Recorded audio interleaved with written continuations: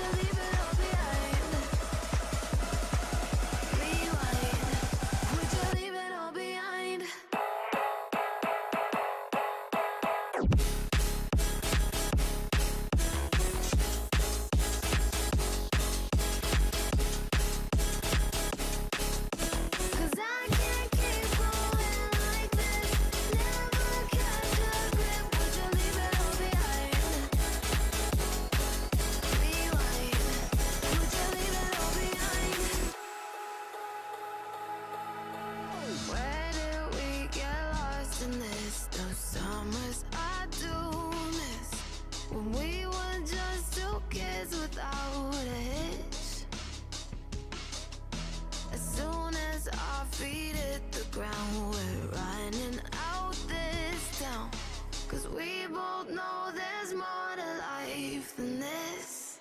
Would you leave it all behind? Rewind, rewind. Would you take me back in time to find peace of mind? Would you leave it all behind? 'Cause I can't keep going like this. Never catch a grip. Would you leave it all behind? Rewind. Would you leave it all behind?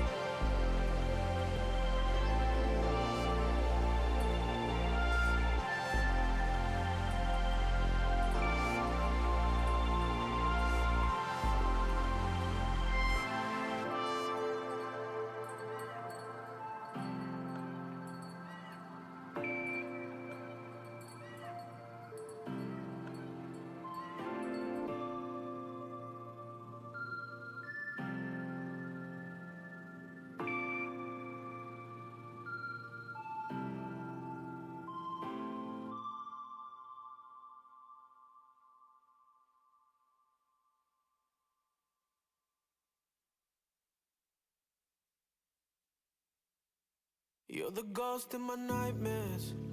I see your face when I drink. You know I'd be down bad if you wasn't next to me. Long drives with the roof off, and those were the days. How you gonna break my heart and get away? So what if I can't be perfect for you? I'm drowning most nights, 'cause you're no longer mine. Drew hearts on my window, passing Jersey. It feels so weird not having you here. Who you gonna love when I'm gone? What you gonna do with the distance? Who you gonna call when I'm lonely? Who you gonna love when I'm gone? What you gonna do with the distance? Who you gonna call when I'm lonely? Who you gonna love when I'm gone?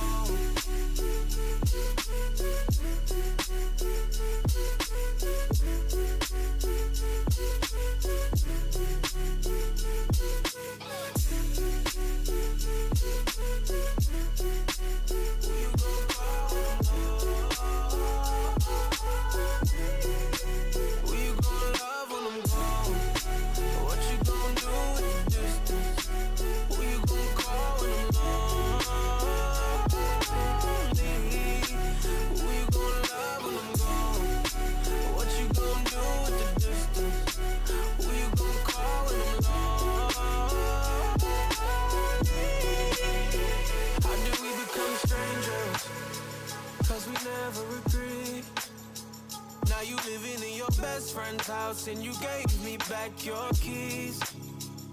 I wonder if you miss me. Did it really have to end? It's really hard to let you go, 'cause I can't see you again. So what if I can't be perfect for you? I'm drowning most nights, 'cause you're no longer mine. True hearts on my window, passing Jersey. It feels so weird not having you here. Who you gonna love when I'm gone? What you gonna do with the distance? Who you gonna love when I'm lonely? Who you gonna love when I'm gone? What you gonna do with the distance? Who you gonna call when I'm lonely?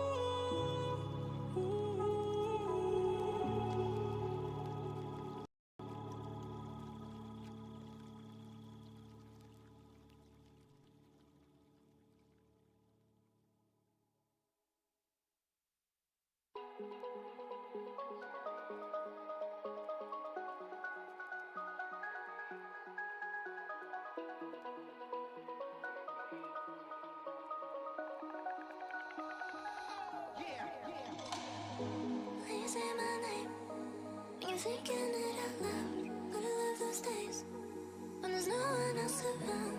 I can feel your heart close to mine.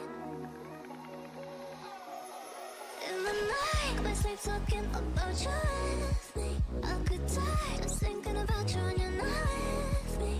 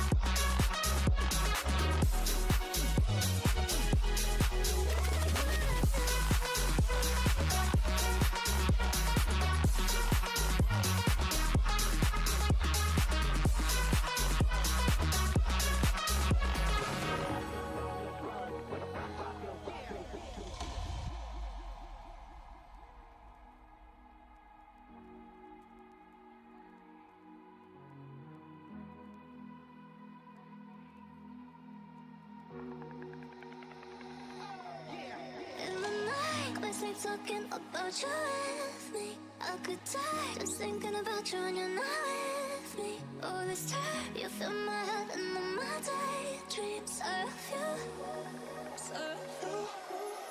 In the night, I sleep talking about you with me. I could die just thinking about you when you're not with me. Oh, this time you fill my head and all my daydreams of you.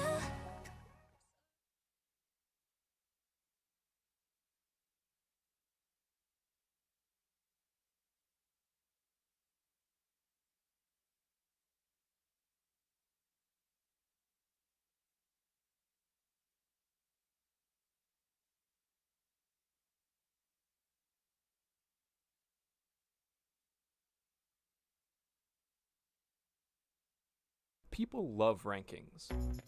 But to generate rankings, we need a universal metric to compare between players. Many such numbers for CSGO put undue emphasis on who gets the final point of damage in a kill. It is too easy to rack up credit from unimpactful kills such as eco-frags. Purely going for kills isn't always the most effective way to help your team. What we need is a metric that rewards the players who most improve their team's odds of winning the round. This is Leadify rating, a metric that accounts for economy, that properly values trades, that rewards all players involved in a kill. By knowing the odds of each team winning the round at a given moment, we can also determine how much every player's actions change those odds. If someone pushes in looking for eco-frags and dies to someone who spent no money, then they will be dramatically lowering their team's odds of winning, and as such they will lose more rating. In the long run, this leads to a higher rating for those who play smart and focus on helping the team win. This system also rewards you greatly for beating the odds, as pulling off an unlikely play creates a massive swing in win probability. Start celebrating true impact with Leadify rating.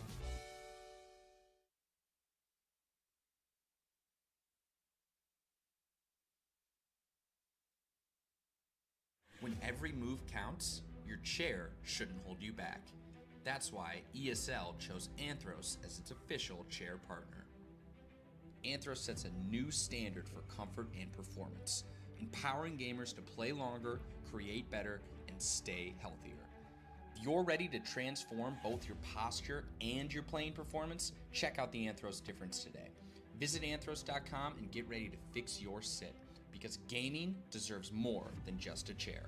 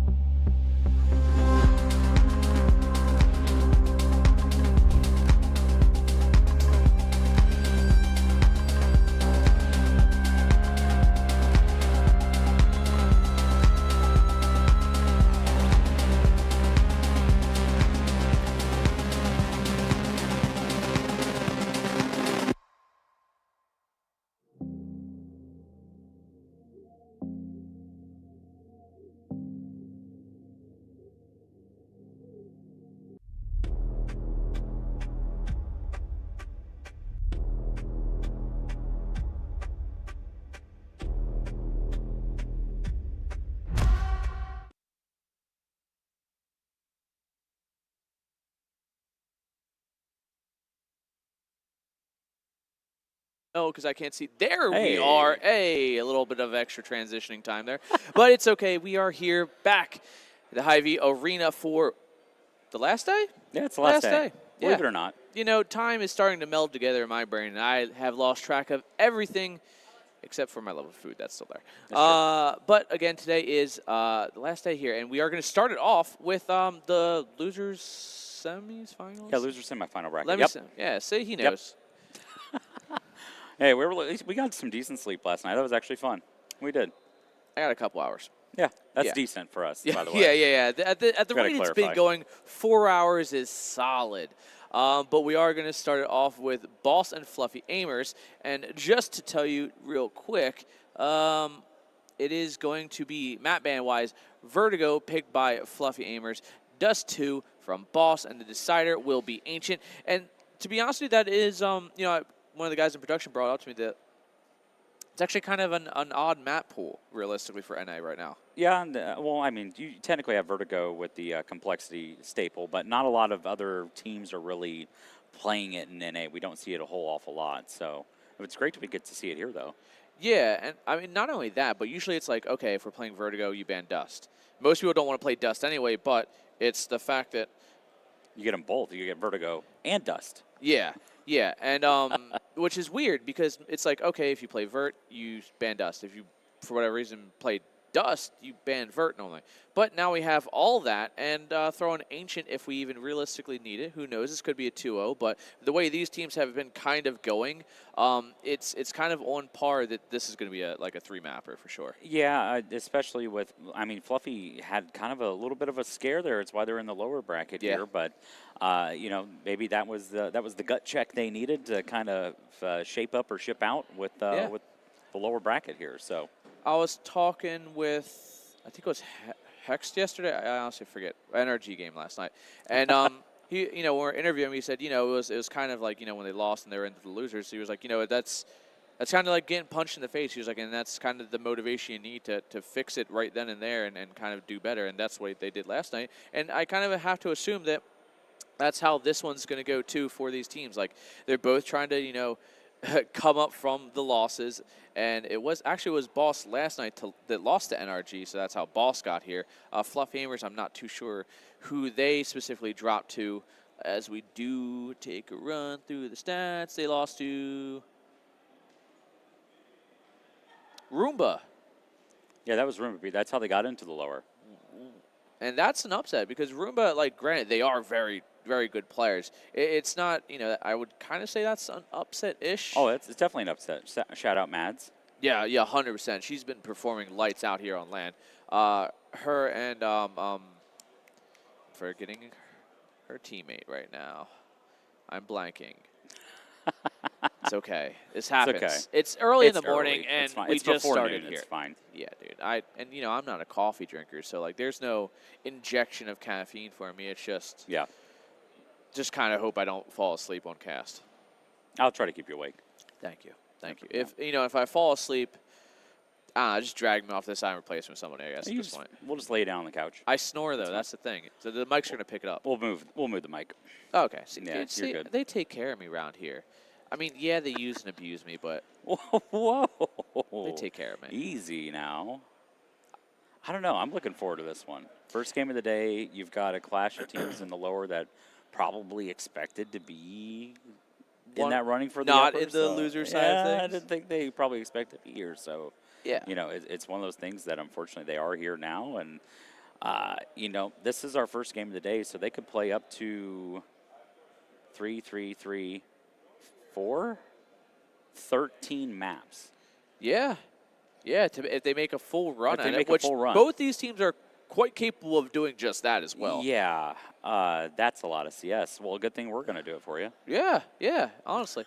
But, the downside of all this is early morning for a lot of these players, depending on how your people's sleep schedule is. I know, from Boss traveling around and all that stuff, they could still be recovering from their travels. But it's first game of the morning, first game of the day, and first map of the day. So a lot of this comes down to, on map 1, who can warm up quicker on the first half of map 1 and how they can maintain that lead.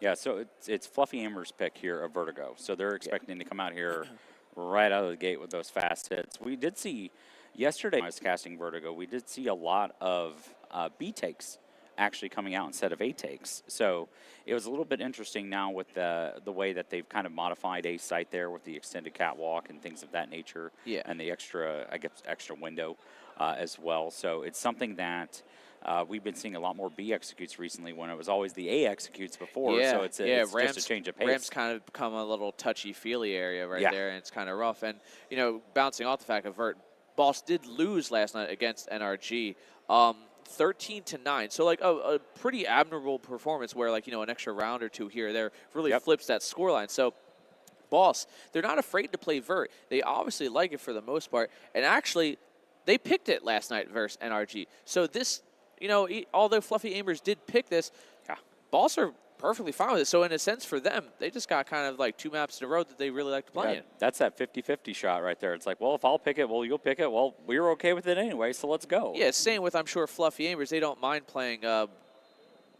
Dust 2. Well, actually, who knows? Maybe a lot.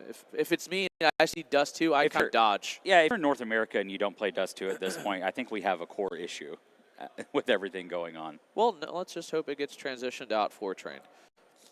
Just saying. One can hope. Just saying. Don't put too much stake in an old Dusty map. I mean, I played original Dust. So Dust 1 and Dust Short. Amazing. Mint. Yeah, and then they took that away from us. They did. They did, and they gave us this poor iteration of what it would have been. Although I do like the extra box on A site.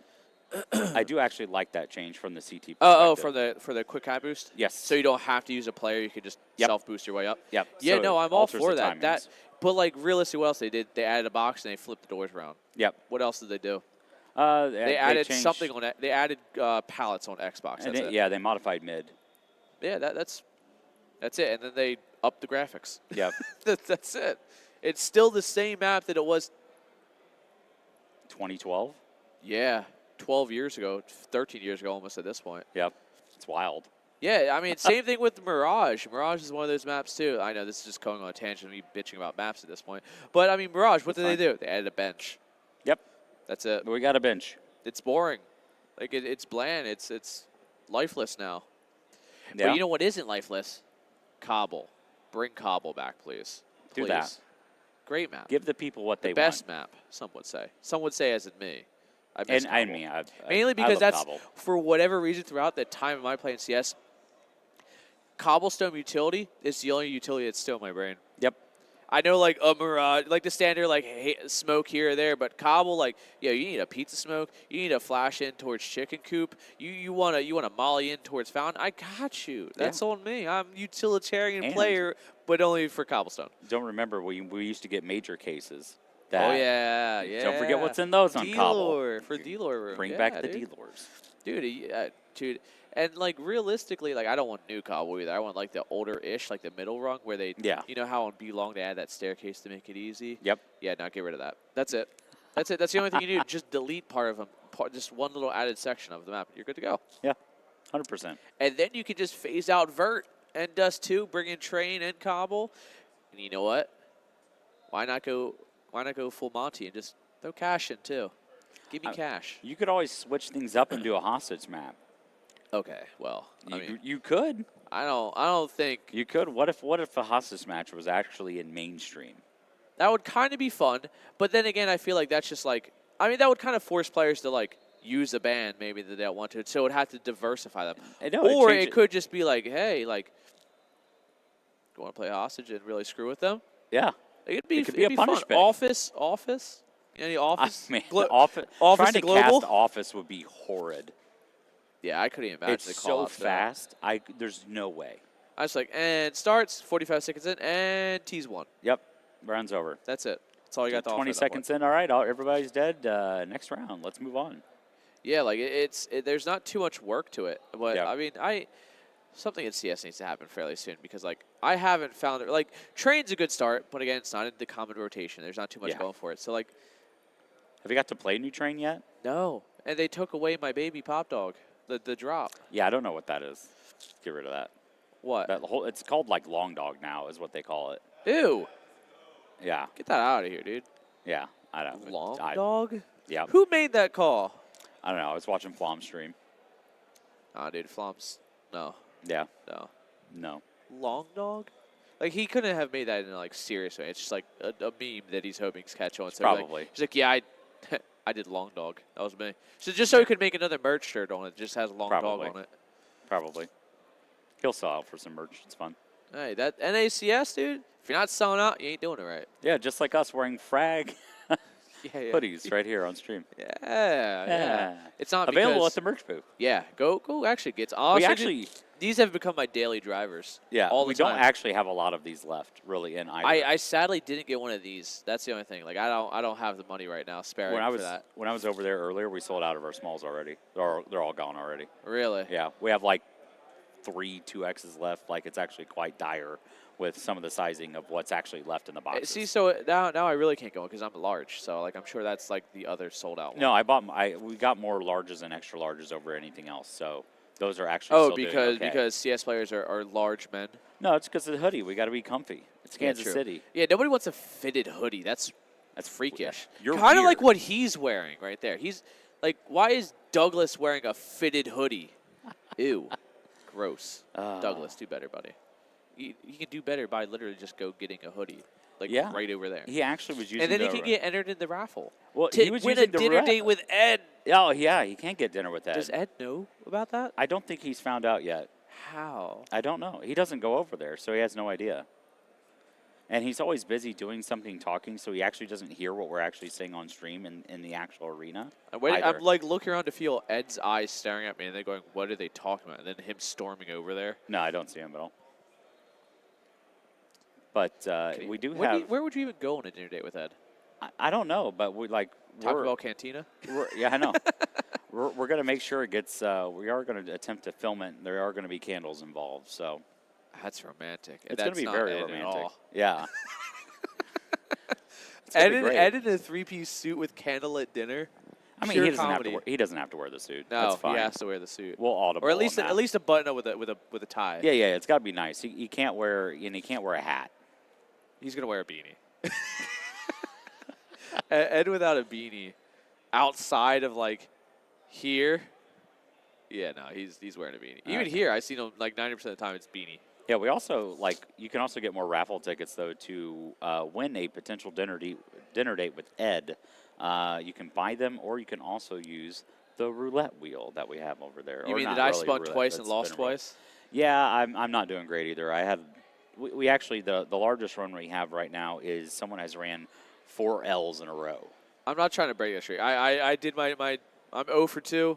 I'm calling it quits, dude. I should have just bought a damn sticker at that point. You should have. I really should have. Yeah. Which those stickers are awesome as well. I love those. Good things. quality?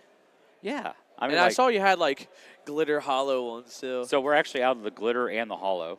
Those have all sold. Really? We only have the regular ones and the Frag 18 stickers. That's it. Well, so there really isn't anything I can buy to remember that I'm here other than, well, technically I do have a hollow staff pass. So like, I mean, you do. We only got a few I of will these. give you a Frag 18 sticker. How about that? Oh, hell yeah. Oh, yeah, and I do have the up. band you gave me, too. It's in the Airbnb. Yeah. I took it off when I got a shower because I don't normally wear, I'm not a jewelry person. I don't wear necklaces, chains, watches. So, like, if I take something off, it just, like, my brain's like, yeah, that's normal. Yeah. There's, ironically, I gave my nice watch to my stepson because he's like, oh, I want to start wearing watches. Great, here you go. Here's the one that actually. You have just like the jewelry box of watches? I have like 3 or 4. Like good stuff? Yeah, it's decent. Your version of decent is probably high class for me. So no, it's like a Citizen's watch with the Eco Drive. Okay, sure. How much does that cost? Oh, $300. Okay, that's high class for me. Okay. Yeah, you just proved my point. Thank you. See, for me, it's like good watches, like I don't know, $50, $60. But I didn't pay for it. For you, that that's was probably given trash. To me. Yeah. Yeah, right, dude. Don't be so modest. No, I didn't pay for it. I would never buy such a watch. No, I really wouldn't because I don't wear watches. Yeah, now I think about it, I don't think I've seen you wear a watch. I don't wear watches. Which, realistically, a watch would probably come in handy around here. It really would. I'm surprised you don't have, like, any watch. Like, even, like, no an smart Apple watch. Yeah, nothing. Why? I don't know. Probably because I wash my hands a lot because I'm kind of a clean freak. And so I always feel like getting a watch wet or something like that, and it traps water underneath. And yeah. No, I feel. And then you get your awkward tan lines too. Yes, very much so. And nothing says awkward tan lines like that. Like what? Like me. What's you? It's me. Pale. Pale, of course it is. I mean, to be honest, you're pale. Not really, but you're not as pale as Trash Panda. She's reflective, dude. Literally, it's rough. It's that poor That's girl fine. hasn't seen sunlight in a while, I think. Quite like a lot of the people in this arena, probably. Yeah, I'm surprised they haven't asked us to dim or turn off the lights yet at this point because they have to walk in and it's like, ugh. When like half these guys probably just woke up a half hour ago, probably just threw on clothes, skipped the shower part, and just came here. You know, something can be said about this being like it might be the largest venue Frag's ever been in, Yeah. potentially. Something can be said that no issues. Well, with smell? That I have not noticed any issues with smell. The only time I noticed anything smelly was not a CS player. I'll just say that. Okay, well that's fine. And We know. it was rough. It was very rough. But I mean, it's still think we're waiting on some people. Not sure how we're doing in the server just yet. Newt looking great as always there. Yeah. Of course. Bunch Newt, of dashing young men up I there. got to talk to Newt the other day when he was wearing his UNC hoodie. Yeah. And because my wife is from North Carolina, huge UNC fan, and I'm Yeah. like, I didn't think Newt was from that area, and he's like, hey, I was like, Newt, why you got a UNC hoodie on? He's like, Michael Jordan. Hey, man. Solid. I mean, I gotta appreciate the man that's dedicated for it. So, like, hey, if he's not just wearing the typical Bulls jersey, he's going even further back than that. So, fine with me, man. I mean, I'm not one for like much of like sports nowadays, anyway. So, I don't know. Modern sports just kind of feel lifeless. You know, the funny part is you can kind of see it in the camera shot there. Some of the boss players, Slight and Cryptic, actually, I believe both have the major, letter jerseys already. And they got their names put on the back of them. Do they? Yeah, that's what's down by the PC to the right on the floor, the white and black jacket. It's kind of like cream color. Oh, yeah, I see the design. Yeah, that's actually the major one. Ooh. That's quality right there. Yeah. You know what else is I'm gonna quality? go This steal it. Frag 18 hoodie. No, for real, dude. Like I said, these are my daily drivers now, too. Yeah. And every once in a while, like, people like stumble across them to me and they're like, oh, do you play? I'm like, no. I mean, I play, but I didn't play in this. Trust me. I'm too washed. Shout out to Empowered PC as well in that lovely camera shot there for providing our stage setups. So Oh, yeah. Making everything run smooth, too, on 500 hertz monitors, which is insane. it's wicked. You know CS would never utilize 500 hertz to its full capacity, but Nope. hey, at least Empower PC is at least attempting to let them utilize it all because, I mean, it runs it at like 500 plus 530, I think they were FPS or they were something, getting like 535 or so I was watching. which is insane because Yeah. like I hear a lot of people struggling just to hit like 300 for their 340 hertz monitors or whatever. Yep. And Empower PC is just like easily pushing it out. So I mean, I don't think there's too much. Maybe you might know how much overclock is done to these, but I think it's pretty like Don't minimalistic. think they're overclocked. Oh, well, actually. That's just Because they're called literally quality used all right day. there. We don't really want to overclock them that much. Yeah, because then you bring instability into it, and that screws up a lot. Actually, if I remember correctly, when I was setting these up, we actually turned them down a Yeah. little bit to bring more stability to it, so it's more consistent. It's not a huge power draw, which power drawing and power problems as a whole no matter where you go, is always going to be an issue. So, you want to avoid those, and obviously, if these computers are running for, 18 hours at a time sometimes, Right. you kind of want them, like, not overheating and not drawing more than they should and not, choking the computer to death, essentially. And Empower PC builds a hell of a machine. Use code FRAG for 3% off. There you go. Yeah. Right there. As good as it gets. What else? So it's funny. We've got Alienware monitors. Thank you, Alienware, for that. We got Empowered PCs. We also have Ace Zone headsets. You can see there on the stage setup, and I believe someone can probably go back and fact check me on this, but we may be the first LAN event to have Anthros chairs as our stage setup. Dude, when he was building those things, he's like sitting here telling me all this stuff to it. I'm like, yeah, okay. It kind of felt like it wasn't a sales pitch, but like he was just cool about it. Like, cause I think he worked for ESL too, or something at one point, or ESCA, or one of them. I don't remember. Yeah. Really nice guy, we didn't get the sales pitch. He was just like running it down, like, this is why we do this. He was like, yeah, the guy who makes these just like his whole career was just he built wheelchairs. So he's like, he knows the human anatomy. And I was like, okay, I feel like that comes to play. Then I sat in the chair. I'm like, Jesus God. Yeah. Best thing ever made. Then he told me the price tag. I'm like, it makes sense why, this feels so high end because it is a high end chair. Well, so if you do have like crippling back issues and you find, you're a player who sits at your desk for 18 hours at a time, that's what you need. That is exactly what you need. You don't invest in like a $200 gaming chair that you spend 18 hours a day in. It's like investing in a mattress. Yeah. Like you don't go buy a cheap mattress like, oh, I'm going to spend, a third of my life in this thing. Let me buy the cheap one. Yeah.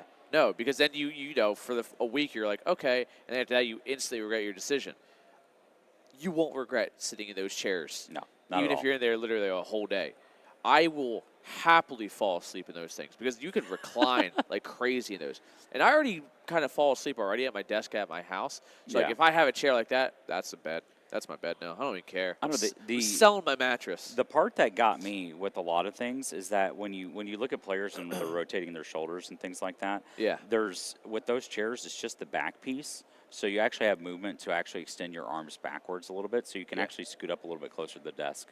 My thing about those chairs I like the most is like the arms, the rests. Yeah. Go literally almost flush to the seat so you can slide into your desk and like push yourself closer to your desk and like get in a lot deeper. Yep. With a lot of them, it's like they'll drop the arms, but like you still have this much clearance. So then you have to drop your seat and then you're not at the proper height. Yeah. And like, no, that thing everything about it just makes sense. Yes. Yep. And in my head, every time I'm like sitting there, I'm like trying to like put my armrest down and then I have like drop my chair and like slide to my desk. I'm like, nope, a little more.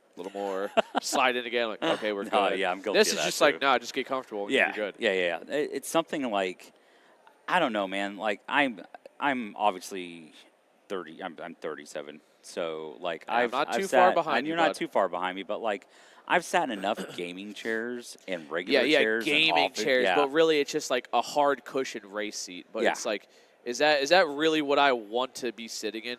No, it's not. That guy's he's locked in. What are you doom scrolling over there? Has he got TikTok? What are we doing? Twitter? Yeah, you look up. Yeah. Yeah, what's up, bud? What you doing? Hey. What's on your phone? Let's see. You're watching? Are you Yeah. checking out Twitch chat? All right. Amaranth stream? No? No? Oh, sorry. I mean wild card team. Wild card? Yeah, that's what we like to see. I love everybody that's here, man. This has been great. Yeah, dude, we got a huge audience out there. Oh yeah. Yeah, John Cena showed up too. I don't know if you saw him. I can't see him ever. That's the problem. That's wild. Yeah. Yeah. Well, did you see him? No. Oh, you just heard him. Or you felt his presence. I felt the entrance music. Ah, yeah. Was it hot to go? No, it's the trumpet one. Oh, okay. Yeah. But do you think they'll play hot to go? No. This is a CS event, dude. Oh, okay. This is where production kicks in, right? Come on. Yeah. Come on. Or we clip it and then we splice into Oh a yeah, game. we're definitely gonna clip this later. That's exactly what that was for. I was kind of in my head. I'm like, he's content farming. Well, yeah. He's While we're farming here, me we'll just right cut now. content. That's fine. See, this is how you do it on the fly, so there's less effort later on in the day. Yep, 100%. Let's absolutely get it done. Yeah. Also, I can't say enough about this trophy, dude. I love this trophy. Everything about it just makes me happy. It does, dude. And I'm blanking on my guy's name here right now. Gray, dude. Awesome artist, dude. Awesome. Also, just a generally really nice guy too. It was. He literally ran up to me yesterday, gave me a pair of Olive Garden breadsticks. She's like, I know you probably didn't eat because you forget to eat all the time, so here you go, eat something. I'm like, dude, I forgot to eat. You're right. Thank you. I know, it's wild. He was like, yeah, I figured. It was actually Gray and Joe Munster, our photographer, worked on kind of the design and concept on this as well on it. So it was pretty wicked for it. But obviously, like, Gray was doing, like, the graphical work, but Joe was kind of helping him with the consulting. Like, obviously Joe has seen a lot of trophies in his CS Can production career. get us the close-up on this? Because I want to point out things on it. I mean, we can do that, production, right? Now, you're not just going to leave me hanging, production, right? Yeah, I think we're getting, Yeah. that's fine. Yeah, don't worry. I'm just going to death stare at Ches till he's tapping his hand. Okay, that's probably not a good sign, actually. Sorry, take your time. Anyways, but yes, the trophy very well made, and like just the like I'm sure you guys saw like the splash. You can actually see the bottom right of your screen. That is actually the trophy itself too. Is that that little? Sorry, it would be that emblem down there. Yes. Is this exact one, and the nades, the face on nades, everything about it is like wholesomely serious. Yes. And I think that's the vibe that Frag really is. It is. It's something that, like, especially for these larger events, for our smaller ones, we don't really, do, trophies and things like that for those. But for these ones, we try to pull out. And we have an MVP trophy, right? There's yeah. just a smaller version of this? There's a smaller version of this, probably like, I don't know, about that size. That's probably. Stop talking and start the game. Yeah, we don't have that power. Yeah. Maybe for a gifted sub. Yeah, actually, if I heard that if you do gift more subs, we speed things up because we're shills. That's why. Yes.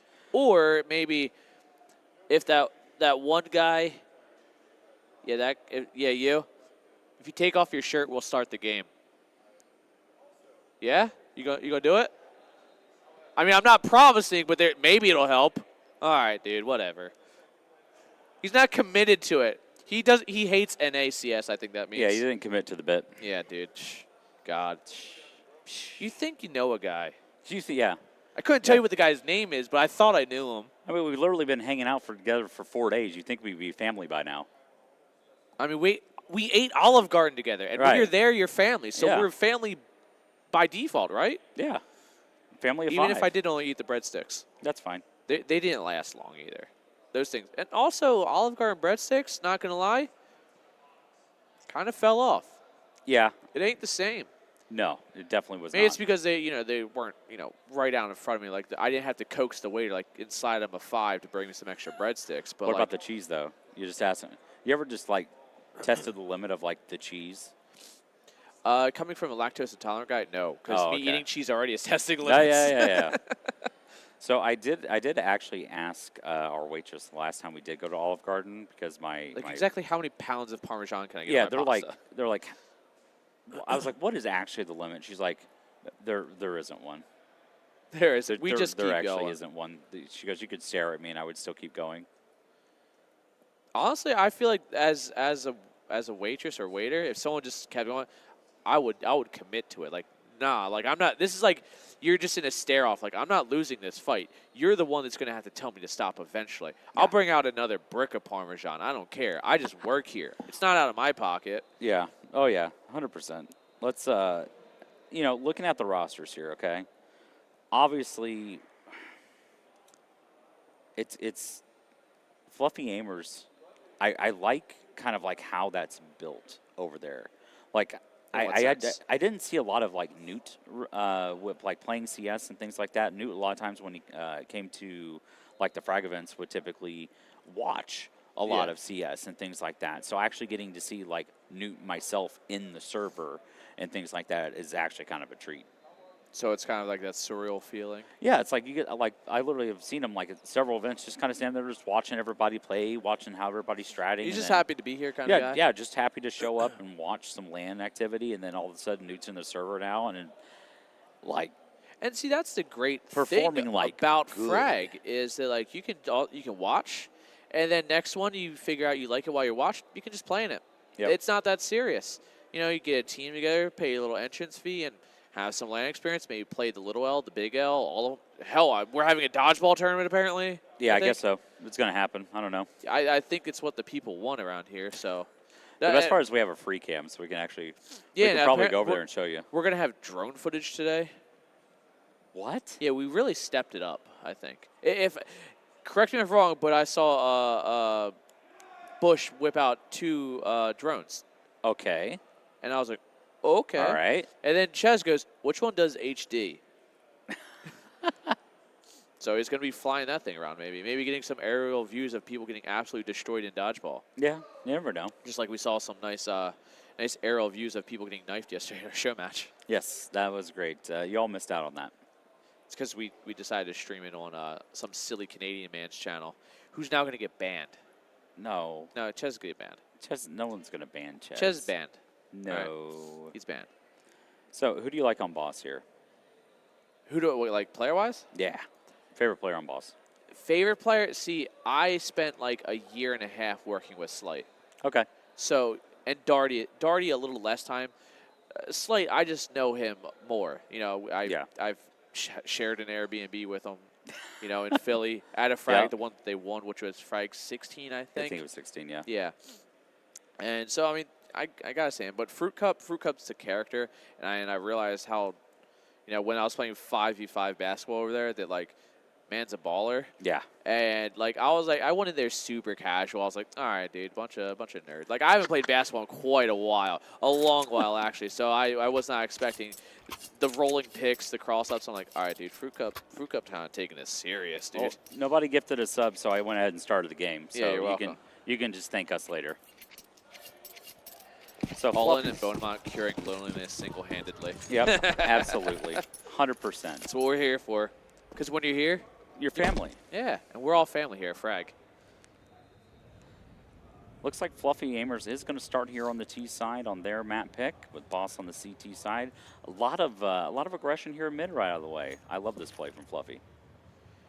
Yeah, that early take, and Boss kind of giving way, realizing that, you know, they don't necessarily have to fight for it. Shots coming through, Freshy finding the first kill there. It's an early man advantage here for Boss. They slow it down, minute 20 on the clock, some extra damage being traded. Maybe one more kill going to the T's, and they're going to start pushing through. They're already down, Slump still out and about though, but it is going to be down to just Cryptic, 1-4, as he is now slowly trying to make his way out. But I don't think he's going to have it, as Brett plays the most disgusting off. Dude, that was dirty. I didn't even know that existed. I'm going to be honest. Yeah, dude, my little level 4 face of brain could never comprehend an angle like. I would never clear that. I would never think I'd have to clear it. Yeah, that's great. Everyone take notes of that. There's a random game going over my Yapcast. Yeah, don't worry. Just close your eyes. Just put it on volume only, and you can just hear us talk instead. You don't need to actually watch. Actually, we could also have Subway Surfers up. Yeah, for the Zoomers. Yeah. You know, we have a few things going if you guys really need it. I don't know, Jason already with 3 kills there in the pistol round, and you've got this stack here sitting on top of A ramp, so I don't know. It's going to be one of those plays where it's either going to go really well for Fluffy and they're going to wipe them out, or we're going to have the classic NA pistol. Which has happened a few times today. Oh. No. Oh, I spoke too soon. It's getting a little bit disgusting, but Cryptic does fall, and in the span of 10 seconds, there is bodies scattered amongst the ramps. As the corpses clear out and we start the new round, Fluffy Aimers are up 2-0, and Boss are in it with their first rifle. No op, though. Yeah, not going to be able to afford an op here just Very yet. light utility. Yeah, they're going to have definitely some light utility. And, you know, the interesting part on the T side is it's actually kind of losing those guns helps them a little bit, because typically you would also retain some SMGs and things like that into this round specifically. Yeah. But now they've got 4 AKs and 1 SMG, actually. So it's a little bit of a different play here. So ironically enough, I think this actually may favor Fluffy Aimers. Yeah, and this is their map pick, right? Yes, this is Fluffy's. Yeah, and you know, Boss, a lot of this early momentum. Once again, like I said earlier, it's who kind of wakes up first and keeps that fast-paced momentum in the first half. Now, Boss have to kind of answer back if they want to kind of start setting their own pace, not having to abide by the rules of Fluffy Aimers. We do have Jason on the MAC 10 and AKs and kind of M4s for everyone else. So Fluffy Aimers had a little bit of a weaponry disadvantage as Cryptic crouches underneath the view here. They are going to spot off his feet, and they know he's moved at that angle, and Cryptic sprays him down and doubles up and just takes a smidge of damage at best. I mean, he actually spotted the player on headshot there, so he knew that potentially there could be catch him off guard, taking that aggressive angle, and Darty actually is going to fall down to Jason with that aggression. But Slight's here to back him up, and you also have another player there, but he's going to force him off the angle. T's are executing here on the side. Going to go ahead and try to lock him out, but Slight actually able to catch him through the smoke. Yep, and there we go. Boss cleaning it up, only dropping a single player there, so that CT side economy gets a little bit of relief.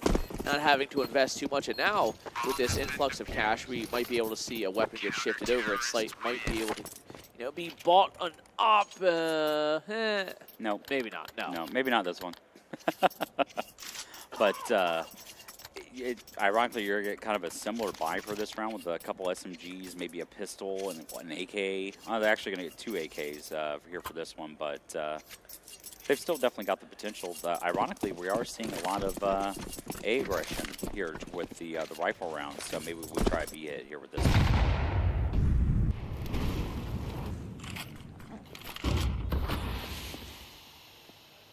Smoke being dropped towards the bottom ramp. Yeah, I think they might have missed that. Yeah, a little bit. Slump, though, on a Deagle. That's very scary, to be honest with you. Wolfie Tech 9 and, you know, some rifles in Tech 9 scattered amongst the rest here, and it is just kind of a slow play. Minute 25 left here on the clock. As Fluffy Aimers don't have too much map control, except for B stairs, which it does seem like that is where they may want to end here, as News takes a little peek over top of that smoke, and Fruit Cups left to potentially defend a push. Yeah, it looks like they kind of got slowed down here. That CT smoke is kind of messing around with them here a little bit, so they can't necessarily hit some of their lineups because the smoke is actually covering part of the lineup, so they have to take it a little bit easier to start. But we are going to get that counter boost in. Oh, they are looking for it, however. They realize something may be happening here, but unfortunately, Wolfie's already up wood. The flash in, able to find one. Does find the second, but there's another player. 3v2 situation here for Fluffy. Both CTs are locked out near Jin. Bomb not down just yet, but Darty able to find 2 left with 7 HP left in the round. Darty, 1v1. Jason shuffling back just a little bit. Is going to stick to bomb plan. Darty getting himself into a little bit better position, but Jason kind of realizing there's only a few avenues of attack left for Darty to come from. So Jason's going to kind of backpedal, get himself into a better position towards that catwalk. And Darty has a lot of angles he needs to clear in this 1v1. Time ticking down, and there we go. Fluffy Aimers win one right back. Picking up that pace right again. 3-1, Fluffy Aimers. Yeah, that's going to put a little bit of a shock into the Boss economy as well, because they were still trying to afford that rifle, or the off around Slight. So unfortunately, they're not even going to be able to do that. They are probably going to get some light rifles, maybe even an SMG or an upgraded pistol here into this round. So it's still not great really on either side. The winner of this round potentially is going to go on a run of 2 or 3 rounds potentially. So the economy definitely playing a role here on Vertigo early.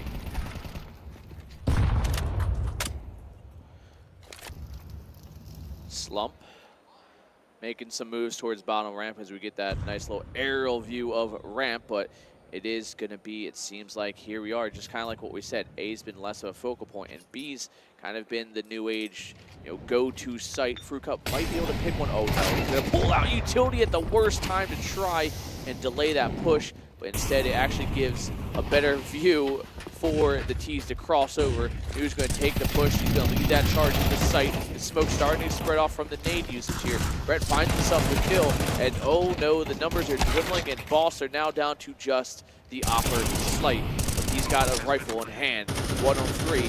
He might just have to save this one. At this point, you're kind of locked out here on the CT side. Not much to find here. You're not really going to be able to buy a rifle in the next round either. You got to take what you can get this point and save them to the next. So Fluffy Aimers going to be here on their 4th round on their map pick of Vertigo. Boss push back onto their heels here. They need to change something up here, either with positioning or aggression, to try and just change the pace here with what Fluffy Aimers is trying to prove. Chat's saying I'm lactose intolerant right now. Children. Yeah, you know. Oh, Slight actually getting quite a few kills here. That's massive. Yeah, that's going to definitely start chipping away at that mound of money that Fluffy Aimers have. But, you know, because of that, we are going to see Boss take a timeout here, which is a pretty good time for a timeout here. They're only down 3 rounds, but before it gets a little out of hand, it makes it unmanageable. You kind of want to have to reel in the players and maybe think of a way to counter, because it's not like Fluffy Aimers are really doing anything spectacular. It's just right now Boss, for lack of a better way, they're just kind of getting out-aimed.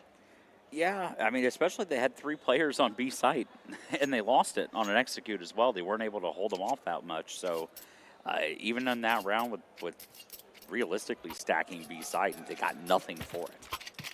Yeah, pretty lackluster. Which, I mean, you're taking a look at it, like, you know, you go down the names here, and for Boss, everyone's kind of doing the same. But then you actually look over at someone like Slump, someone you didn't think was going to be 0-3 right now. But Fluffy Amers are still 4-1. They're up by a decent margin early on. Yeah, News has had some incredible entries. Once again on the B site. back to the basics, essentially, and at least something comes back there. But, yeah, no, News he's been doing great thus far. Him and Jason 7-3. Ask All-In why he only eats potatoes and chicken. Shut up. Because I'm a child, okay? I have a very refined palate for only the finest foods. To be honest, I'm kind of with you. I'm Thank sorry. you. Yeah, like, I'm a grown adult. I don't have to eat stuff I don't want to. If my wife is listening, she knows I have to call my own self out on this one. News with another kill, actually, as well. So already on him and Jason both sitting on 7 kills here. Well, this boost might be... Oh, no. Now they made the noise. Whoops. Oh, and then Wolfie, like, abruptly turns around, like, what was that? What happened? Guys, there's 2 people here. Guys, I'm scared. Well, now they know that there's only 1 player potentially here on B site, so if all 4 go, you know, quick math, I think the odds are in your favor on that one. Yeah. And, yep, Boss... Seems like they've made the executive decision. Wolfie actually getting caught out on that lurk. And now it's a 3-on-3. They're still going to... No, it's just Fruit Cup sticking around with a P250. So he doesn't have much to lose. He's actually probably looking to get a weapon out of this. But the Galil and the M4 are going to be trying to attempt to save here as Fruit Cup holds a nasty little off angle. So maybe they can catch someone trying to leave. But it seems like he may come up empty here.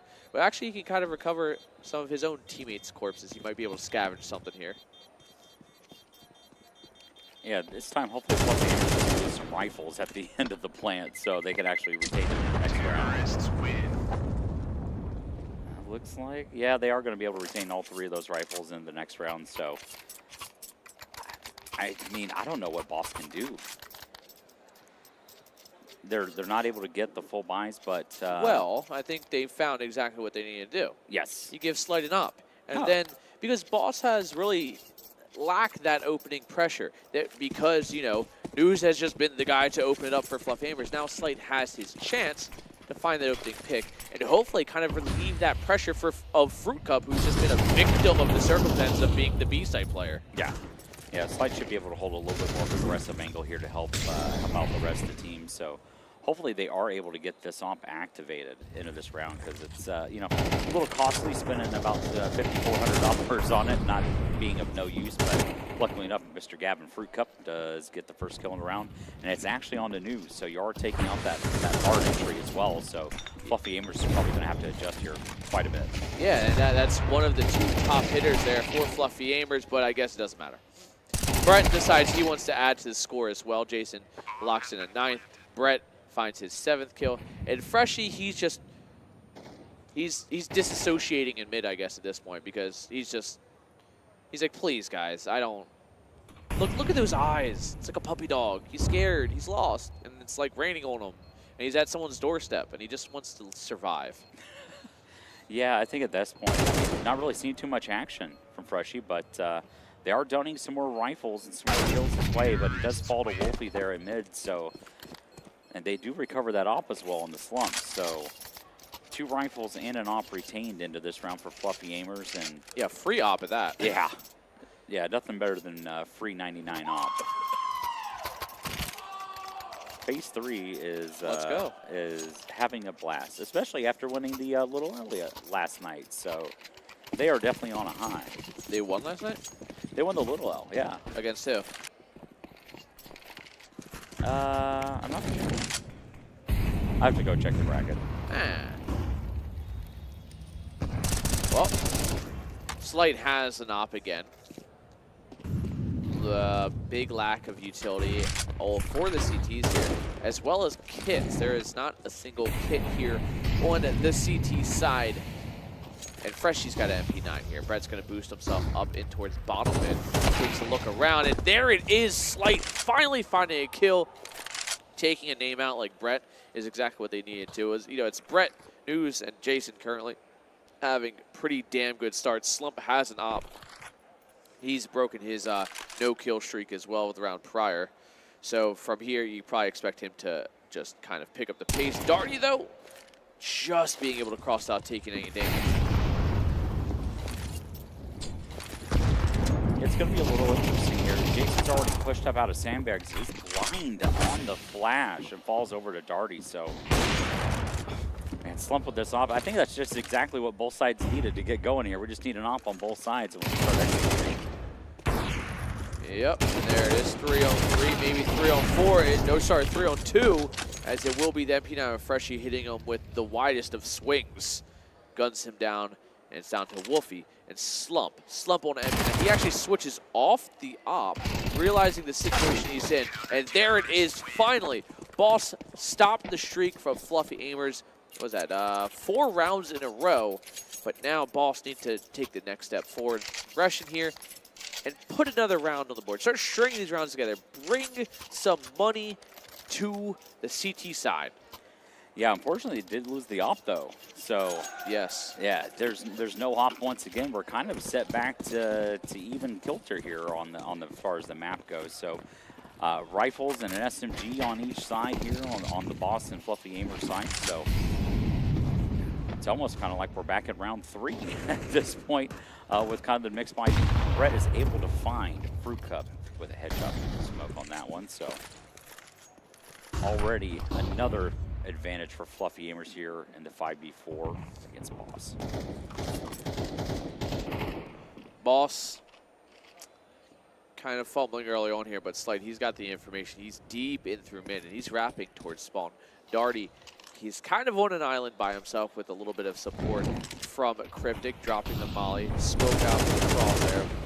It is 1 kill to go the way of Boss, back to a 4-on-4 as Freshie was lurking around there, and oh, that smoke might buy him a little bit of a safety net, but Cryptic gets his head torn off. Darty, AK, holding the cross here, finds some damage, but can't get the kill towards Wolfie.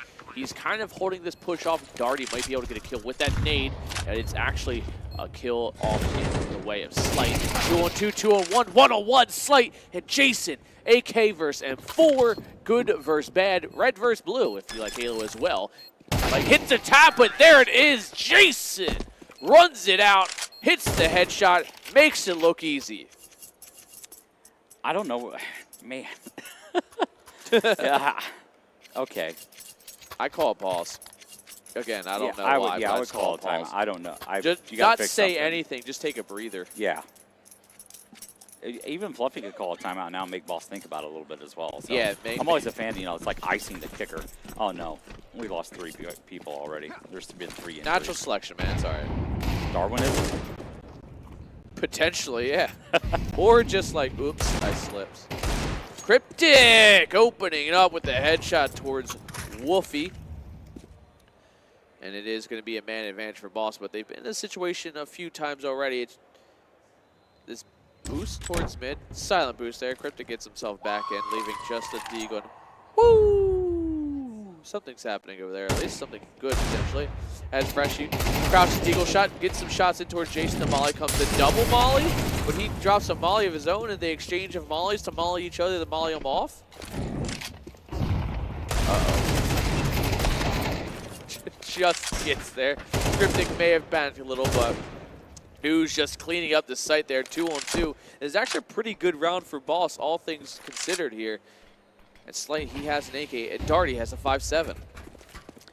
Yeah, bomb's still not down here. They are going to smoke off Jen and try to get the plan out of it. And unfortunately, only a smoke left here on the CT side, so nothing left for the T's. It's just going to be a smoke here, but potentially win the round. So these kills have got to come in early as well.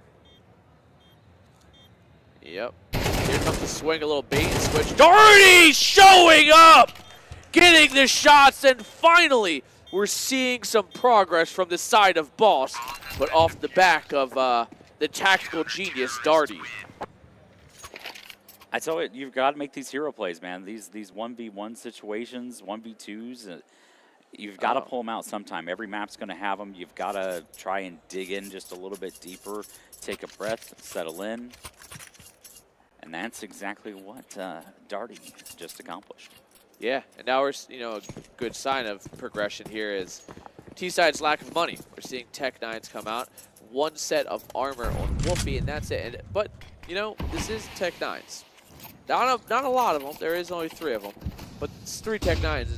That's pretty damn scary, honestly, still. Yeah, always afraid of the Tech 9 on the T side, the 5.7 on the CT side here at CS2. It just seems like we can't ever just get rid of that. But Darty able to pick up 2 immediately. They know he's there, but not able to trade him out just yet. No utility really around him as well. Getting some help in from Freshie, and that is all she wrote. Darty just putting punishment onto the round. Aw. With the Wandig. They were cuddling in death. They were. That's cute. Or one was smothering the other one, so it could have been murder. Yeah, it's true. A little friendly fire there. But we are seeing 2 rounds in a row for the first time from Boston. They can clean this one up. A 5.7.5 for CT Vert. Ain't bad. Ain't bad at all. It's especially when you were like when your 7-2. teammates aren't force buying Mag 7s and dropping B stairwell. Yeah. It's not so bad. Yeah, not bad at all. We'll take it. Slide finally able to get, I think this is the second time Slide has actually had an off in this entire half. Yeah. This might be it. Maybe the third. I believe they were able to rebuy another one, but only getting 3 offs out of 12 rounds, that's got to be tough for your off. Yeah. But making the best of it, still sitting at 7 and 8 score. Yeah, but that's the thing about it. Working with Slide for around for quite a while. He's a very good opper, but he's also damn good rifler as well. Like a lot of oppers are shy away from rifling. Fruit Cup might have just timing himself. No, he's doing good. He's cleaning up. He's holding it down. 2-on-2, Slight and Darty. Again, the dynamic duo, the OG. What's up, boss? Back at it again.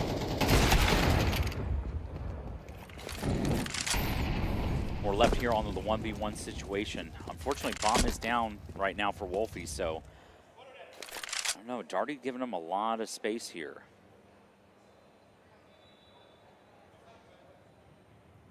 One thing I can say about Wolfie, though, he does clear his angles, so it's something he's going to take this very tactical approach. Could potentially catch Darty off guard, but Darty able to take him out, and that is going to actually seal off the round for Boss. So, man, they really pulled that one back. They were at one point, it was 7-2. Yeah. So able to close that one, claw back 3 extra rounds, and in this one, as close as realistically as what it could be. I didn't think that was possible near the first 7-8 rounds of the game. So, see, and Fluffy Aimers took that first step of finding and starting up hot and ready to go, hot to go essentially. And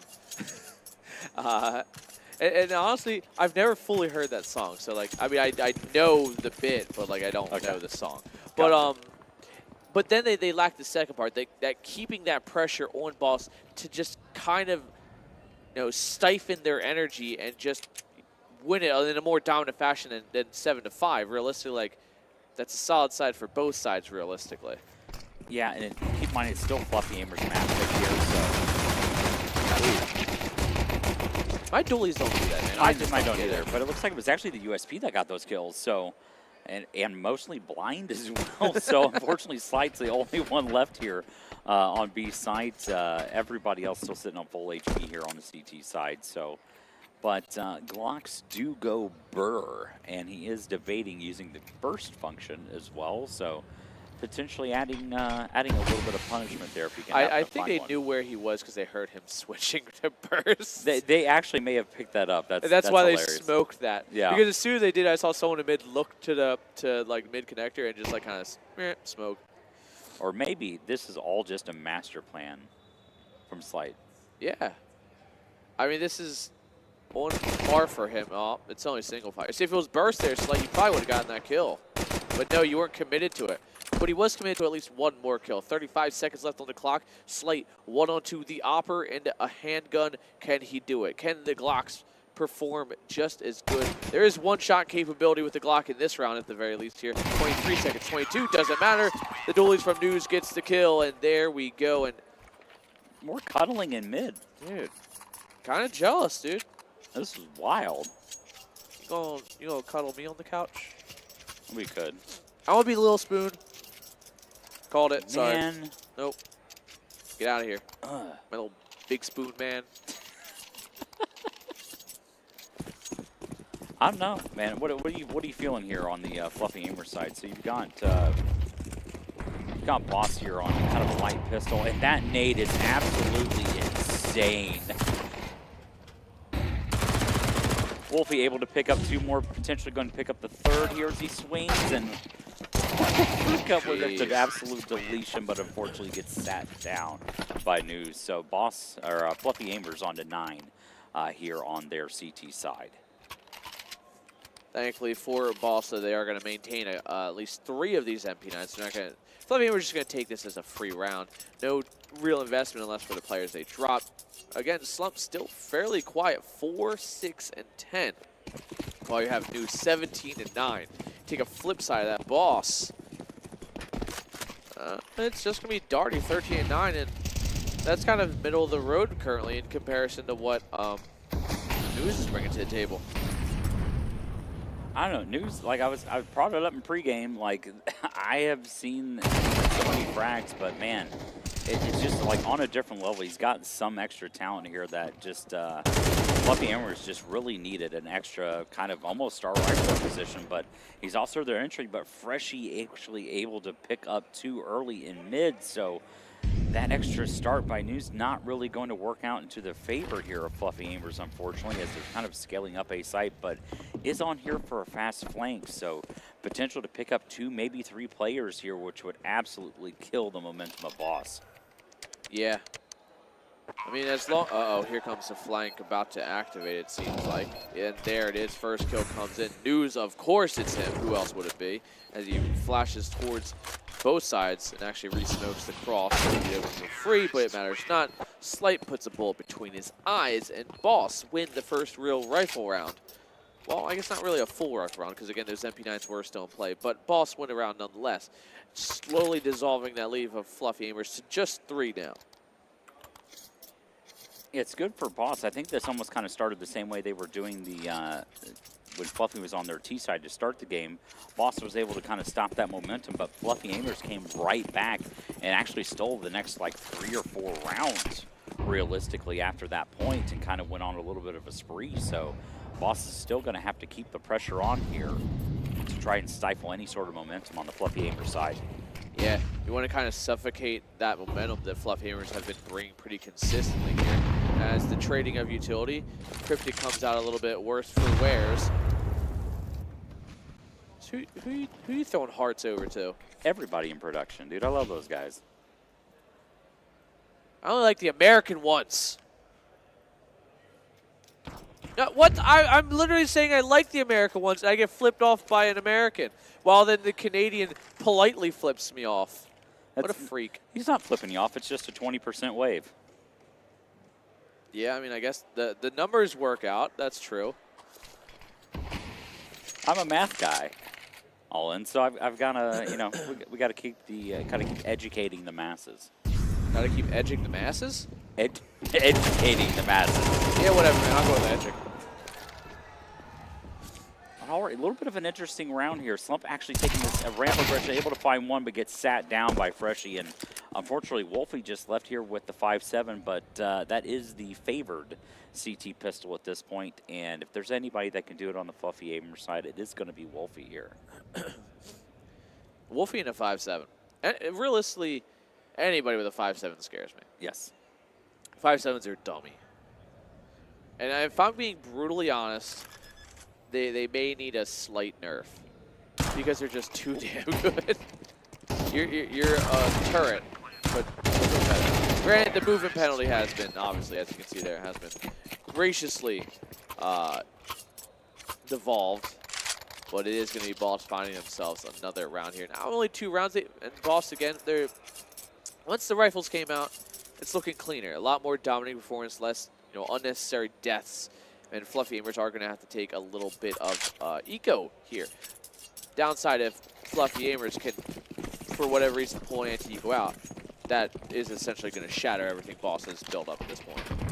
Well, you know, we had that a lot in North America, so we can't say that it's over just yet. So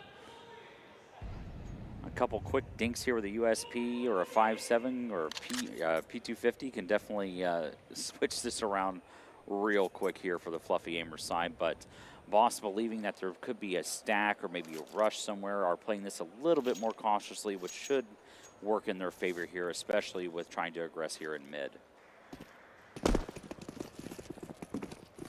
Yep, as Freshie going to lead this push through, but the USP, first to fall. AK's finding something. They're going to find a kill. It doesn't really mean much because, oh, he pulled out the knife, and there's no honor amongst these teams because realistically, if you lose, you go home. Yeah, this is a lower bracket, so this is going to be the last game for one of these two teams here today, but they've had a fantastic run nonetheless, and we have enjoyed watching and casting them and seeing them interact with everybody and seeing them smile after their wins. So it's great to have this sort of competition, this level of teams here at Fragadelphia, especially heading into, you know, it's close to Christmas, so we appreciate the teams taking their time out to join us here in Kansas City at the Hy-Vee Arena to hold this great event off in this, like, massive space. Yeah, yeah. If only there was more people in the seats out there. But hey, it's okay. Not everybody can come out here, and that's fine. As long as you guys are supporting the chat and everywhere else, that's nearly just as good. But you can't buy merch when you're just sitting at home. Well, I mean, actually you can. Do you have it available on the website? We will after the event. I got to take account of inventory, and then, you know, we'll probably throw them up on the website. There you go. So maybe you can. You just got to wait a little bit longer. But everybody here wants instant gratification. Just like Boss are looking for instant gratification of trying to win this round with Cryptic being on just 21 HP. It is still a 3-on-3 with a minute left on this clock. That bomb is now starting to make its way around. Freshie might find something. Oh, no, he's going to get caught with utility in hand as he gets gunned down, and the AK gets swapped out. I don't know, kind of interesting. We kind of ended up here on Fruit Cup. Fruit Cup been a little quiet here in this half, so. Oh, with the trigger discipline. Unfortunately, not able to find Slump. Slump not giving himself away with that positioning just yet. But we are going to see the bomb get planted here on B site. And I believe they know exactly where the CT is coming from. He picks up two, though, and that is the round for Fluffy Amers. We definitely did not see that one coming. Unfortunately, Boss does fall, and that is actually going to be potentially the momentum that swings in favor here. So that is going to be fantastic for the Fluffy Amers. Yeah, and I think the biggest thing that we can take away about that is the fact that Slump's starting to pick up some pace here, 7-13 now. And when Slump gets activated, Fluffy Amers become exponentially more scary. I mean, it's not like Slump was, you know, dragging them down because they're in the lead. It's just now, it's just another reason that Boss have a potential to get, you know, the brains leaving their skulls because Slump's, he's an aimer. Yeah, and Slight actually able to finally get this off again. So I'm looking forward to seeing if we can get some execution here with this off. Slight only on 9 kills at this point in the game. So we need to see if we can activate around this off. It's an expensive purchase. It's worth every penny that you spend on it here in the game. And you've got to make sure you get good use out of it as well. But it looks like we've got some aggressive positioning for Fluffy Amers here in mid. Yeah, Slight on op, but News has the high ground. Anakin. But no, instead, it's going to be Fluffy, 5-on-4 now. And Brett won an MP9, but for his sake, I hope he doesn't have to deal with, you know, being double swung from ramp while Fruit Club starts clearing bottom mid. It is a very slow, methodical, meticulous take going towards the A site while Fruit Cup attempts to take up mid, but instead throws his body to the wolves, literally.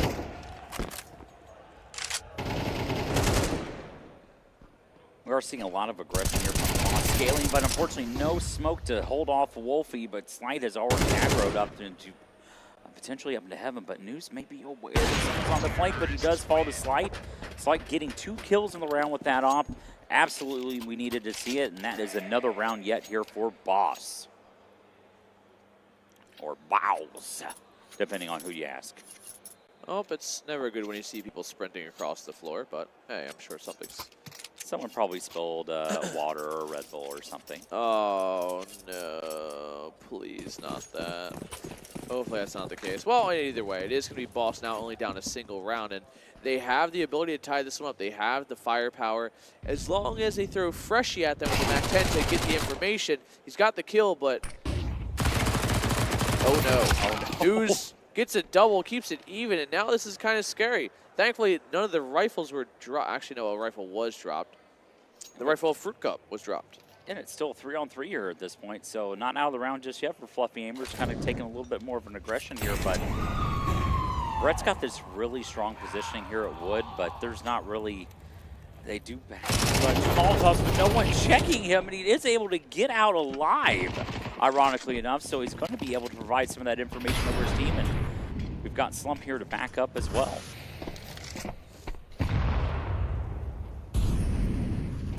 This could be a map-defining round here for Boss. It could go very well, or this could set the pace for them to kind of flop on map 1. Brett falling quickly. 2, well, 3.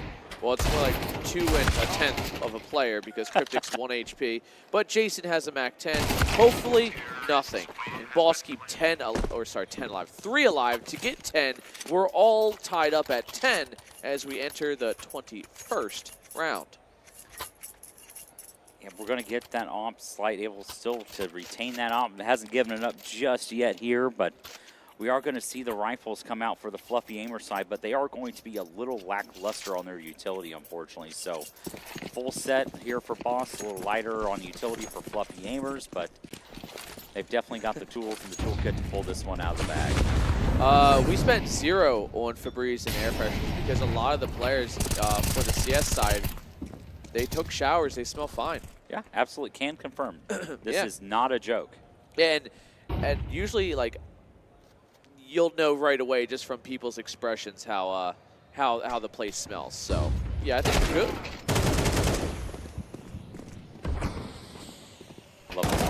He's able to find the first and gets the second as well. So definitely swing this back in the Fluffy Aimer's favor. Slight does happen to find Wolfie as well. So last call here with 29 HP and potentially going to succeed the AWP here over to Fluffy Amers as well for Slump. Slump and a little bit of a slump as well, sitting at 9 and 16. But Fluffy Amers and Boss still even up at this point, but it looks like it could be Fluffy Amers taking the edge over Boss. You know, next time any of my teammates yell at me for 9 and 16 on a crappy map like Vertigo, I was like, you know what? So is Slump, so shut up. He's probably better than everyone else, so it's fine. But Slight, he starts picking away. Now a 1-on-2. He has his weapon of choice, the AWP, but he doesn't quite have the health. He is going to reassert himself towards mid. He does have the bomb strapped to him here, and he's just going to shift walk his way around the map here. Still with one, my favorite AWP skin in the game as well. So I love the Oni as a skin for the AWP. So. And he's got the Ska sticker. So classic play here. But you know the bomb's going to have to go down, and Jason on his tail going to sit him down, and that is that round for the Fluffy Aimers. So got the AWP, probably going to drop that over to Slump here, pick up some rifles, and man, if Boss doesn't take this one, that economy is absolutely toast. Yeah. And chat, if you didn't know, this is a LAN. And there's more than one team playing at a time. So the woo you keep hearing is just another team winning a round. It's not the crowd. Trust me, it's not the crowd. It's just the players. But we can confirm that Mr. Polone does favor a cedarwood scent on his cologne.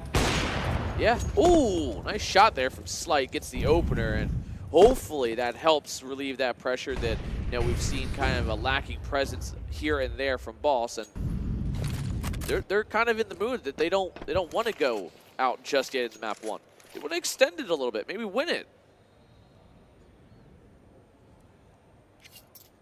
I don't know. Fluffy's not able to find any information here in the round, and there's already the T's have already scaled up ramp here, potentially getting ready to start throwing their executions, and there's no one home for Fluffy Amers. No one is here on the site. Boss has just taken this with little aggression, but it's a 4v4 and no one on the site, and the T's have all the positioning here for Boss. Do they no, they have some money. They probably going to commit a little bit to it, but I mean, 3-on-4 numbers starting to fall here. If Slight gets his kill, then no, but he is going to be quickly helped and supported from Darty. Brett finds a kill, and this might give them the green light to continue pushing back into the site and asserting in control of site. Oh, what an odd peek that was. Slight out of the round. Cryptic on the flank.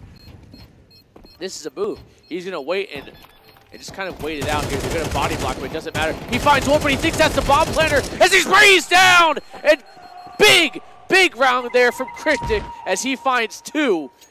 They tie at 11-11. What an absolute play from Cryptic there.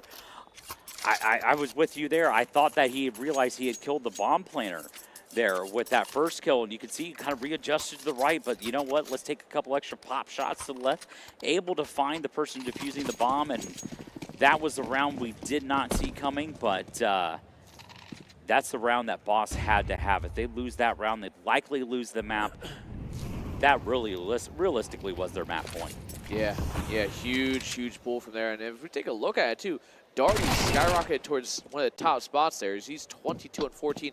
Slight, he decides Mac 10's good enough, gets the first kill, but Jason on the flank with an MP9 of his own. Slight looking for more, and he just might. Cryptic finding another. It's a 5-on-3, 2-man advantage for Boss.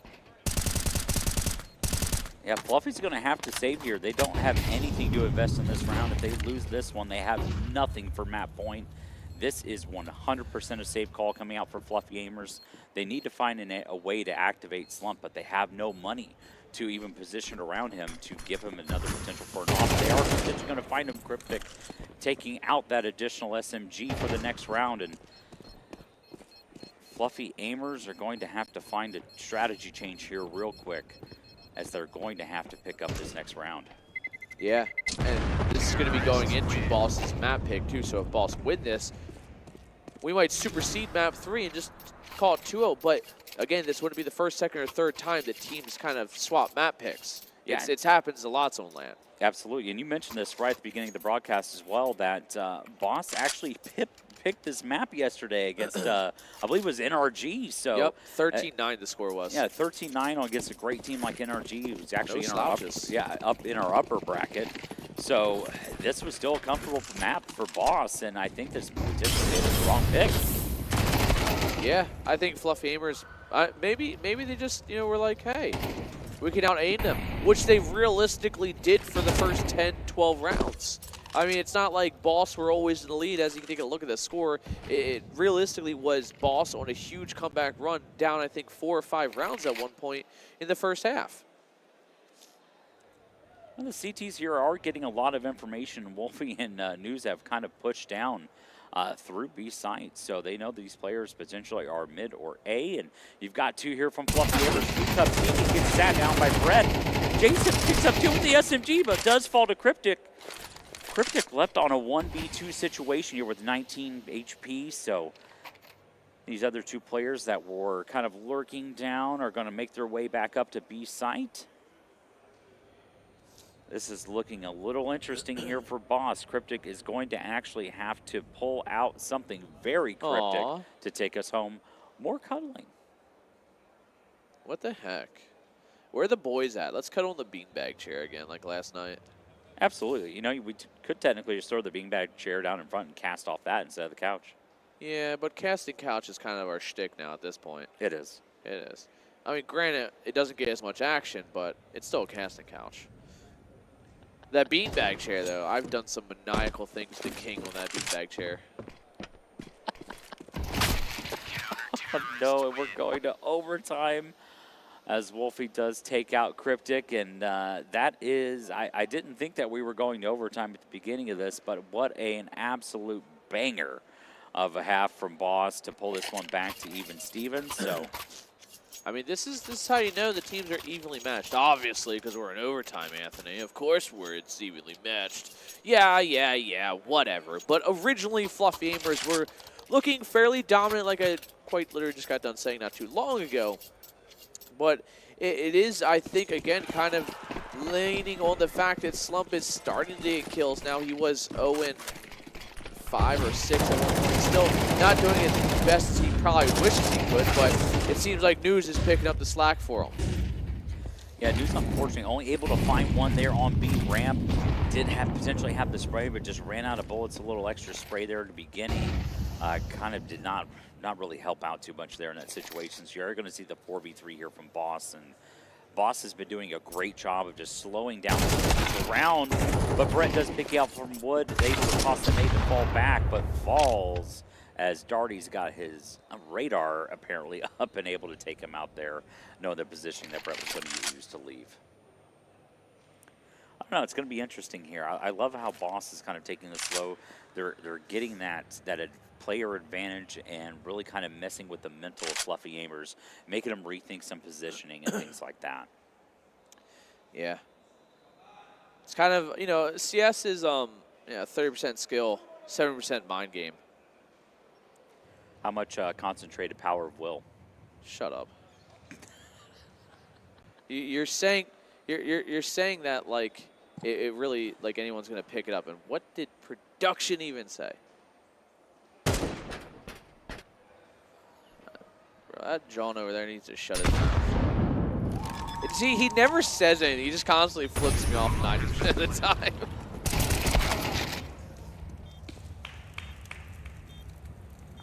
Slump's going to have to pop off here. You're sitting on 10 kills. Does see the shoulder, able to find Darty. Just left into a 1v1 situation here with Slight. Slump holding a steep angle here, but unfortunately Slight has kind of made his way back around the corner looking for the generator, able to flick him. And that is going to be a round from him. Oh, man. See, he's telling how much he enjoyed his play and would love to take him out for dinner after the game. Yeah, that's exactly what it is. Maybe to Olive Garden because they're family. This Slight's a very well-mannered man, and you know he only wants the best for everyone around him, even if he may have to commit some sort of war crime in game to win. Oh, Boss actually, I believe this might be realistically, they've only had like 2 leads the entire game. So this is going to be... Yeah, this is their second lead. Yeah, ironically, this is the second time they've been leading, so... I don't know. Fruit Cup only on 13 kills. You expect a little bit more here, but if he gets activated here... Duke's picking up only a 1 in mid, but Fruit Cup actually able to trade him out. So you've got 4 players here for Fluffy Aimers. Well, surely there wouldn't be another overcharge. It'd be ridiculous, right? Right, boss? They just want to keep us here. Yeah, it's true. They just want to keep this podcast going. I'm not going to lie. I've drank 3 water bottles since coming to the arena. Yeah, I'm on 2. It's a dangerous waiting game at this point for me. Slight 1 on 3. Surely. Oh, they kind of line up for him, but deep sigh as we're... Somebody's a Ric Flair fan. They must know that, WWF at the time was held here in the Kemper Arena. So why do we only have 4 head cam for Freshie? I think he's just so locked. Oh, never mind. Great call you out. want to see his hairline as well as, you know, the yeah, anybody got any hair tips? We can pass them along after the game if you'd like. Yeah, ooh, that fly through. Kind of clip through the wall. We'll work on that. We'll smooth it up. Whoever's on the sticks over there. I saw someone say water. Oh, shut up. I say water weird. Whatever. I said New Jersey. 5 on 3 as Boss are starting to force the rail to save. 5 on 2. Darty performing acrobatic. Well, I just lost what I was trying to explain there. Well, Darty got 2. Yeah, and either way, Slight with a great position here. Is probably going to be able to find Jason, so just Slump left here with the op, and it is the last round, so he's got to go for it. So we are going to have the coolest freaking clip ever, or Slump is just going to die. Odds would probably say the latter here, but able to find the first. Does know that player's there. Hits the deagle, but Cryptic sits him down here. Aw. And no, get the score. That's a D-lore. That's a D-lore on the ground. I want to feel like I can afford a D-lore. Yeah, this is as close as we'll ever get to one, so. What are you saying? All the money you gifted to Flom, you could have bought many dealers, I'm sure. Probably. At this point, yeah, I would guess so. Yeah, so But shut up. you have to support NACS somehow. Flom's homeless, don't you know that? No, I mean, I see you walk around with this merch on all the time. You're just a walking billboard for him, you shill. I am wearing... I'm a mod for him. I'm not a mod for him. Absolutely not. Oh. Not modding for that clown. But you pay the clown? Yeah. So he can say the things you write to I him out pay loud? him to read because he can't read, so I give subs so he can actually start to read text. You know, it's a I good am thing helping you're here. I educate have a him. lot less sub names to read. That's true. But I could start gifting him and then make you read and then laugh at you literally right next to you. I mean, I'm not going to tell you not to do that because I feel like Steve would give me a look, but you can do it, I guess, if you want. I mean, I'll read them. You know, it's my job. Chat in absolute disbelief as the fact they think they can win too. It's just like Jason thinks he can win the fight. He will initially, but then he does get traded. It's actually a 3-on-3 Fruit Cup down to just 8 HP as he's dancing and panicking. He's just shuffling. He can't stop. He won't stop. Hear the Benny Hill music. Yeah, literally, dude. He just left, right, 80, 80, 80, 80, S, D, W, 80, 80, S, D, W. Someplace able to get the bomb down, but a quick play here from Slight. Bomb is not down. Wolfie left on here for the 1v2 situation, and Slight and Freshie, they are at it from both sides, and Slight sits him down, and that is going to be map point here for Boss. Yeah, quite a round indeed here, and Boss, finally, there is a chance we can close it out. We don't have to stretch it to, I'm not going to say what could potentially happen. Time here. over, because it's not the word, so they can't pin it on me for anything. Yeah, true. You can't cast a curse if there's no curse to be casted. True. As we take a look over at the fluffiest of aimers, as they discuss what they can do to bring it to that other next stage, potentially.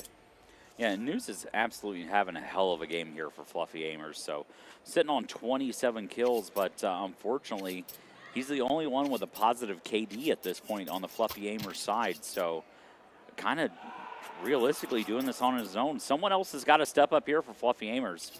This is it for them. Yeah, it's now or never for map 1 at least. And it's looking dim and dark as all that momentum from across the first and second half. Fluffy Hamers, it's just kind of slipped between the fingers currently. Stamina's in chat talking to you as well. Who? Stamina, Bobby.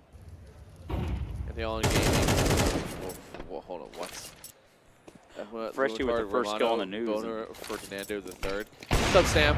I mean, that's not my name, but most of it is. You forgot Michael. Michael's my middle name. There, you have my full government, chat. Do what you must. Oh, you guys are tight like that? You know my IRL? What? He says you're tight like that. He knows you IRL. Yeah, Stamina. I've worked with Stamina for like a year and a half too. Same time as Slight. There you go. But He berated me all the time because when he was on Strife, the whole team had a probably average height of 6'3". Wolfie is left here for the 1v3 situation for Fluffy Aimers. Has a feeling that someone may be there, and he does call the cryptic. And that is the map for Boss, taking away Fluffy Aimers' pick of Vertigo. Nice. Indeed, the comeback secured and everything's locked in. Don't listen to this guy. This is his full name. Yeah. Yeah, I mean, that is. It's true. I was trying to, like, dodge it, but Bobby's never wrong. Everyone knows that. Bobby can't be wrong. Except that one time he panicked, called me on Discord to tell him how to reseat a CPU. But that, you know, just me guiding him like the father figure I am of the CS world on how to 100%. reseat a CPU in his kitchen. Yeah, we're kind of like the dads. Yeah, It's kind of like dad cast. Wearing a Strife hoodie and jeans right now. Close. Close. It's a Frag hoodie and jeans because I don't wear sweatpants and it's cold out right now. Well, not really. It was cold because it was nice. 13 degrees out for most this week. Yeah, it's like 50 something out here now, so we'll take that at this point. So, man, that was a hell of a match. You definitely could see the the team with Boss. His LAN outfit. Yeah, it really is his LAN outfit. They were much more coordinated, really realistically towards the second half, and kind of carried that momentum all the way into overtime. And Fluffy Aimers were just kind of put on their back feet. That was actually, I think, the first time they called a timeout there was actually in overtime. So, which maybe could be a downfall of theirs. They could have, maybe, like when you said earlier, when I was like, oh, maybe this is the time you call a second pause if you're Boss, and you said Fluffy Aimers could just let them mold and call a timeout of their own. Maybe that's something they have to consider, and not just like, hey, we got a lead, and they just are like, keep going, keep going, keep going. I mean, some teams are built like that. They don't have to call a timeout to fix things, but maybe because Fluffy Aimers had such a lead that, it's a little bit different for them, that maybe they should have stopped it, to not fix what was wrong with them, but to help slow the momentum of them. I cannot with chat, dude. I can't. I've been having to read this stuff the whole game. Show everyone your whole Anthony. You are right now. It's his mouth. You're welcome, everyone. I don't know how to take that comment. If I'm being I don't completely either. honest. So luckily enough, that's your fans, not mine. Yeah. Because no one's a fan they're of my me. people. So ha ha ha ha ha. Oh God. Oh God. Listen. There's two holes I can show. The hole I have directly here, as we can clearly see, or another hole that we can't access here on this website. You can go on over to my OnlyFans, All In Gaming 69, and you can find it there. Did you just try and zoom in on the hole? What? You want to get banned? We could do this. I have no shame.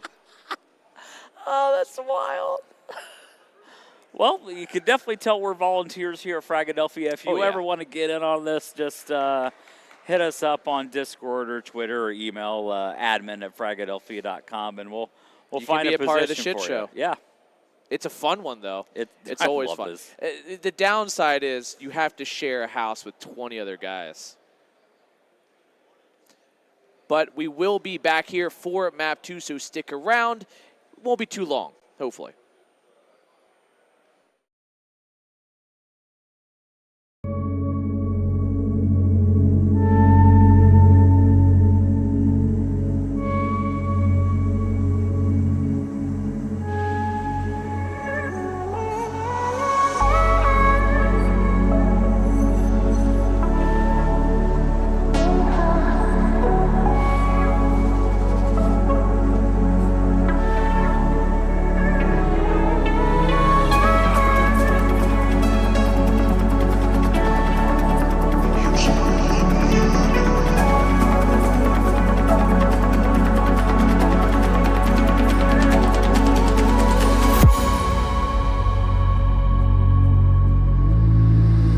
I'm so in my head now.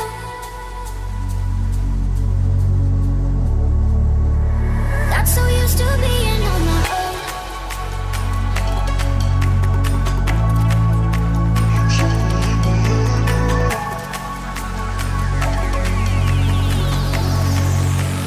Got so used to being on my own. Got so used to being on my own.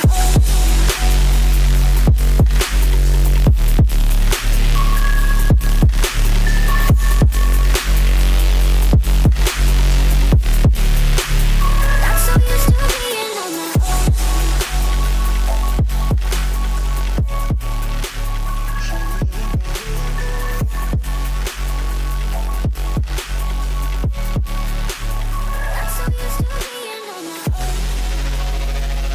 I'm so in my got so used to being on my own.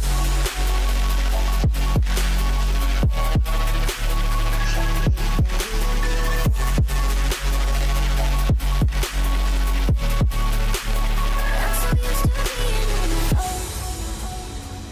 my own. I'm so in my head now.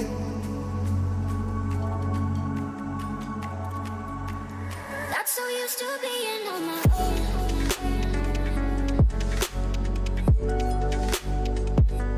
I miss you.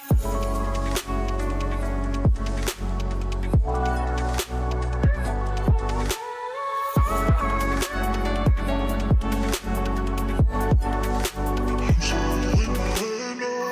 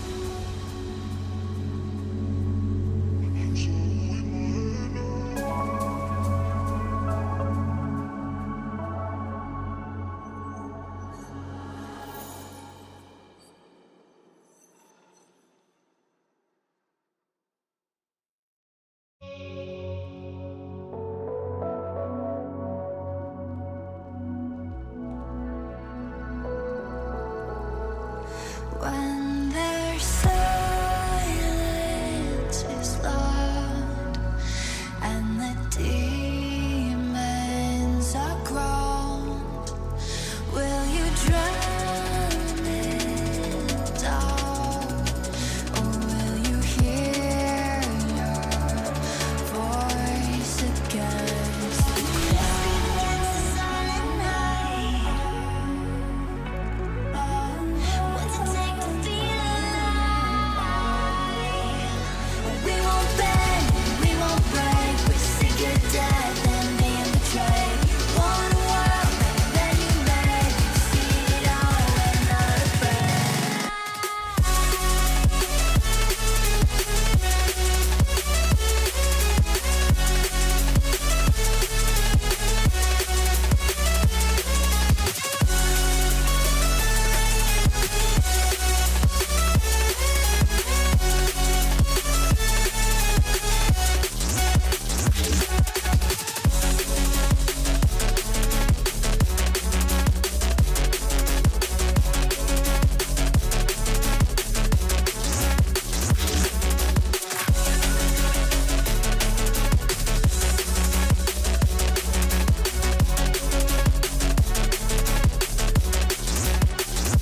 When the dust falls down and you're left in fallout, will you let fear surround you, or will you burn their throne to the ground?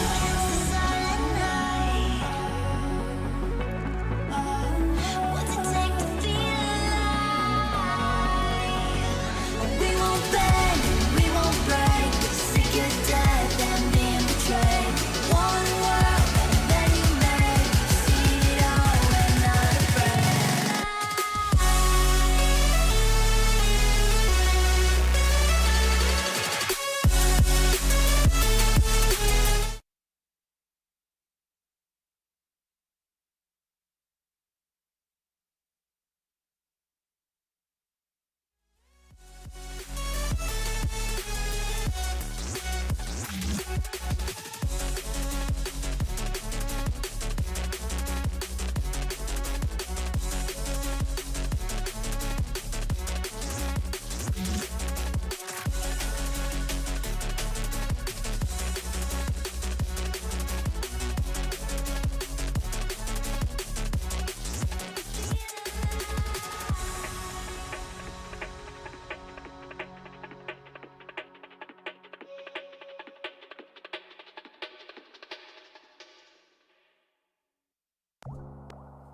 Cause your love is all I need. Cause your love is all I need. Cause your love is all I need. 'Cause your love is all I need.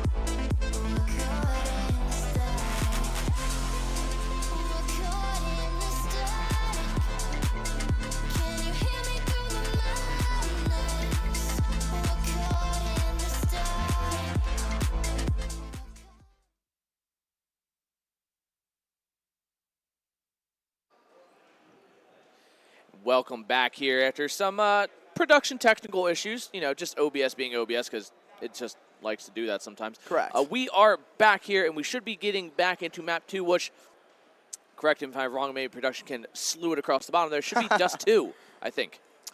Hey, man. Marky. Who was sitting here last time? The boner guy? Some weird guy who Championship donates. Sunday, I'm on the desk, and I've already, made it weird. Nah. Here we are. You act like they know what's going on anyway.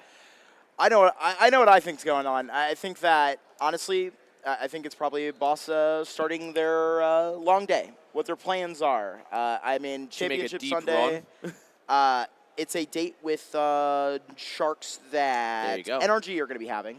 Obviously, in the upper bracket, you do have Undone Nouns playing over there, and I was Over on behind the them. B stream, if I think that's the one. Yes, going on, that right? is true. Mr. Douglas Dugade and Floofy's holding it down over there. Yes.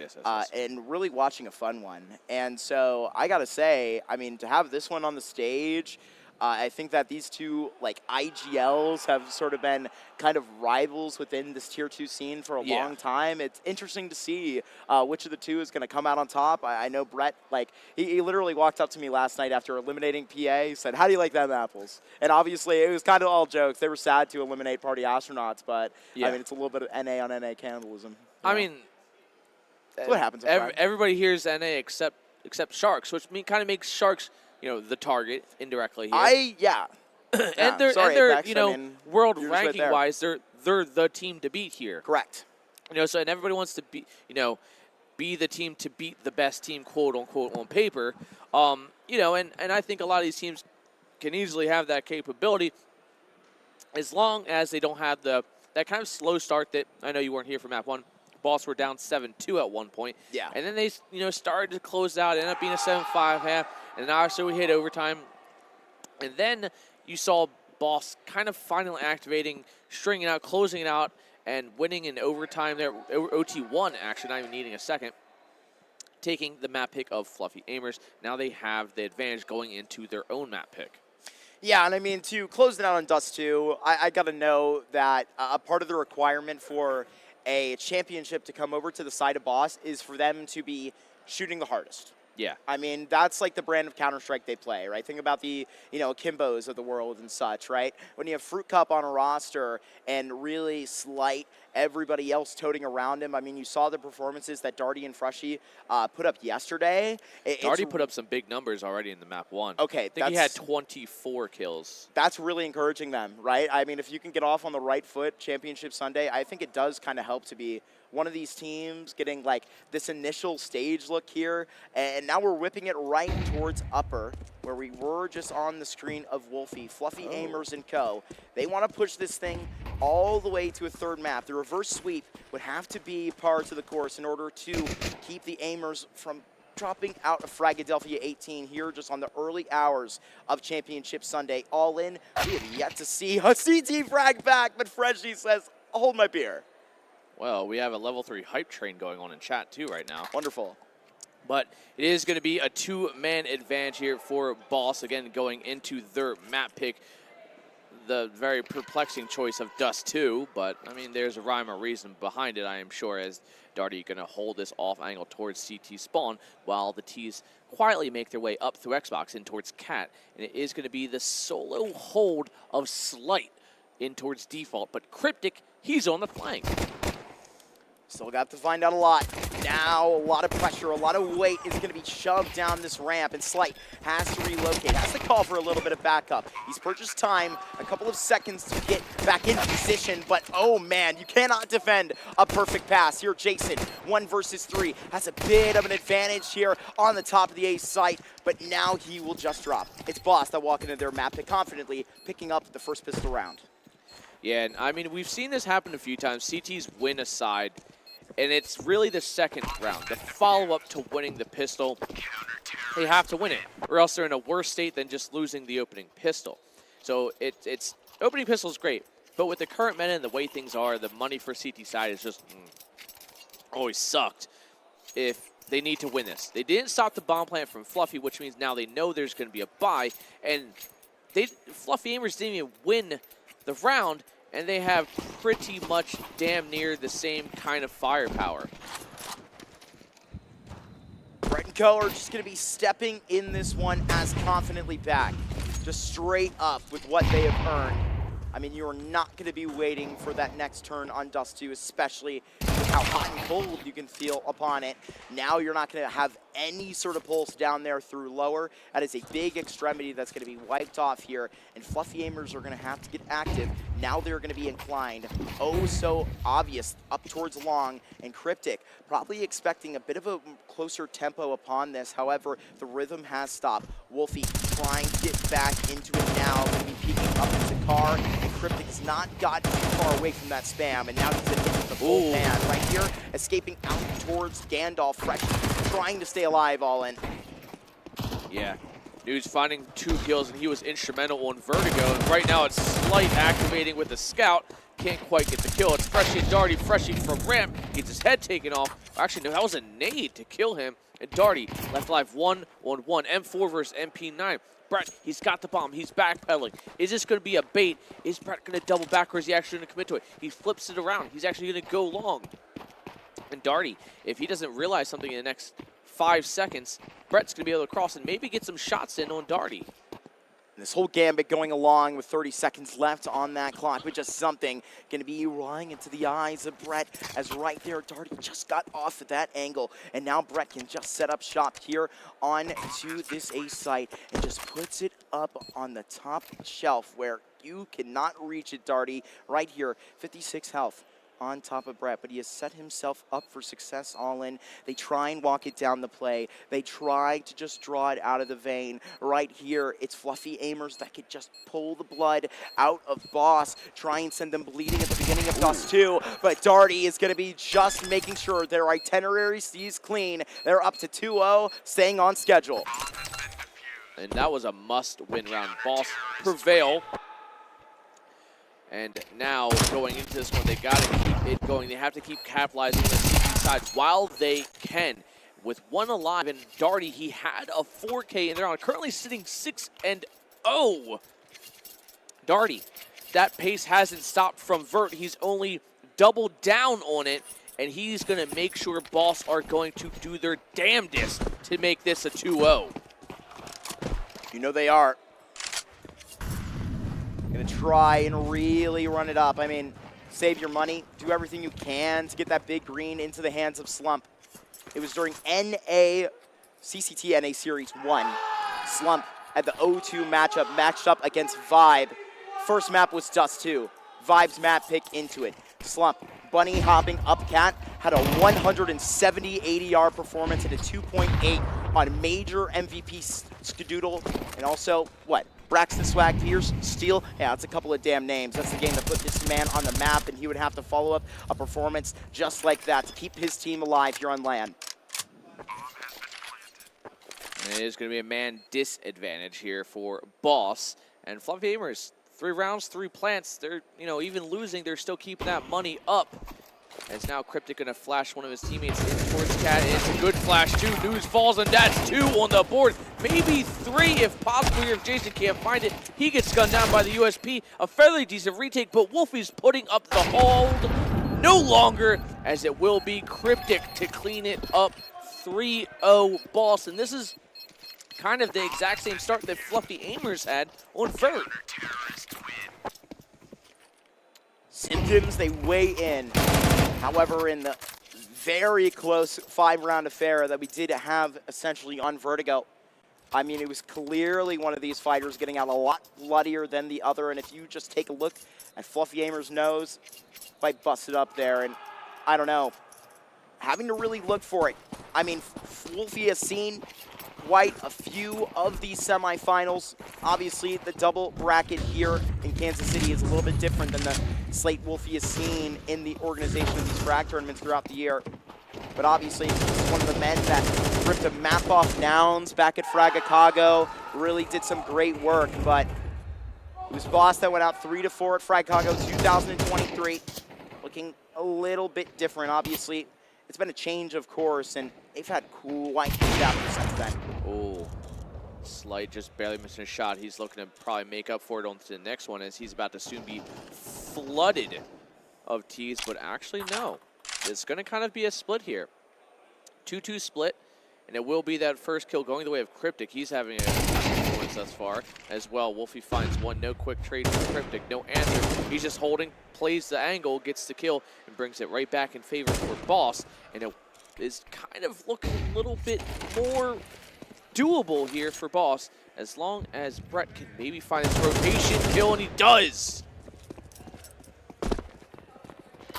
Slump goes ahead and picks up that bomb. Brett trying to just control the line of scrimmage, encroaches too early. They're going to be ended up picking up that flag. It's not going to matter too much to the scenario. Darty decides to let the boys play. Already had an amazing performance in this, but you're just capped up. It's Slump that has to get active here on the rifle. Had a decent performance showing on all accounts there in the opening stage match. But the 18-year-old player doubted online. Players looked at him with both eyes and the eyebrows raised at it. How can he shut down the haters? How can he stand up on the stage at his first LAN in a 1v2? It's Slight and Cryptic at the other side. Just took a plane over from Shanghai, and now we're facing off against a young gun, and they just run him right over. This is Boss just trying to streak up and really make up for lost time. They're here in the lower bracket, but they're going to be proving that they weren't supposed to be here. They are really going to be putting NRG on notice if they're going to be watching along this game. Yeah, Boss, they're hunting for that revenge from last night. And I mean, it's looking a lot better than what we saw already. Boss, I think map 1 first half was the warm-up. Second half was them kind of, trying to even it back up. And now we're into map 2. They're at 110%, and I don't think it can be shut off anytime soon. You're going to have to do your best. All of these coming from a Fluffy Aimers group that is definitely getting that respect back from Boss, right? It's not like they were just laying down and really just getting shoved out of these conversations by a Boss squad that, like I said, is really just trying to get up clean out of this lower bracket semifinal.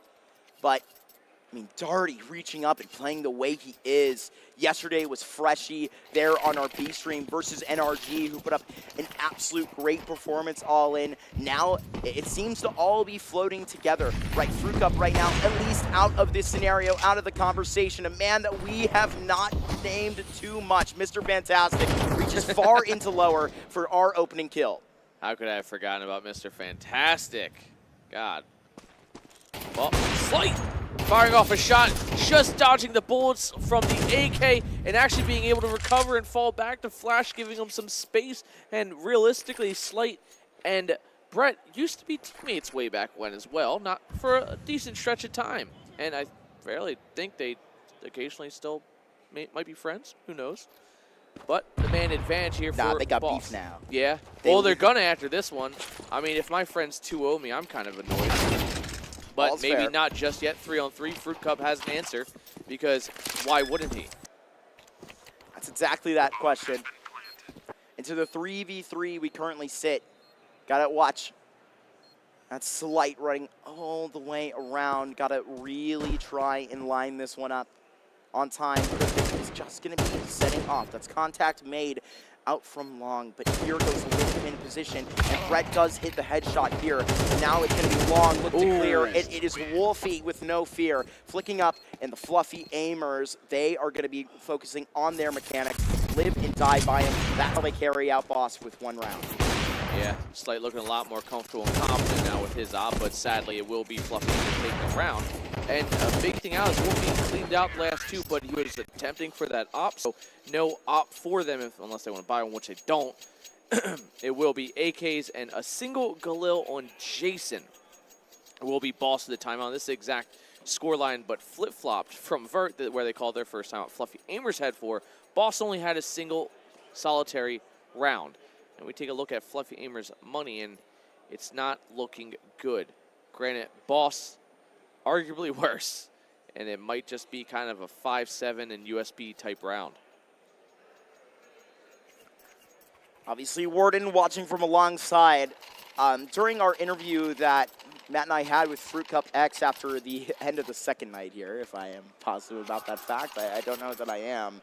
We got to ask him about their relationship with Warden. You know, I think there's a really cool commonality here between a lot of these projects that are starting up with veteran coaches, right? I think that the whole conversation with the other FPS was losing so many of our, veteran forces here. Obviously, having Steely step into IGL at this tournament. I mean, if you want to talk about that, absolutely. However, it was Warden that really kind of apparently goes in here. Obviously, Cryptic has been running this Boss team for a while, right? And he has a lot of bright ideas that a guy like Warden sees and goes, look, I'm not going to mess with that much. He keeps their heads on straight, screws them on when they need to really be lensed. His experience through coaching complexity for many years in those larger events really leads to that, I would say, leadership style. Yeah, and sometimes a coach's role isn't always like teaching and telling people what to do, but to just make sure they stay on the track that they laid out for themselves initially. And I think that's kind of what we're seeing. That's why we're seeing some success out of Boss. Whether it wasn't necessarily the success they wanted, but it is a step forward in the right direction.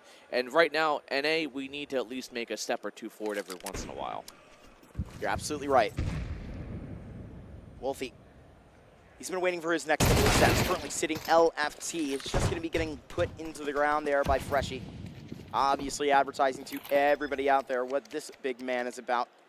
Played on a couple of different rosters here in the past couple of months. Jason, Cat. Oh, man. Oh, they're going to the wrong bomb site. Just removed. But they look for that lurker. Brett, I was watching behind him yesterday, very vocal as to where all these wrinkles sit on their opponent's side. They are very active about moving as a unit. That's why they are so ready to just try and burst through. But look at the kill feed. It is just blood red. There goes Fluffy Aimers just cutting them right out of the conversation. That was deadly. Yeah, 5-on-3 retake, and they walk right into the meat grinder of AKs, and that is a perfect hold. The positions were great, the timings were awesome, and maybe we're seeing the reawakening of Fluffy Aimers here as they might get their second win, as Boss are on to 5 USPs and 1 Zeus. Whether it's going to be used and actually do any damage might be, not really the point. Bit of an update from our B stream. It looks like Nouns are going to be leading on that second map by 2 rounds, 9-7, as they holding 1 map advantage over the side of Undone. What was map 1 score? I will get that update as we do slick around. It was Nuke, the map pick of Undone. Nouns won 13-8. Ooh, okay. Well, seems like, I mean, then again, Undone. Again, like I feel like anybody in the top 5, 6 of this event, it's quite easy to trade map picks. So obviously they're not going to be just, it's not going to be an easy 2-0. Just like this, just because this is Boss map pick doesn't mean this is going to be a 2-0 either. As we see Fluffy Aimers probably getting a 3rd round here. And I think it's an interesting conversation, right? I mean, just last night, Party Astronauts knocked out of the tournament. One of these teams that would come in, obviously, really with one of their, unique player moves, right? And they unfortunately are the only team out of, sort of the tease of this roster mania to get this going. I'll hold on that note for a minute because Freshie is starting to cause a little bit of trouble.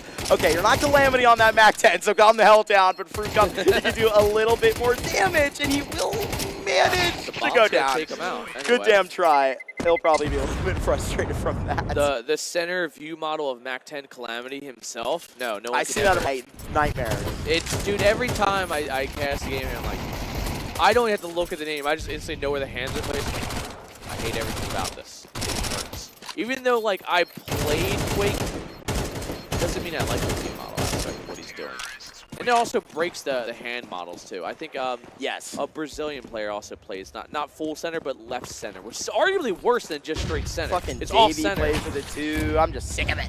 I'm sick of it. Have normal settings. Like I don't want to go. What this is so what happened? What? Yeah, that's a normal round in Counter Strike that is played. From Fluffy. Yeah, just absolutely decked. Wrecked in lower. Wow. All right, that was a quick round. What was that, 20 seconds maybe?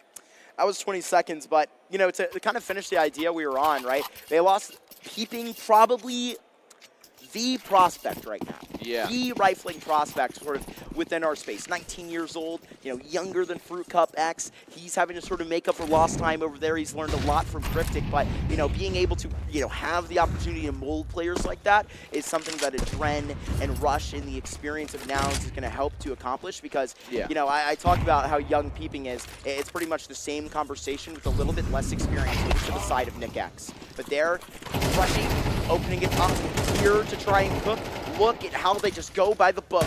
Slump has to try and do something now to light off the brow. It's so close to the spams. Here, it is a whip back by Fluffy Aimers down in lower. They know what's it about. Fairly even health advantage here for neither side. As Nu's going to drop a smoke, he's going to try, debating on where he wants to go. He chooses towards Car. Slump in towards Tons as Fruit Cup and Co. file in, and they're kind of having flashbacks to the round prior in their 5-on-3 retake. But now with 3-on-3 is exponentially harder on Cryptic on 10 HP, and there we go.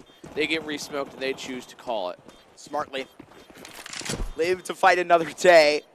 I mean, back-to-back, two pretty bizarre rounds that will kind of get really back off the coast, but it's Slump that does the most there. Two huge gunfights, one in middle as he continues to really, I mean, what?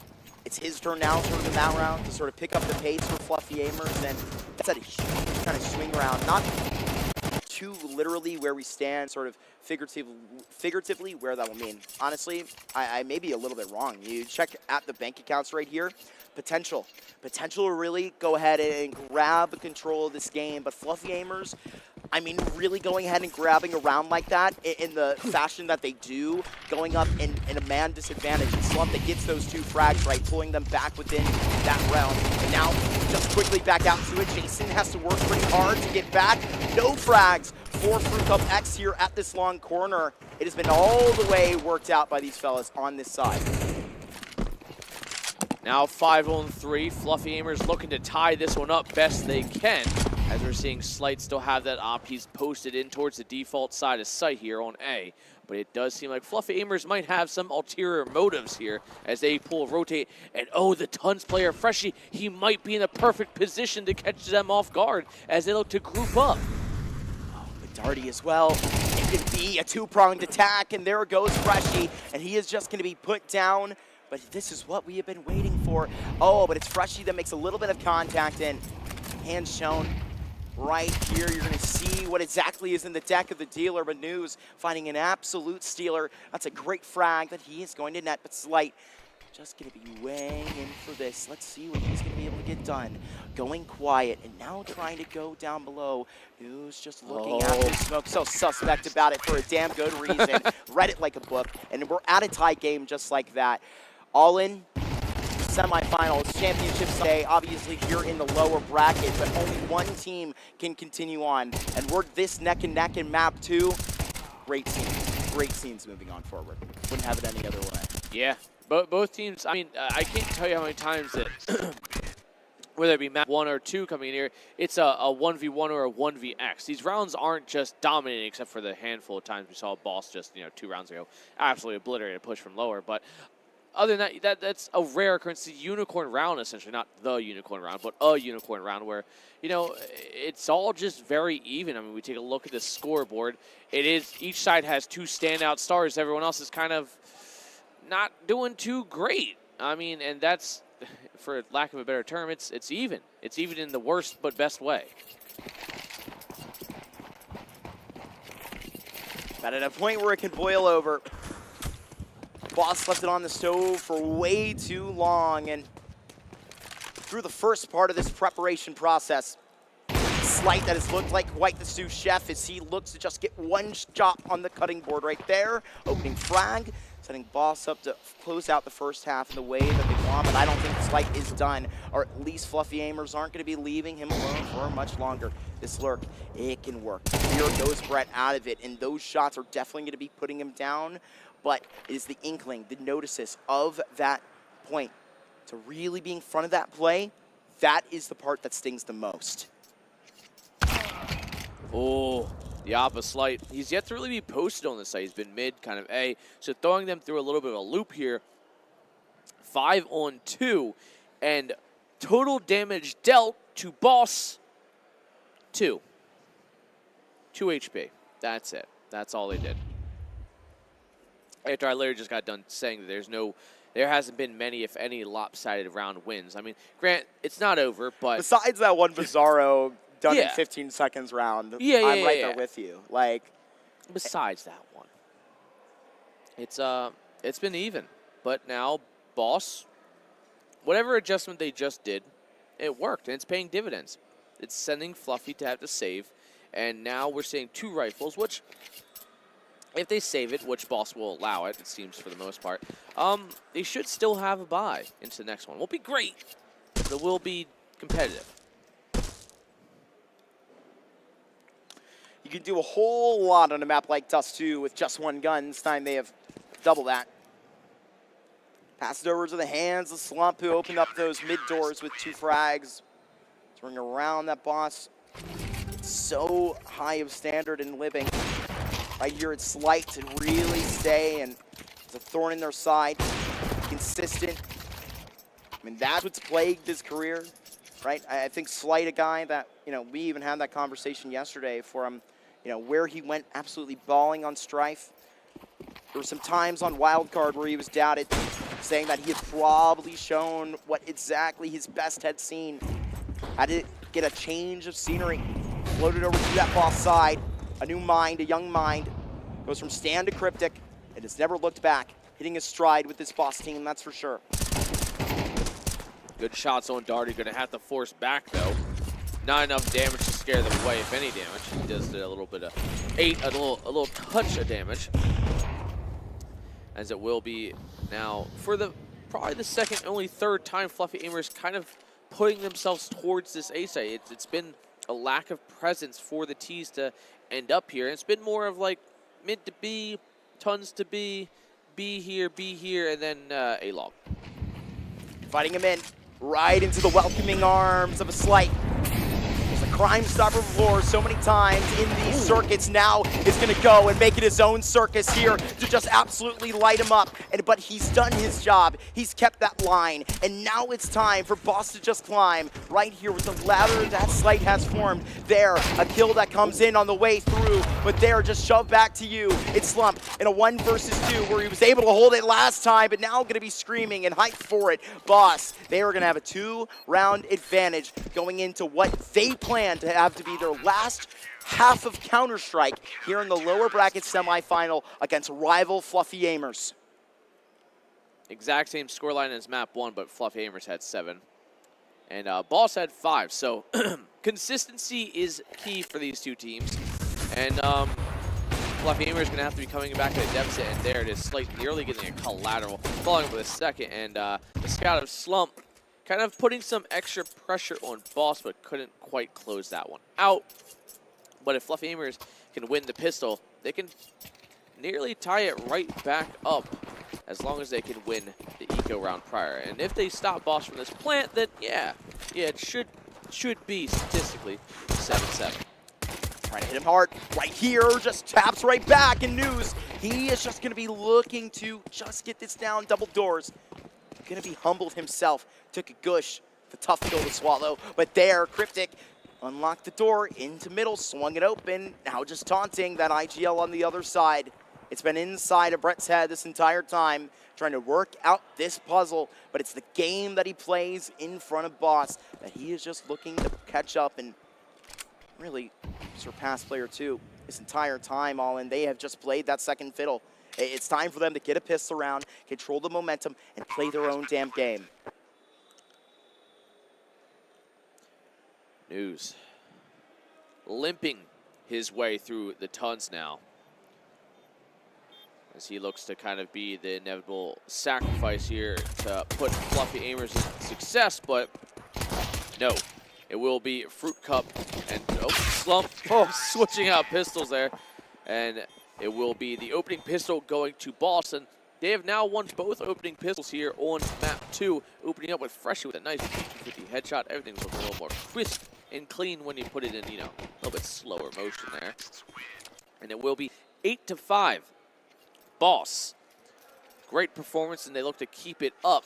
Fluffy Aimers are just working at such a deficit. You know, if they can steal around away now, it's looking promising, but Boss finding a 9-5 when you just get rifles in. The Boss kind of were more dominant when it came to the rifles. Fluffy Aimers are looking like the light at the end of the tunnel is starting to dim a little bit. Yeah, it's starting to be swallowed up for sure. Fluffy Aimers just on these deagles are going to be praying for a miracle. Looking for some sort of opening here. Would have to be ripped off by News. Just had that double headshot at the long doors in the previous round, but now can't quite get it I mean, Boss aren't going to give them anything too easily here, as that is really the only thing to be excited about. Other Deagle is going to be in the hands of the 2 and 12 Jason here. Fluffy Aimers slow off the block, but the race has been going on for quite a while now, hitting the pace, but now just leaving him at it. Just try and cleep him up, sweep him right into the dustpan. It's Boss that just have a 4-round lead and a dominant one. Darty putting the details on it. It's quite the party on Dust 2. We've been saying that for a while. Yeah, indeed. Indeed, right now. And something that Slump is finally getting himself an op. And hopefully he can have a little more long-range control here. Obviously, he should with an op. At the same time, I want him to play an unpredictable angle. Take the slight peek, you know, if it's going through underpass just to get a pick. You know, throw that deep smoke towards top mid, get into that aggressive position, make Boss uncomfortable, make them second guess where he could be. And I think then Fluffy Aimers can have a way to get back into this one before it starts slipping through and Boss can have double digits.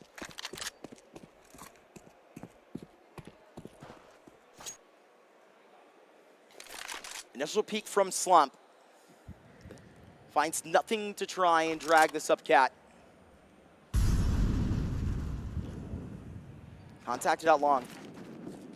You assume that Eco has played a little bit slower. The momentum has been just backed up. A couple of decimal points. Pace that we have met has brought us with 60 seconds left. And now the extension out by Boss. Back and forth. Slump stays patient on that catwalk, and he's now going to be at the right place, right time. Time to alley-oop off of Brett's Pride. Oh my goodness, is he just going to slam it down on the deck himself, clearly for the 2-point play. But right here, it's Slight trying to go up, and he's the one that finds and one. Slight having to get it all done, but just being marked down by Death. But look at how he is just going to be wrecked. Slump finding that, but now it's time for the star of Boss to just shine, and it's that headshot to just get it going. Disappearing into it. Slump jumps down, but it is going to be all down to Wolfie. Lost his opper in the process. Fruit Cup dive down on the ramp, but he drags his cape along like the Dark Knight. But in the light now, they will hunt him right here. It's Wolfie just going to go up the ramp, and he's going to find him just like that.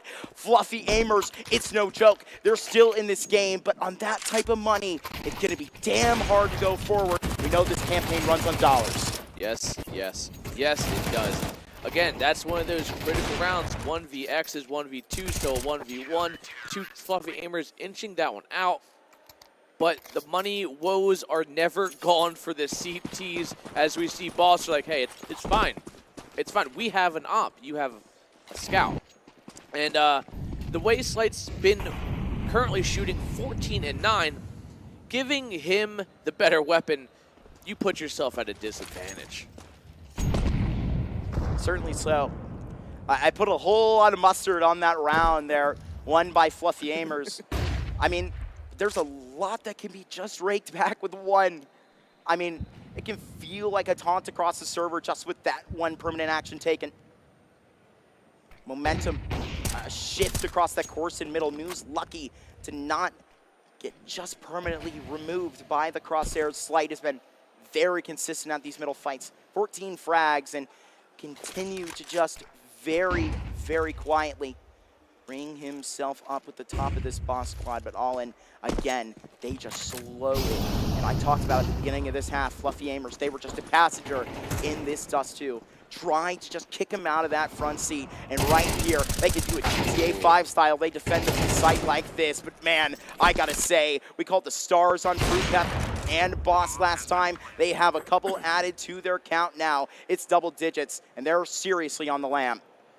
Yeah. Slump's got a scout and some armor. I mean, granted, he can bring it into the next round. He's obviously not going to be allowed to at the rate he's going. The money's not great for Boss, so they're not going to overextend too much. He might be able to pick up a rifle, but Slight, he's gambling on finding Slump to make sure he has absolutely nothing into this follow-up. But it seems like he did find the guy. He actually walks over top of an N4, and I'm not sure if he's seen it or not. He's going to just keep a scout, and yeah, just a scout. Oh, no, someone told him as he sprints back to grab it. It's anything. It's one to stand on. right? They say that's what's supposed to grow from the root, but unfortunately, just nothing to come alongside it. Boss makes sure that it is a dark, dark day, and there is nothing to come up and actually bring Fluffy Aimers about. They needed to try and stack that one up into account, but this is where the management, all of the experience of bosses came in. They know how to play ahead.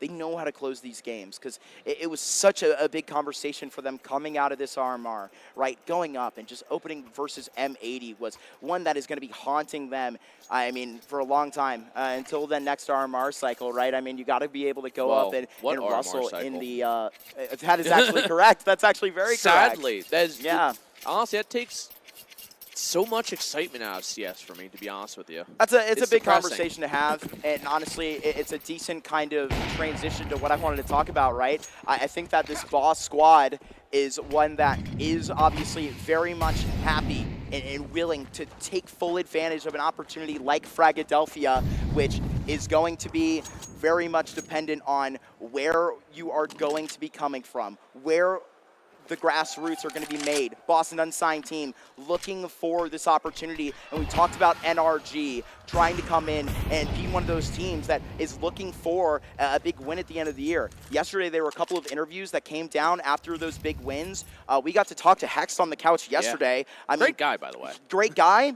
But the focus of this tournament was Valve points, right? The focus of this tournament from Boss is to make money so they can survive and continue to play Counter-Strike. That is where you decipher it. That is who you come to see, who wants it that much more, of it like that, right? I mean, that's what's on the plate here today. It's sad that it's kind of come down to that, but, you know, we're all adults, and that's how it's really got to be. People play to keep up their professional streak, and some people just play to stay alive. And right now, Fluffy Aimers are looking to play to stay alive because they're getting picked off. Even if there is a TK in the fields of the Boss field, it matters not. And Boss are 2 rounds away from sweeping this one 2-0 against a team like Fluffy Aimers. That means that they still have a lot to prove and a lot to gain. That skill ceiling just opened up another couple levels. Definitely, and I mean, it's never going to be too daunting for a guy like Brett. Talked about him, nearly like a broken record today, but one of the most exciting young IGLs in the space with one of the most storied careers kind of to this point with, you know, who are still left trying to kind of propped up in North America. A guy that has gone through such means to come back to Counter-Strike through medical unfortunate circumstances, had to step out of an RMR. It takes a strong human in order to overcome that and then return to the thing that you love. And Brett has done that. He has accomplished big tournaments. But remember what just happened in Shanghai. Yeah. There was one guy that came back to North America and restarted his project and showed everybody that it was still possible, right? Brett is going to be taking this one, and it's a tough pill to swallow. But with young players like Slump on his side and with Wolfie sort of joining the team recently, here it's definitely going to be looking up to 2025 for the Fluffy Aimers. However, there can only be one coming out of this tournament. Big pickup, man. A real big pickup, dude. I mean, he brings something that whether or not they were lacking in Slight, Slight's not even left spawn. He's already found a kill. But, yeah, Wolfie brings a lot to the table, whether it's firepower, experience, higher level experience. Not like these guys haven't lacked that within the face of Brett and Jason as well. But, there we go. Some trades going on, but it is still a 4-on-2. But Fluffy Aimers, you know, there is obviously more to come for them. And this isn't going to be the last of it because they are a well-versed and they have the depth. I just don't think they're at their full capabilities yet. I mean, I don't think that's unfair to say because, you know, in a sense, it's a compliment. It means that it's like you guys are capable of so much more because of the talent you have. Right. Brett and Jason in Toronto in March took that Canadian Launders Land tournament, the first official one, in a mixed lineup. It was Jason and Brett, followed with Pendulum. Two of those Canadians, right, were easy pickups for them, but also Frankie helped them to have a very nice showing against Lake & Co. up there. And that's a tough team to go up against as I well, mean, Lake. It was Great sort player. of like, you know, I compare it to the grand final we had in Philly where it was that mixed Timberman roster that went against that. Obviously, it's like a family we described that Fisher unit to be, right? Yeah. It was sort of kind of, you know, looking up against there with how Brett is known to sort of treat his teammates like brothers. I mean, that's what you want to see. I mean, you know, there's been a whole lot that we've, you know, come across this weekend. Some funny shots of like the, you know, Fisher College coach, right? But Good like, old Tony. It's great. But I mean, it shows camaraderie, and it shows that, you know, these things are really bringing us players together, all the fans and everybody in this community. That's the most important part of these events. Passion Project Fragadelphia is always been. They're looking to put the ends on it. Yep. All in. This is maybe just the anticlimactic end for the Fluffy Aimers, but they look across the board. What, it's 1 more month until 2025? They should be excited. Yeah, yeah. And Specifically that man. Yeah, Slump has, you know, the nerves may be getting to him, and chat may say underperforming or not, but maybe it's not going just yet. He drops the smoke. Is, he doesn't have a kit. It's got to be now or never. Fakes a tap once. He's got about 2 to 3 seconds to play with here. And no, Boss, take it. 2-0, 13-6 is the inevitability of this all, as Dust 2 gets blown away in a quite literal sense here, as Boss. It was a rough start, but now it's composed, and they put on the performance they may have should have in map 1. Yeah, I mean, maybe delayed, but it ended up getting there eventually. I think they should be proud of the performance that they put up this weekend on land, but I mean, it's very high expectations that these young IGLs have. They're very, very hungry, and, you know, as a guy watching along, but also a fan of the scene, I mean, that's really encouraging to see these guys really want to play a lot of this important CS. And, I mean, for the Boss guys, I mean, we prompted up, I mean, kind of like livelihood opportunity on the line, right? You got to kind of support yourself through this scene, and I mean... It's kind of crazy to me that they haven't found an org backing it. It's not like there's not a performance to them, and, I mean... They're an investment that's worth it. So if you're an org watching this and you're like, hey, we got some funds flowing through us. We want a team that can make something happen. Boss. Yeah, I mean, going to the last RMR, out 1-3. On paper, that's going to look very intimidating. I talk about that M80 result. Overtime, excuse me, they beat M80, right? It was that complexity game, I think I may have misspoke earlier, that they ended up going into overtime. Yeah. And they could not close out on Vertigo. They ended up kind of really getting waxed by Furia. Like, I'm not going to sugarcoat it at all, sort of on that same matchup. Furia's a strong team this season and year. It was a 3-map reverse Bestie Academy. And the reason that we talk about these South American results is that obviously you may have to sort of go up against that. It plays big into what was the RMRs. Would you agree with me that sort of the idea of Sharks, and I mean, I kind of came to this conclusion discussing with some friends of ours, Vincent and Tony, that this Sharks roster is sort of built like your classic Brazilian lineup with Gafolo, Op, IGLing, a whole lot of that taken onto his shoulders. Not as effective as, you know, Fallen during, you know, maybe the, you know, prompt that I'm actually coming up, but consistent, right, with Doc along the course. I mean, there was a lot of very exciting players out there. Doc putting up huge performances. I mean, from what farmed I've seen yesterday. Like 120 ADR or something throughout the entire series. It was actually ridiculous. Yeah, and I mean, that you know, when we say, like, North America, I think we often have to consider it that, like, you know, South America is kind of when it comes down to it. It's the Americas region. Yeah. It's the Americas region. And we scratch the bat and it helps ours. Okay, I kind of fucked up that. But, like, dude, I get the point. Three more slots into the Legend stage based off the last to give opportunity for a scene like us. For guys like JBA who played on the stage, right? Like, incredible stuff. And, I mean, it's even better that you have Sharks taking the trip up to Kansas City to make North America better, to make themselves better. Because, you know, I think a lot of people seem to lack the idea of you don't get better by playing teams that are lower than you or on pace with you. You get better from getting destroyed by better teams. You look at it, you say, this is what we did. And even if it's a slow increase, instead of, you know, you got 13-5, now you get 13-8. That, in realistic statistical sense, is a huge margin jump of success. But it's still a loss. But NA doesn't have the international learning experience. And I think the experience of South America, who they have a very good farm system set up in South America. They also have pretty good access to international level travels as well, more so than America at times.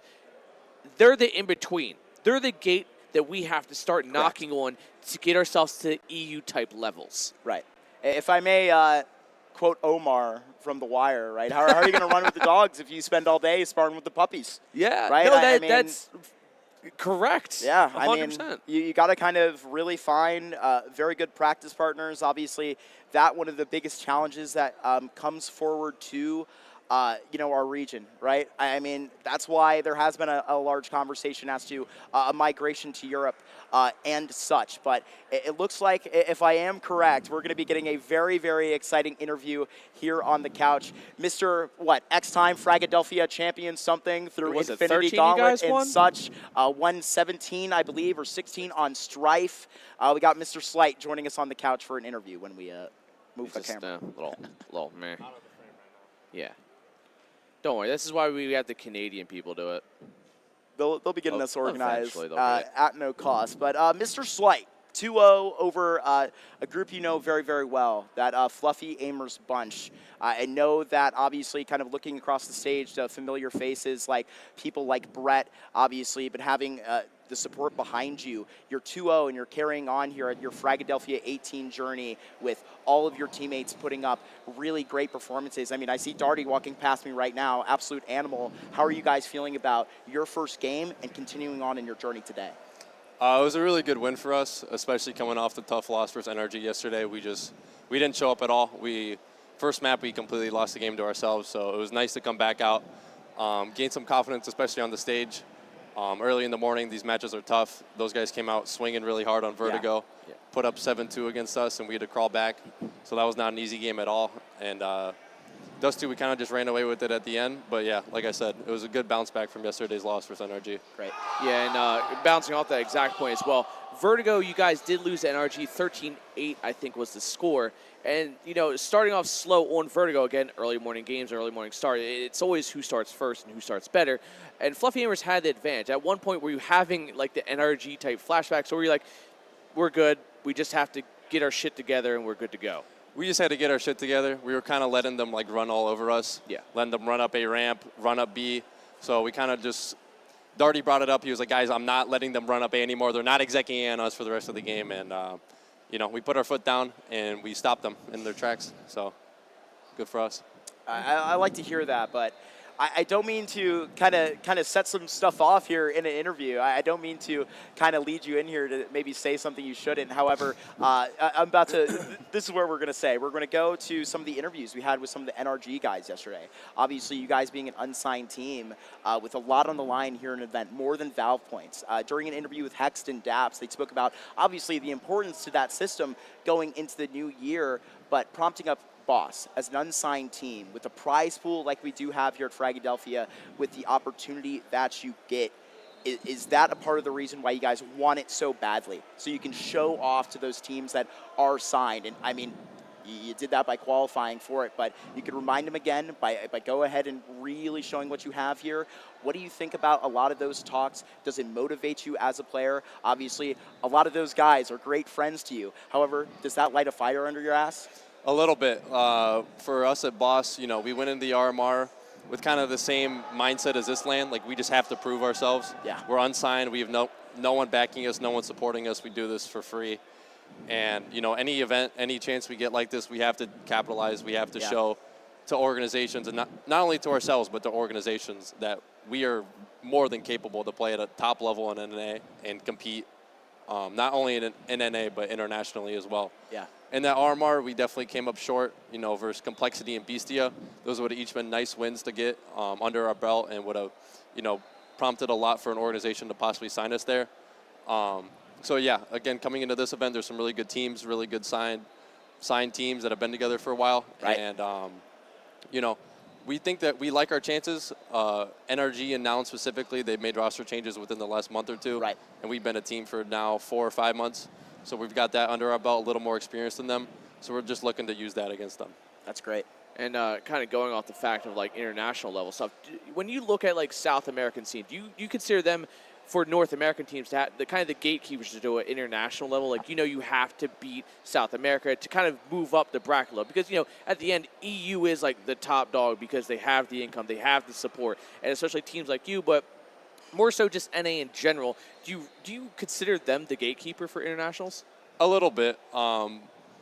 South American teams, it's almost like you have to learn to beat them to get to that international level. Yeah. And honestly, with Cryptic as our caller, he calls really well against these South American teams. He has a good idea for how to beat them. They're all kind of similar. Some are more tactical than others, like Pain and Furia, but most of these guys are just like, they're just going to brawl. Like, they just want to fight you. And so, like, you have to make them respect you, and that's how you beat them. I can appreciate that a lot. And honestly, I mean, one of the most exciting kind of storylines and players to get excited about was the guy that you just mentioned, Cryptic. I mean, very wise beyond his years. At least that's what I hear. But it's a very early day. You've just said it, and you're obviously looking to grind out till this evening in a best-of-5 grand final that you're looking to reach. What are players like Cryptic, and what is your coach preaching sort of to make you go through this day and make sure you're at the peak level the entire time? Yeah, Warden is a big help for us in terms of that. Like, he kept reminding us during the game, like, guys, calm down, like, relax a little bit. Like, we got a long day ahead of us. And even like before, right as we got to the Airbnb, we quickly talked about our game, and he was like, "Get to sleep, like everyone, go to sleep, like get the fuck to bed." Yeah, excuse my language, but all good. This is Frag, man. All right, but yeah, I mean, take it slow, match by match. Hopefully we get chances to get some fuel, some food in us throughout the day. But yeah, we're ready for a long day. Sorry, I was happy to see that Chick-fil-A cart was gone. Heard that might have been causing some problems, but it is what it is. It's Sunday after all. Where Chick-fil-A is closed, but Championship Sunday is open for hopefully Slight and the boys to try and make their reservations. Slight, you got a date with Undone or Nouns. I'm probably gonna expect Nouns to come up out of that one. What are you looking to face off and maybe take advantage of some of the newer changes that have come to a lineup like that? Yeah, 100%. We played them a couple of weeks back in a Mythic Cup, and they kind of rolled over us. There's definitely some issues that we were dealing with, jet lag, still coming back from China. A few of us were sick, so we just did not show our A game at all, not even our C game. So we're just looking to show up. We know we can beat them, and we know how to beat them. We just have to show up, and we have to not lose to ourselves. Love to hear that. Olin, you got anything else for our mains? No, I think my guy needs to either get some food or agree. something else, man. But thank you. Good games, man, and I always appreciate the good talks. Absolutely, Thank you, guys. You have a great rest of your day, and hopefully we will get you guys on here again. Ladies and gentlemen, we have Boss carrying on to the lower bracket grand finals there, where they look to play the winner of Nouns and Undone. We have Mr. Slight being let off of the couch now. Sir, you have a great rest of your day. And, man, Olin, 2-0 there on the cards. Fluffy Aimers, unfortunately, the result that they did not wish for, right? They wanted to just kind of carry that on, make it the miracle run that they wanted. But, I mean, we talked to guys like Slight, right? You see Darty. I mean, that's where the real fairy tale is, right? Yeah. That's where you want your sort of David to come in here in terms of support and look down the throat of a Goliath like a Sharks or an NRG and just not be intimidated. I think it was really awesome to hear him mention the loss last night and how they kind of took it, right? Not too poorly, because they know what they have over there. And they're very confident to try and move on in this tournament and just show all of North America, hell, the Americas region, like we've been discussing, literally, what they got. Yeah, and I mean, teams that are self-aware, they know their capabilities. They just have to get into that kind of flow state where it just clicks and things go well. And that takes time. Sometimes it takes money even. And that's something that hopefully that eventually they can provide. But right now we're being provided the Leadify stats. Yeah, I mean, go ahead and check out how exactly these were broken down. During that Dusty, we did check in with Jason when he was struggling. Unfortunately, couldn't pull it together there with a Fluffy Aimers team that had the pressure put upon them. Was not easy for them at any turnaround, with a determined Boss that they looked to just try and just better on the stage. And unfortunately, I got to say, I mean, there's a multitude of factors to rewind to this. However, Fluffy Aimers played late into the tournament last night, really grabbing some great wins there, and unfortunately didn't show their best here this morning. Yeah, and I think this is the matchup that the scores we're seeing currently are going to be the ones from Dust 2. Slight, outstanding performance. A pretty subpar / performance on map 1, but he started waking up there. 21-9. The man, he was hitting his shots, and a lot of that came down to the fact that it really was the op was in his hands a plethora of times in comparison to map 1. And I go back down that chart as well. I mean, it's very nice. I do like that. Honestly, it's pretty telling that Cryptic getting pretty quick into the action there. There were a couple times where, I bet that stat is boosted from his triple kill he gotten lower on that 20-second round. It's just so dumb. Like, I mean, he got can't 3 get over kills that. in I can't get over it. less than 2 seconds, probably. It was ridiculous. The A4 will chop him up like that. But, I mean, really to praise up here, I think that this rifling core was doing excellent. Fruit Cup obviously did not show his best here today, but you leave it up to the veteran boys, right? Darty and Freshie are going to have your back. Today's a long day. Don't let one series with a bit of a poorer rating destroy everything, right? Yeah.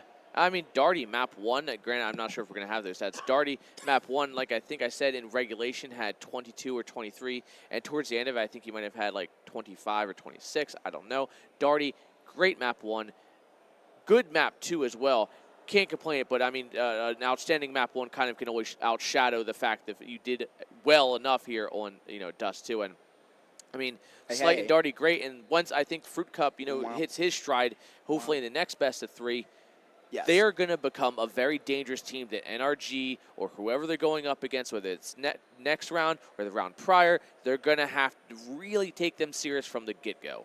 Yeah, and I got to say that, I mean, I can't wait for them to really have the opportunity to kind of look across there, and we'll get a look. Hey, man, I'll just tell you what I see on the faces. I see, honestly, positive vibes over on that downside. I'll go ahead and get confirmation for you, but obviously they're not going to be too excited. Got a long day ahead of them, and I mean, similar to Boss, have dealt with this a little bit worse in the lower bracket, but they come on top of it. Nouns, they put a 2-0 onto Undone. We're going to go ahead and get that score off of that second map, which ended up being a very nice one. The map pick of Nouns going into Mirage there went 16-14 into overtime number 1. Undone, though, led by Steel. Skadoodle joined us earlier in this week. Unfortunately, due Was he out today too? Back issue. Back issue. I heard he had food poisoning, dude. Mr. Major MVP Skadoodle. Feel much better. Obviously at Super Sub Taggy, getting in with them. We got to interview him on the desk last night, and I really know that it was awesome to get him in.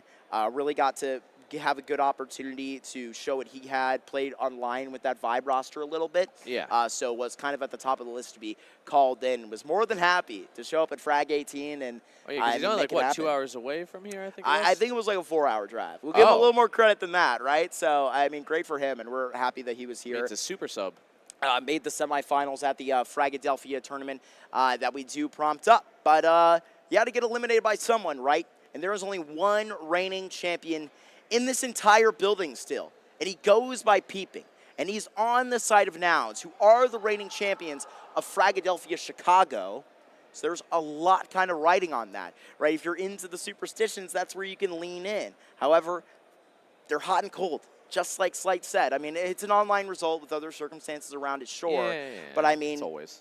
With the pressure on Nick and Peeping, that's got to weigh a whole lot. Going into Championship Sunday, they both kind of standing on trial from talking to them. That's what I've come to understand. Yeah. They want to lock in their jobs with Nouns. And, I mean, winning, this is posting a the ratings, job for them, too. I mean, with the ratings they haven't posted up, they can argue for a raise, right? If we're going to do that, like, especially hey, look what I'm bringing to the board here. Here's my stats. You slide over your portfolio. Correct. Just a montage of kills. I think that the young players bring a lot of excitement to a roster full of faces that have found themselves on the outside of projects, right? Rush being with that EG lineup, being kind of swapped out. Obviously, CJ been a couple places or two. Even Junior going down to South America, coming back up, right? There's a lot of storylines that, come parallel on this Nouns roster that, with all of these expectations we kind of place upon them, I don't know, man. I kind of get excited about a team that can raise that to the roof or, unfortunately, kind of fall to where Fluffy Aimers just did. Yeah, I mean, high expectations, you want high results as well, and sometimes that can lead to big disappointments, and big disappointments can sometimes really shake up rosters. Hopefully that is not the case for any of these teams. Results that kill rosters, right? 100%. Oh, we didn't play. Yeah, every goddamn season. Just stick together. Look at Boss. Take them as a prime example. Fuck yeah, man. 4 or 5 months, Slate said. Couldn't say it better myself. There you go. Just try, NA. That's just try a little more. And stop hating each other so much, I guess, as well. That's another different story. But I think that is the story, at least for us right now. Hopefully we can throw it to a break for a little bit. You guys can go get some food. We can get some food. Who knows? I don't know. Maybe I take Marky out on a date and I treat him real good. Hopefully we'll be back. Not sure who's going to be back, but we'll be back, though. Somebody.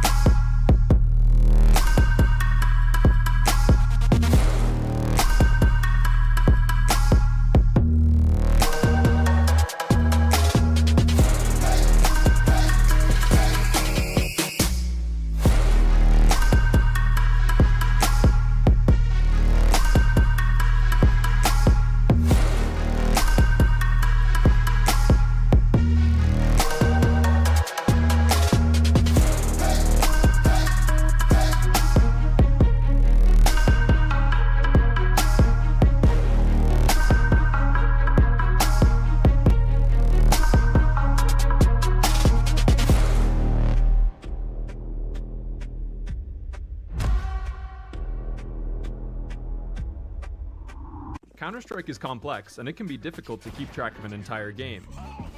Leadify is a free website which helps you celebrate your accomplishments. Match reports are sent to you when your game ends, so you can compare with your friends while you queue for the next one. Track your true performance with Leadify rating, a metric that punishes baiters and rewards smart decisions. Leadify automatically finds your best play from each game and sends you a highlight. You'll even see when one of your opponents is banned. Track your Counter-Strike performance for free at leadify.com.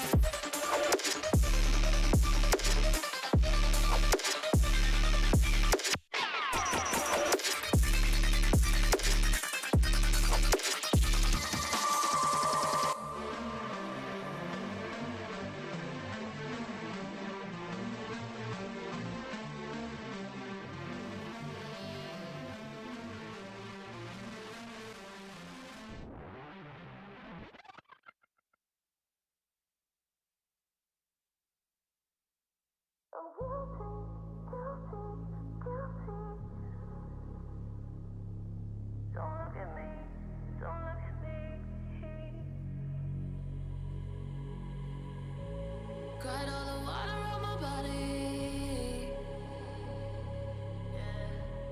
Even a desert ain't gon' want me.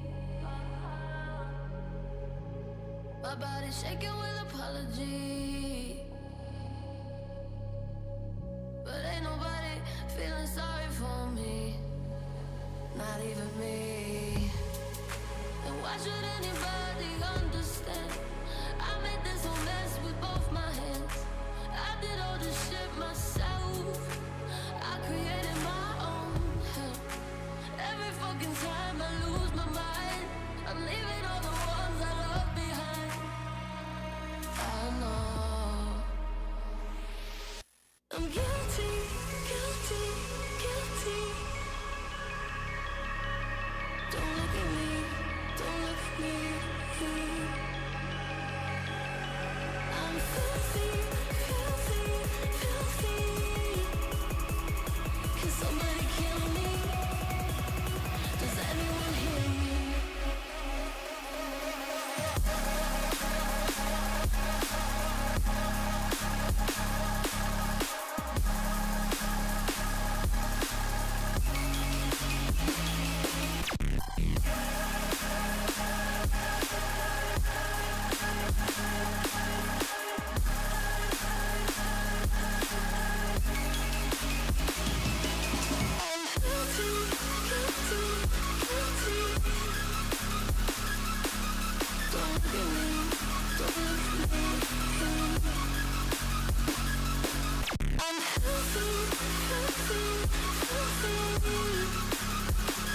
somebody kill me?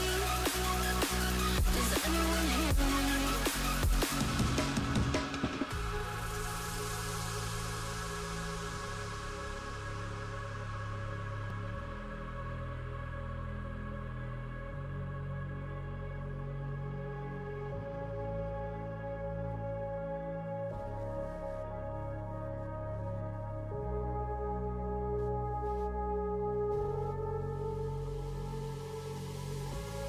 Can someone tell me who the fuck am I? I can't even look me in the eyes. I used to emulate the sun. Look at me now, what have I done? Why? All this blood on my hands. I'm sick in the head. I wish you could feel how sorry I truly am. Has anybody been there? Will I find my way out? How do I forgive myself? I feel like I'm stuck in hell. I'm guilty, guilty, guilty. Don't look at me, don't look at me.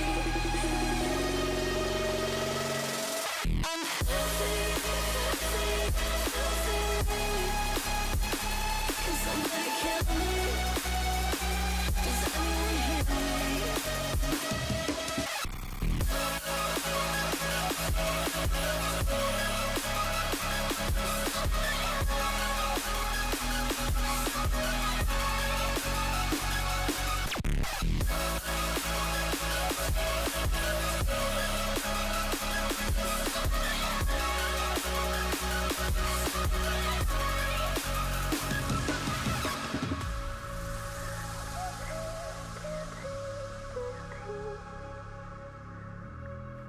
Don't look at me, don't look at me.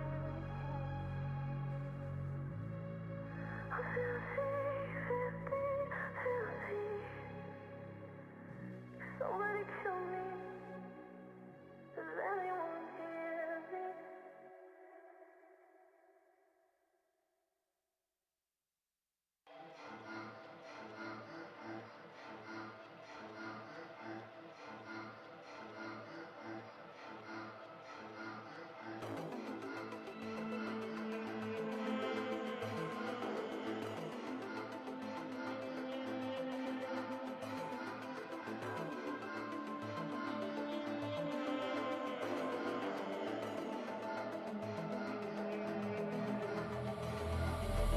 Bodies in the alley, keep one hand on my money.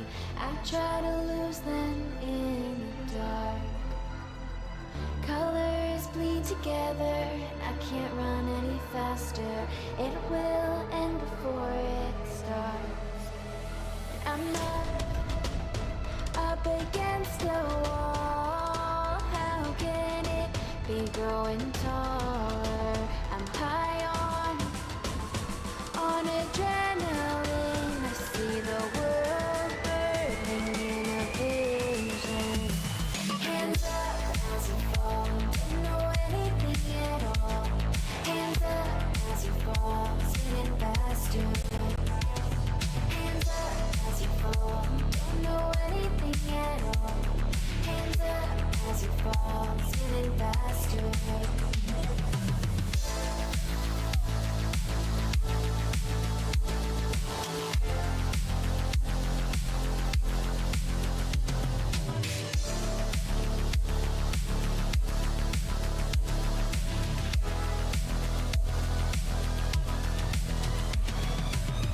Feel it in my veins, no drugs can do the same.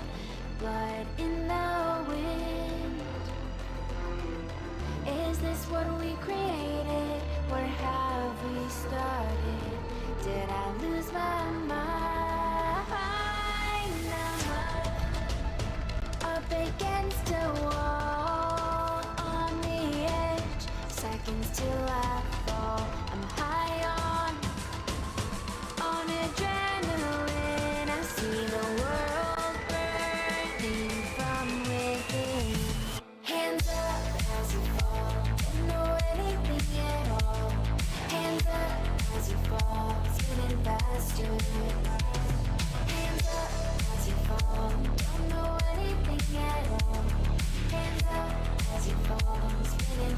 faster.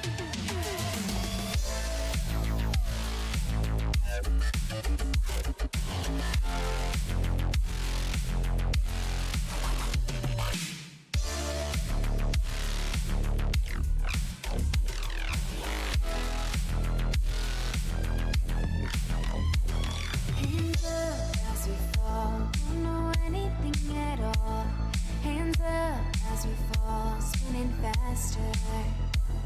Hands up as we fall, don't know anything at all. Hands up as we fall, spinning faster.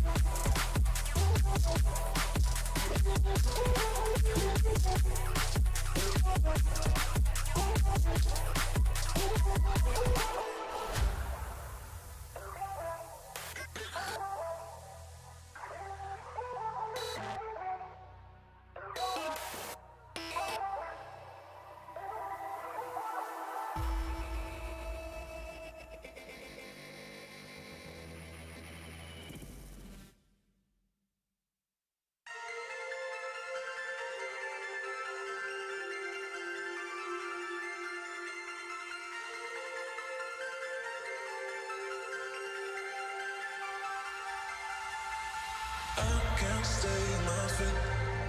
What I'm gonna do if I really want you? But you know, baby, break my mind.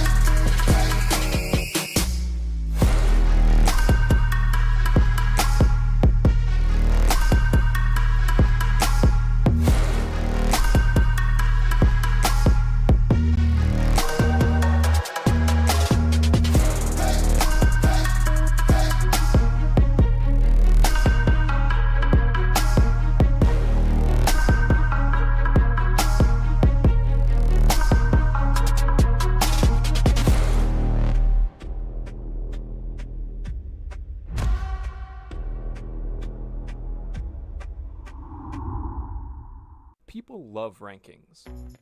But to generate rankings, we need a universal metric to compare between players. Many such numbers for CSGO put undue emphasis on who gets the final point of damage in a kill. It is too easy to rack up credit from unimpactful kills such as eco-frags. Purely going for kills isn't always the most effective way to help your team.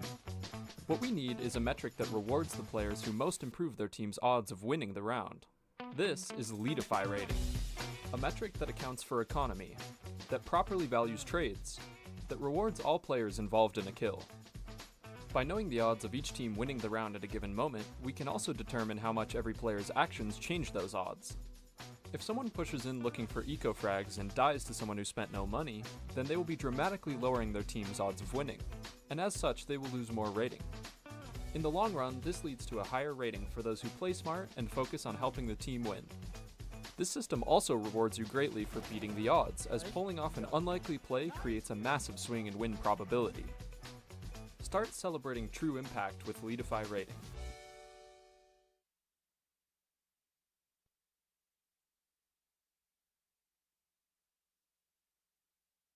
When every move counts, your chair shouldn't hold you back. That's why ESL chose Anthros as its official chair partner. Anthros sets a new standard for comfort and performance, empowering gamers to play longer, create better, and stay healthier. If you're ready to transform both your posture and your playing performance, check out the Anthros difference today. Visit anthros.com and get ready to fix your sit, because gaming deserves more than just a chair.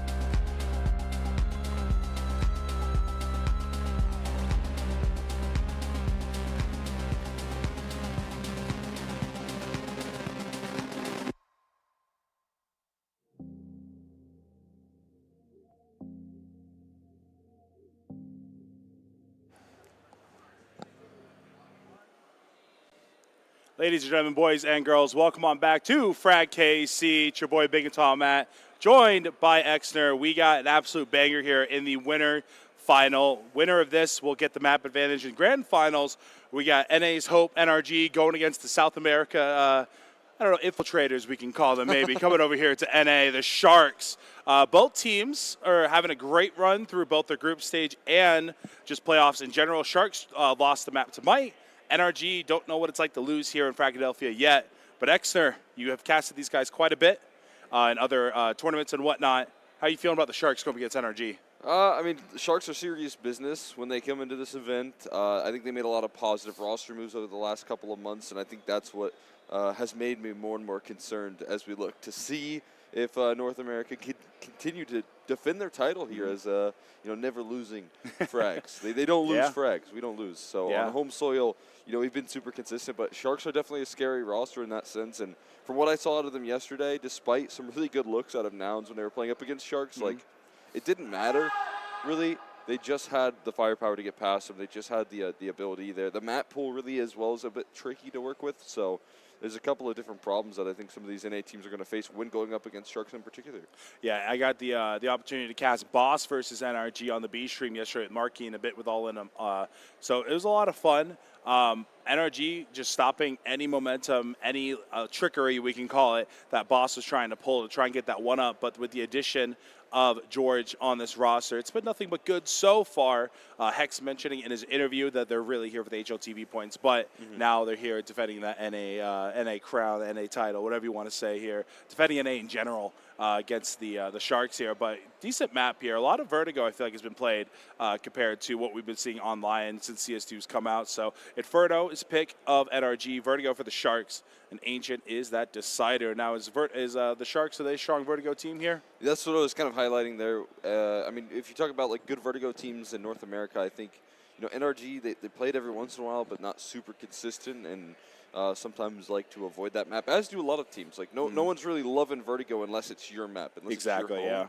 Sharks have kind of found that home in Vertigo, and especially after what I saw yesterday, they were really dominant on this map. They didn't struggle at all on the T side to get comfort, you know, get those post plants, which is something that's incredibly difficult to do. Yes. Really good executes on both B and A.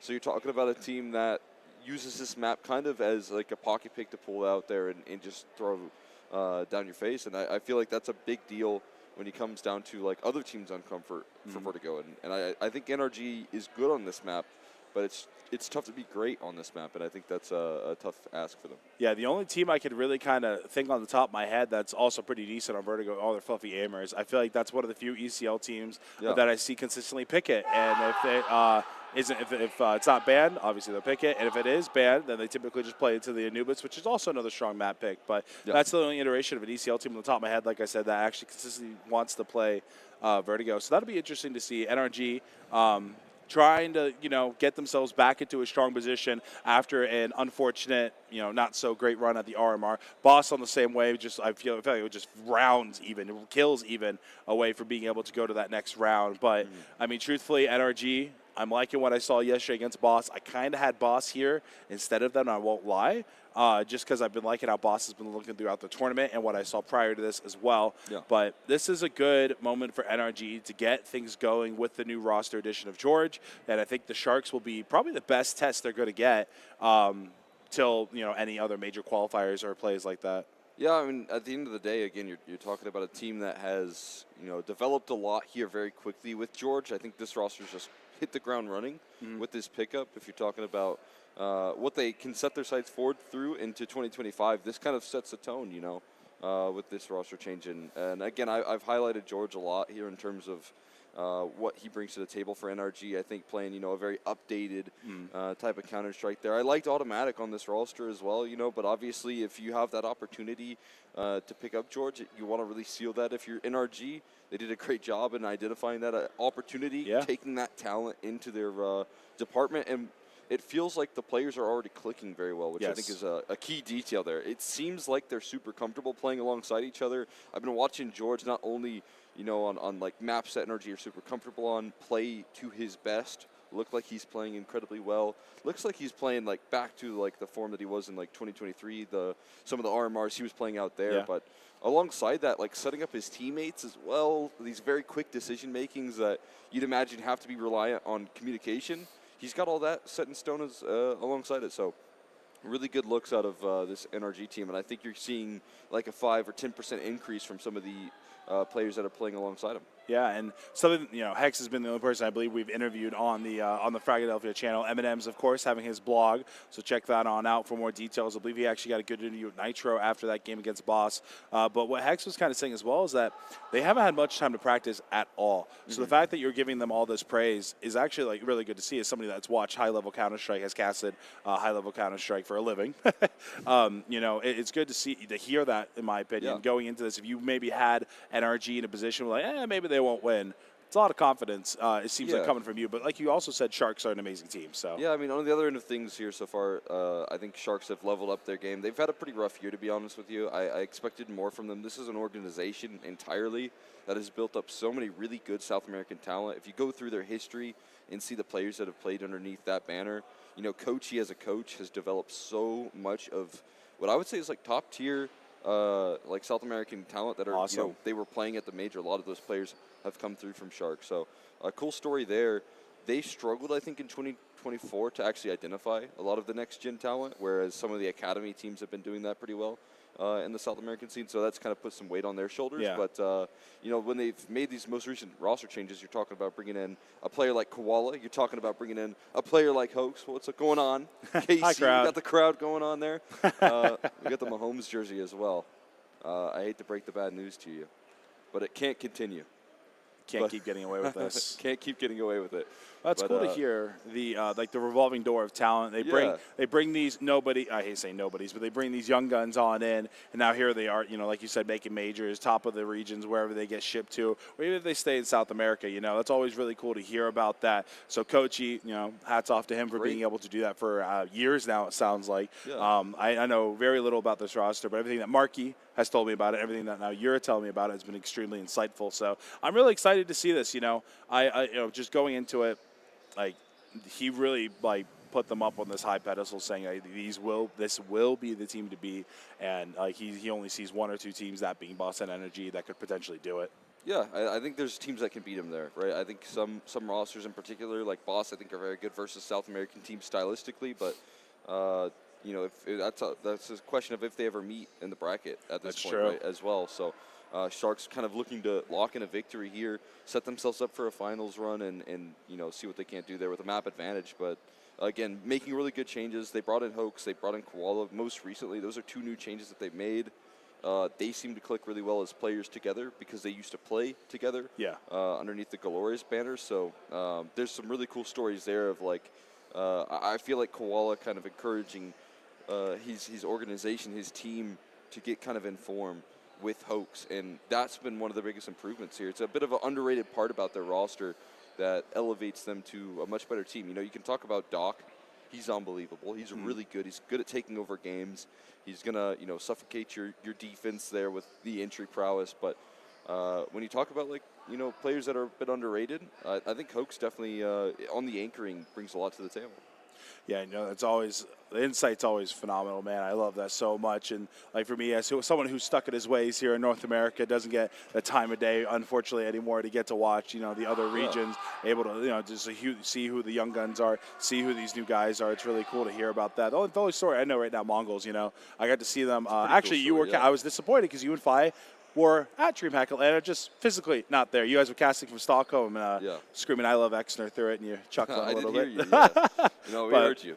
Yeah, no, that was a lot of fun. So that was like my first T1 event and seeing Mongols like that. So maybe I've been a fan of Mongols since. So maybe this will be a situation for me. Like, okay, I'm gonna start watching the Sharks now. You know, that'll be my South American team. You know, that I'll cheer for at these bigger events. So I don't know. This is going to be an explosive one, judging by, like I said, everything you've said, everything that Marky has said. And going into, like, I will say the NA pick of Inferno, because we know how that is. How is their Inferno? How do you think it'll stack up against the NRG pick Inferno? And again, this is what I talk about. I think George is kind of an Inferno specialist when it comes to, like, map comfort. So immediately you're going to look to NRG to kind of land some improvements. I think straying away from, like, a pick of Mirage is interesting from NRG as well. Yeah.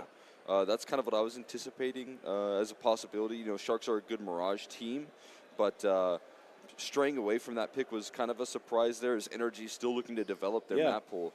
So, you know, some of these vetoes kind of come as a bit of a surprise for me. Yeah. You can see that the Mirage was actually left. One of the last ban actually got pulled back up. There you go. Yeah, it was up there when I looked. That's why I pulled it up. My bad. Production on top of things. I'm just a little slow, I guess. But you see it there. I don't know, Dust 2. The Dust 2's been a lot of fun casting this event, but I'm happy to see Vertigo again. Personally, I hate playing Vertigo. I don't know how you are. You also play a bit too. No. I believe you're in main playoffs still. No, I got eliminated. But oh my God! We did beat the big L or the little L team though in our first round of playoffs. So there you go, man. We smoked Phase 3. I was going to say, this is a Hall of Famer IM winner here, Exner here. If there was an IM Hall of Fame, I'd like to be in it. Yeah. Yep. You are the first round, whatever they call it there. But, you know, it's like, it's interesting. You know, I don't know. I'm looking at this. NRG, Anubis and Nuke being removed from NRG. I don't recall them ever playing Nuke on the top of my head. Was the Anubis pick? Is that one of the Sharks' stronger maps that they were just trying to avoid, or do you think that was just like a comfort pick? Like, let's just send this thing to Ancient, because I think everyone plays Ancient at this point now. Yeah, I mean, I think NRG are really good on Ancient. When you talk about, like, some of NA's favorite maps, you're talking about Anubis and you're talking about Ancient. Yeah. You know, those are the two maps that we play the most often. I guess Mirage is kind of up there, but those two maps have seemed to be like home turf for us. So Yeah. it is really interesting to see that is an option up for NRG. Yeah. The fact that they do ban Anubis makes me think, they're trying to avoid some of the strengths that Sharks bring to the table. Also, they have to iron out some things on that map as well. They've been vulnerable in the past playing up against good Anubis teams. So I feel like that's the case, but their looks so far on the side of NRG for Ancient, I feel like you're getting a lot more out of some of these key pieces. You're probably talking about a lot of comfort rolling out. Again, for George as an individual, being more active, taking control of middle. Those are like big assets that now we see out of NRG. The roles here as well, I feel like Breeze, when you're talking about him, playing super comfortably on this map. So it opens up doors. I think Nitro's like, if I'm not mistaken, he's like kind of around the cave side. So I'm expecting him to look super comfortable on that map. It's one of those maps that I think IGLs can actually have a lot more impact because their position is usually so active. Yeah. You have to be kind of putting yourself into the fire, and then you get a lot more opportunities than you say on other maps like Mirage or something of that nature. So really interesting to see that. But yeah, I mean, I think the biggest improvement we've seen over the last couple of months from NRG, maybe again flying under the radar just a little bit. Yeah. And I saw it in Nitro's interview with Jeff, with M&M's, and talking about how trying to get OC at a confident level is very important for this NRG squad. When you can get OC confident, you got a good opportunity to succeed. So going to be interesting to see that here. If we can get a confident OC all the way through, I think it's going to be good. And I think he's gaining confidence as he plays. I think I've seen it really with Nitro, the addition of him, and then, of course, alongside George, that new ad. And I guess, we still got some time until we go to get started here. We're going to go ahead and switch gears now potentially to the Boss versus Noun matchup, which is being casted by All In Gaming and Floofy's on the B stream. So if you're any of those, Boss or Nouns fans, you can check that out over there. Not too sure if they have started yet. I don't hear Slight or Darty screaming yet, so I'm going to assume no. So here's the thing about that. I just talked to Cryptic about their, RMR run, things like that, how they did. They took it as a successful trip, great opportunity. They were disappointed that the kind of opportunity to close out versus Complexity was right in front of them. They weren't able to snatch it, but they still had a great run. And I feel like they have, shown up quite a bit there at the RMR, more than I think a lot of people gave them credit for.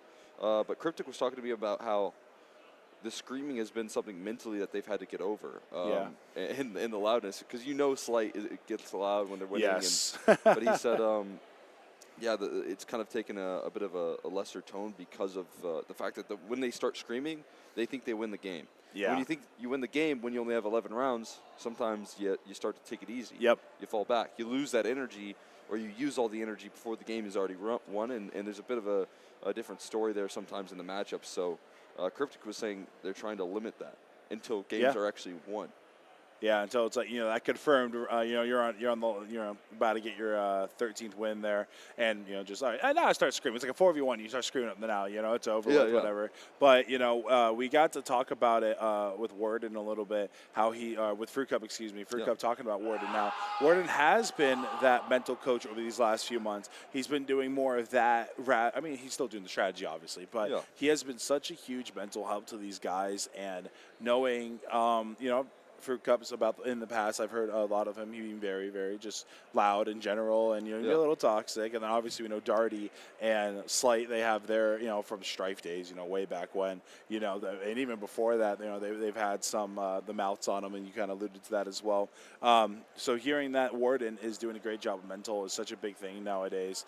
So just being able to I hate saying the word mature, but being able to rein it in, I think that's a better way to put it. And instead of focus, you scream at them, have your fun. But like you said, you don't want to kill that momentum. You don't want to count your chickens before they hatch kind of thing. That's kind of what that means to me, is when you scream like that. And like you were saying, you still got to close out the game. You only have 11 wins. It's not over yet. And the momentum just switches, and the next thing you know, you lose 13-11, and you're going into OT and you're choking in there.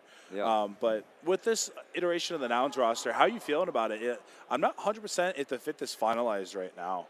Or even from what I've seen from some of the online stuff that I've seen, I've casted them in the Revival Cups a couple times. I casted them yesterday as well. So I feel like the changes that they made. I mean, I'm a big Peeping fan already. He's been nuts. I've been a fan of his. since he joined Timberman and what he was able to do there. And then now he had a short stint on PA. I liked him. He got even better when he was given those roles, that trust. And then now you're looking at him towards this Noun squad, and I think just the more resources he gets, the better and better he plays. I agree. And that's a tough role. He's gone through 3 separate teams and looked at a similar or better level at every stage. Yeah. And he's transitioned so quickly. And then I'm kind of looking at Nick X, who I wasn't sure was going to be able to perform on a Nouns team at their level. I think he's on trial, like you said. Yeah. Getting an opportunity to play with this Noun squad. Every time I've seen him, I've been impressed. I've been very, very pleasantly surprised with how he consistently puts out numbers, puts himself in active roles, wins clutches for Nouns as well quite a bit. So if you're talking about making a positive statement for your trial, Nick X has hit every goalpost. I think. And, I've been peeping the Fragadelphia that they won against the unjustified rosters, that pug mix with, like, Cryptic, Brett, and I believe Arcade. It was, like, that core in the finals. And that was the first time I've seen peeping, like, ever. And I don't know if that was the first time he's played, but it was the first time I watched him. He was absolutely insane. But with the whole Nick X situation, he subbed for Limitless in playoffs because Maxwell had, this was like years ago. Maxwell unfortunately had I don't want to say unfortunately, he had a cruise planned out. So he subbed in for them. Fortunately for him. Yeah, unfortunately, he had to go on a luxurious cruise, I think, with his girl and family and stuff, Rats. But they actually ended up having a really deep run in playoffs, and he stepped up quite a bit. He obviously wasn't opping, but he was having, they switched like 3 roles around for him. So I just, that was chaotic. And then you see him on lag with OG Wizard. The two of them, I thought was inseparable at one point. I really thought that what was going to happen is that, the rumor mill said that OG Wizard and Nick X to PA. And then all of a sudden it's peeping. And then it's like, I kind of like it a bit more. I won't lie. He's talented. Nick X is talented, but peeping's peeping, Peeping's peeping. And so the two of them to PA for that little quick stint was amazing. OG Wizard still on that squad, still doing phenomenal. He's got a lot of developing to do still, and I think he's relatively young as well. So you're surrounding him with the pieces there. They're going to be phenomenal down the line. But it's been a bit of roster mania right now. I'm sure in a few weeks the Tier 1 roster mania will start. It kind of already has a little bit. So it's like you're seeing it here in NA. And you were kind of mentioning the Sharks were having some issues as well. I feel like, Sharks have. I think Sharks have gone over their roster mania. They did it shortly after. I think they missed out on the closed qualifiers. Yeah, so it's been a little bit. Or missed out on the RMRs through the closed qualifiers. So the Sharks have had time to actually play with this roster. Okay. You're still talking, like you said, about Hex not having the most time to actually play with a 5. I mean, I'm sure they've been in a busy season trying to get everything slotted in. No question that Sharks have been able to take time and develop there. And as they move forward, I think you're going to see them get better and better and better. And that's going to be a difficulty here for NRG, who, again, haven't had the most time. But I still think, like I said earlier, it doesn't look like that when you watch them in the server. It looks like they're very cohesive, very quick to communicate. And honestly, with a player of like George's level and caliber and experience, you wouldn't really think it would take him a long time to get slotted into this roster. Yeah, that was something I kind of brought up on the stage. It's like where, on the cast yesterday, and I said, people, like George is talented, right? But he was like, will he actually fill in this NRG roster, and how is he going to benefit the team? I kind of see it as you're taking I don't want to say the young guy, right? But in terms of like, he knows. Still. Oh yeah, but he the experience. With all these Tier 1 level, everyone, including Hex, has that amazing Tier 1 experience, right? And here he is, George, punching the ceiling at the RMR every time, having trouble qualifying for the majors and whatnot. He needs this extra boost, but I feel like him having that, I feel like he's been at the top of Tier 2 for as long as I can remember, ever since the down roster has started. Like I said, he's just been barely missing these opportunities, and I think this move for him. I think it's I think it's great. I hate discrediting automatic like that, but I really do think I like this move. It's really hard to say that too. With that's the tough part about it, right? You've seen what this roster can do throughout 2024 with Nitro and automatic, and it wasn't amazing. It wasn't. They struggled to qualify for many lands, and I think that's why there was a need to change here and a need to see if they can grow. And I'd imagine in the NRG camp, they're saying, hey, we've got to find someone that is capable of being, more moldable, more having the ability to grow. Whereas automatic, with how much experience he has, could find himself a little bit stuck in these ways. There's something along those lines, and it's tough to kind of translate to CS2 in the one sense, and then also like the constant shifting of the meta there. So it takes a lot of time, it takes a lot of work there, and I think George is up to that task. Yeah, and you said that. I said that exact same thing on the cast. They're stuck in their old ways, right? And I think that's why the move from automatic had to be there. And you still have a lot of older gentlemen, like I said, with that tier one experience. I think George will be a fresh set of eyes to how they play the game because of where he's been. He's extremely talented already, and I don't think we've seen his ceiling yet. I think his ceiling is still up there somewhere. We still haven't seen it, and I think this is probably going to be the best roster he's ever been a part of.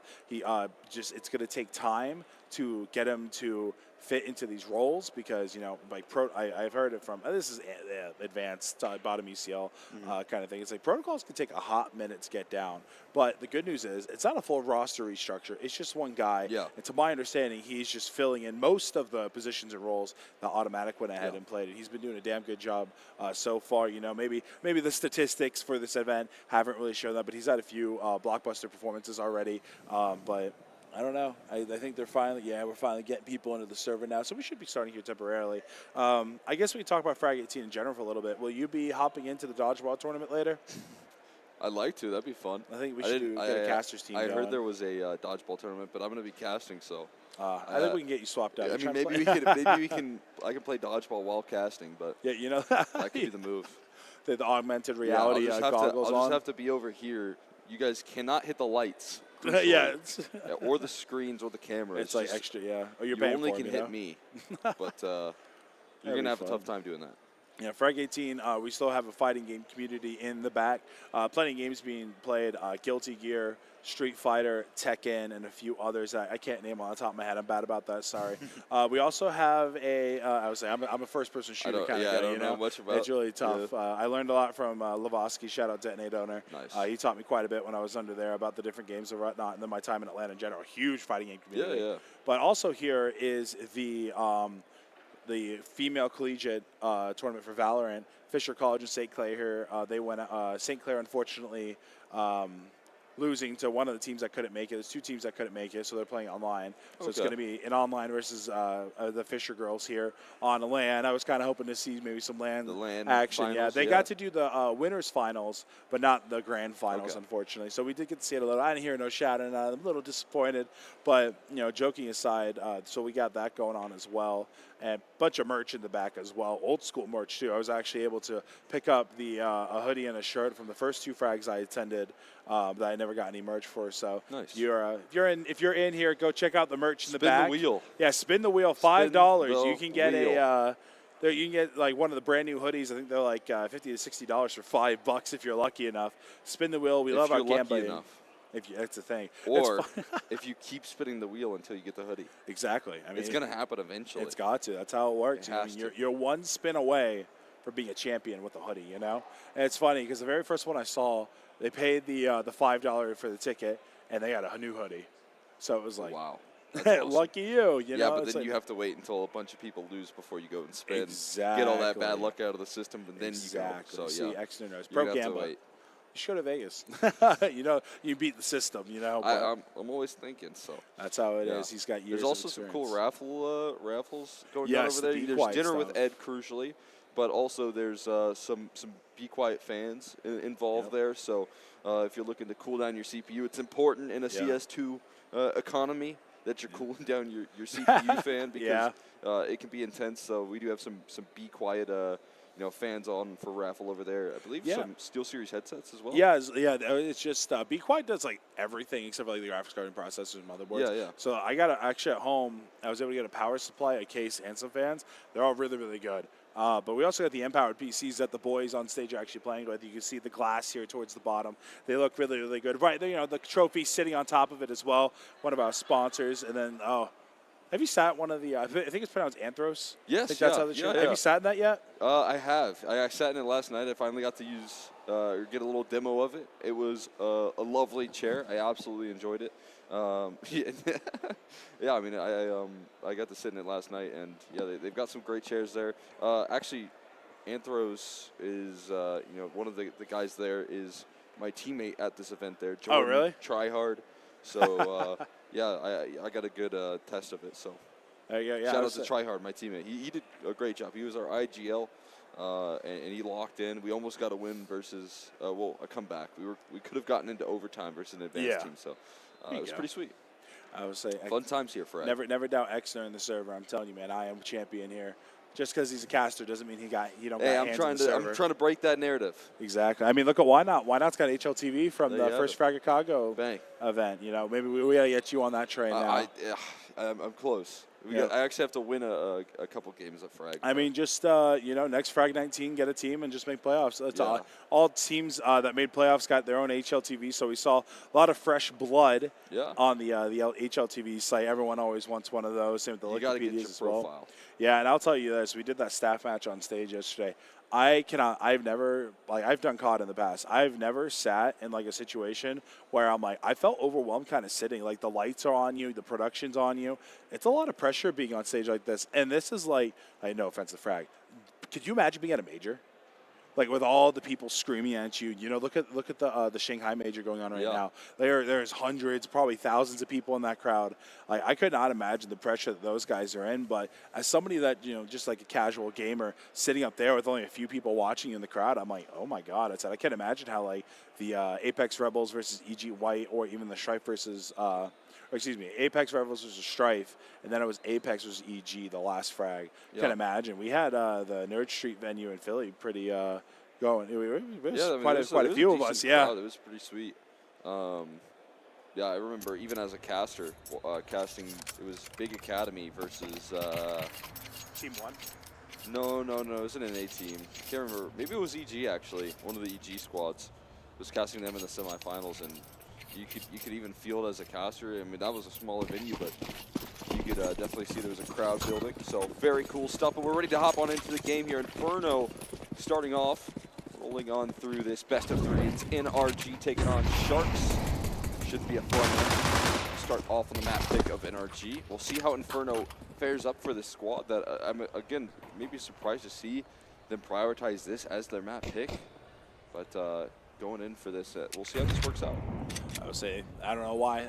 This is the NA map pick for me, so we'll see how they can go ahead and maybe put some, I don't know how I want to say this, but some fear in the eyes of the Sharks.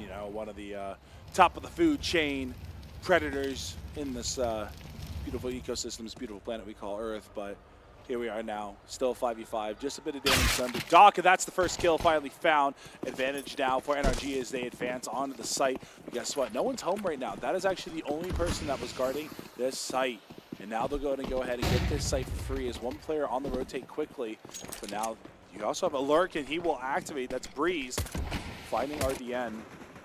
And now it's a 3v5, not looking too great for Sharks here on this pistol. And Koala now getting in this fight with Breeze, trying to take him on out, and he finally will.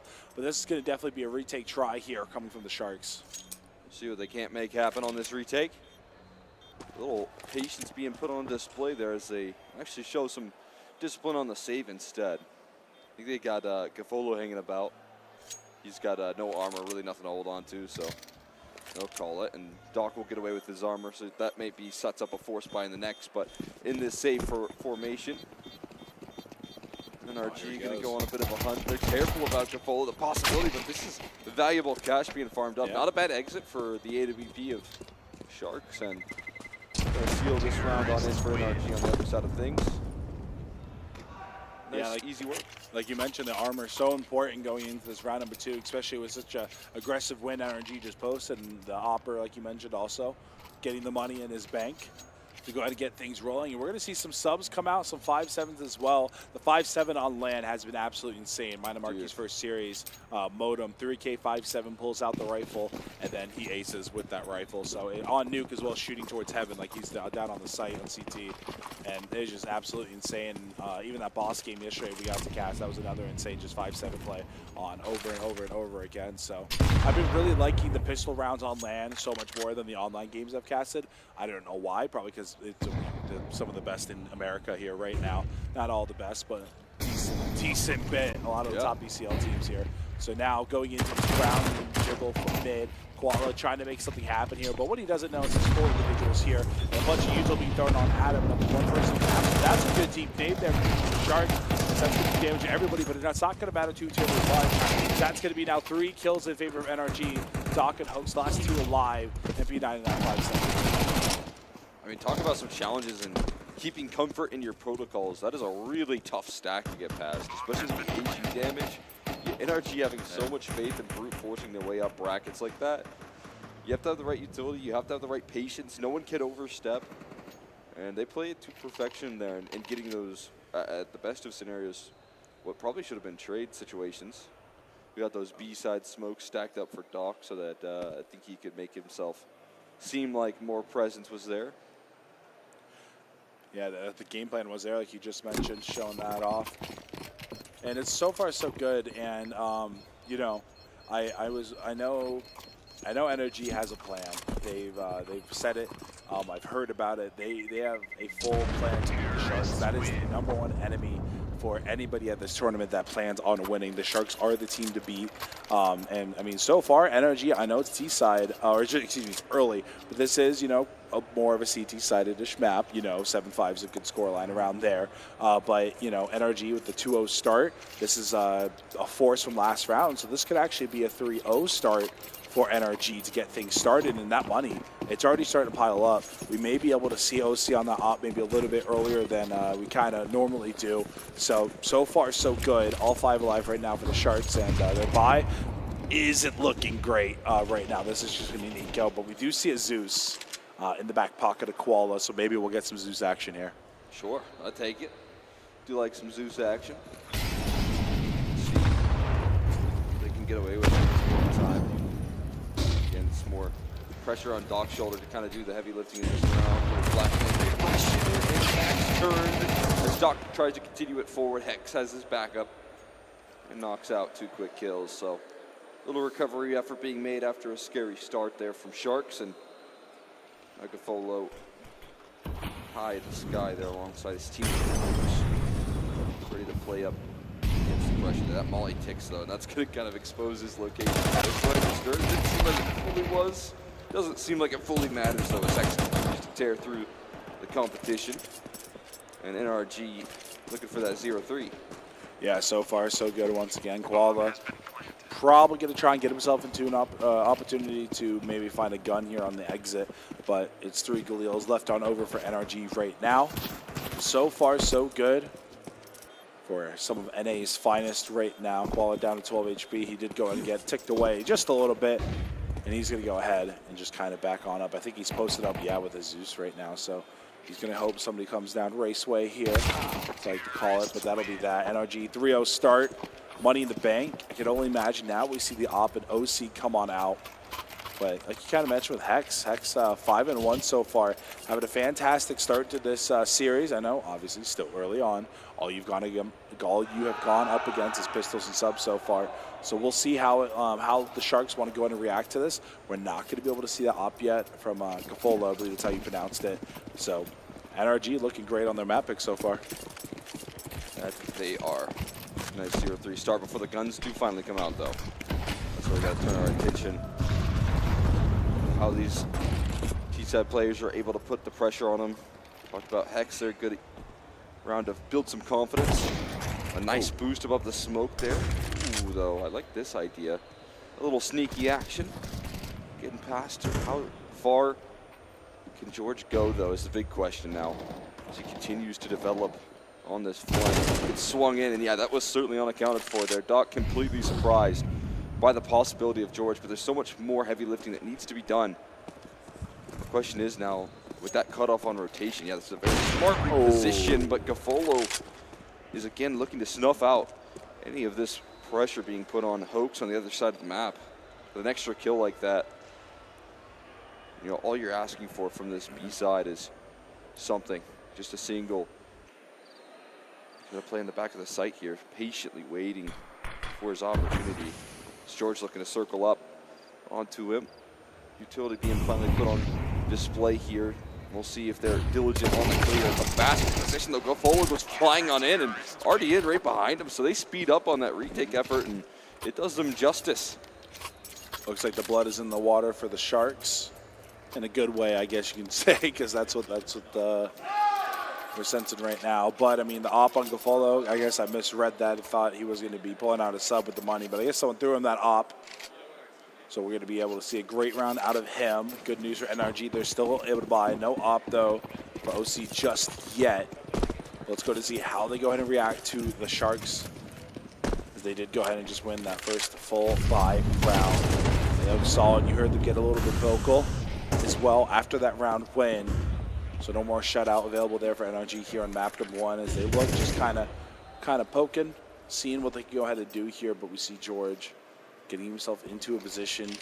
Don't think he's going to be able to find anybody here unless they decide to regress once again. For now, patiently waiting. Hope's going to be setting up his teammate here, probably for a swing potentially, or just playing the ante. There's 3 here now, rotating onto that site, so slowing down once again will be NRG in that the noise there. The sound cue, they now know there's at least 1 here, but NRG set up though for a good A hit, I guess, with 2 people kind of in and around apps right now, clearing it on out, giving them all that space to work with. It's going to come down to what has been one of their bigger assets here. It's the extremity players. Breeze and Hex have been playing very well on this squad. Well-timed smoke. That's going to put the pressure on NRG, who do need to pick up the pace here. They got a couple players low in HP there. Well-timed double swing in towards the bracket side. Still strong defense, ready to go. And too much resistance being faced head-on. Nitro, no other options left but to fall back, hold on to his weaponry, call it a day. As Sharks hold down the line, I think that's one of their bigger strong suits as well. You can see the timing in which they know they've got a little delay in the rotates. They get that smoke down. It buys some extra time for those rotates to take place. What is this? Is that Italian? I can't read Italian. No. Where's All In Gaming? He could probably read that. I only know the gabagool. That's That's all I know. He yelled at me The for saying gabagool. that. I think Buca de Beppo, I said, and he about wanted to strangle me on the broadcast yesterday. So NRG timeout does come on through. Talk things on over, maybe a bit of a cool down. I do see Coach to my left here, Daps, definitely talking. he's talking with his hands right now. Now back to the relaxing himself once again, but they don't look phased just yet. It's very early on in this series. You are on the weaker of the 2 sides right now as well. So right now, 3-round start is fantastic for NRG, but I would not surprise me if we start seeing the Sharks string some more rounds together as the buy right now for NRG. It's just Nitro with that saved AK right now. Yeah, I mean, coming into it, obviously there's some expectations for NRG to start off on a strong suit, but so far, I mean, you're gathering some T-side rounds. Feels like they are identifying some of the right targets that they need to head into and in timings and gaps that they can create. Just not really finding the entries. Also running into some good Sharks utility at the start of these rounds that's putting them down low initially, so there's a couple things that they probably have to sort through there in that department, but I think a well-placed timeout to make sure that you can stop the bleeding early as opposed to when it's too late. Trying to avoid Sharks picking up too much momentum. There's a smoke push for Nitro. He's left last in the last round, but trying to be first in this one to open up and provide some relief for his squad. Doesn't work out in this case, though. AK going to be picked up by Hex. That's who they're going to trust with it. No armors or anything. So they're just going to go ahead and trust him to be able to, I guess, find something here. But there's 2 players posted up right now just on the other side of this half wall, top of Banana. So we'll see now how NRG wants to go ahead and react to this. Because right now, patience is key. The smoke is out. They're just going to keep waiting it out. But look at this. OC might be able to jump on him. He'll find one. Nice shot there. But will they activate? No, that's going to be an 8-1 as double kill here for the Sharks. As it's down to Breeze and George. The AK picked up off of Hex's body. Good news is, well, it doesn't really matter. The other AK being picked up as well that they were able to take on out. But now, Gafolo really, I like his op so far. I think I've only seen 2 instances of him actually firing it, but I think it was the first round he brought it out. It was a nice little 3K for him, and now here he is with it again. But I'm loving what I'm seeing as Breeze will find 1. He's looking for 2. Just misses that second one, but now here we are tied on up. Eco for NRG, not able to get that bomb down, but they do find a few kills. But the money, once again, they'll be able to full buy. We're going to be missing an AK. It will be a Galil Nitro. Not too sure what we'll see out of him just yet, but so far, back and forth. 3 rounds of energy, now 3 rounds in a row for the Sharks. This is going to be the moment for energy to maybe cut that momentum as Sharks did to them. Maybe find that 4th T round here pretty early on. Start punishing these guys a bit. But Sharks right now, plenty of money in the pocket. There you go, some kind of Strike Source TV. Totally forgot that was there. But Kofolo once again with that op. He's ready for this balcony play, but no one's going to be there just yet. Maybe in the meantime, we do see 2 people there, so that angle could be a great one. That angle I always see out too terribly often when I watch, but has to be first kill in favor of NRG. Knocked down. RDM fully blind. Eyes are overrated. He'll find 1. Looking for more is OC. Almost being burnt alive. A lot of HP, or not a lot of HP, excuse me, for NRG right now. It's Nitro and OC, both below that 20 mark. No, missed op shot here. As there we go, energy going to start aggressive with the brackets here and try to take the Cyber Breeze up, and Apps will find 1. Still 1 more individual beat here, and he's on the other side. He spots him, and that's a nice play there from Breeze. I don't want to say it solidifies the round for them just yet, but it does kind of look like the Sharks will be saving. I'm not too terribly sure. The ball will be planted. They're not making any moves just yet, and I'll call it here. I think this will be a save for the Sharks, so energy cutting that momentum. Yeah, just going to hold on to the weaponry there. And save formation, going to lock themselves a 4th round. As soon as they get those rifles back out, though, that's a key detail. You know, coming through with a lot more composure, finding their opening duel towards that B side, which has been a bit of a struggle. Sometimes they've tried to work up Banana, and they've been naded. They've been, you know, blasted by the utility, and then they're all walking on like half HP. Yeah. This time they at least get themselves into a 4v4 where it's a couple players down low, which is a great sign. That's a positive improvement there for NRG off the back of the timeout. You're also seeing Breeze doing what he does very well. I know there's a little bit of discussion, I think, for the most part. People were talking about, you know, is it automatic that maybe should be the next on the chopping block, or was it Breeze? I think Breeze, he plays his roles very well on this team. And you can see it right there. You know, he gets a pick on the op who's trying to reposition. It'd be easy to just jump out of the balcony there. I think a lot of players would make that decision, but he also anticipates the re-aggression towards apartments afterwards. And you definitely see very smart player, very cerebral when it comes down to playing out in apartments there. Does it well. And that last round, a full example of it. Yeah. High IQ play there from Breeze, I agree. Getting his team to, even if he were to mess up that gunfight, right? Say it did go the other way. His teams were coming from the top of brackets, Moto there. So it would have been a great situation nonetheless. It would have been a 3v2. Maybe the Sharks didn't save there, but regardless, doesn't matter. We didn't see that.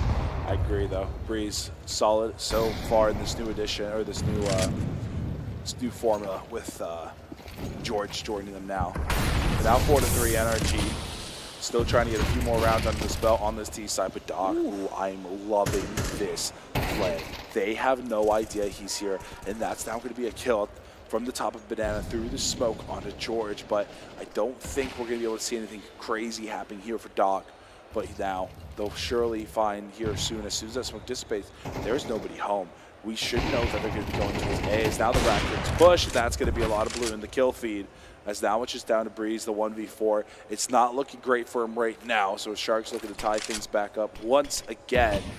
Now there's 1 in front. He'll find him. Anticipating somebody walking through that smoke. And it looks like they're just going to go ahead and give him the reins. They're saying go for it, why not? But maybe not. As soon as I say that, it looks like he's going to start trying to, oh no, the bomb, excuse me. Oh, he is actually going for this. Gonna give it a chance here. Breeze an opportunity to make something special happen. Not giving any space to work off of, though. And he has a tough crossfire at hand. Run head first into it. And will fall short. Tied up 4-4 there. Excellent recovery. I mean, that's now Sharks kind of counter-measuring that Banana side fight. Big win, I think, gone to George initially in that opening duel, but then the dock positioning, the rotation off of the B side because of the dock positioning. There's just so much that NRG had to work through there if they wanted to make that round happen. Mostly that bracket setup that they couldn't get past, but NRG going to keep the pressure on by going for an investment. Multiple Tech 9s in order, but AK's Galil's inbound as well.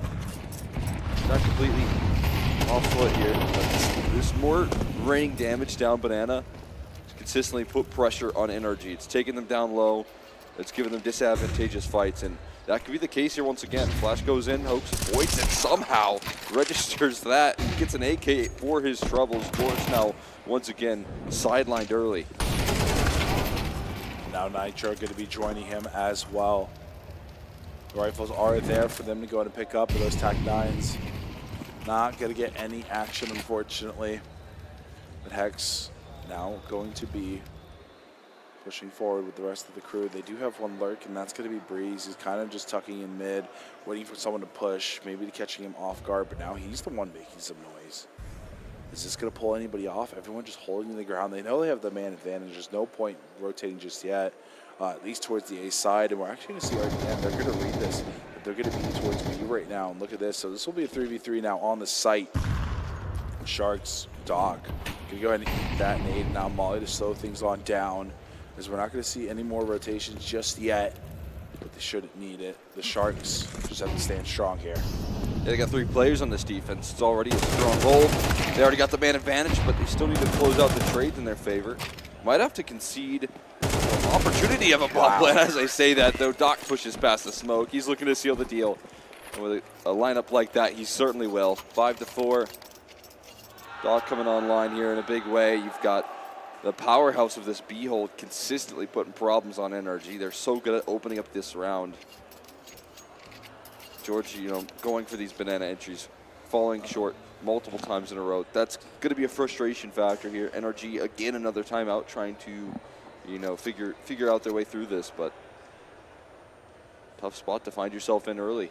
Yeah, good news is this is their T side. In 4 rounds, they were able to go ahead and do it, giving them every round is a bonus one at this point for this side. Well, I don't want to say a bonus round, but it'll be helpful, going into the next half, as we still got 3 more rounds left to go.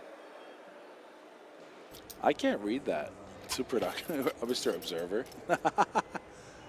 Listen, let me get some baby sharks on the bells real quick, NRG. That'll save you. That's still an insane play to think about. There you go. That's some words I can read, but nah. That's all you're getting out of me. But here we are, NRG on the eco, op down mid. Not going to hear it pop off just yet, and there it is. We'll miss the shot, but now they're aware of where this op is. Boys on NRG, Breeze in his favorite position, now back in apps. Might be able to get the jump on one. He'll miss his shot.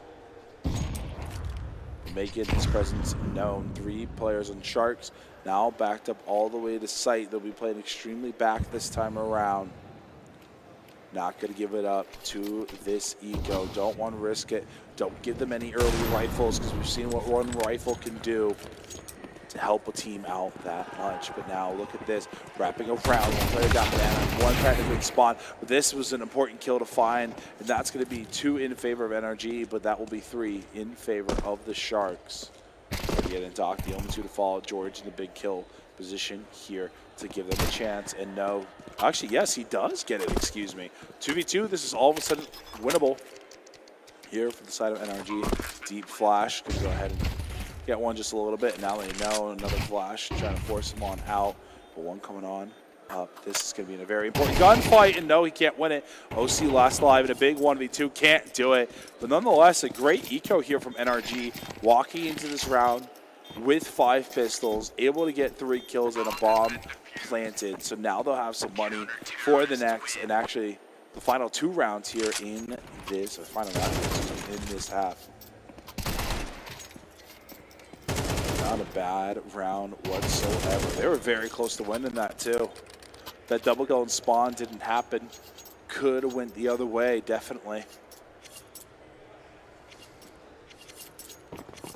But now with some money in the bank here for NRG, we will see the rifles come alive once again. OC not getting a chance with the op at all, I believe, this half, if I can remember correctly. And we had it, it wasn't very impactful. And that's, speaking of the op, George dead first once again. And Breeze heading to his favorite position as well there in apps. So taking over brackets here early will be NRG as they push forward. Koala trying to find this kill in apps.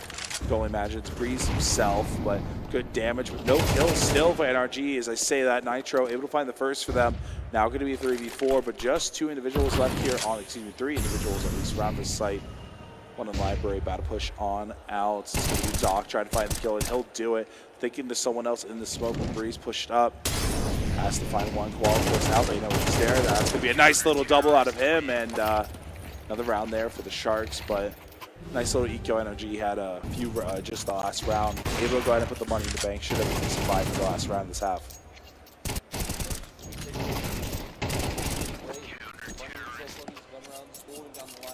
Multiple opportunities at entering up and taking charge here for Sharks. I mean, the banana control has been consistent. It's helped out in their A defenses in some occasions, having the resources to stack over a lot of presence.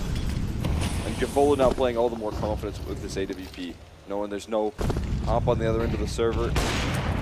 Can get a little more frisky with the peaks without the risk of getting plucked out himself.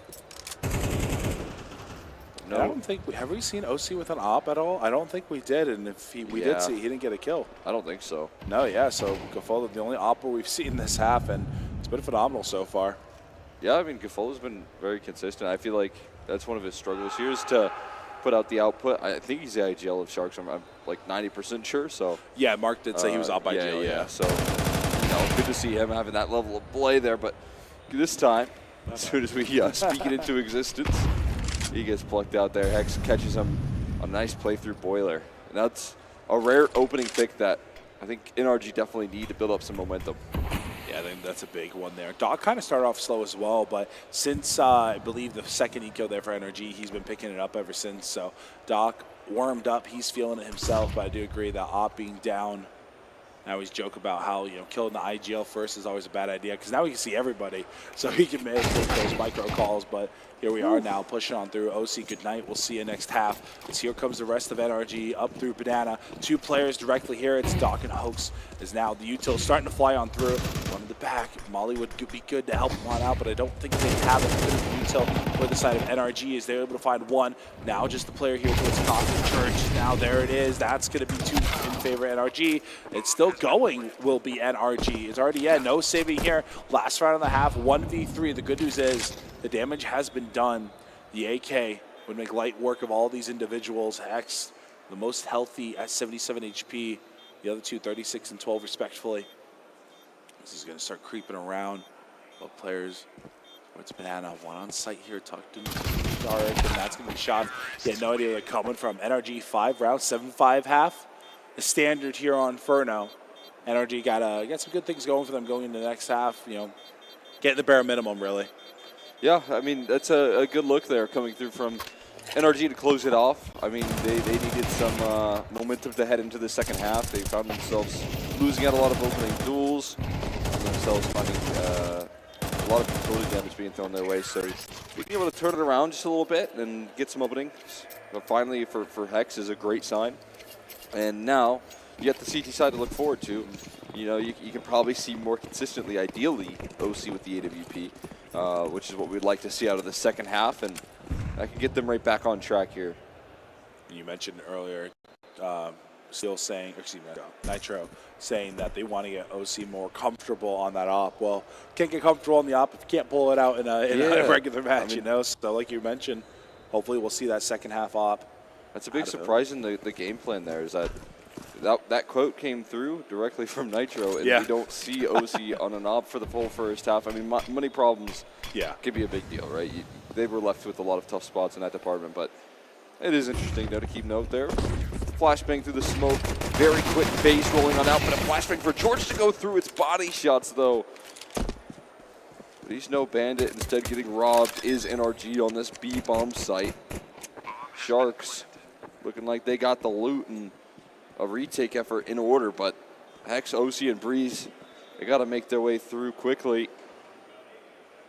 Wild West here on this B-bomb site, but time is ticking. They got to move.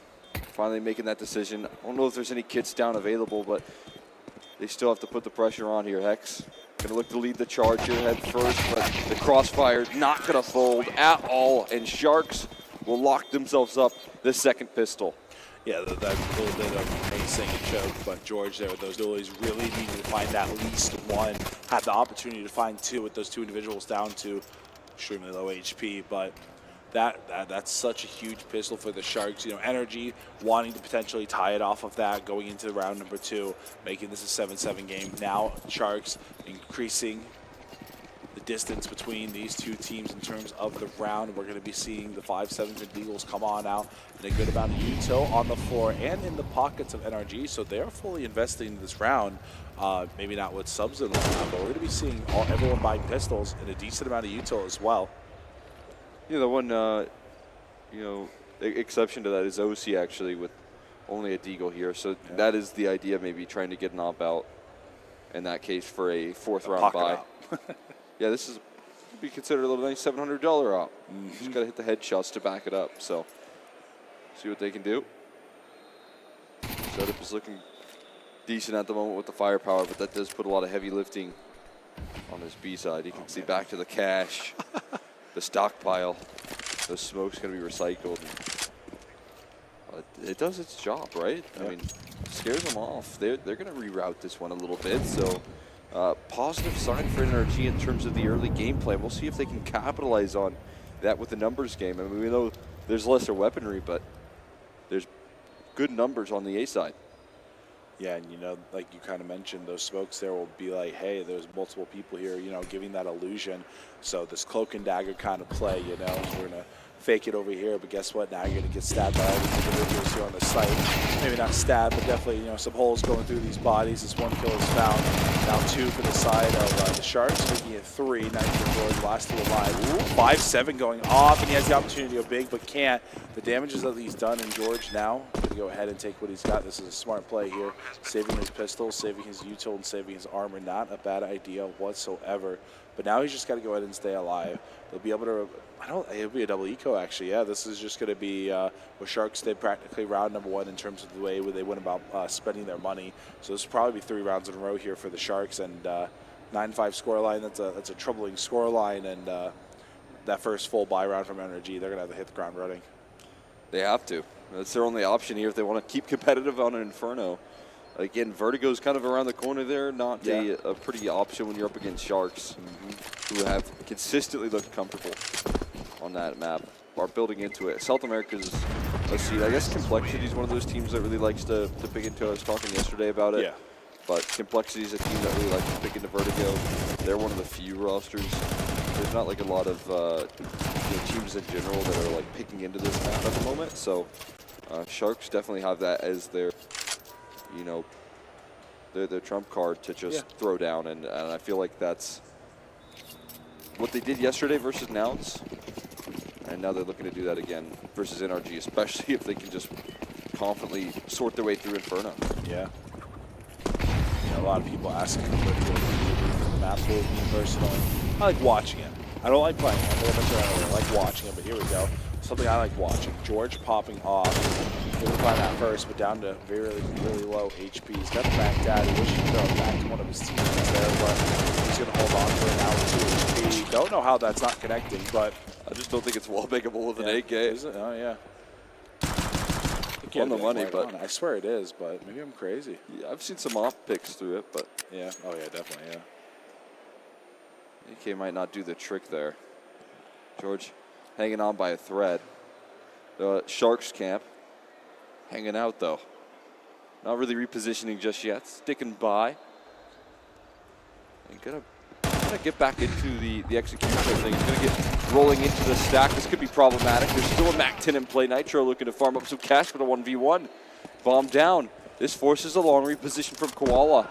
And they run head first into the setup there. Nitro will capitalize. Rather, it's Hex that will capitalize. He seals the deal. NRG win the round. And it's going to be a huge lifeline for this team. Wow, what an impressive play here, Just everyone, it's the gamble stacked together, and then the Sharks, they fall for it. NRG ready and waiting. George with that first initial pick, able to get the Mac Daddy back. I believe Nitro had it at first. Hex then picking up, able to finish off that round. And now we aren't seeing that 3 rounds in a row we saw at the beginning of the game that Sharks gave up. We're going to be able to see NRG now bring this thing back into a 3-round game to try and get things tied on up. And there it is. We were talking about it. We finally get an OC with the op. No op yet for the Sharks. This first half, but that's all right. Still a bit early. They got a little bit of a cushion to work with here, but this is where that momentum's got to change. It's got to be in favor of NRG here. They can't give up like silly rounds. This on paper looks phenomenal for NRG in terms of util and the weaponry they have. Sharks a bit lackluster, but they definitely have the means to get this thing done with 3 AKs. But now everybody about to poke through bracket, but no, that's going to be a good pick there. They're going to be slowed down. They go ahead and advance, but it won't matter. It's 2 kills now for NRG, and only 1. That's Hex down. Sharks, though, they know the op is here. Not going to be able to do it. OC caught it a weird timing. Here it is. Breeze's turn to activate. He knows there's at least 1 more, but we know that now he should know there's 2. So both players on the site, swinging on through. That's going to be George. Now just a 1v1. Doc, who had a bit of a slow start, but it won't matter. Spotting him before the smoke plumes. We'll find that kill. Now 2 in a row there for NRG. And they're looking fantastic. I'm a little scary there. I'm a little upset I didn't see OC back up there, but I think he was kind of maybe thinking that, oh, I'm going to get caught on time here. And guess what? That's exactly what happened. So he didn't want to get shot in the back, but he put up a valiant effort. NRG now 7. Sharks down 9. Now put in a position, to play alongside Hex there in that A side. Finds the opening duel. Hex gets the strike from brackets. You're starting off in around 4v3, pretty much. And then your teammates come through and close it out for you. We got just some vandalism. Yeah. And the apartment side of things. No baby shark, unfortunately. I still can't believe that happened. I forgot what game that was. But Gamer Legion. Yeah, baby sharking and Spawn there winning the eco. That's absolutely insane to me. It's new meta. How to win eco on Inferno. Baby shark here. Maybe just play any tune and your chances of winning the round go up by 20%, I promise. It's a proven statistic. Probably not. Here we go. The meat grinder.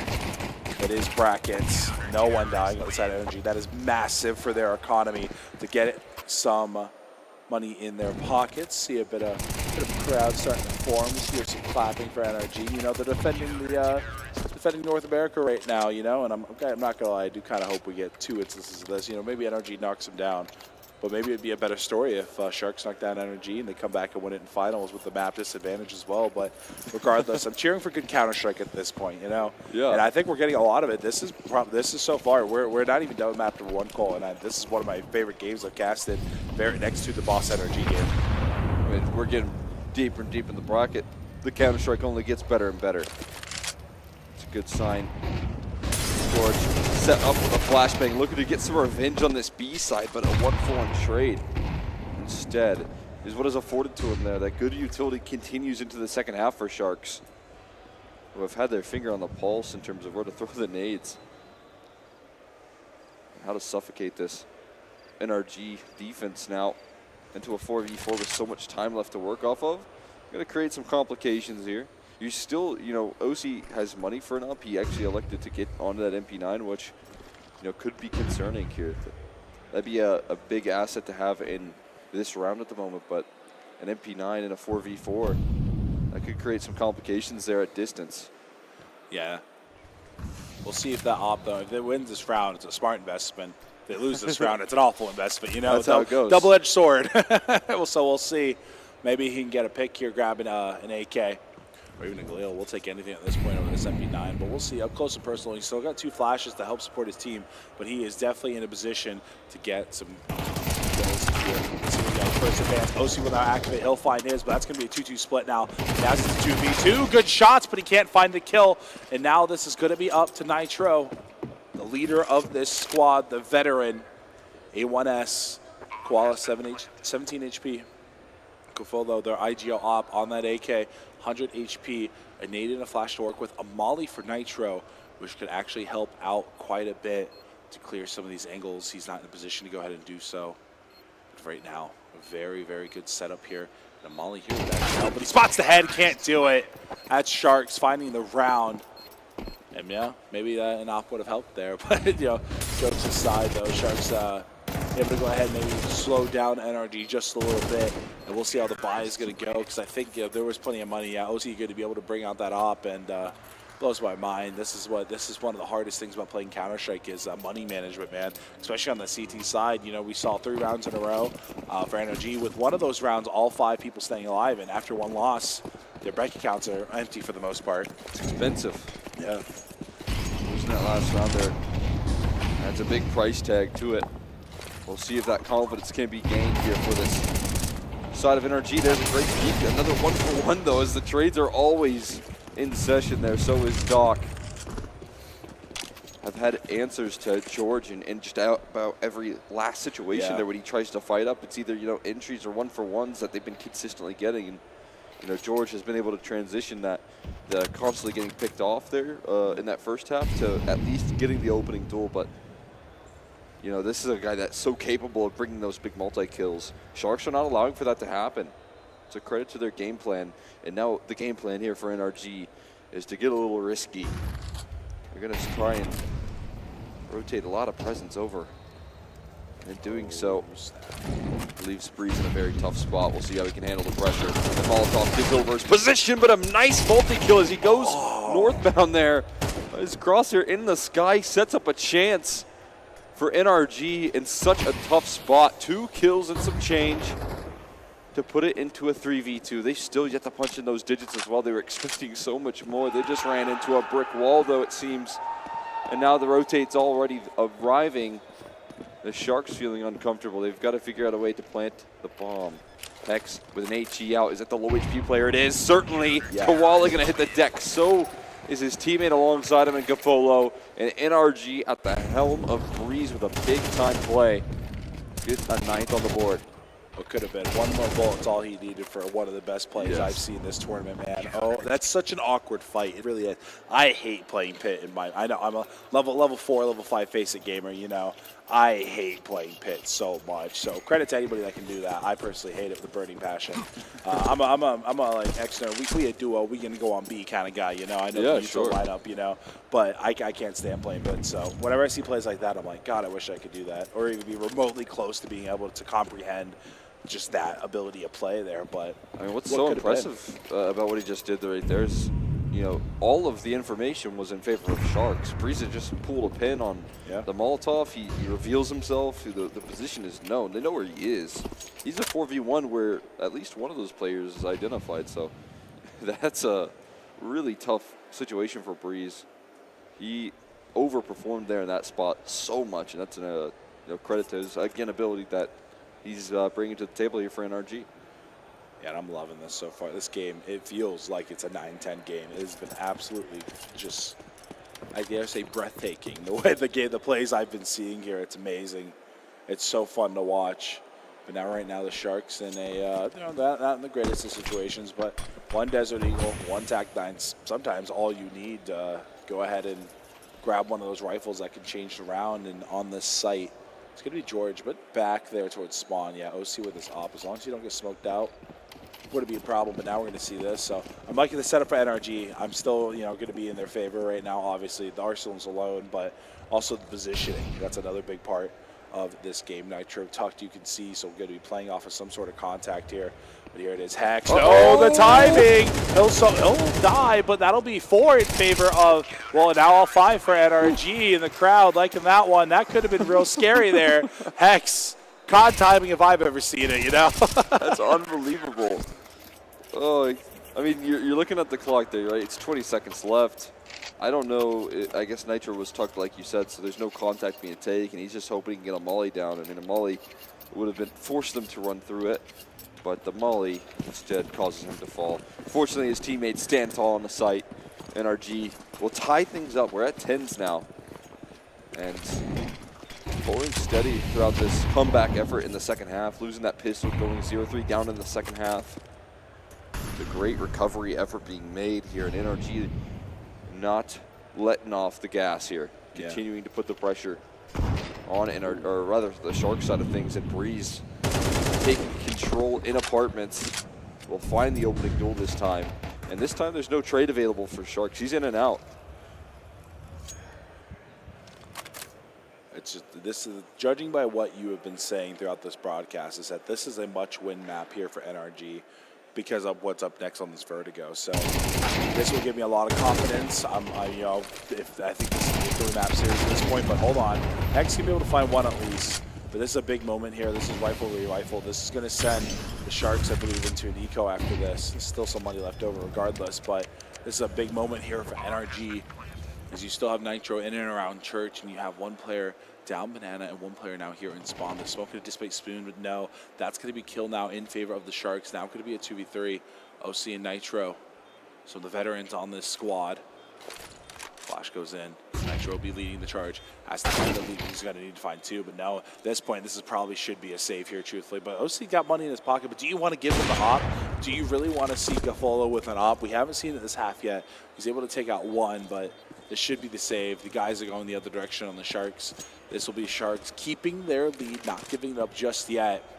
But a very good take there on the B site. Just that pick. Down Banana would have went the other way. Could have been seeing a whole different round.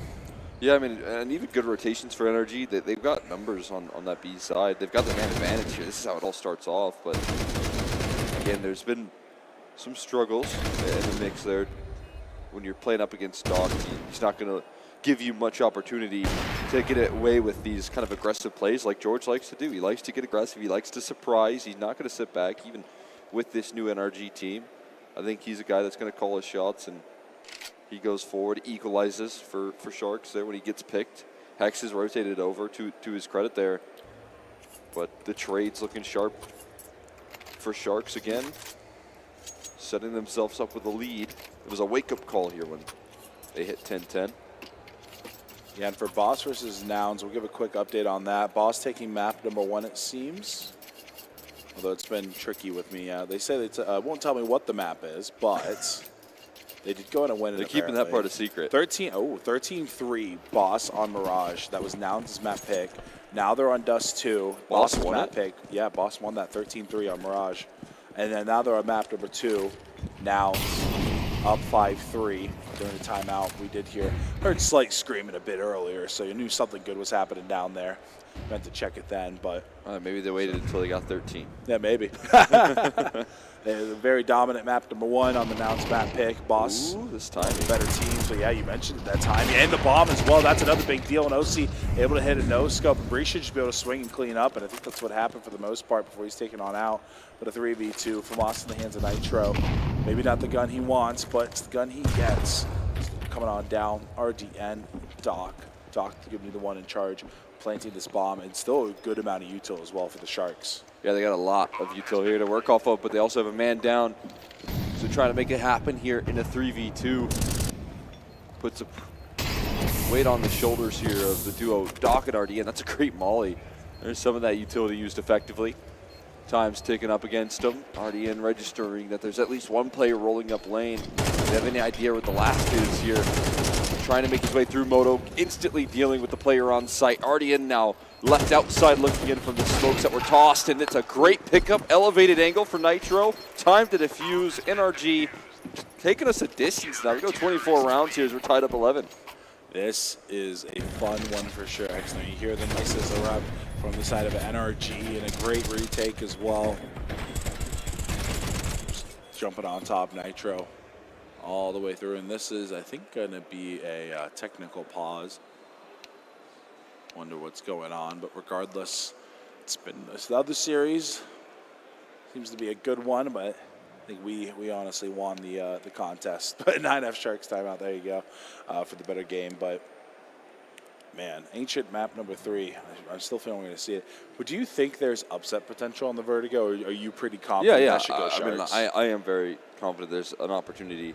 Without evenly matched, these teams are, I think there's always a chance to take your map pick and, trade map picks, things like that. 100% other capability. And as I highlighted, NRG, while they do have some shifting up to do, I wonder how much work has been put on Vertigo in particular, because as I've highlighted there, and as you mentioned earlier, maybe not the most time to get fully slotted in with George. Still, though, I don't think that'll matter. You've got the fundamentals down of really good extremity players. I talked about it with Hex and Breeze. That duo has been really fun to watch with Nitro, I think. I think they've got a lot more confident with Hex.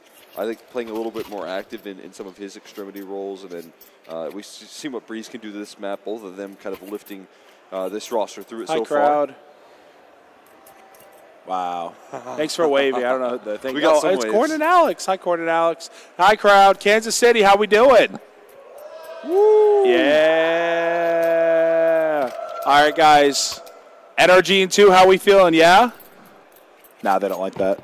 We got some Sharks fans, I Yeah, guess. All of a sudden, that's crazy. Don't boo the crowd. But here we are, 11-11 here, Mr. Cole.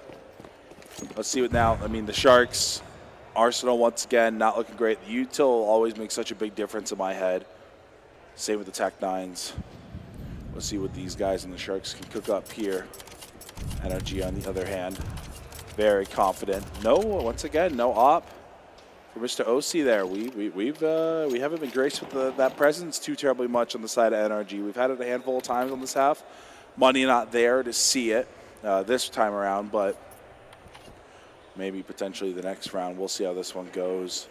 The meat grinder that has been brackets this entire series. Just so many bodies collected here. Maybe another one. No, not going to be an OC. A bit of a choke there. Can't find anything. Not even a lot of damage. It's forcing them to run through the molly a little bit.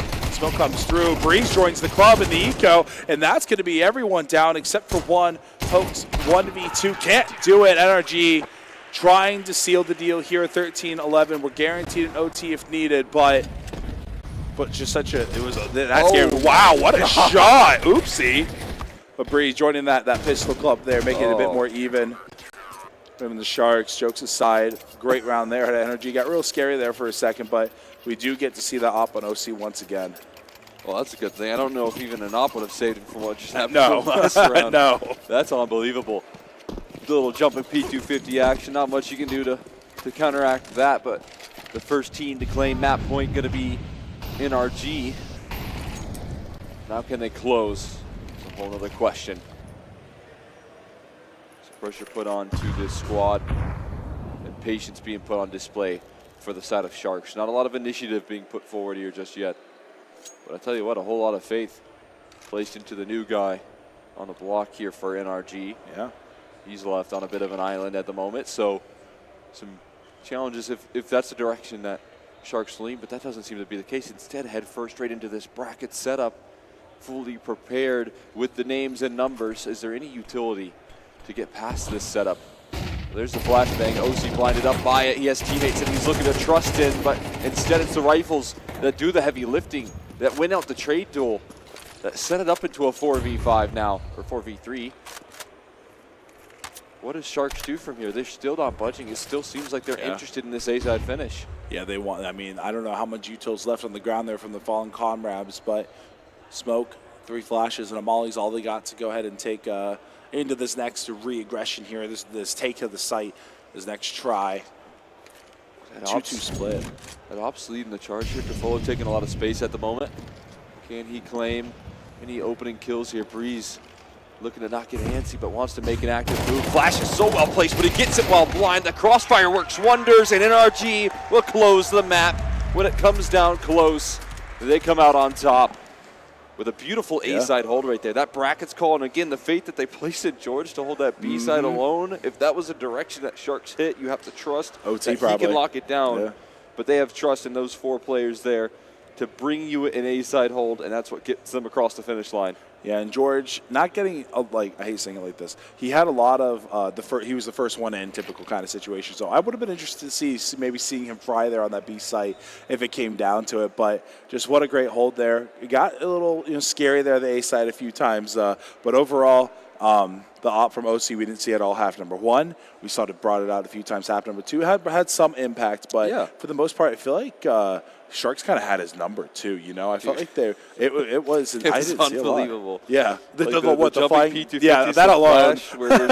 So there's so many riflers on your screen right there as well. But the op behind the pillar, OC just fully blinded up. But at the end of the day, what's matters most is the score on top of your screen there. And I think if you're OC, you got to be happy that you got the win, and you were able to, in some cases, find the impact when available. So a good look out at the gates here for NRG as they get through a lot of adversity in that second map there, in that second half, some difficulties early on with the pistols. And, I think some good reads rolling out from Nitro, which is what we'd expect. That last call as well. Yes. Being able to, read into what the next move is and just go for some risky plays when you're already in a position of powers is a good sign. Yeah, the confidence and trust in his teammates, that's a big factor in this. You talked about it a couple times now about the George on that last play. But, like, the clutch factor, I think we can go back to that Hex round where he was last live, picking up, like, the top of banana play where it was just all crazy. I think that was kind of the moment where I'm like, okay, energy is actually still in this. If there's any doubt in my mind, I think it was completely taken out there. So, but a 13-11, extremely close map number 1. The Vertigo, we're both kind of feeling it seems that it probably will go in favor of Sharks. However, the upset potential is there. Like you also mentioned, the NRG looked solid. I felt like they got better as the game went on as well, but that could also be due to the halves. You're starting out on the hard side of the map, and now you're going to switch halves to the CT side. But I think with that, the players get a little break. We're going to go ahead and send this over. It's maybe a quick little break, give our voices a little rest, and we'll see how the other games are going as well. So, Kansas City, everybody who is watching at home, we'll be right back. Give us about 5 minutes, and we'll get Vertigo underway.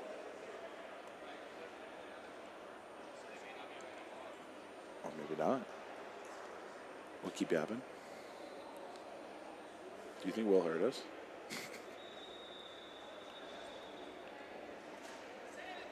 All right, we're going to break now.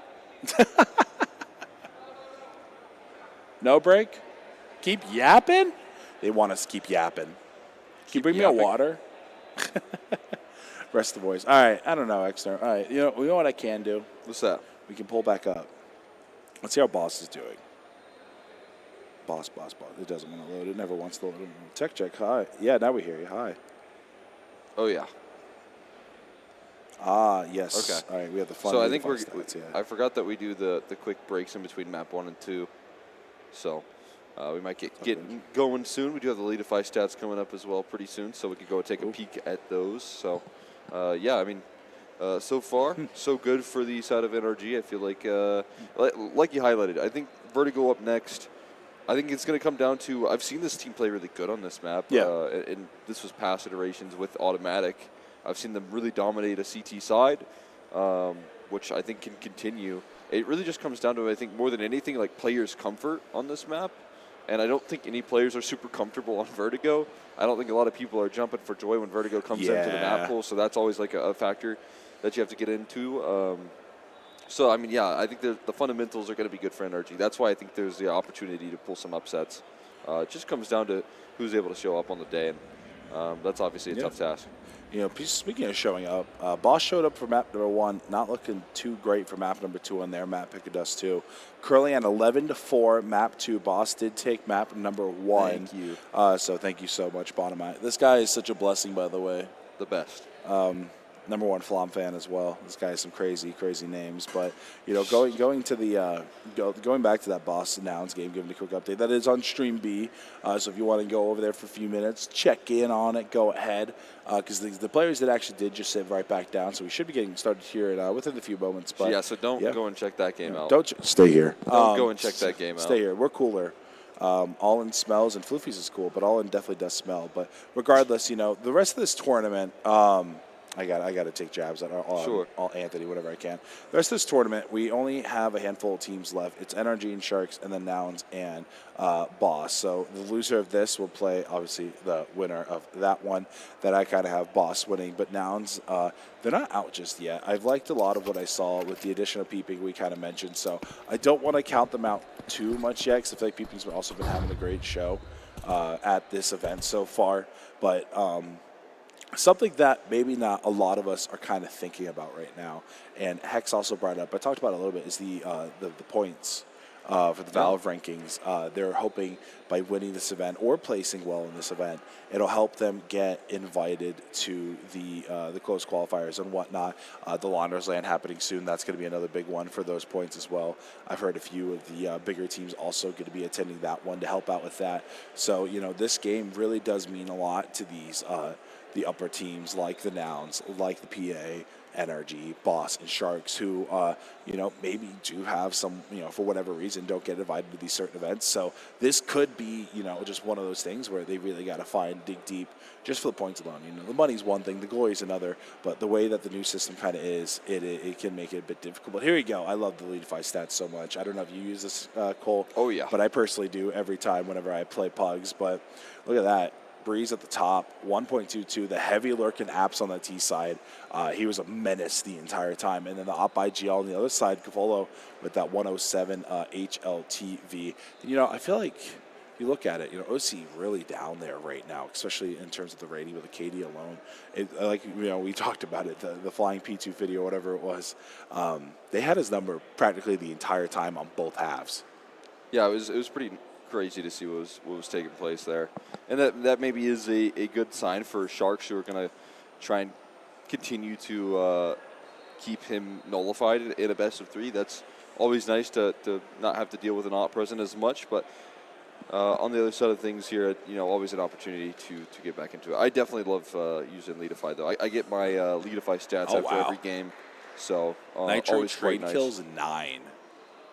That's great. That's a hefty one. Traded depths. Put in a position to lock those trades in. That's great. That's opening massive. Kills versus opening deaths as well is always interesting. So you're looking at George who's the biggest contender in that. And honestly, on the other side of things, you're probably talking about Doc, who's taking a lot of those opening fights, those head-to-heads. So fun to see that. But look at the flashes here for the side of NRG.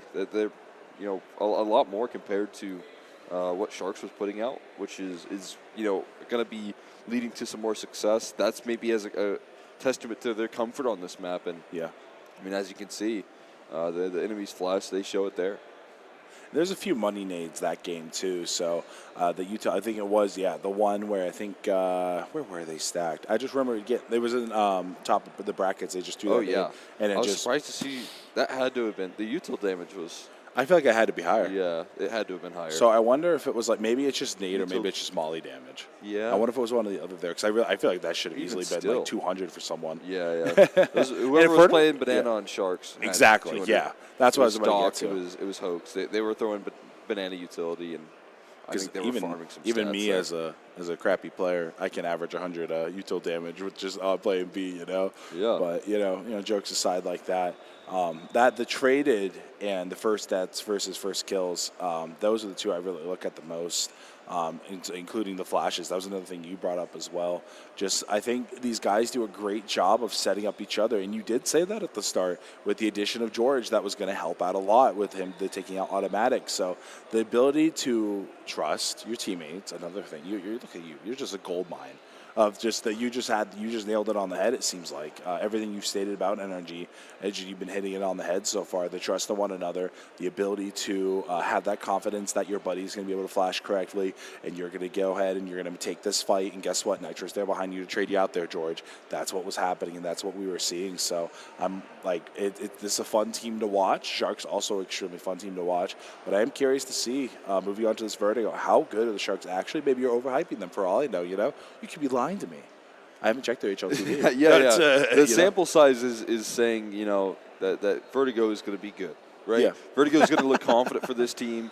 They blasted down, so then now they got to be a good Vertigo team. I've seen NRG do some really good work on this map as well. So yeah, I'm going to hype up Sharks and their ability to get back into this best of 3, but it's still NRG that in these crunch time moments we're able to come out on top. And that's we saw some discussion there on the player cams with Kochi trying to rally the troops. I've seen a lot of good timeouts come through from Kochi that have got them back into the game. Same's true for Daps on the other end of things, though. So it's kind of a tough head-to-head here for the Shark side in terms of every action that you have is now being met by a deadly combo of Nitro and Daps. They're always finding out ways to react and adapt to your setup. So. It is a hard fight here for sure for Sharks. They're up against some tough competition. All right, Kansas City, we're back in the server. If you're wanting to come watch, we got Vertigo up now. Sharks on the T side, NRG on the CT side. Kansas City and Twitch, Kick. Everywhere else we're streaming. Let's go to get things started. Util on the side, going to be trusted with Nitro with that kit. That's going to be something we have to pay attention to. Armor for the rest of the crew. And look at this Util. A lot of Util on the side of the Sharks. They'll like 2 individuals to buy up all that Util. They're going to give a molly to RDM, excuse me. That's going to be the first kill going in favor of the Sharks. It's OC now down, picking up where they left off and just being able to read OC like a book. But Now onto the site, Polo will spot one, and that's now, I believe, Nitro finding one for himself, and now it's just everyone down. All of a sudden, this looked like this was going to be a Sharks pistol, but now kind of favoring NRG a little bit. Look where that bomb's at. There's a player tucked away in here, though. Koala could be the difference maker in this round. If he can swing or even just stay tucked and find one. Stay alive, that's the goal, but look at them, they're starting to stack. That's going to be the one kill, and I hear a gush there as well, so Nitro and George both extremely weak. This is now an even game once again, but these two, they're getting tapped away. Nitro and George now going to start backing up, going to maybe give the Sharks the space that they kind of deserve, but George is wanting to reaggress once again. He spots both of them, so he knows the bomb is there, but also those two players as well. And players without armor, so every tag is going to hurt quite a bit, but Sharks are not budging. They're waiting for exactly that. They're waiting for you to peek right into your crosshairs. Now just Nitro who's tagged down quite a bit. There's a cutoff on the cross, though. A clothesline headshot for Koala. Hoax left into a clutch situation. Can he deliver? Not quite there. Nitro on the move this time. Wow. Gets the win for NRG. Closes out the 1v2 and brings some pain to the Sharks. I heard an audible whoa in the crowd that first shot, and then I also jumped. What an insane play from the veteran Nitro, man. Holy cow. Look at this. Just, you mentioned it, Sharks were waiting for them to go in your crosshair. It's exactly what George did with Nitro. Hey, I'm going to do the exact same thing. That's exactly what happened, man. I love that, man. But here we are now. Sharks not able to get the bomb down, but they were able to find 4 kills. So they do have some money in their pockets, and it's going to go to a lot of that util and some MAC 10s as well. So it's going to be 3 of them, in fact, and 2 TAC-9s. Armor, full head armor as well for all of them. And Famas is coming on out. MP9s, A1S here for NRG. George gonna find 1, gonna find 2. He'll start eating the nade, but that's gonna be 3 now dead on the side of Sharks, 2 on the side of the NRG lads. For RDN, Koala, nice shots there with that TAC-9, gonna equalize it just a little bit. Flash goes on out, and look at this play. He knew he was ready for it, but now the choke, it's not gonna be there though. MP9 at range can be tricky sometimes. But he's got an A1S down the hands of RDN. This is a very, very winnable thing for him. 2 flashes, and in case he runs out of ammo, he's got that TAC-9 still. Full armor. He is in a position to win this. However, that bomb is in his pocket, actually. I thought he was kind of looking for it down ramp there, but repositions from NRG. This will make for an interesting round. A little reposition here with a lot of time left still to work through this round. We'll see what decisions he makes to get past it. I mean, it could be running head first into the beast there. He thinks he's safe. Not the case. Breeze available, ready to close the round up against the force buy. Now, there's a lot of damage done here for Sharks that they can be happy about. Getting the amount of pressure put on the economy, but still closing out the round there in the end. It might force them to wave the white flag. Breeze kind of getting in a position after landing that flank to, trade out there. So valuable. And 2-0. And I'm not all that surprised to see some investment at the very least from Sharks. They're going to give it something here to try and put more economic issues into the NRG camp, but a good college try is what they're doing right now. We saw it. Their first half on Inferno too. They went ahead and invested into the round 2. Actually, all 3 rounds they invested into. Fortunately, it was a 3-0 start for NRG and not them, but we'll see what they can do here. OC at least has a kill this early on. Like I said, we've kept joking about it. They've had his number. Will continue here. That's 1. That's 2 for him. Partially blinded. And now here we go. A clean round out of NRG would be massive on their CT side to just keep stockpiling that money. Koala down to 6 HP. They should know where he's at. But now enough time has passed for him to potentially have repositioned himself, but he's just going to hold it. He's just trying to do everything he can. No bomb for him. Bomb placed somewhere else. I believe is actually on the site. But he's going to take it. Looks like, can't tell if they're talking. They might be. I feel like the way Koala's kind of falling back here, you'd imagine Sharks are kind of in a little bit of a discussion as to how they set up the first run round.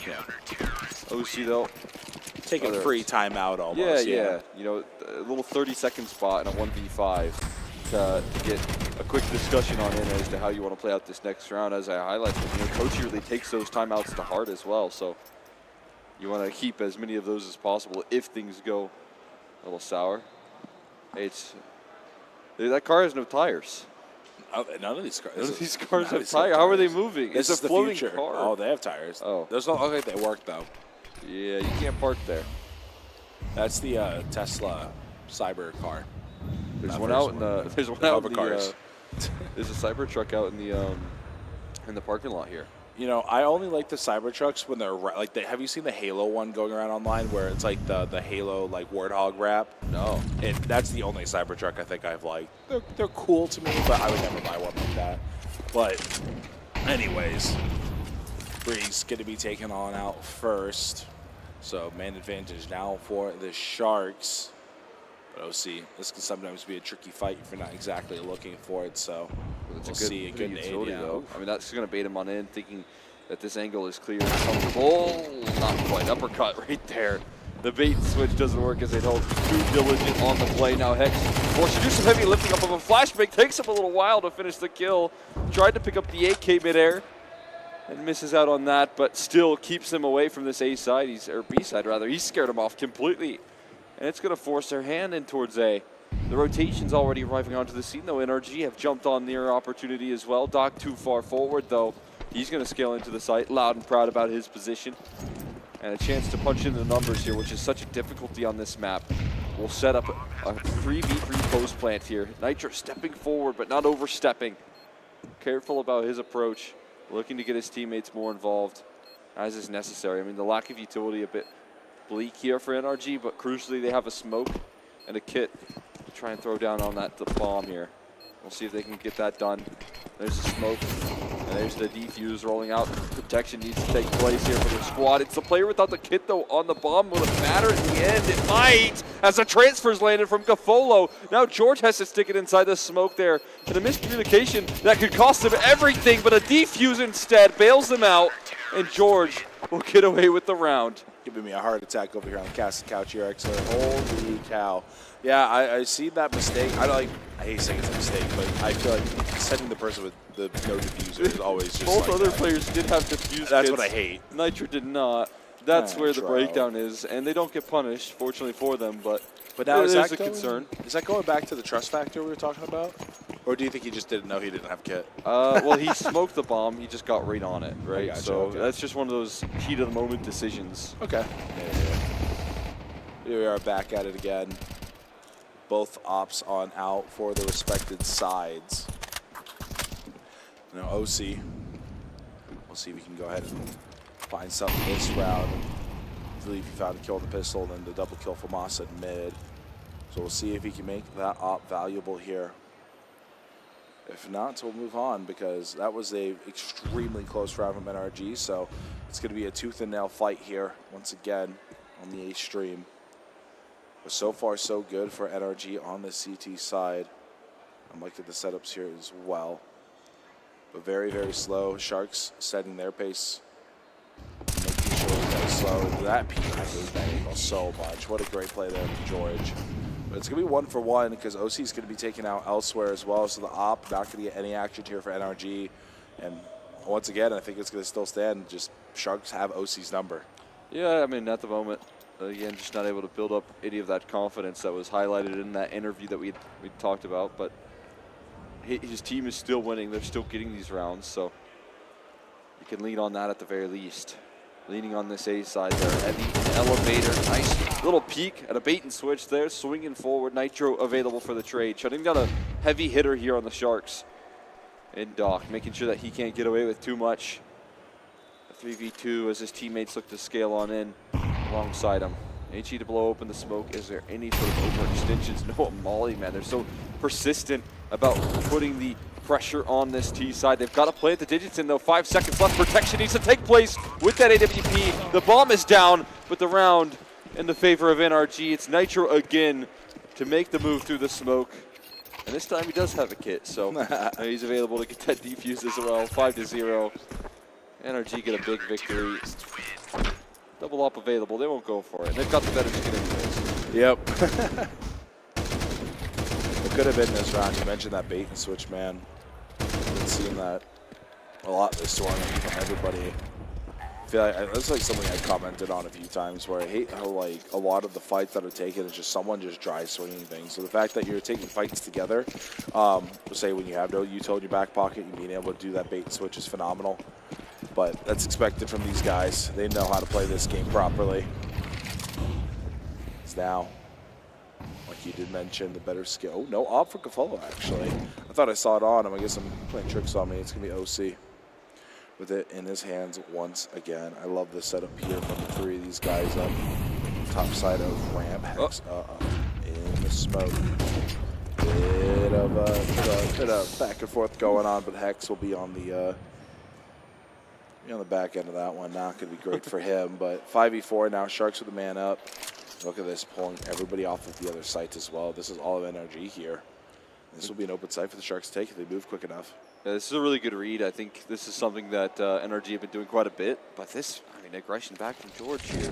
They re-control the information gathered. We'll see if they can get back involved in time as the utility execution's on in. Breeze is here. He's playing in the back of Generator, waiting for flashes from that T set to come through that just don't seem to be the case. There's no flashes to throw.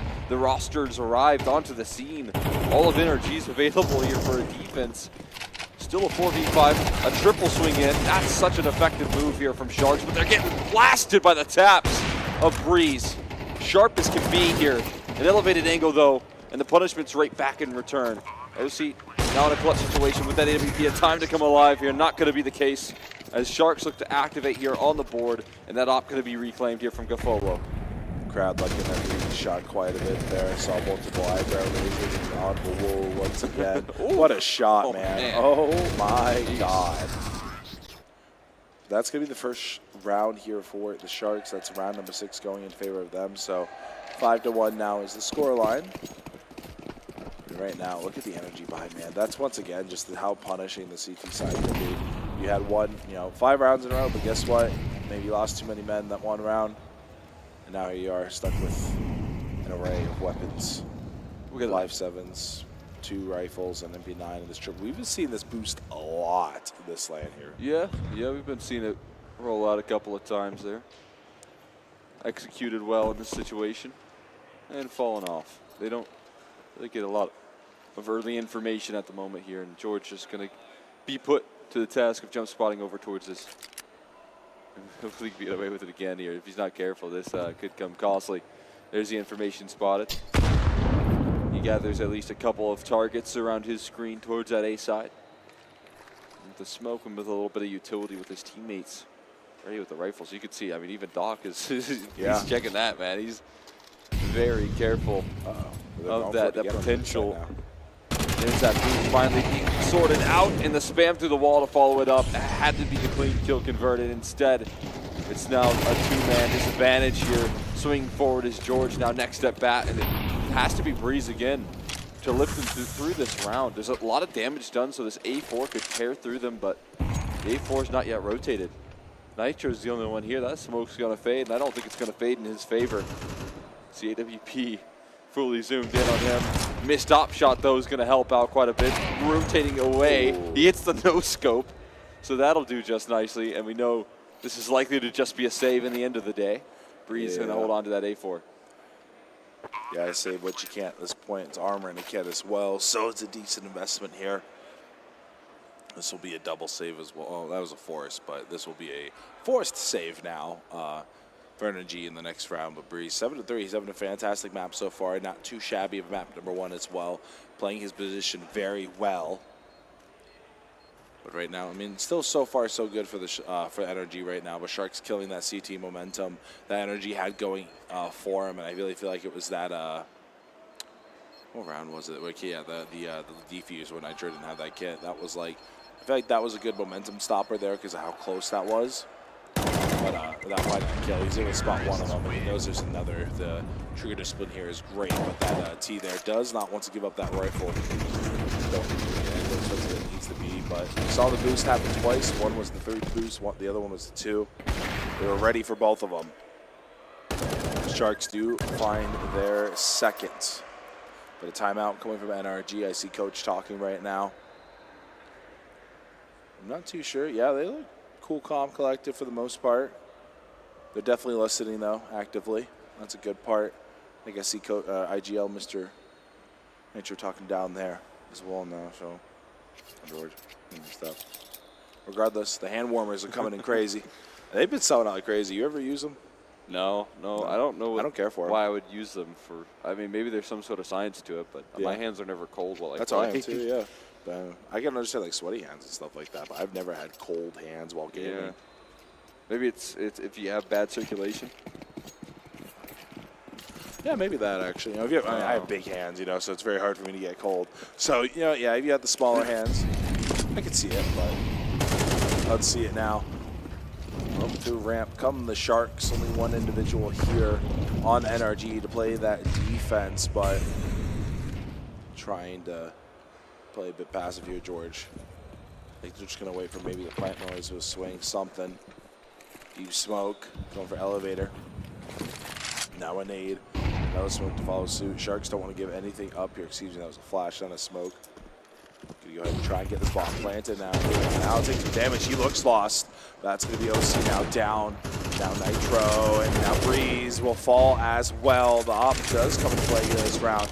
And one by one down NRG goes. Sharks looking like it'll be 3. But George, who was the one in charge of defending the site, somehow still alive after all this. He's going to try and find at least one. Can't do it. All 5 alive for the Sharks. Money going to the bank. And that is looking like a great bank account right now for the Sharks. Even if we were to start losing some rounds, maybe even 5 probably for the next 3 or 4.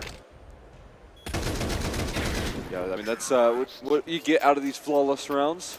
You get the foundation being set in stone. So, building up the T side here. I mean, I highlighted I've seen NRG do some incredible work on this defense as well. You can see they've got a lot of different ideas, a lot of different setups on this defense. So there's still that foundation set, but look at that trade coming through from Buffalo. Not a bad one here. Breeze gets caught surprised as well. So the quick pace change, a big tempo increase here for Sharks will rattle NRG.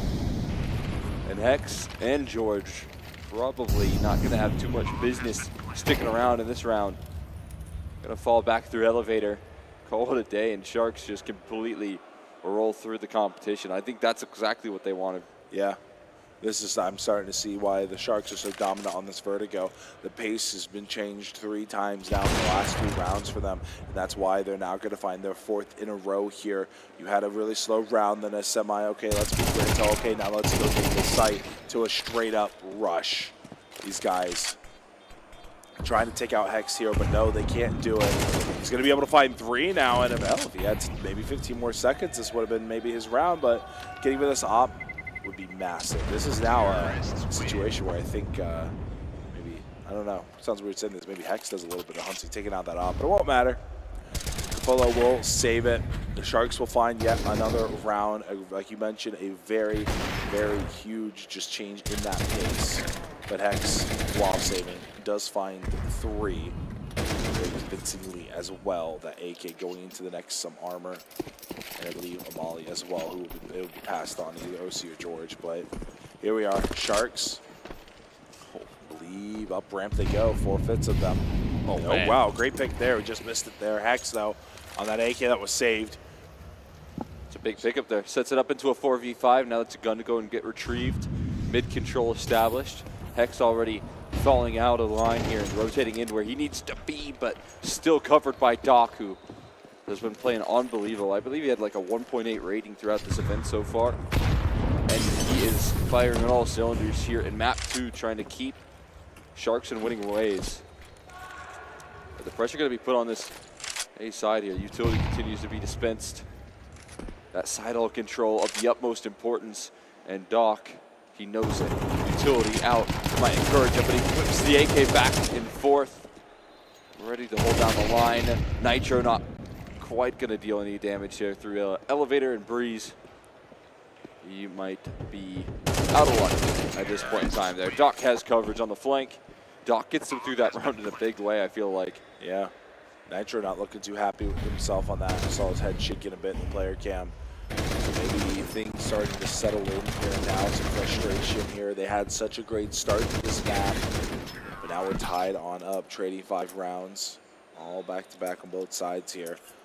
I'm a little surprised when I actually seen maybe a timeout here from Energy, maybe talk things on over, but especially since you're going into a full buy, but they know what they're doing. Not so much me, I guess, but we'll see. I'm with you. I'm a big fan of timeouts. They don't get utilized enough, I feel like. And what we've seen out of Nitro so far is that he's capable of landing these adjustments. The issue is, I don't know how much a timeout would help you here. There's been a lot of pace changes. What are you to do long term? Sharks have been able to, flow the tempo up and down whenever they choose. So tough to really adjust to that here. It's tough to adjust that spray for multiples as George again traded quickly. One of the biggest assets here for Sharks is their ability to avoid him getting multi-kills, and there's another example of it. Yeah, it was just 1 or 2 bullets away from being a double, but no, OC once again can't get anything going with that. I hate saying it, but at this point, it's not worth that investment anymore. We got to think about that at this point. Like, it's like he might have been fine during the other games, but the Sharks straight up just have his number right now. The Breeze and Nitro gonna go for a save. It is his 2v4. It's not looking great. But I think the op may need to be hung up for the rest of this map. Maybe reintroduce at map number 3. Truthfully, I don't know. I mean, it's hard to say that with a guy like OC. I think there's an identification here for NRG that this is when he's confident. When I've seen him confident playing in this event, I've seen him confident playing online. I've seen him a lot more confident with George alongside him. So it's those key details there. I mean, sure, we've seen a lot of struggles, but not very valuable in his hands. Nitro gonna get blasted on a save attempt, and Gafolo never stops moving. He never stops moving, and he gets both of those exits. So fast motion from Sharks gets them a 6-round spree. And NRG finding themselves frustrated, I'd imagine. I mean, we've highlighted some of the visible frustration that we've seen. We're definitely seeing the lack of confidence flare up for OC at the moment with some of these missed op shots, and the turnaround needs to take place here ASAP, or Sharks might just take a big advantage. Yep, that blood is in the water, and the Sharks are, well, they're sniffing it on out. This is now 6 in a row here for the Sharks on their map, Pick Vertigo. Last round of the half. This will be a massive one for NRG to go ahead and find, but 3 for Mosses, not a lot of util left. Just smokes in this board. Well, flash, I guess. So maybe some dropped, actually, obviously, but in terms of what's in the pockets, not a lot whatsoever. Because right now, George kind of give it up. We've seen a lot of aggression coming out of the CTs on NRG towards the sides and towards the top of ramp. So the fact they're giving it up, that's that pace change. Maybe just kind of respecting the hustle that the Sharks are kind of, putting on here with being able to change that pace. So they're going to go ahead and maybe anticipate a faster pace here. But look at this. We're going to see some movement here from Nitro. He's actually, I believe, might be making his way down ladder here in just a second. So if the Sharks are slow enough, they may get caught off guard. Yeah, Nitro's down under. This could be a big play, but it's a matter of him activating at the right time. There's also somebody still in T-spawn here, though, so the time he's watching for it, and he's going to find it. So now the big play, not going to matter whatsoever. Onto the site we go. It's going to be down to Breeze, leading this charge. 2 others reinforcing him, but no, that's going to be the other one down. Here comes another 2 now. OC, George, able to take out 1, but now it's down to OC. 4 and 10. Lad can't do it. Sharks 7 in a row to end this half. NRG are just not with it right now. Hopefully this pistol could change that. I mean, pulling another pretty trick out of the hat there for 7 rounds in a row at the end. That's a beautiful B execute. The way that those smokes kind of created a wall there where you can see, I mean, this in particular, look at what RDN has to deal with. Instead of what is pretty common, that's like flashing through the right side generator smoke, yeah, they're getting flashed through into just a complete lineup. So I love that sort of initiative there from Sharks. I love the creativity of that B-side wall smoke that I haven't seen all that often. And again, this is why Sharks, I say it, there's not a lot of comfortable Vertigo teams. We maybe saw that in the first 5 rounds. We didn't see it in the last 7. This is Sharks at full efficiency right now into their CT side. We'll see. Is this even their final form? We'll see George find the first one, actually. And he's, oh, wow, this is an open sight for George, but we'll see. He's got one other person to deal with. It's a Doc. I believe he's in side hall right now, replacing his fallen comrade, picking up his dualies is now. But everybody on the side of Sharks, they're kind of reading this well. They're kind of sticking to their sight, sticking to their guns, and where Doc is trying to clear the site just a little bit. He's obviously not in it. And but judging by what he can see and what he's hearing, it's clear. But now here we go, the aggression up towards ramp. Doc can be in a money position here to do some damage with George in the back line. Here comes the util, the rotations. Now we're going to go ahead and start. They're hearing a lot of it. And here we go. Running onto the site now is NRG. Good night, Doc. OC, big kill there. But now Hex at a great position. George still here to help him on out as well. The Hex falls. The trades are back and forth. That's Nitro, I believe, good for 2. But down goes George. Cafolo last alive. He's been having a great series so far. Spots 1 as the smoke dissipates. It's just down to him. Might elect into saving this armor, and I think that's what he'll do here. And a lot of good options right there. Nitro, though, looking good on the double up. Make sure that they can't pop through that smoke. And surprise, NRG going to close out the pistol pretty comfortably and start things off well for their T side. I mean, there's still a little bit more to climb through. I think this map kind of favors the CT side quite a bit, especially in like NA and South America. From what I've seen, a lot of dominant CT sides take place, but it can also be more meaningful with momentum. That's a crazy trade. I didn't realize how RDN had gotten Hex there, but look at this buy. We got a 5 MP9 buy rolling out here. Everyone going into the SMGs, and we saw 4 Mac 10s earlier from them, map number 1 too. So MP9s are so powerful as well. I mean, the 5.7s are good. MP9s can be great in this sort of situation. Sharks looking to put some serious damage early on. Look to surprise NRG, but instead it's the Mac 10s, the T side that comes out on top. Smoke goes down there to try and buy some time here. Using those sandbags to full effect. George gets another one. He's solo on that A side. The rest of his roster is just rolling out towards B, and there's too many numbers to deal with for a single player. The defense got separated by George's opening duels, and that should be a pretty comfortable look here for NRG to tie things back up, put it at 7s. So if I'm Boss or Nouns and say Sharks do lose this, or just anybody who meets Sharks next is probably a better way to put it, I'm going to be making this notation. They're 4 for 4 in doing this so far, in investing into the round 2s no matter what. So the potential to go 3-0, they're going to buy round 2 at this point. So you got to go ahead and work around that. What could they do? And I think NRG picked up on that, I think, every time so far. I think now, technically, the Sharks are only, it's only been worth it one time. And that was half number, I think, 2 in Inferno when it worked. Everything else, they've choked it. So it's essentially been 3 free rounds after the pistol has been won most of the time so far. Yeah, they did it yesterday versus Downs on Vertigo. It worked for them. So that's the one consistency I've seen so far with the Sharks. So maybe they'll change that up come their next matchup, or even map number 3. Maybe just kind of, because if I'm noticing it, I can only imagine the players are too. Yeah. I mean, absolutely. You're familiar with the tendencies. Whatever sort of prep work you're doing before the game starts. Probably setting yourself up with that as well. All of these key details here. But with holding on to these MP9s, it still gives a little more barred to another round. So not just a fully use, but instead a lot of firepower. And this time George doesn't get away with the same antics he did in the last round. Limited to a quick death. Well, he went right off. I was going to say, wait, no way. Must have just went in between the bars and the floor there, but quick update, Nouns boss. They're on map 3. Nouns up 3-1 on Ancient right now on their T side. So that's the quick little update about that one. Back to this one, 7-7, as you guys can tell. The shots going to a second round of shots, I guess. Shots are there. Breeze and George, the first to fall. But now all of a sudden, this is, no longer in favor of NRG. It's now tied up. The 2v2, but the Arsenal right now for NRG is looking far superior. Doc with the armor, but low HP and the AK in his hands. And look at this split right now. That's a big kill.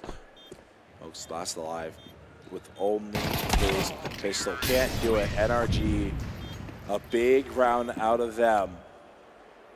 So that will be now 3 in a row, taking the lead. For the second time, they were 5-0 to start things off, and that's 7 in a row for the Sharks. We'll see now what the Sharks want to go ahead and do here. I believe, yes, they should be able to buy Fulo with that op in hand. Nitro with nothing but, oh, no mind, he picked it up. I was like, nothing with a pistol, question mark?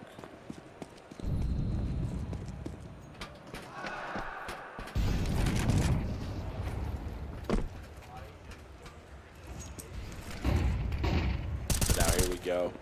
Opening shots, OC can take some damage there. Deep nade won't actually connect.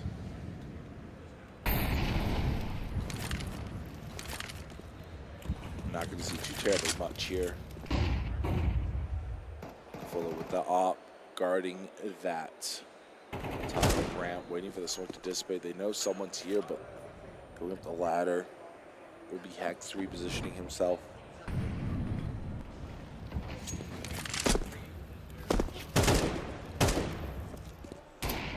Shot off. We're trying to find the kill. George, that would have been a big one. That's Dog taking him on out. 8 HP left for him, but Breeze.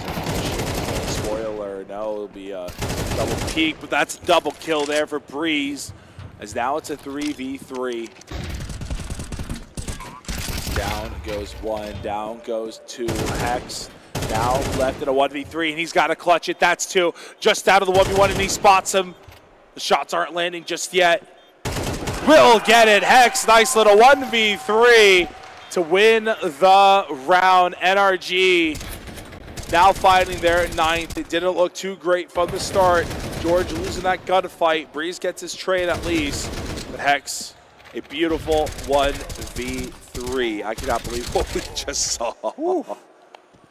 Just making it happen right there. But Hex closing it out, bringing through a big clutch for NRG, keeping the round solid for the side of the T's. And yeah, timeout coming through from Shark. Again, it's going to get a chance for Coach to get involved, try and get the nerves calmed down. And yeah, I mean, no question about it. This is the time to do it here. Try and get everyone settled on this CT side that I know can be strong for Sharks, but NRG, you know, even through some adversity, they were even through some tough times with 4v5s and man disadvantages, getting past it with site control and post-plant situations, and that little bit of star power that can come through. And the buys are coming on through. Look at this from Sharks. I saw a Scout, so Scout's going to go ahead and make a follow. I think Doc bought it for him. So let's see what they can go ahead and do. No Shark. Maybe he refunded it. Okay. Did he refund it? Yeah, I think he did, yeah. Or did it? Yeah. Maybe. Fall off the map? I don't know. Could you imagine? Maybe it could have. Can you throw the guns off the map from where you're like in spawn still, like without moving? Okay. It's a good way to troll your teammates. There's no trolling from George. That's a beautiful lineup. He was due for that, man. So many close encounters like that, where it's just been just like one bullet difference, like 10 HP. For example, last time I saw against it was him and Doc going on at it from the side hall to the bottom ramp position. So he's overdue to maybe get something going for him, but he's having a decent game right now. 12-14. He had a pretty good map number 1. But Hex right now, that clutch factor, and look at this, RDN, oh my God, didn't even notice this. He is in a position to go ahead and cause some mayhem here. It's a little NRG sandwich right now. You know, see how tasty that is. I mean, it still feels like the presence of mind is being held. Smart position going through. Breeze will clear it. Now Hex checks at bat there. Great trade to eliminate the threat. Going to come up on top for NRG. And 1-for-1s in these sort of situations are definitely things you can afford, but the control and contain as the B-side fake takes place. The end goal being in towards the A side here. George to tip the spear, and they're not budging. They're not moving at all. I think if you're NRG, you were hoping for some sort of re-aggression or rotation off that rotate, but that's not the case. Instead, it's going to need to be Gafolo. He's got only a USP here. Didn't get dropped over that Scout, it seems, so instead picks up his teammate's sidearm, MP9, but too much distance before he takes a shot. And NRG will become aware for double digits in 5 rounds in a row. Yeah, I really did not. RDN, great play, but him going for that gun, he could have just ran up the ladder. He could have just took it. He could have regrouped with his team and played together. You know, your teammate, you're going for that, like, don't get me wrong, if you pull it off, would have been phenomenal. It's a double-edged sword once again. But you had no idea where NRG was. You've spotted one of the 5 players, so that right there, the kind of greed, I'll call it, biting him in the butt there. Now here we go. First pick now going in favor of the Sharks, so Koala able to set that tone here early on. Nade does come on through, not going to do any damage with George down to fight as well. Util being traded back and forth right now. Trying to find a pick to go ahead and just get this refrag and equalize things. But right now, with the high ground here, Obi-Wan Hoax going to be able to find it. He said, don't try it, and he did. Legs gone, carry on. 3v5 now in favor of the Sharks. Maybe this is the shift they need. Heck's still alive though. He's been a big factor to the winning that we've been seeing in this series so far. Here we go. No. He's so more scaled up right now. He's looking to try and pluck out some opportunities, but he just can't connect. Finally does, but only for a single. As the rotations do arrive onto the scene, and Doc will play cleanup on the rest. So finally on the board for the second half, that comes to the helm of the CT side activity. They get the man advantage. They play these off angles there very aggressively for Hoax, who stays alive, and make sure that things don't get really out of control in that sort of position. He does go down with the trade, but you know that you have teammates alongside you that are going to be able to play forward, play for that finishing blow. NRG, they keep up the buys though. That's a good sign for them. The money's not out just yet, despite these rounds being close. There's more B aggression here. Sharks unrelenting all over the map, in fact, not just towards B, but also putting the pressure on George, who's been trying to work some magic on that A side consistently. He falls again. Hoax starting to get a feel for this A side defense more consistently, but not the same case for Doc, who gets sniped out of the server by an OC headshot. Not with that AWP though, he's got the AK in hand. Still an even matchup here, but you're going to see NRG starting to regroup together here now. Gofalo, he's been a menace.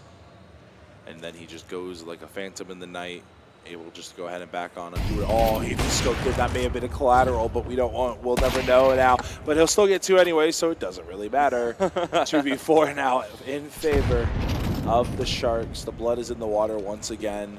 They found a weakness, not able to find that one. But now there's OC good for 1. He could find a second. There's 2 more here that could force him out with that molly. There it is. No, he can't do it, but Nitro's got to go big now. He finds 1. He finds 2. This is extremely doable. I believe this was a 3v5, and now it's down to the 1v1. He spots him, but he can't find him. The Sharks will take the round. The op is also retrieved. And NRG, one round away, allowing this game to be tied up. Gives them a run for their money right there, Nitro. Almost makes it happen, especially with Gofolo's offing. We've highlighted it as right now the most efficient that we've seen in the server. And being able to not only set himself up for a position in which maybe we get the collateral, but then still being able to get his 2. It just took him, he's patient. He likes to reel in the fish slowly but surely. And now having a read on the situation here. Get a finger on the pulse of where that offense is heading. Ready to meet him head first. Voila. Good utility already being put on display there as the side play takes place. A little missed jump there for George. Just a bit short. Trying to escape the bullets there. I can't blame him for being a little nervous about it. So there's a lot of resistance around that corner here. Maybe it was a blessing in disguise. Truthfully, him making that jump, he probably would have lost his head there, but Gofalo yeeting a nade over to his teammate real quick. Helping reinforce the site a bit, but now this is great though, because Hoax is he's been jiggling ramp this entire time, so they have consistent intel of that they're not there. So it's only could be 2 other places, and Gofalo has been chilling here in mid. If he reads this, I'm gonna be so. Oh my God, he is. He's like, oh.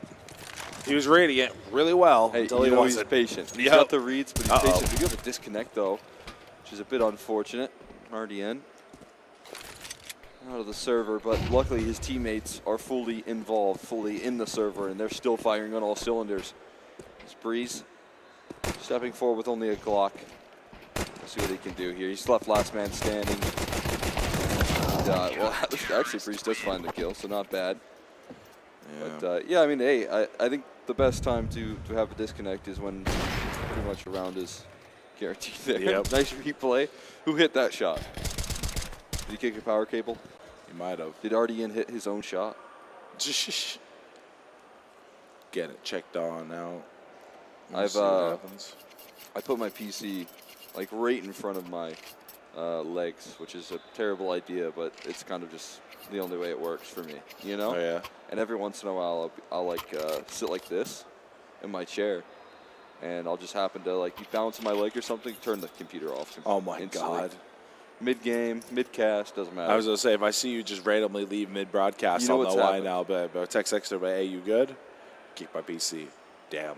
But I don't know. This gives, I hate saying it, it's a free timeout for both teams right now. You know, you kind of see them just whether, they're talking or not, just they're chilling. They're able to reset themselves, get a good breather. You see them getting a drink of water right now.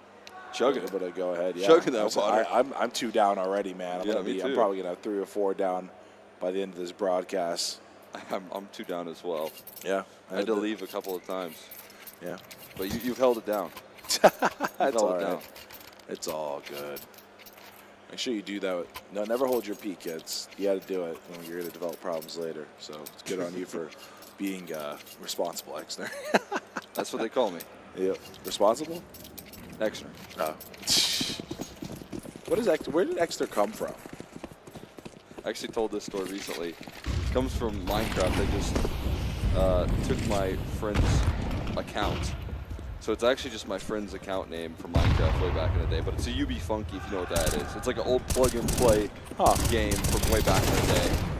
But plugging in towards this ramp side, it's George doing what he does best. He's back at it again, and he's unstoppable. That's what he's been looking for. He's been able to find it a couple of times in this map. We've seen him try it in the series. And now Hex on the other side, offering up that 1-2 punch that lands some serious blows. And off the back of that timeout, it is unrelenting aggression. NRG, they pick up the tempo. George picks up the pace. And they're going to look to pick this lead on up as well. Smoke blooms right in Koala's face.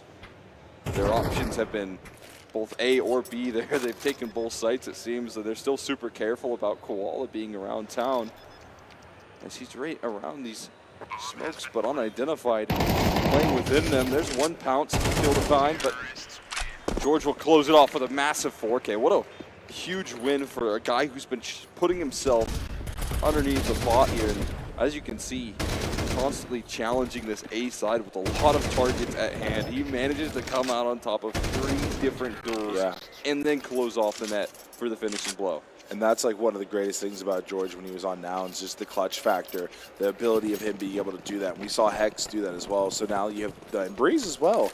Like I think all these guys on this roster, especially just in the series so far, just Breeze, Hex, and George, more of the highlighted ones.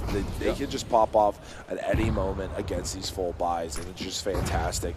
And George just being added to this roster just elevates it just the slightest. And just once things just get together, man. When they get more practice, they get more officials under the belt, come the next qualifier for whatever, they're going to be fantastic. Absolutely. There's no question about it. Incredibly well. Having these few pieces step up to the plate. Tex finds himself follow up. Okay, things are getting a little complicated here. AK recovered. What is the decision now for NRG to stabilize? Still more aggressors around. And RDN holds down that bomb site with his AK and armor that he picked up. So now a little bit of patience put on display.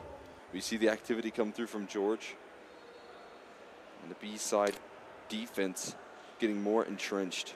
Doc still such an unknown quantity at the moment towards A as well, creating complications for NRG as they remain patient. RDN remains aggressive, constantly moving in this map. George will capitalize off the back of that.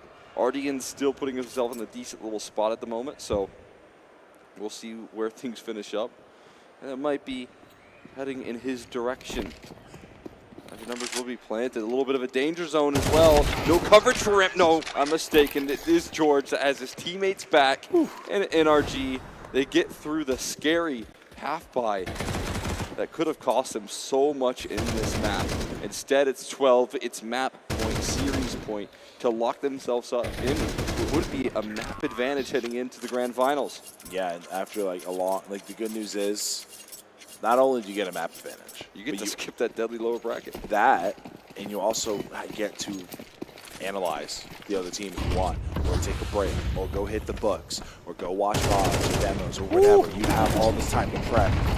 And Looking to give them a whole lot more time right there with an injury like that. Yeah. Even more time to get studying and get prepared there. Breeze, this time towards the B side, will nail an opening duel. A beautiful one to start things off for NRG. Sets it up into the 4v5. A little more patience in this case here from George as well towards A. But setting the tone early for how what could be the deciding round of this series takes place. Man, oh man. Energy 1 round away from upsetting. I don't even know if I want to call it an upset. You know, people put them at the top though, but we'll just say defending the region, I guess what we can say. But Sharks won't be out even if they lose this. Like you just said, the losers final still a thing. Oh my God, Doc has a massive opportunity. What a win right there. That's incredible. Finding an unbelievable lineup like that and striking just when necessary. Sharks finally have something to lean on here. Breeze and George, man. Low HP. It's still winnable, though. Rifles and util still in their hands and their pockets. But Gafulo on that op may have... He's been consistent for the most part. Haven't seen any of the crazy flashy plays compared to the last map, but regardless, he's doing what he needs to as the IGL as well. Look at this jump. Hex in mid, that's an open sight. Now all of a sudden, the tables have turned. What was kind of even now more in favor of NRG. Bomb now planted, but that HP. The good news is the util not there for the Sharks. They have one flash to work with here, and Hex is the one leading this defense up close and personal. But Hoax, oh, that smoke, just concealing him enough for Hex not to be able to see him. But it doesn't matter. Hex is going to be able to take him out, and that will be that. NRG will be your first grand finalist here, sending Sharks to the losers, where they're still awaiting on Boston Nouns to finish on up. NRG, pat yourselves on the back. What a series here, Cole. Yeah, look at that. George's the first to spring into action right there. Make sure that he's supporting the rest of the squad, especially when things were tied up at 10-10, getting that massive 3K entry by himself on that A side.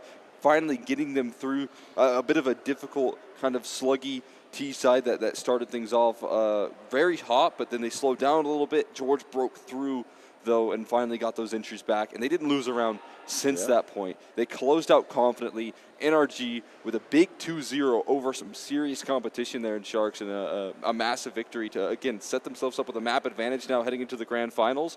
But a even bigger deal here, again, avoiding that lower bracket, which is so incredibly scary. Yeah, and it's so much Counter-Strike you still got to play here. So it'll be a long day. Yo, it is, yeah. Because, I mean, you got Boss who's still finishing up their game. And Nouns, you can even go further back. Nouns has been in loser. No, they just lost the Sharks, actually, so they get one. So it's not that much. I was thinking of PA. I got them flipped again. But regardless, if Boss comes from losers, they've been playing Counter-Strike since, what, I think 10 or 11 o'clock today. Yeah, go ahead and get us somebody. Who do we want for an interview? I want to get Nitro, but yeah, we'll take whoever. Just grab us someone. We'll take them. But, I mean, regardless, you know, we hype it up the Vertigo a lot, but Hex, I mean, I don't know. I really came down to the clutches. Like, that just all-star potential we saw out of Hex, Breeze, and George there, I think is one of those three players alone, I think won like 5 rounds in total by themselves. Yeah. Truthfully. So, I mean, that's what I think NRG have really done incredibly well. I oftentimes highlight it when I'm casting them, but they do have such good extremity players. They don't just sit back and you know, let the round play out, especially on T sides. They can be active. We've seen Breeze get openings on the B side. We've seen George triple entry on A. And having those sort of resources at Nitro's disposal to call around there, and I'd imagine even like the individuals themselves probably calling around what they're feeling comfortable with. I don't think it's just, you know, Nitro, but the trust that Nitro gives his team in terms of the ability to make their own plays, to get active. If you have a gut feeling, if you have an instinct there, to pounce on that and actually take advantages, which is a key detail there. So NRG showing some serious strength on the, so far in Frag 18, and it's very exciting to see this story for them unfold from what has been a bit of a tough 2024. to end it off on a really high note in terms of the competition that's here, that'd be a great win. 100% agree, man, and it's very important as an IGL like Nitro to surround yourself with those extremely important pieces. So having those 3 names around you, and OC, you know, he wasn't great this series, but he's been having a decent Fragadelphia. Just one bad series, that's okay. You get like what, almost 2.5, 3 hours to go over things. You can get warmed up, talk about server talk, go get lunch, go do whatever you want. You got plenty of time to get things prepped for this finals matchup, which is still up in the air. Like I said, Boston now still going on at it. I'm going to see if I get an update on that. But regardless, after that, they got to play the Sharks too. So we still got a ton of great Counter-Strike to be played here with some of the best that NA has to offer. It's and looking like 8-8 in third map right now for Boss and Nouns. So that's coming down to the wire. Yeah, it is, and that was interesting. You know, we talked about going back and forth with map picks, right? Like Nouns won, Boss took Nouns' map pick dominantly, and then the exact opposite.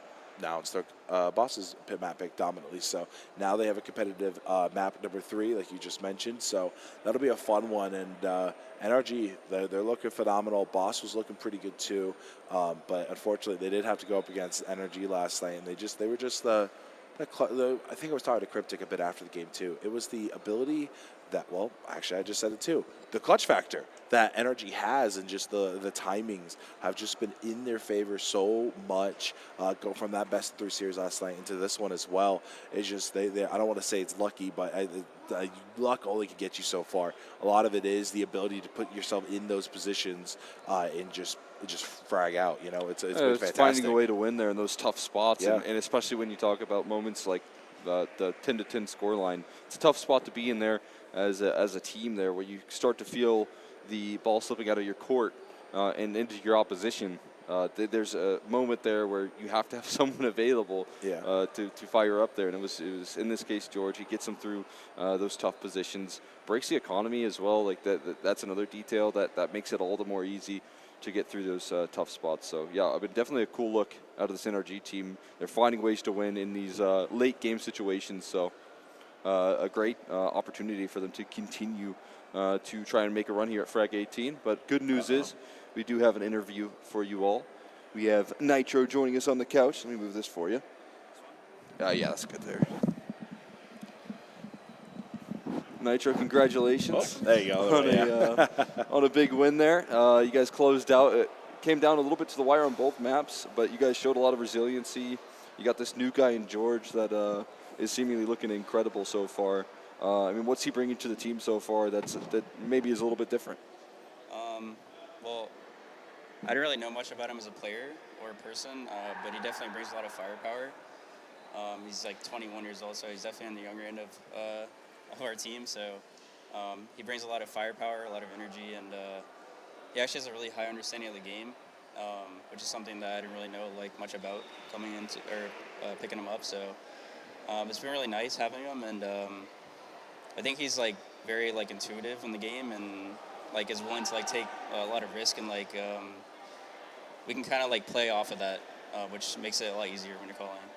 Yeah, you know, the important pieces you had surrounding you in that series, George, Tex, and Breeze, just, I mean, how were you guys feeling as a team with the cohesion?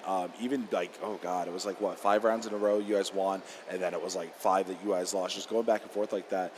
Having those pieces surround you, able to frag like that when OC wasn't having that great of a series, just kind of, I guess what I'm trying to get at here is how are you able to trust the team to being able to pick up the lack of the op kind of thing, go up against a team like Shark, especially on Vertigo?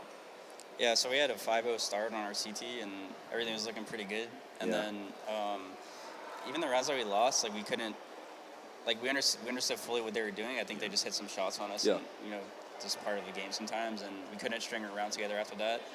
And, I mean, looking back at it, I don't think we did necessarily anything wrong, the way we played. It's just they just played better than us in those rounds. But, yeah, I mean, I think everyone was playing pretty well today, doing their part for the most part, and Jaden Hex had I think it was food poisoning or something, so we're trying to make sure we can accommodate for that, and maybe someone else has to step up in certain parts of the map on CT side to communicate for him and stuff.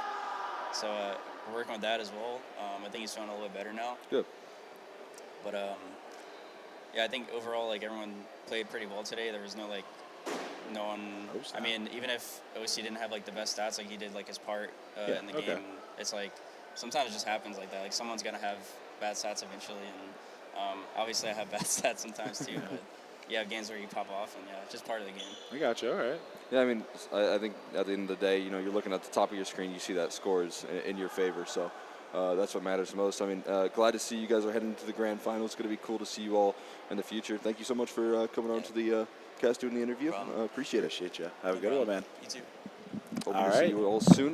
Yeah, I mean, what a big win there. NRG closing it out. Nitro coming on line there, and so is the rest of the squad there. It's really exciting. I'm looking forward to seeing this team continue to develop as the year goes on. I mean, this is probably like the last event of the year for these guys. Maybe there's a Revival Cup coming up next weekend, but there's more Counter-Strike to be played out.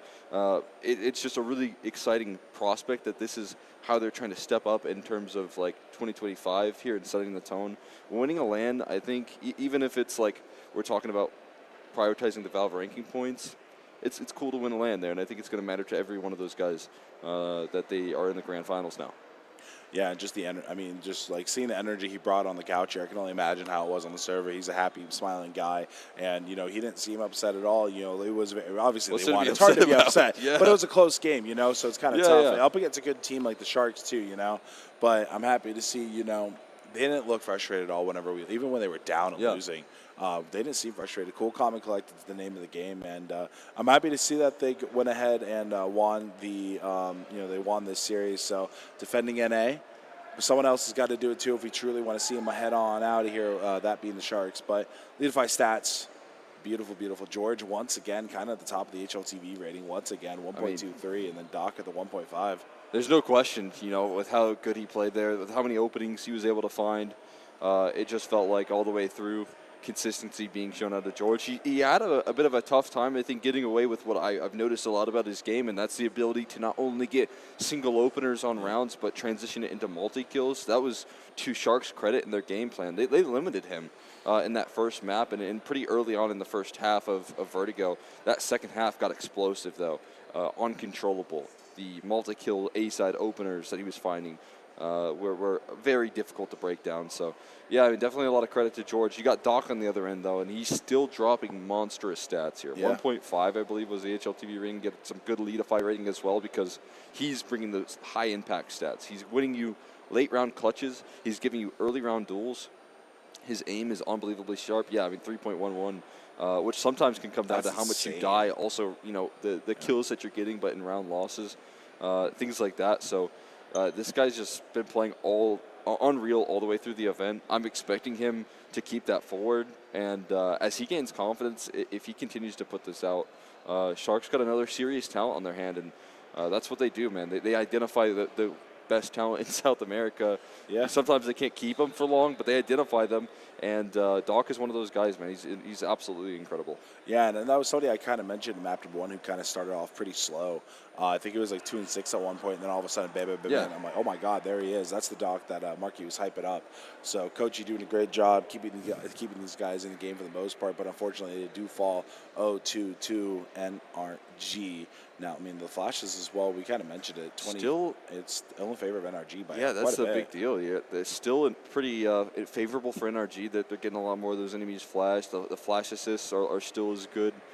Pretty even in that department at the very least. So that's a good sign for the side that they're getting these flash assists. So maybe efficient flashes, but it matters a lot there. The utility stats, I think that's actually a good way to level up your game if you're throwing these flashes and they're not landing. Oh, yeah. You can use Leadify to kind of identify how effective your flashes are. That's exactly what I did. Because good flashes mean a lot. Bad flashes mean nothing, pretty much.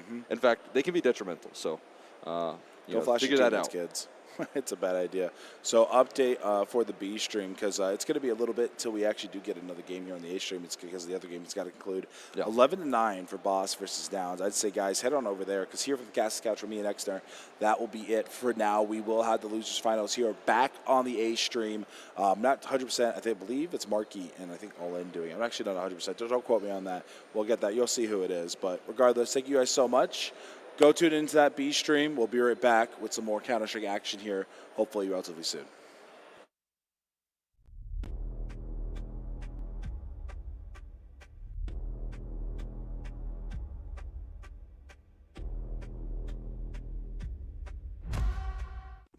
Counter-Strike is complex, and it can be difficult to keep track of an entire game. Leadify is a free website which helps you celebrate your accomplishments. Match reports are sent to you when your game ends, so you can compare with your friends while you queue for the next one. Track your true performance with Leadify rating, a metric that punishes baiters and rewards smart decisions. Leadify automatically finds your best play from each game and sends you a highlight. You'll even see when one of your opponents is banned. Track your Counter-Strike performance for free at leadify.com.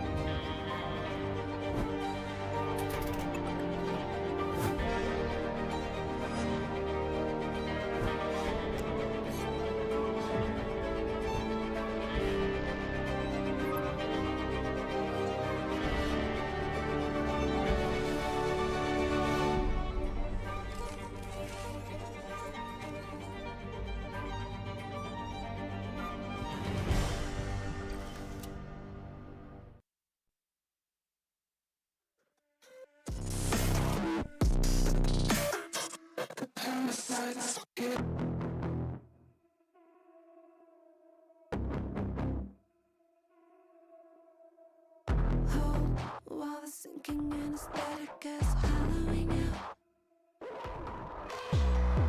falls, let the psychotomimetic whole shatter your light.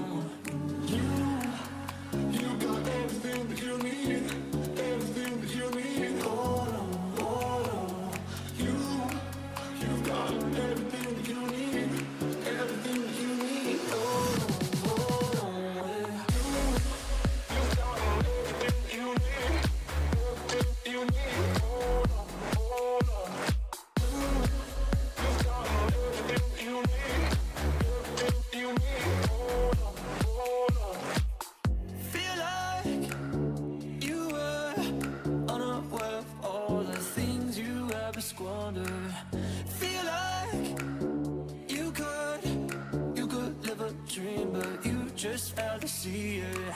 There is always another day. For you, there's another round. No day is ever too late. There's always a way out.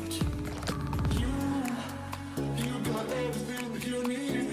Everything that you need. Hold on, hold on. You've got everything that you need. Everything that you need. Hold on, hold on.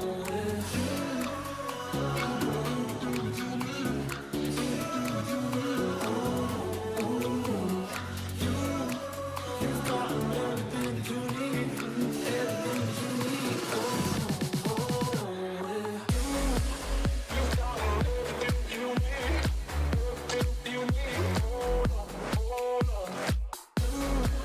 You've got everything that you need. Everything you need.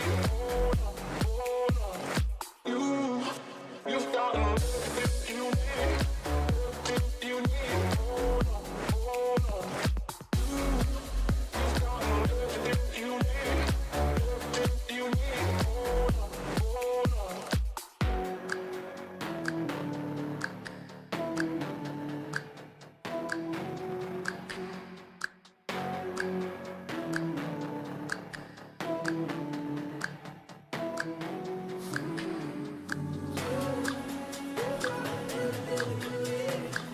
Everything you need. Hold on, hold on. You've got everything you need. Everything you need.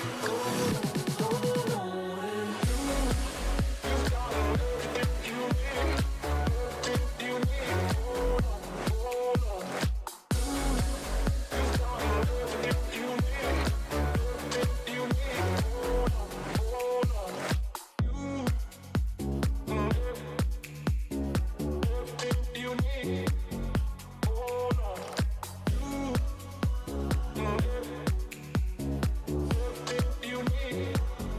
hold on. Here I go. Talk to him. Talk to him. Talk to him. Talk to him. Talk to him. Talk to him.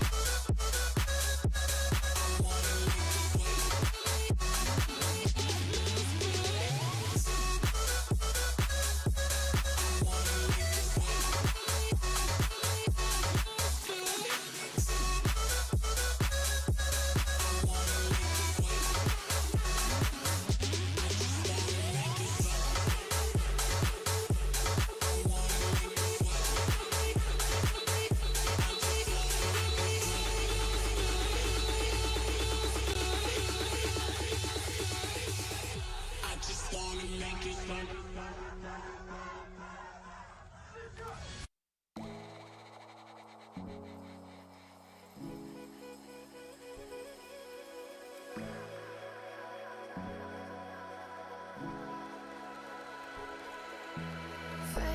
slowly, just our bodies laying side by side. Sinking till we're halfway underground. It's not over, pull me closer, don't let go, not now. This emptiness is more than I can bear. Would you leave it all behind? Rewind, rewind. Would you take me back in time to find peace of mind? Would you leave it all behind? 'Cause I can't keep going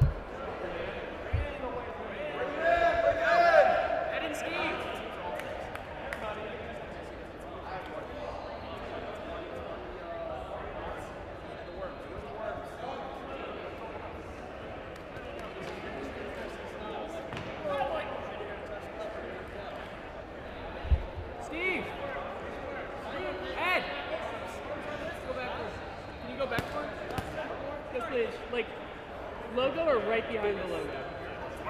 I think that's good. Thank you, guys.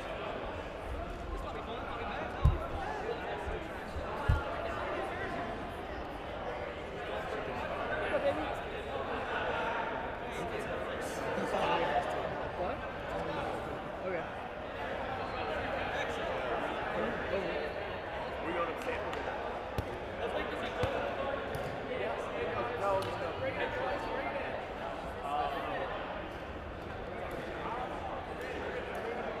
Turn it on, right?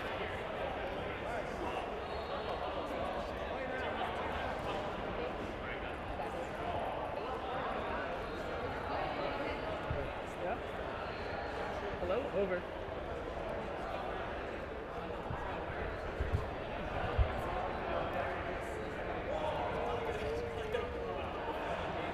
I'm hearing you. I'm hearing you, baby.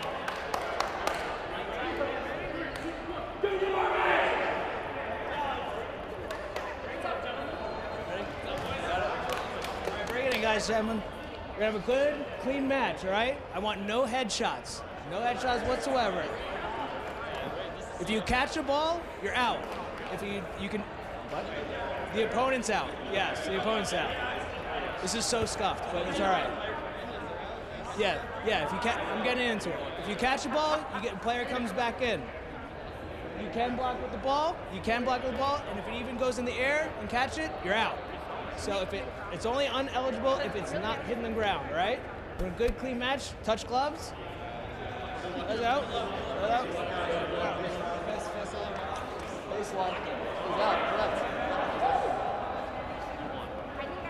If we don't win, you should just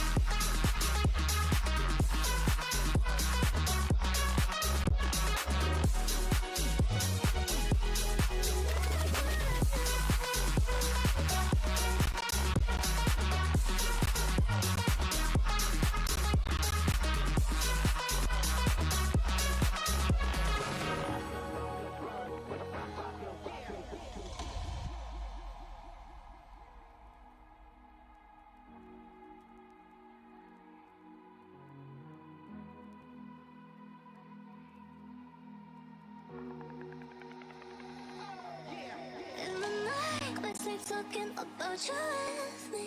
I could die just thinking about you when you're not with me. All this time, you fill my head and all my daydreams of you.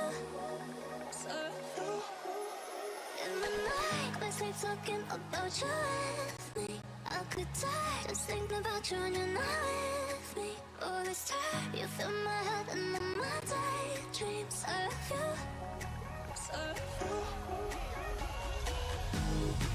Destroy my ears. It's going out to everybody. Destroy my ears. It's going out to everybody.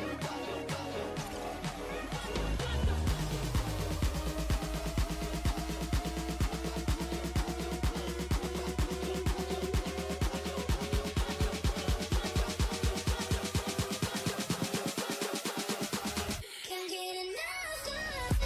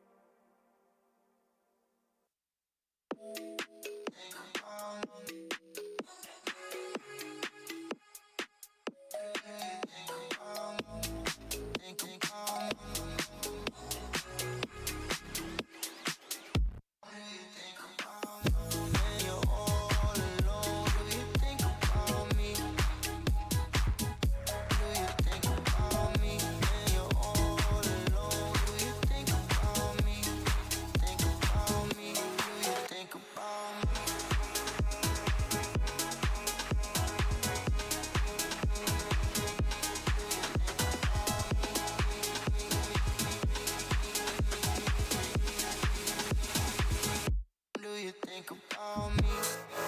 Everybody get come around with the everybody get down. That's right. Everybody get down. Everybody get down. That's right. That shit fucking hard, bro. Everybody get down. That's right. Everybody get down. Everybody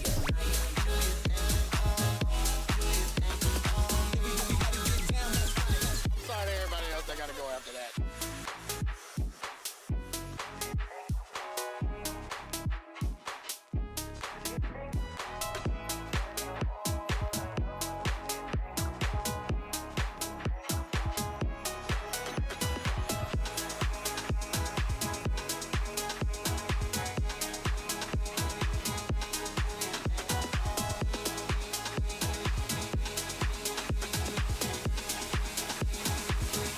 Do you think about me?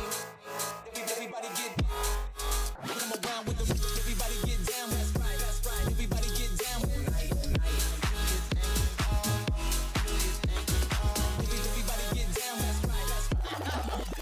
Damn. Everybody get down. That's right. Everybody get down.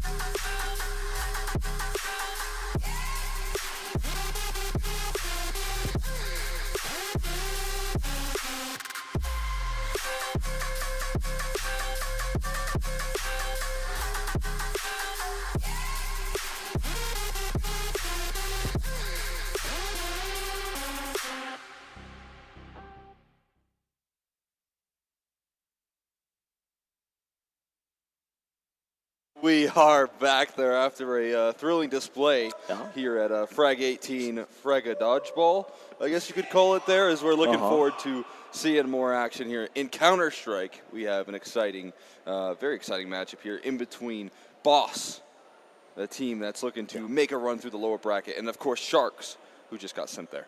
Yeah, I'll be honest, right? We have seen, or heard, I should say, the loudest roars of this weekend over on that dodgeball court. Yes. That was a crazy comeback from Nouns in game one. I thought Dudley and the boys were going to get their first win of the weekend, but it didn't happen. But yeah, clutch from Rush, yeah. Yeah, it was good in the clutch in the server. Yeah. And then also good in the clutch at dodgeball. Yeah, it was actually one hell of a clutch, translates. right? It was. But no, I'm excited to get things rolling here in our lower bracket finals. I think we've had some really good Counter-Strike today. We've kind of got into the meat of things over the course of the weekend. It has felt like some of these games have been a little bit top-heavy because that's just the way it goes, right? But yeah, now we are seeing sort of the battle of the Titans, some of the best teams in North America smashing it out. And I think this is going to be another one, right? Of course, the Sharks boys that have sort of traveled a bit of a distance to get here. They've got a lot to prove and a lot to live up to, and this is going to be one of the harder games for them for sure. I think so, man. This is going to be a tough matchup. They just figured out, you know, some of the tougher competition in NRG in that upper bracket. Yeah. They played well. They played very good. You didn't see that same sort of Doc pop-off potential, but he still was dropping some good numbers on maps that they're comfortable with. So there's some positives in that department. But I'll tell you what, I mean, Boss is a team that we've seen, you know, consistently at the RMRs. There's a reason why we see this roster consistently at those RMRs, and that's because they play up against, you know, the toughest competition, and they play it well. So yeah, even though they're without organization, one of their strengths is you know, they have a lot of hard work. They put a lot of effort into their matchups. I know one thing in particular is this team does a lot of like prep. So it's like, you know, as they are making their way through the lower bracket, they're playing a lot of Counter-Strike. There's no time to prep for these matchups, so definitely going to be some difficulties here. Looking at the veto, though, we're seeing a big surprise for me at least, and that's Boss picking into Nuke there. Did not quite fully expect that, to be honest, but when I was talking with Cryptic a little bit beforehand, he said, I think I'm going to pick Nuke. And so he did. Okay. Yeah, I had a bit of insider info as well. We passed and said, like, keep an eye on their coach when we go and do these vetoes, see if he looks surprised, because we are going to throw a curveball, and I like to see it. Also, Vertigo, right? Until today, we haven't seen it at all this weekend. I think it might have come up once last night. I saw it twice so far. Really? Right, okay. Yeah, it's been a bit of a staple. Sharks. Right, okay, yeah, it's been a little bit of a staple this weekend. Sharks keep pulling into it, and yeah, considering it's a map that's heavily underplayed in the professional scene at the moment, it does sort of throw you off tilter a little bit when you're having to play it. And yeah, honestly, a lot of teams this weekend have literally been floating it because it's everybody's permaban. Everyone bans it in the second phase because they don't want to play it. Yeah, because nobody wants to play it. So that is an interesting one. But yeah, I was actually expecting an Anubis or maybe an Ancient pick out of Boss, so it's going to be interesting to see how Nuke fares. I think this could definitely be a 3-mapper, though. I think we are kind of teed up for a 3-mapper, potentially. That's why I was doing some crazy stuff. I'm just going to like, put it over there. No, I'm just so interested. I mean, talking with, again, Cryptic before this matchup and talking about the reason as to why they were interested in picking into this map in Nuke. You know, he has some reads. Again, he has some surprises, some trick up his sleeve. So I want to see if that comes into full fruition here in this matchup, and you know what Sharks is going to do to counteract those measures, because I'm sure they're surprised to see that. Sharks is a good Nuke team, so I think that's one of the things in particular. As you said, you know, you think picking into a map like Anubis could be something that they're willing to go with. I know that Boss have had some struggles in this tournament in particular on Anubis, but yeah, definitely going to be interesting how the vetoes have shaped up, because Vertigo up next, Sharks have looked incredibly strong on. Even with their loss versus NRG, I felt like there was positions and they were putting themselves in spots to win rounds. So it was just some of the firepower. George would walk up ramp in 3K entry, and what do you do to counteract that, right? So there's not a lot you can do. Yeah. But they set themselves up well. NRG looked really good, and I think one of the scariest things for me with how NRG looked in that series was the fact that OC was pretty absent. Yeah, OC was actually really struggling in that series, and that, to me, indicates that going into the grand finals, they actually have another gear, right? If OC steps up, then they've almost got an extra player that's coming into the server, right? So, yeah, there's a lot of room for improvement, and not in a negative way, in a way that says, right, they're going to take a bit of a break. If OC comes into the grand finals of full force, they can be even better than they were in that best of 3 earlier on, and there's a decent chance they could be playing against the Sharks again. So I think definitely they're teed up as the favorites right now, but it would be cool to see a North American derby if Boss can overcome this hurdle. It's a pretty tall hurdle, but it is one that we know they're capable of jumping over. Yeah, I mean, so far, if you look at the teams that Boss have made it through, they've made it through kind of a new look Nouns in their last best of 3. Took it the distance. It was a 3-mapper. They were very close decider as well. They made their way through Fluffy Aimers on the stage earlier today. So this is the roster that's been just battle-proofed. But this is also their third best of 3 of the day, if I'm not mistaken. So they're just working through so much Counter-Strike here, and I think it's pretty cool. But that's another thing that you have to fight through, is like a lot of CS, and then your reward is to play best of 5, where you need to win 3 maps in order to come back into it, because you're heading in through the lower bracket. You got the map disadvantage, so you know the day it gets longer if things go well here. Yes, yeah. That is a pretty sort of tough prospect. I mean, these guys are hardened gamers. They're used to smashing out matches all day long, but high-intensity Counter-Strike is very different to just smashing out pugs all day. And I think that's something that can be quite sort of mentally and physically draining. So as you say, that is actually going to be a little bit of an obstacle. Oh, baby. A little bit of a look back at the dodgeball, though. What's going on here? Let's see it. What 2 teams are these? I see Avery in there, I believe.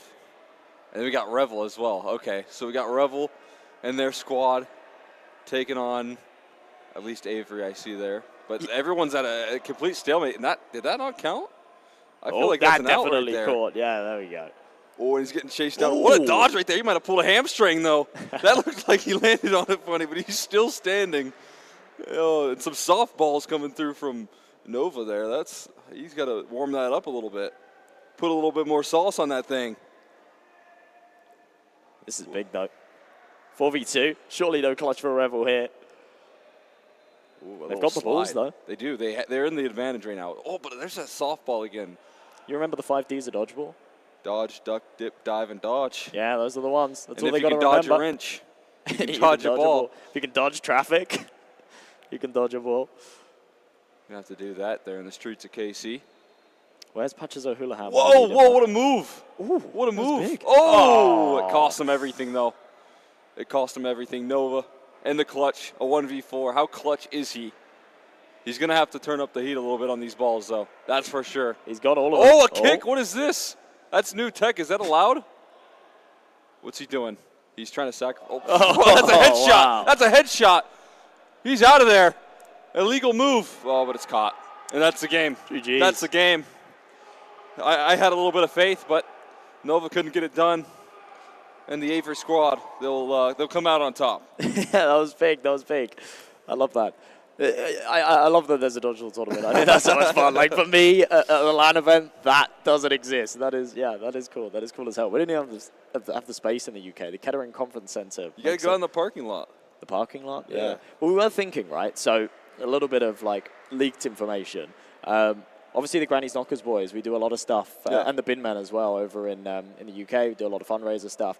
And we've got something in the works, right? We need permission, but the Kettering Conference Centre, which is where the Epic Lands are held, it's next to a big sports track, and there's like a full athletics track and whatnot. And we want to do a beer mile, right? We want to do a sponsored beer mile. Yeah. We're gonna like speak to a couple of beer sponsors, maybe Heineken, and see if they'll provide us the beer for a beer mile. We're gonna do a charity beer mile, so you're gonna run a whole mile. Every time you do a lap of the track, you down a beer and blah blah blah. Yeah. It's that's pretty brutal. It's pretty tough. That's tough. That's one of our. So we have a fantasy football punishment, and a beer mile is one of them on the list. But you have to spin the wheel to determine the punishment, just like you can spin the wheel over there and get some cool merch. So I have had some horrendous luck on that wheel. I did 4 spins yesterday. I got 3 L's, 3 L's and a sticker. 4 spins. Oh no! I couldn't You're not believe spinning it. enough though. You got to go back and spin some more. You think? Until yeah, you yeah. win. I'm Spin until one you spin win. away from a big win, I reckon. Yeah, you can't give up. You're That's always what- one spin away from a big win. Remember that. That's what I kept telling myself. I couldn't sleep last night. I was just sat there, just seeing the wheel in my head, going, one more spin, and I win that Picture you hoodie. turning right to the hoodie. Yeah. Yeah. Yeah, that's a bummer. That's a Saw bummer. it in my dreams, but What do you get if you win the dodgeball tournament? no, maybe a spin of the wheel. That's a prize I don't know. worth I mean, it there was a right there. buy-in, There so was I a feel like there buy-in, might so be a maybe cash he does. prize. Yeah, There might be that'd a be cash awesome. prize. Yeah, we'll hope so. There's certainly a cash prize for winning Frag 18, though, here, and that is a whole lot of money. And those Valve ranking boards that a lot of teams have come out here for. So we'll see who's going to be closing out those lower bracket finals here as we hop on into the action. Ready to start off the map, pick a boss here on Nuke. Alrighty, well, fairly pacey stuff early on. Boss, no control outside. Instead, they're just going to bomb it through the A hut. And the Julies will absolutely shut it down, tripling it up, but not going to happen for the ace. It will be Doc instead. In fact, it was actually only a 2K there from Koala. It was the other pair of Julies that found that third. The quaddies. Yeah. And now we're scary with we're putting up memories for Shark now to show them what happened in that last map as well. I was like, replay on it. Yeah, replay on Vertigo? What are we doing here? Not A little there bit of a quite flashback. It's a good start, though. And, we talk about the curveball pick from Boss going into Nuke. You have got to remember, Sharks getting that luxury of their CT side. You said they're a good Nuke team. So they're not going to be feeling too uncomfortable here. And that is a dangerous prospect. full eco into the second round. No silver lining to take away from that pistol. They didn't get a plant. They didn't get any kills. So has to just be a full eco, bite the bullet, come in with the guns in the next. And Sharks have gone pretty rifle heavy. I like to see that shotgun on Hoax as well. The XM's had its moments this weekend, and hopefully we can see a few more of them. I like the XM quite a bit. Usually Fruit Cup will buy Deagle in these rounds because he's so good with the Deagle. But like you said, there's just no real economy to afford it. Yeah, it'll be on $1,300 in the next round. It's just not enough, is it? That's enough for an AK. You might not be able to get Util out. But apparently they don't need the rifles there. They're finding out ways to do damage either way. A couple of kills is all right there. I think that auto shotgun maybe could get upgraded. Not quite, actually. Wow. So, I mean, P250, make your money back there instead. And the same efficiency as he is with a Deagle. And that's good for one right there. So Boss going to get those rifle rounds as soon as possible. Set their sights towards whatever tricks they have for this map pick. And not bad at all. Honestly, a bit of a blessing in disguise for Sharks to lose a couple of players out. I think they would have liked to upgrade Hoax's XM into that third M4, but couldn't find it in time. Either way, instead of those MP9s, they've now got a full set of rifles out. The shotgun can do some damage up close, and the AK is on the other side, but bombing it outside, cross to red. They're taking a fair bit of util damage in the process. Wall of smokes to try and cross, but Gavolo getting close with those spams. That molly is pretty perfect. That's going to impede their progress further. I like this boost. One thing I do know here about this Sharks team on Nuke, they love to blow open those smokes as much as possible and continue to try and put the pressure on that T side. Crossing down there makes it a difficulty. And these rotations as well from Sharks, usually a strong sign for a good Nuke team, having the ability to get where you need to be, contain map control, and as you can see, pretty effective in that department.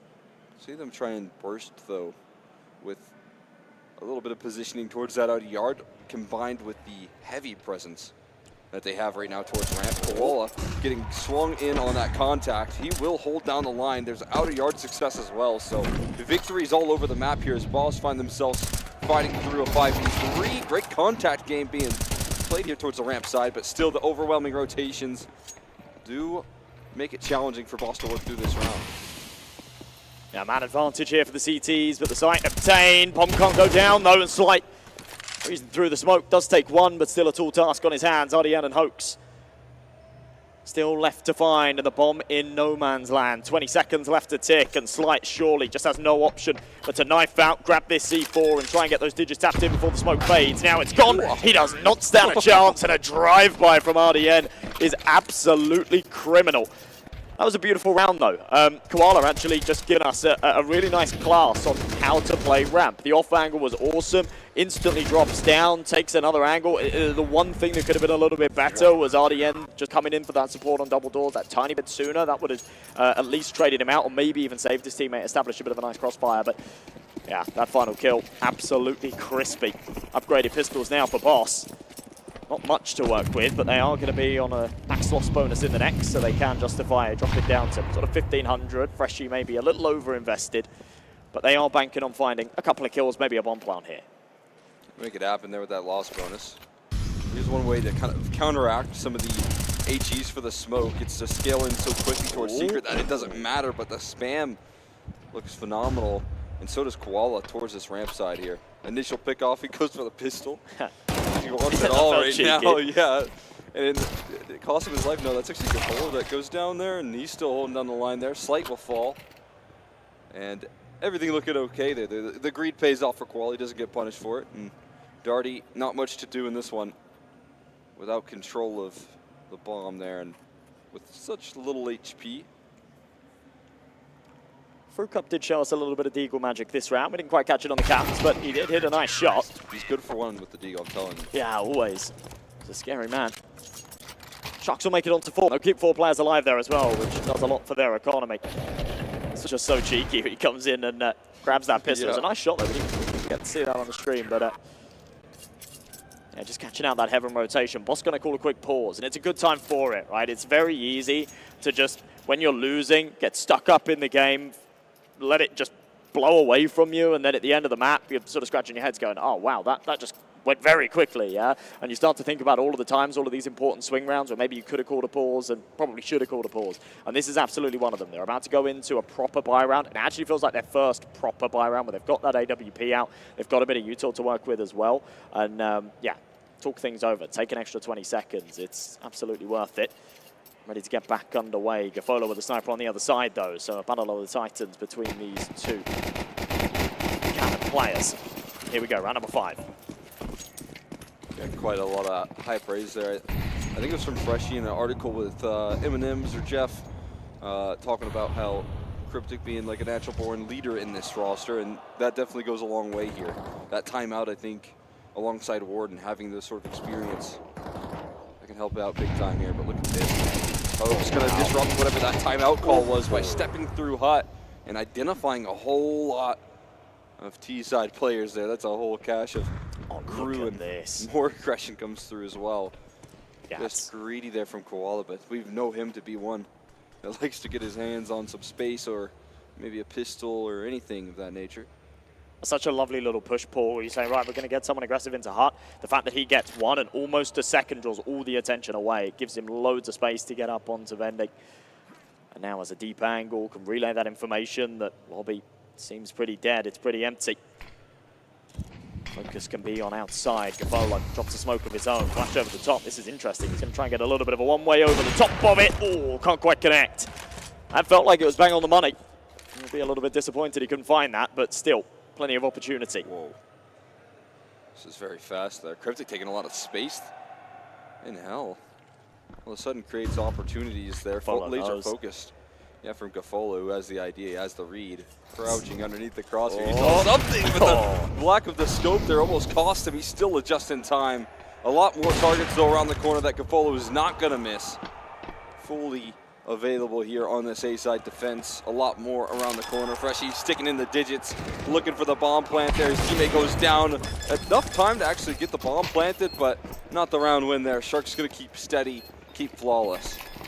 Knowing that you have that lobby control just goes such a long way, right? If they hadn't have got aggressive on ramp and confirmed that lobby was theirs, in that scenario, you're being crunched in from heaven. You're not quite sure if someone might slip through Hut, but instead, yeah, they're able to take that heaven fight. They know that lobby and Hut's completely clear, so they can take that cover.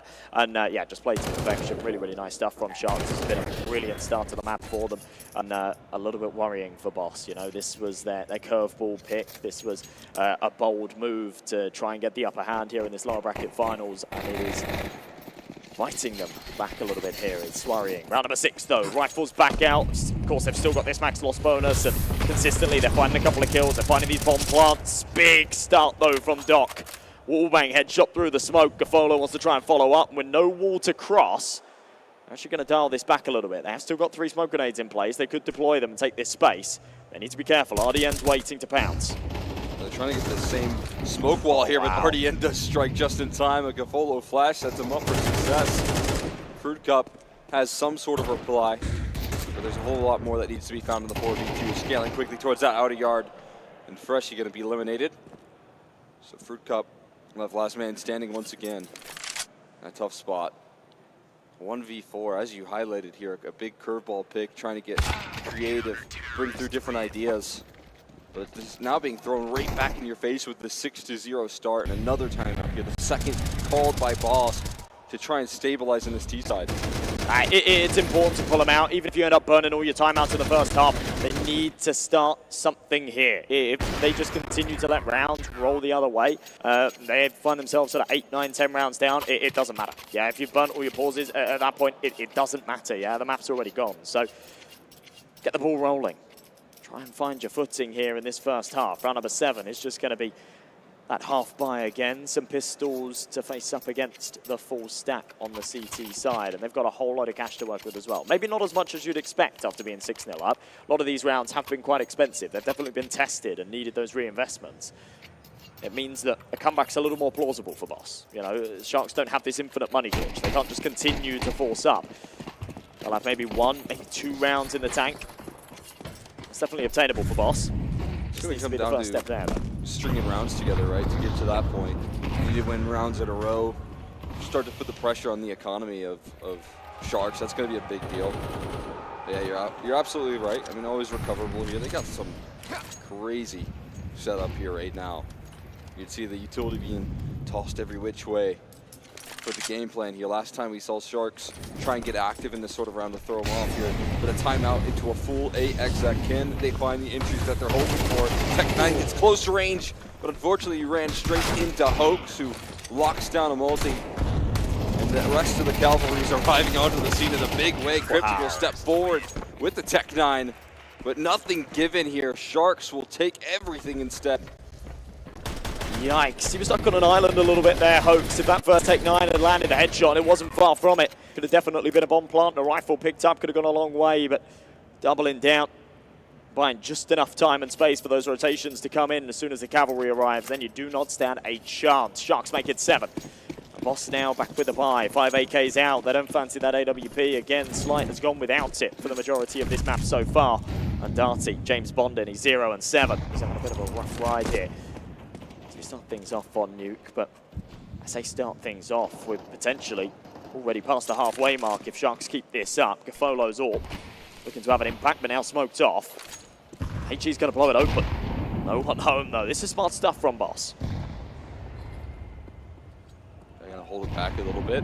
Oh, there's another HG that's been blown open there. No vision, no information at all. It's kind of information in itself, though, isn't it? It's like you can sort of say, okay, they're bluffing. Makes you into a false sense of security. And then they're ready to scale it. But again, there's not a lot of activity there. I mean, you do see those HGs get blown open. Oh, what? My God, what was that? Oh, no. Okay, all right. I see now there, yeah, and a good trade to come on through. He did have actual vision. I thought it was some unlucky stray that landed. Yeah. I thought the T-Spawn player lining up a smoke just caught a stray. That would have been rough, but...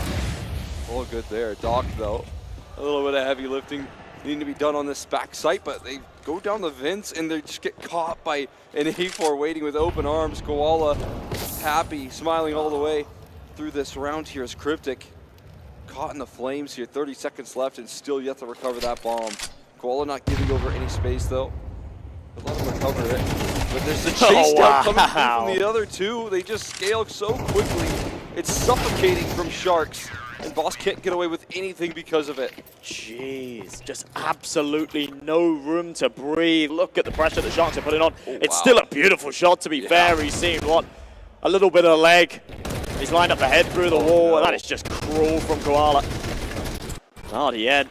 Full He's W. good at run and gun, man. Yeah. We saw it earlier in double doors, but man, he doesn't stop moving, and that's to his benefit because he's 9-1, and neither do Sharks. They never stop swimming.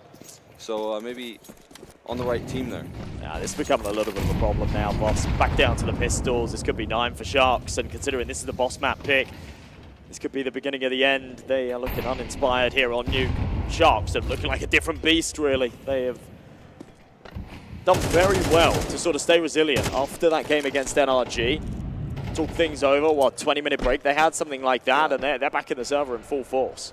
Yeah, I mean, quickly back into it as well. Here you got to step up, and again, I think they got surprised by this map pick, and they're maybe surprised to see that this is what Boss at the moment is bringing to the table here. They're just yet to get these entries, yet to get this firepower. They finally had entries in that last round for the first time, I would say, in this game. And they just walk right into the lines and the vents. And the proactivity that we've seen from Sharks in the mid-rounds is completely killing this Boss squad. This Hoax, he gets aggressive there. It takes him a little bit to kill, but fortunately he has Doc, who is quick to deliver the demons here and Slight. Oh, wow. Not long for this world either here. 9-0, and it just looks easy. These AKs are cruising through this offense. And even just the mechanics that we've seen out of Sharks, to be honest, man, look at this again. Just the reset, little transfer onto the head. Absolutely gorgeous from Koala. Everybody looking crispy. And yeah, I mean, it's a real problem, the lack of damage the Boss have been able to do. The fact that RDN's 9-1 right now after 9 rounds is just ridiculous. Stat padding here. 9 KD, Boss absolutely have to change that. Slight onto the sniper again. I said before, he's been a little bit absent with it. We haven't seen this all bound in too many of these rounds. Hope's back at the bomb site once again. For that HE that's been dropped over to him, fire at his feet though, needs to be careful. Extinguishes it with the smoke. He's taken a lot of damage in the process and now needs to fend them off because they come in his way. He has support from Doc though. Some much needed entries, finally some access into the site. Trying to capitalize off of it. A bit of a misplay there. They let Doc slide through the smoke. Their bomb being planted for Mini, so they collapse in. And now there's a chance here. But with Slight hopping, saving them from hell there. He has to fight through heaven. Wow. He's going to cover off Gafolo as well. Complete vision from Slight. And finally on the board here for Boss. They needed this round here. They needed to be able to hold on and the advantage that they found themselves through. Scare you when Doc drops the bomb. Yeah. But Slight has this round in his hands. And it was just the magic recipe, right? It was the answer. Get Slight on that AWP or find 3 kills and actually more than double his kill count individually. If Boss can take 3 rounds here, it's far from a good half, but it's definitely recoverable if they can take the pistol as well. And at least they have the tools to do so. 4 AKs and that sniper once again. Comfortable round in the last should fill them with a bit of confidence. A taste of success. It's been something that we haven't seen out of them. And there's the big entry early on. M4 fully blinded. Fire at his feet, getting toasty toes, but not traded. Still, they'll slip down the vent and they'll try and breach this B-bomb site. And we got Slight turning around. They're looking for no scopes as they try and vent dive. Won't get the opportunity to do that. They still have this out of yard lurk as well. I think he tried to go down the vents, but instead went a little too far into Mini. So Gafolo put on notice here from multiple directions right now. Is he going to choose the right one? Not quite. Fruit Cup surprises. A save called out from Sharks because, as you highlighted, that CT side economy can quickly get out of control. Ooh. Another quick headshot from Cryptic, and Boss have figured out a way to win in the closing stages of this first half and give themselves some room to work with. It didn't even feel like Boss were looking too hard for these hunts. They don't have tons of money in the bank to justify it, but they found them regardless, and now they see blood hungry for Hoax as well, who is at the back of the bomb site. Darty's died to the bomb. He was 1 HP, and with 1 HP, there are very few places on this map that you are safe. So, yeah, sometimes just the way it goes, but great entries there, and a very reactive call as well to just bomb it down the vents. Worked nicely for them. We really haven't seen much action on this B-bomb site so far, this map. In fact, it's been very rare that they've even been able to successfully get down onto the B site. Anytime they've tried to take that outside control and get down secret, the HGs have blown the smokes open and they have been shut down. Final round of the half, though. Decent buy from Sharks, but with 4 of the 5 falling, there are some contingencies. Gafolo on that shotgun, Koala with the MP9, and they've got to make this work. Whoa, yeah, fire everywhere in that squeaky door. Not a lot of safe places to stand, but they figure out a way to survive here, and Hoax goes down again on this ace side. Ooh. Double entry rolling through Darty. As Brushy looks to land the trade, somehow evades the spam there. And Doc managing to survive on low HP. He's going to need someone to heal him on up, but Gafolo and Koala. It's going to be interesting here with the auto shot. They got to make it up the vents. That's an orb next to him as well. If he's crouched and manages to slip under that scope, this could be deadly. Just waiting for the right moment to pounce, and there it is. But what a reaction from Slight.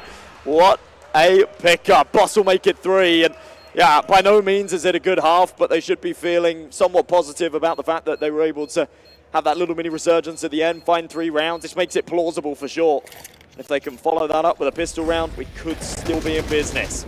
Close it out with 3 rounds in a row. As you highlighted it, not a lot to lean on, but it's better than nothing. Look at this from Slight.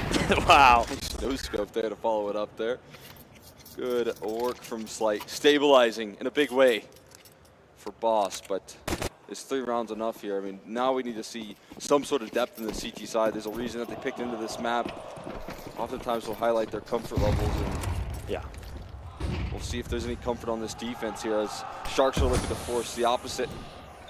Fast motion.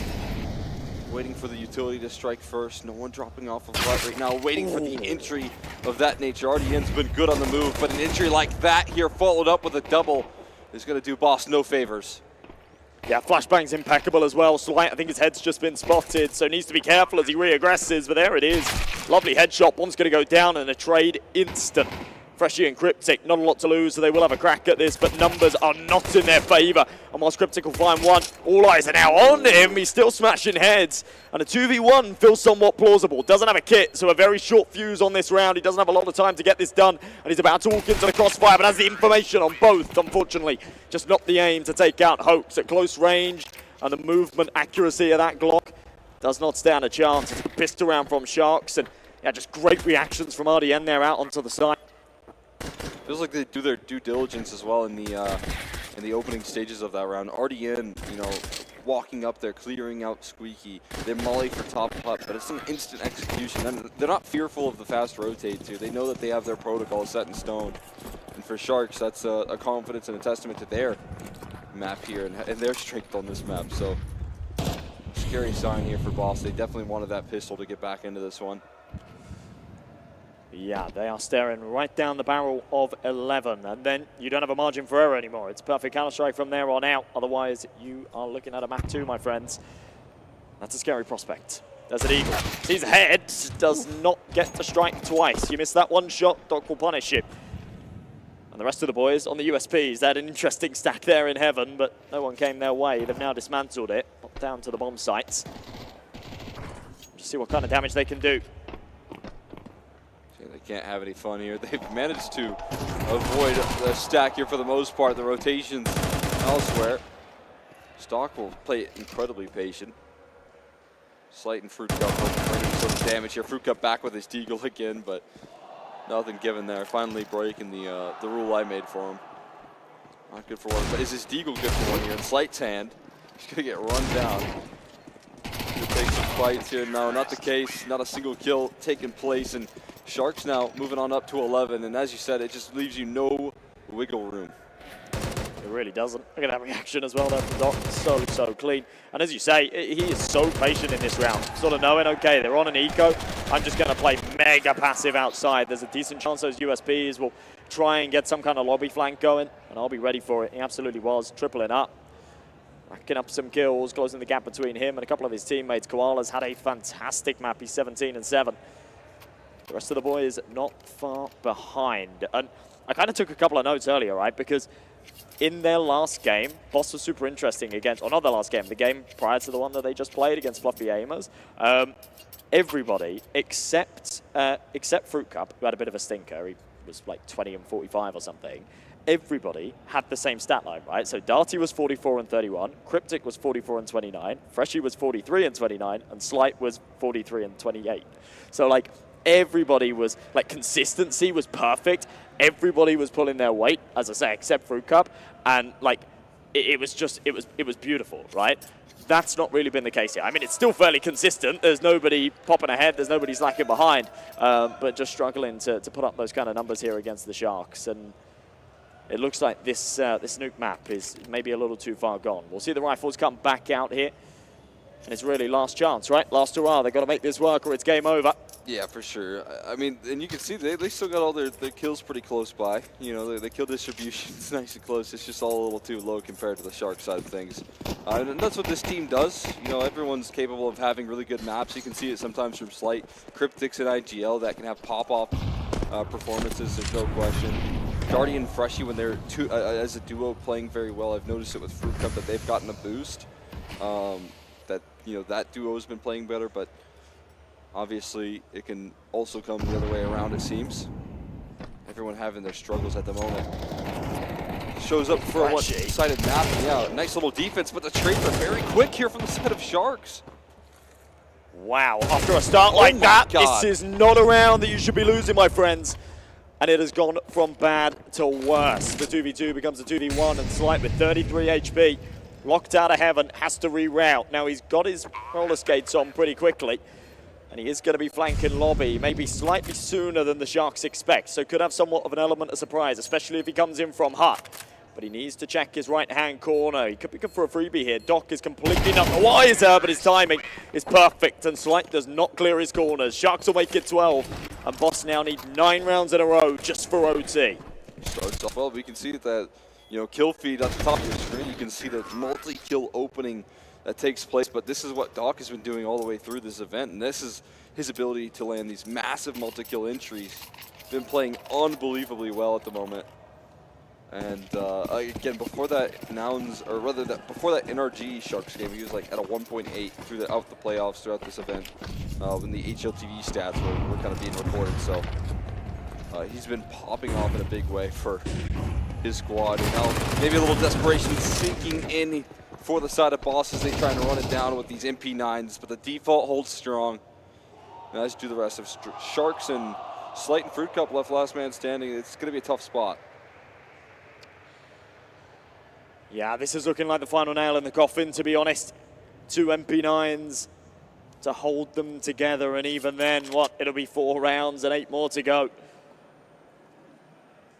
It's been a disappointing start for the Boss Boys, but I think they can bounce back. These guys are hardened veterans. They've been in positions like this plenty of times in the past. Fruit Cup smoked off. He's going to try and play through it, take the initiative, see if he can catch someone off guard. Stay patient, eventually breaches through, but met with resistance. Couple of shots to the body, and the fire will finish him off. MP9 at range won't do anything better. And the Sharks, so comfortable and cold as ice as well. No celebrations. They know it's just another day at the office, and they've got to stay focused. They've got another map to play. And they got a map to look forward to as well in Vertigo. Now, the thing about Boss is, again, they're dealing with another good Vertigo team, but they know that this is a map pick coming as a big surprise out of the gates. And then they just handle business. They show their strength. They show why Sharks is a good nuke team right there in full effect. And, I mean, so many different things going right. I feel like so many different good tempo changes on that T side as well. So, overall, a pretty convincing showing. And I feel like that curveball pick didn't go as Boss anticipated. Yeah, definitely not. That's a real shame. I mean, you know what? When you're in games like this, you've got to take risks. Yeah, you've got to take risks, and they went for one. It didn't work out. That's just sometimes the way it goes. But, yeah, you're playing against a side like Sharks, and I don't think it was necessary. It's not an objectively wrong call to go for that curveball. It's just a shame it didn't work out today.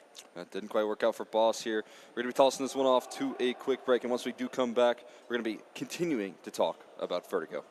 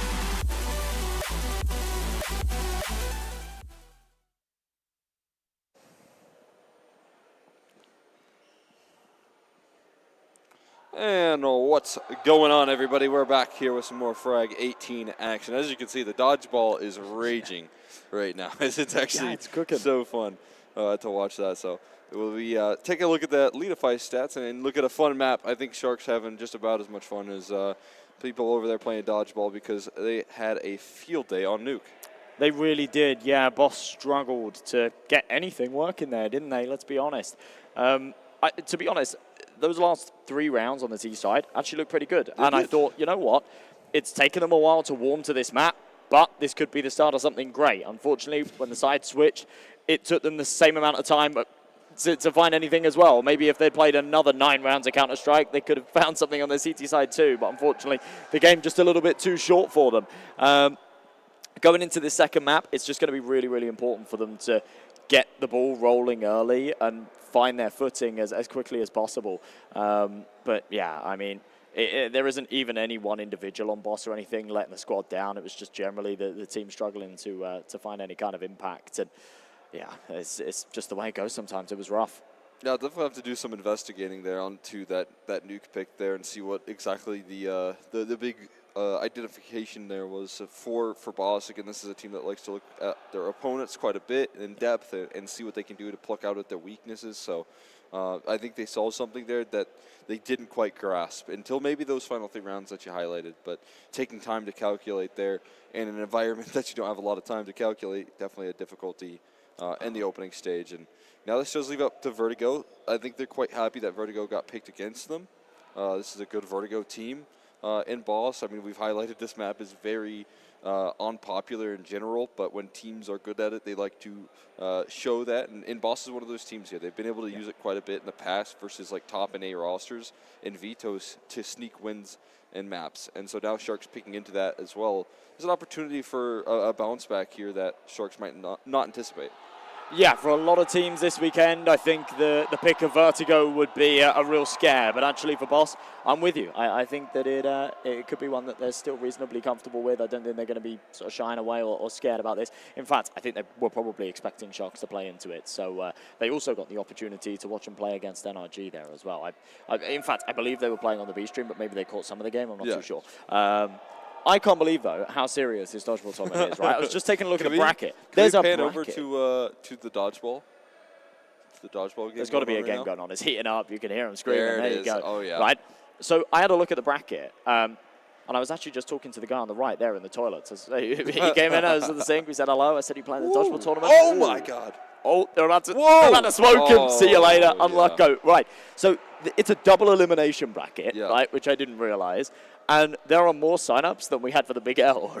So it's like absolutely that was a good idea. Yeah, it was a good idea. It was a good idea. Heating up. I mean, at the end of the day, you know, it's got the numbers. And they, I guess, just loves dodgeball. Love dodgeball. We love dodgeball. Rest in peace, Patches O'Houlihan. I don't know who that is. The guy from the movie, man.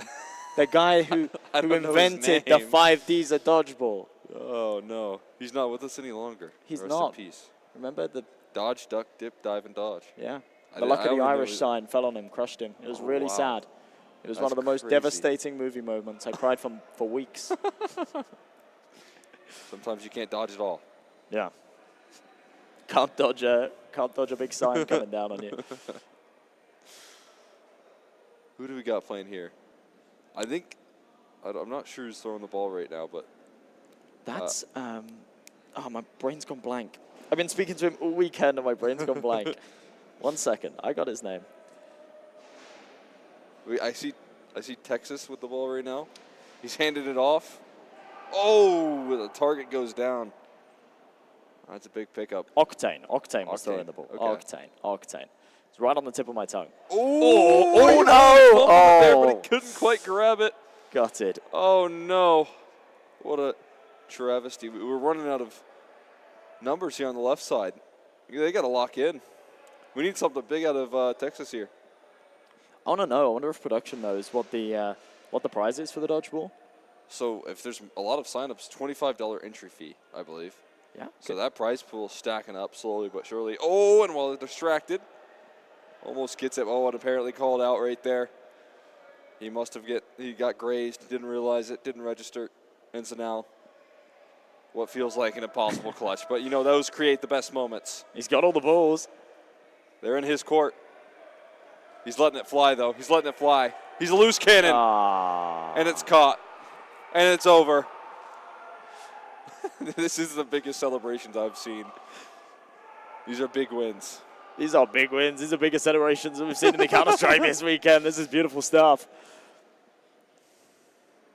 I love it. I love it. This is cool as hell. This is cool as hell. I thought about playing the dodgeball. I definitely suck at dodgeball, but I was like, you know what? That looks like fun. Yesterday, when we had like a little pickup game going with the basketball, and I was just so crazy bad. Yeah, and I thought, oh, it'd still be fun. And then I was just getting absolutely smoked by these guys, like a couple of the boss guys and whatnot. They were just crazy. A couple of the stand-up business guys came over. They were nuts. Well, if you're playing up against Slight there, you got a center that's undefendable. Yeah. You have to call in over big and tall Matt there to play some defense up against him. They were really good. They were really, really good. All right. Slight's too tall here, but well, I guess we're getting pretty tall on the map as we hop into Vertigo up 51 floors. Ready to kick things off. We'll see what Sharks have in store for their map pick. They just showed so much confidence. And Nuke. Now they have to do it again on Vertigo. Can they replicate that same level of success? Like this from Freshie. Insta deploy the smoke, just play underneath it. If the Glocks want to come, then he'll pick off a couple of heads. But, oh, wow. Nice start from Doc. Trade to there, but the crunch from both sides is just impenetrable. And Master B rotate, might actually be able to catch him off. That's going to be the bomb down. This is huge. And what a shot from Freshie. Instant swap out to the Glock. A decent idea that the last man might be coming in from the right-hand side as well. That's Koala. And he has been dead silent throughout this whole ordeal. He was the one player that came up the B stairs, so incognito, but they have a decent idea. What a shot. Oh. And he follows it up as well. Koala, you are a madman. And Sharks, no business in winning that round, but snatch away the boss hopes and dreams of getting an early win here. Such clean shots as well, rolling out of those USPs, but what's even cleaner is these kills from Koala. That first one was so sick. Does not let them win anything here, not letting them win a single pistol to back it up as well. That's 0 pistols being converted here so far. Sharks have remained flawless in that department. Their best chance for boss right there slips from their grasp. And a full eco this time, called off the back of it. Not as aggressive with the purchasing power. One of the bigger struggles here, I mean, Boss, as I've highlighted, they know how to play this map. I feel like the T sides are very shaky sometimes. So I think setting a good foundation on this defense is very important for them. And well, the pistol on Boss, that could be a scary sign. Yeah, nothing really to work with here, and as you'd expect, very little resistance, even with the stack up on that B-bomb site. Sharks make light work of it, and a couple of kills coming through for that Mac-10 as well. Not only does it pay itself off, but it profits out of this round. He could justify an upgrade, but with 4 rifles, I don't think he will. I think he'll just play the bonus, stick around with his SMG. Here come the big guns in the next. Boss out with the rifles. This has to be a turning point. I mean, it doesn't have to be, but, you know, they want this round. This series, yeah, right? they want this round. Yeah, I mean, considering how last map went, you don't want to get off to another slow start. You got to be able to start off a little hotter than that. We had, you know, a couple of players on this Boss camp struggle to lift off with kills in general, so it's just more the grand theme of this map needing to shift at least somewhat in the direction of Boss if they want to put up a fight here on Vertigo early on in this one, but you get the picture. Yeah, that is very well played from Freshie. Pushing into the B stairs, the re-smoke, just giving him a load of room to stretch his legs. A deep molly. Doc wants to find this kill on the short player, but his teammate's falling. Fruit Loops and Darty able to trade back, though. And a 4v2. This is looking like a much better defense out of Boss. Koala will swap out to the AK, but still find no success. It's all onto the shoulders of Gafolo. He's being spammed, doesn't want to return the favor. Wants to stay incognito. He's making a bit of noise now, so they'll know he's here. Takes the drop. Big out, big kill, tacked down to 20. Surely no shot at this. Ooh, I mean, he's giving challenges. That's a really nasty angle, though. Yeah. Not going to let that slip. Fruit Cup will close out the finishing kill, and Ball's going to get on the board. Here's that opening there. You have to be laser focused. Close to your monitor to lock in a kill like that. Yeah.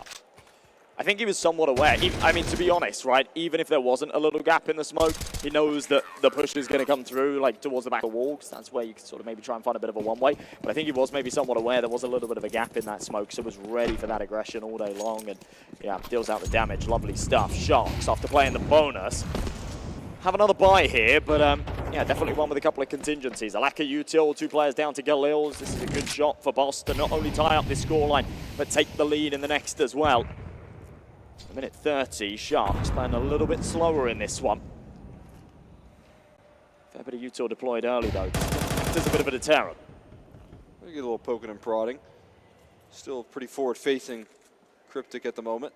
A couple of extra players on that extremity here. We'll see if they can start to crack things open. As you see that late lurk coming through, there's a consistent problem. Koala has been haunting them already on Vertigo. You don't want to have to deal with that on a consistent basis.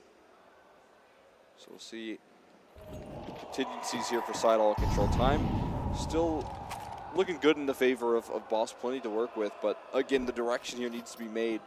You got to start to put the pedal to the metal. Patience still being put on display at the moment. There's that utility, there's the execution. But that smoke looking to disrupt the execution here and slow down the pace. There's that side hall control taken by Doc, putting the heat on this defense right now. Collapse coming through the other side of the ramp as well. Still so difficult to punch in those digits, try to punch holes in the smoke, but gets blasted because of it. And Boss's CT side holding steady there at the credit of some quick spins from Slight and Freshy, who will finish the job. Seal the deal for Boss. They're on 2 in a row here, building up that defense that I knew could be deadly here on Vertigo. Should be a freebie in the third here as well. Will go a long way for them. Yeah, just the Glocks, Sharks. Don't want to invest anything into this, really. And they won't. Yeah, all 5 players not spending a penny. They're happy to give this one up, give Boss the lead. Coming with a full force buy in the next, but Cryptic down to that MP9, somewhat out of choice. He wants to try and farm a bit of cash here. HE could do a lot of damage if placed perfectly. In fact, that's not going to be what's deployed. Instead, it's the Molly. Now the HE. This could do some big damage. There it is. See you later. Now they're all a little bit sponged up. Easier targets. Looking to cut through him with that AK. Nice to see that Slight could have the chance to farm up some cash. As you highlighted, not quite available, though. Not giving him that opportunity. It's still very patient, and I like when teams make these sort of rounds a little bit difficult. They rely on their strength in numbers. Any sort of damage that you can make happen with 5 Glocks up against rifles, up against guns is so beneficial. Even like utility being baited out, always important. So we'll see if they can be rewarded for their patience, so that the group up will just be able to spray them all down. Not quite a double up, but there's that trade, an AK recovered potentially. Unless it fell off the map. That might have been the case. I think it's gone. Oh, and they realized that the hard way. That's a bit difficult. A shame. Might have even just fallen behind the sandbags, yeah. You can't find it. You got to get some long arms there. Oh, man. Big magnet on a rope, you know those ones that people magnet fishing. That'll work as well. No one's carrying one of them in their pockets, and, well, they'll be crunched. Boss, nice and easy. Keeping 4 players alive. Cryptic, MP9. Actually not able to upgrade it to that rifle because it did go missing, so... Where'd it go off to? It goes down? Yeah, it falls down the stairs. It definitely doesn't go off the map. It looks like it went straight down unless someone shot it. Possibly. Possibly. Well, no one wants to own up to that, though, do they? No, no. It'd be embarrassing. It was, and then you forgot to call it, and you're like watching your teammates try and scramble for that gun, and you're like, oh, that's being killed in the process, yeah. Seen this last map here. A little bit of a run boost for Doc. They would love to do that run boost. And they've been looking to get away with it here, but instead they run head first and just it's a quicker demise to Fruit Cup. That's what that run boost gives you. A faster route to the grave. Yeah, you do it for the first time this week. Gonna catch you with your pants down, but Boss a little too wise to it. Beautiful start from Fruit Cup. 2 kills to his name. An opportunity to make this the 4th round as well with Molotov, though. That's awkward. Was meant to bounce, go a little bit deeper instead. Lands in front of his teammate. It won't stop the Sharks working up the ramp, but they'll be ready for this. Slight repositions with the AWP. It's over the util. He's got Cryptic there on short. His teammate falls and another whiffed incendiary. could cause some problems. But Cryptic's taking one back with the MP9. Oh, connects, and now it's all onto Koala. 1v4, knows there's one on short. Sprays a little messy, and Cryptic just a little crisper. 4-2, and Boss doing exactly what we asked from them, right? They are putting up the numbers early here on Vertigo and just looking a little more convincing. That they are. Bring out the competition here. Those CT sides are so strong for Boss so consistently. I think opting for Slight as an individual, you know, you instantly look at him, and I think he's always felt super comfortable on this map with the AWP for quite some time, you know, since I've been watching him. So always positive to see that. We'll see if that continues. Nice bounce on that HE. That lands right in his face. That's a 50 damage nade straight on top of him. So a good start for Sharks in some sense, but that's not going to scare Slide off the angle. And with this op positioned effectively, he kind of contains all of this A side. He does have to connect onto a shot though while he's at it, and that's not the case. So calling in for his teammates to rotate forward, but he has to do it quickly because the scale is so fast. Darty has to hold down the line, 1-for-1. Might not cut it, but the teammates will here, but there goes Slight. He gets blasted. A 3v3 now to work off of, and some opportunities starting to be created by Sharks here in this round. Okay, Doc. Show us what you're made of. Tech 9 up close and short. Cryptic's got a bit of a gap in that smoke, though.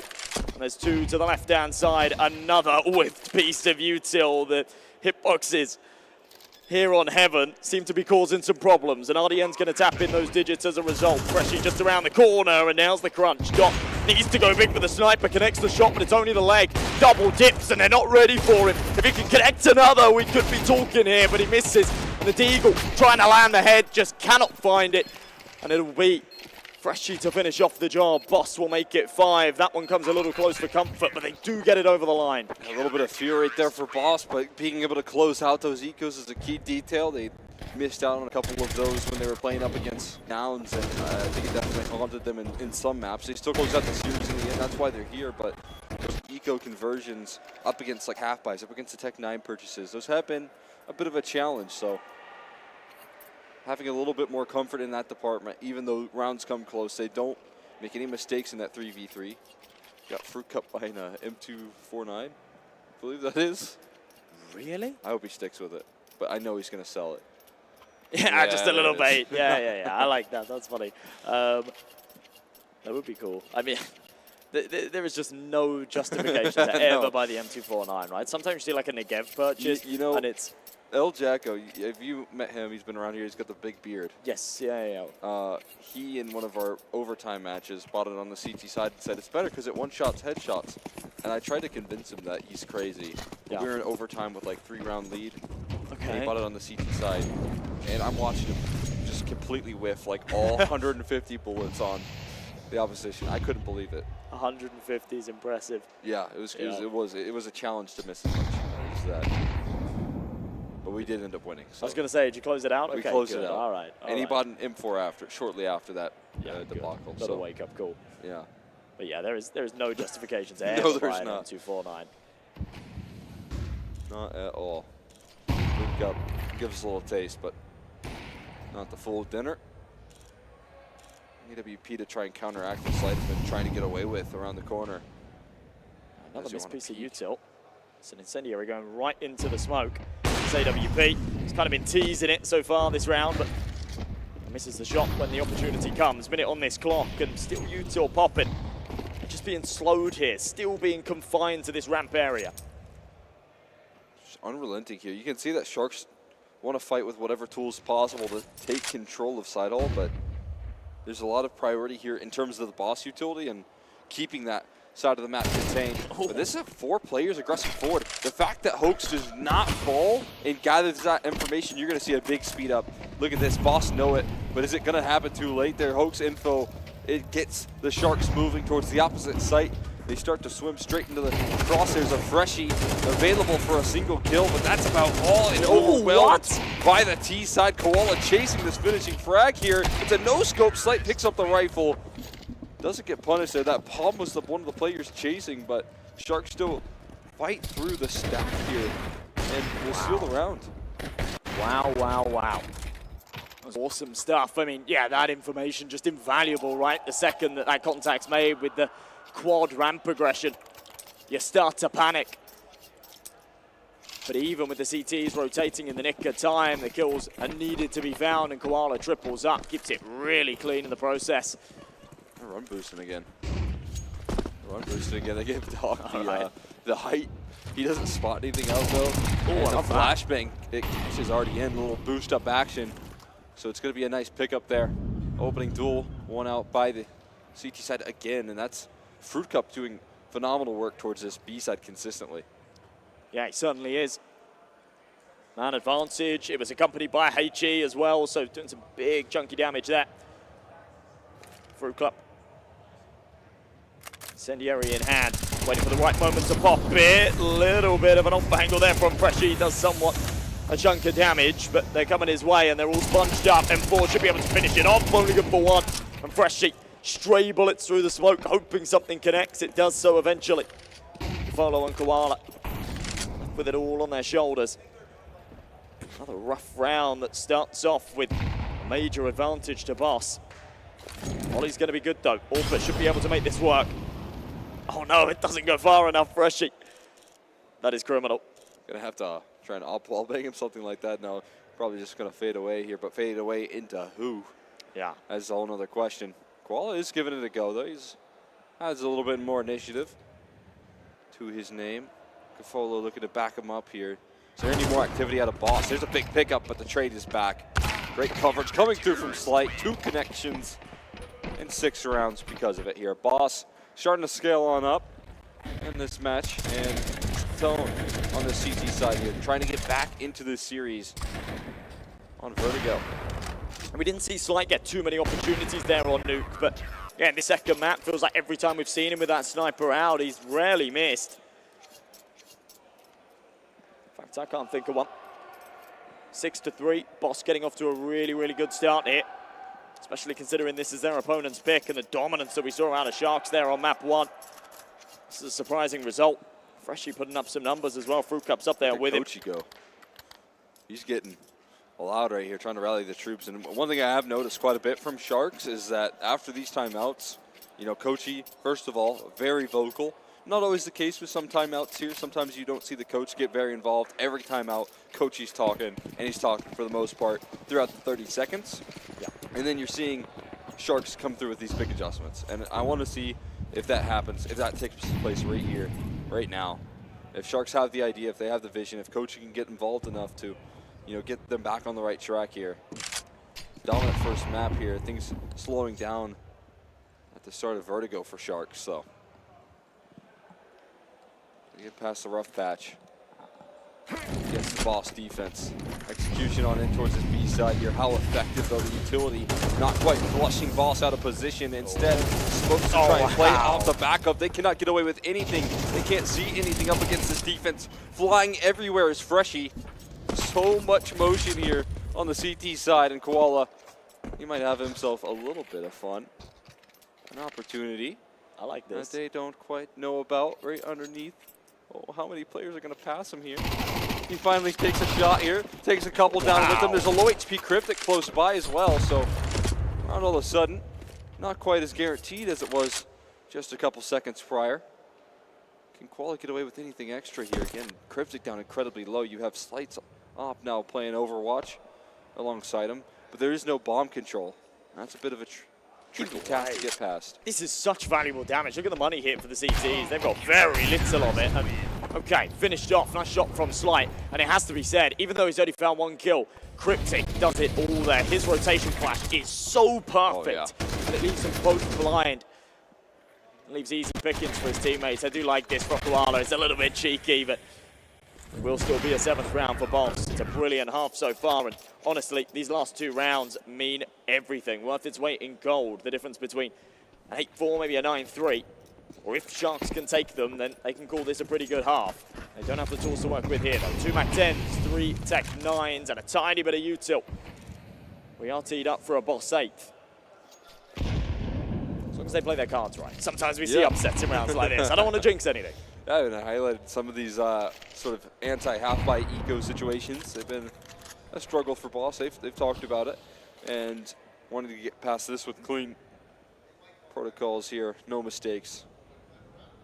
We'll see if they can do that here. Keep the rounds rolling, keep the CT side flowing. Cryptic, he likes a nice little bit of off angles towards middle.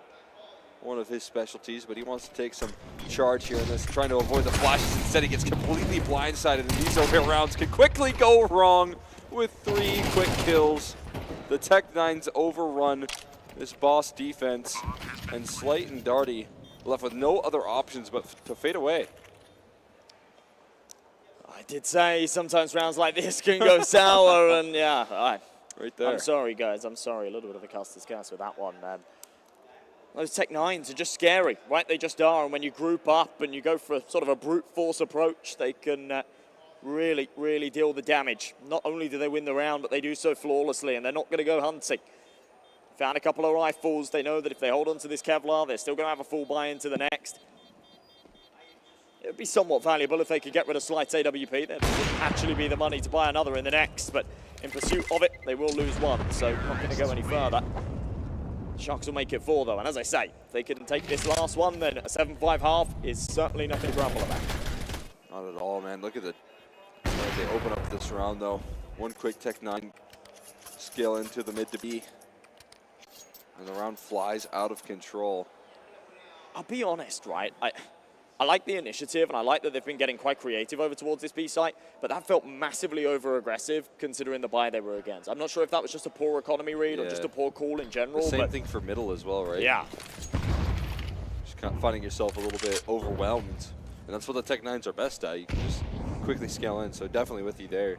When you're talking about that CT side, economy being so fragile, they have MP9s after winning so many rounds in a row. At least just one MP9. Yeah. Cryptic's done some good work with it when we've seen him pull out this SMG in previous rounds. Fukup super aggressive here on B stairs as well. He'll take the contact, but bites off more than he can chew. There's 3 around the corner. At least valuable information. I think he only saw 2 of them though, so no one's going to be over-rotating just yet. Freshly under a lot of pressure, and if Doc can find one, this would be big. A second would be nuclear, but a 4v2 nonetheless. Sharks are teed up to make this a very good half. Yeah, big recovery, 2 rounds in a row to close it off. Koala, we're going to try and find out where this AWP is. Imagine the crosshairs, the scopes being heard. Darty, last man, looking to save this one here. Molly has an HE trying to work through this 7th position, but opportunity is going to be limited here. Sharks looking to close out with some confidence, and now the plays rolling on up right to the crosshair. The AWP Sharks with 2 in a row to finish the job here. Despite the streaks that Boss went under, again, the CT side is where their usual strong suits are. This T side sometimes could be another story. We'll see if that takes place here, but those last 2 rounds come back in a big way to bite this Boss squad. Yeah, I'll be honest, I think they're going to be a little bit disappointed with that outcome after how well this half started. I mean, again, 7 rounds in your CT side, it's not all doom and gloom, as it's certainly nothing to grumble at, but yeah, definitely could have been more. In fact, that should have been more. That is going to be playing in their heads, especially if they lose this pistol and things tie up at 7 apiece. So this is an important one to get over the line. An interesting setup as well. 2 P250s, 2 smokes, 2 flashbangs, quite a util-heavy configuration here for the T side. Julies for the counterparts. Both dropped over by RDN, so Koala and Hoax kind of tanked up here with the Kevlar behind them as well. And just teasing over towards ramp. A couple of shots exchanged each way, but no real damage dealt just yet. Right, so far 3 for 3 on Sharks' pistols. They have been flawless in this department. Looking to remain so here. As you said, doing that would keep them neck and neck with Boss. The Julies have played a big part in that as well, haven't they? Those dual brothers are so strong. I know it better than anyone else. I got an ace in my opening match with them. Yeah, a little subtle flex. But into the B side they go, right into the crosshairs of RDN, and those USPs can be just as strong in his hands as he knocks down 2 quick kills. He doesn't need 2 guns, but he does have a lot of guns standing alongside him. Finding extra frags here to back him up. Cryptic still standing, though low HP, but still kicking. Long enough to survive here. Freshie fighting forward as well, forces a reload. Gafolo, not a lot of health left up against his opposition, but Freshie still standing, looking for the headshot. Close range, and that's a massive win. Freshie comes up clutch and brings Boss the round, and now they're getting loud. That is so huge, and Freshie has been incredible so far this map. What a time to step up. It was very much looking like Sharks were going to keep their flawless streak of the pistols. This was, yeah, pretty disgusting, but makes up for it with that one tap. Bang. That's got to be a confidence booster. If the morale was low after losing those last couple of rounds on a half, that's got to lift it right back up again. We will see a force buy out of Sharks. It's a little unorthodox to go for a CT force buy after losing the pistol, but yeah, after the way that it ended, I think they want to try and bite back instantly. 5 MP9s might be the way to do so, but Boss haven't gone too SMG heavy either. They're in with 3 rifles and a decent shot at this for sure. Slight just working his way up with a MAC-10. Molly out, no exchange just yet. This is my 3rd Vertigo in a row, I think, of Sharks. And I think this is the 3rd time I've seen them lose their CT pistol and then forced by 5 MP9s in a row. Okay. They, how often has it worked? I think it's lost both times so far. It might have actually won versus Nouns. I think it did actually win versus it. So it's 50-50. Okay, all right. And those are not bad odds when it comes down to lesser weaponry. But we'll see if those odds shift out of favor here for them, as they are kind of limited in terms of first utility, second in terms of numbers where they need to be. A little bit weakened over on that A side, finally revealed at this point in time, and they'll start to shift over. We'll see how quickly they can get involved. So Gafolo here on short. They've got a little bit of a stack up going, but trades fairly even. And Fruit Cup has to go big on the bomb site. There's the first, but the MP9 on the drive-by, and it's all just chaos. It's jumping around the corner, and these very scrappy duels that get it over the line for Boss, but not quite just yet. Hoax is still alive and kicking, and he's going to try and reroute. Keep them guessing. 20 seconds left. They need to get this bomb, and they need to get it planted in the next couple of seconds. And in all this time, Hoax has repositioned. Timing perfect. Manages to slip the net, but they double check it. And Slight, I love the due diligence. Just saying, actually, we might have been caught on a timing, so I'm just going to do a little repeat there into elevator. It was the right call to make, so almost pays off the Sharks, but the 50-50 coin toss doesn't work for them this time. Not quite there. And they do fall in the MP9 force by similar to how they did versus NRG when they last went for it, but this time, I mean, they did put a lot of panic into the CT side, forcing a lot of discomfort. And a fast play from Fruit Cup holding nothing back. Full steam ahead with the MAC-10. It's a crazy clothesline. Deagle shot here. Koala still alive as well, and finding ways to find kills here. Another one connected on by the P250 chase down. And we've got AKs being recovered. An opportunity to steal this round away. Maybe the MP9s don't do it justice, but the AK just might. They hand that AK over to Doc with armor as well, creating even more complications as Boss look to hold down the line of 1v1. Doc left into the clutch and escape for Slight, as he knows there's a long defuse ahead of him. Doc flying down though, and it's a Slight who gets chased.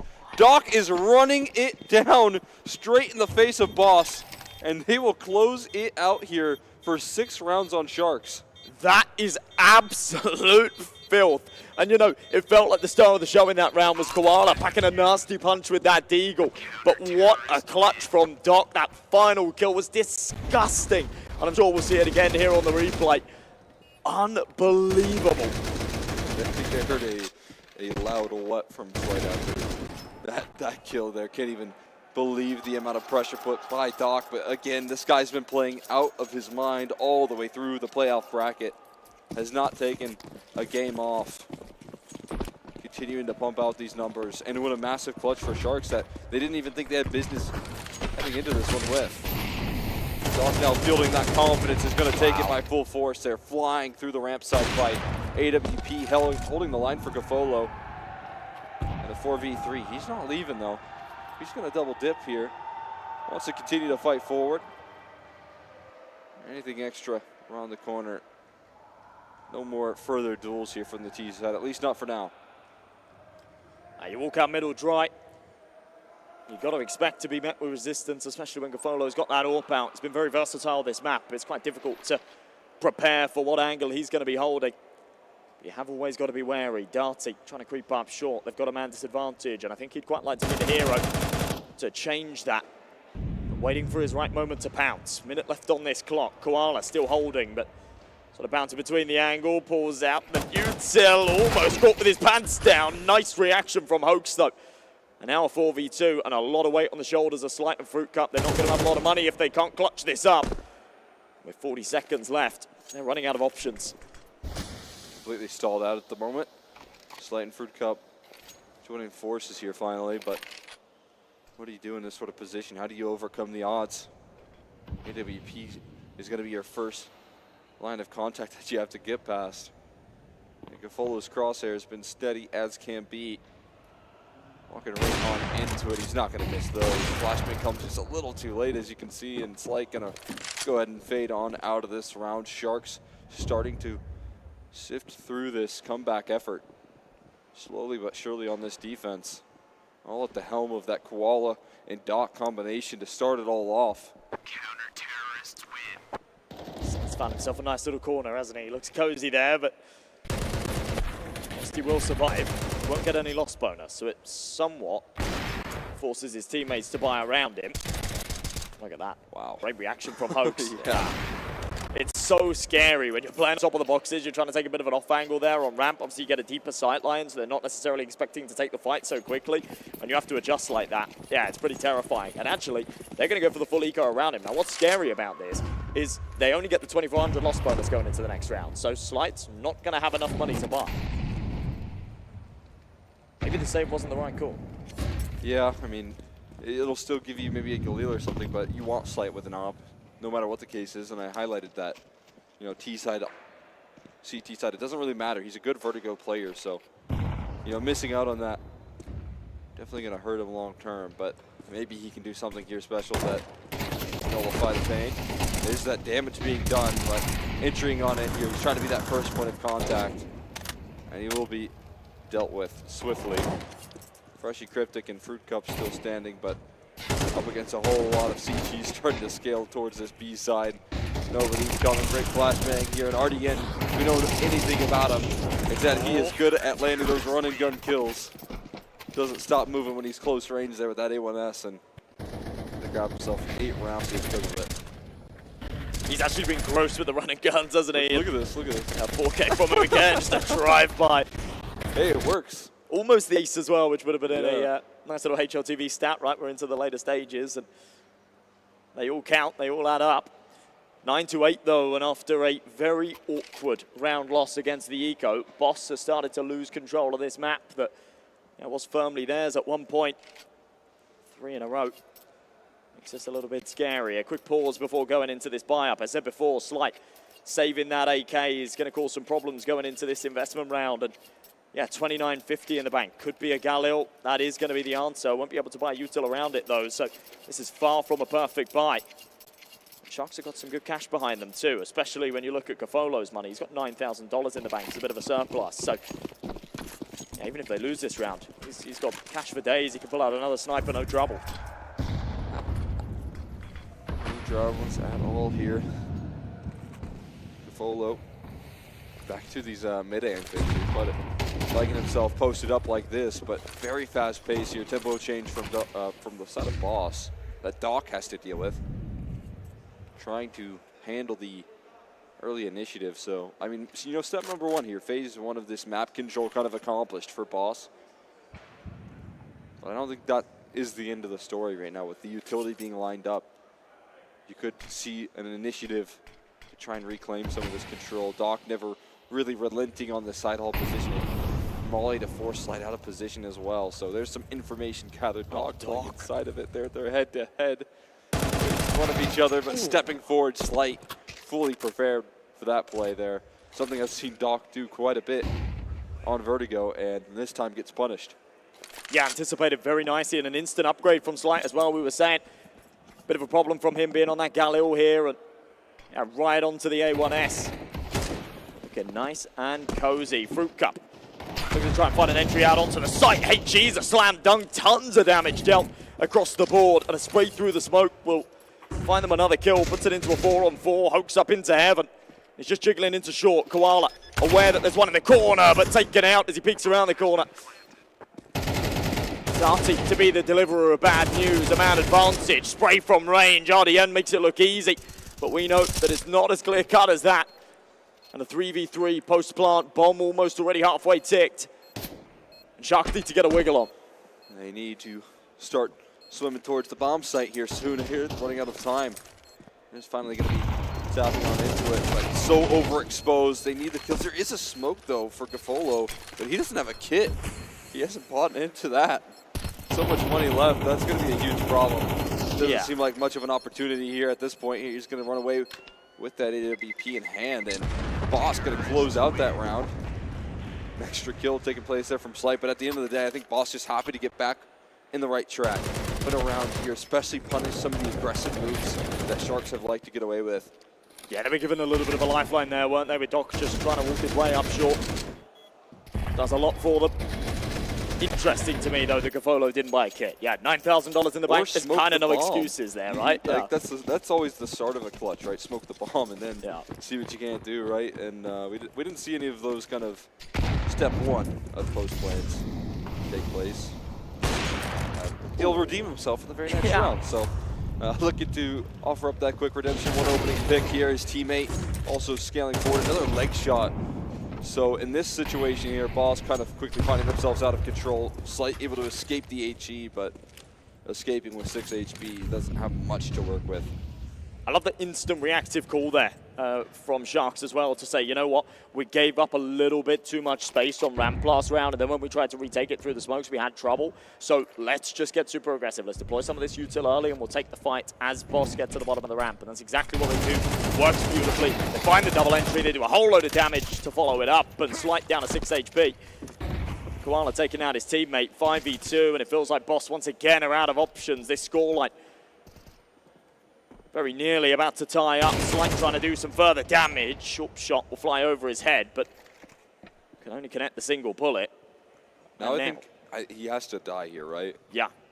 Yeah, he can't make the same mistake as last time. This is... it left him with no op in one of those gun rounds in the past. It's nice to hold on to these AKs. Give yourself another chance to do some damage, but you're starting to stack up some loss bonus as well, so it is going to fall in the end. And around like that, you run the risk of dying after time as well, which would be absolute disaster.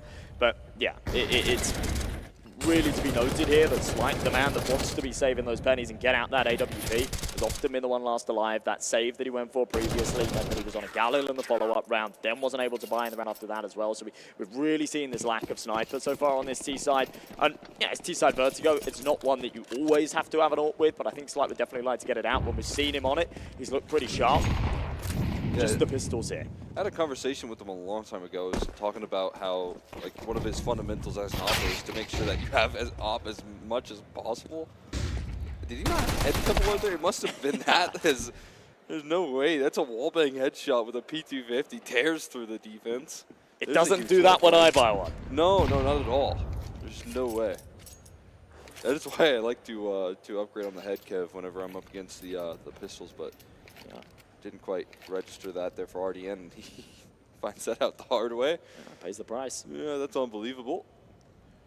But yeah, I mean, Slight, as the operator, I think as a principal, just likes to get the op as much as possible and prioritizes it compared to maybe some other opportunities that here or there. We'll pick it up. But more situational thing here. Pressure put on this B side. Baller will fall. And side access here, bomb plate could help out in a big way. Locking in the opportunity at an AWP, another extra kill. This one becomes very pricey at the end of the day for Sharks. They lose a lot of names and numbers. So for Boss, you got to be happy with what you were able to do with such limited resources. And for Sharks, they're now in a panic to scramble, get as much loot as they can gobble up. Yeah, when things aren't going your way, it's kind of difficult mentally to appreciate little successes and small silver linings in rounds like that. But that's a very successful round from Boss. That was a full eco. They invested, what, a P250? 3 kills and a bomb plant. That goes a long way. It's going to give them a little bit of extra cash as well. We'll see the replay. Yeah, that was a lack of head armor moment. What, 1 bullet to the shin and the second to the head was lethal.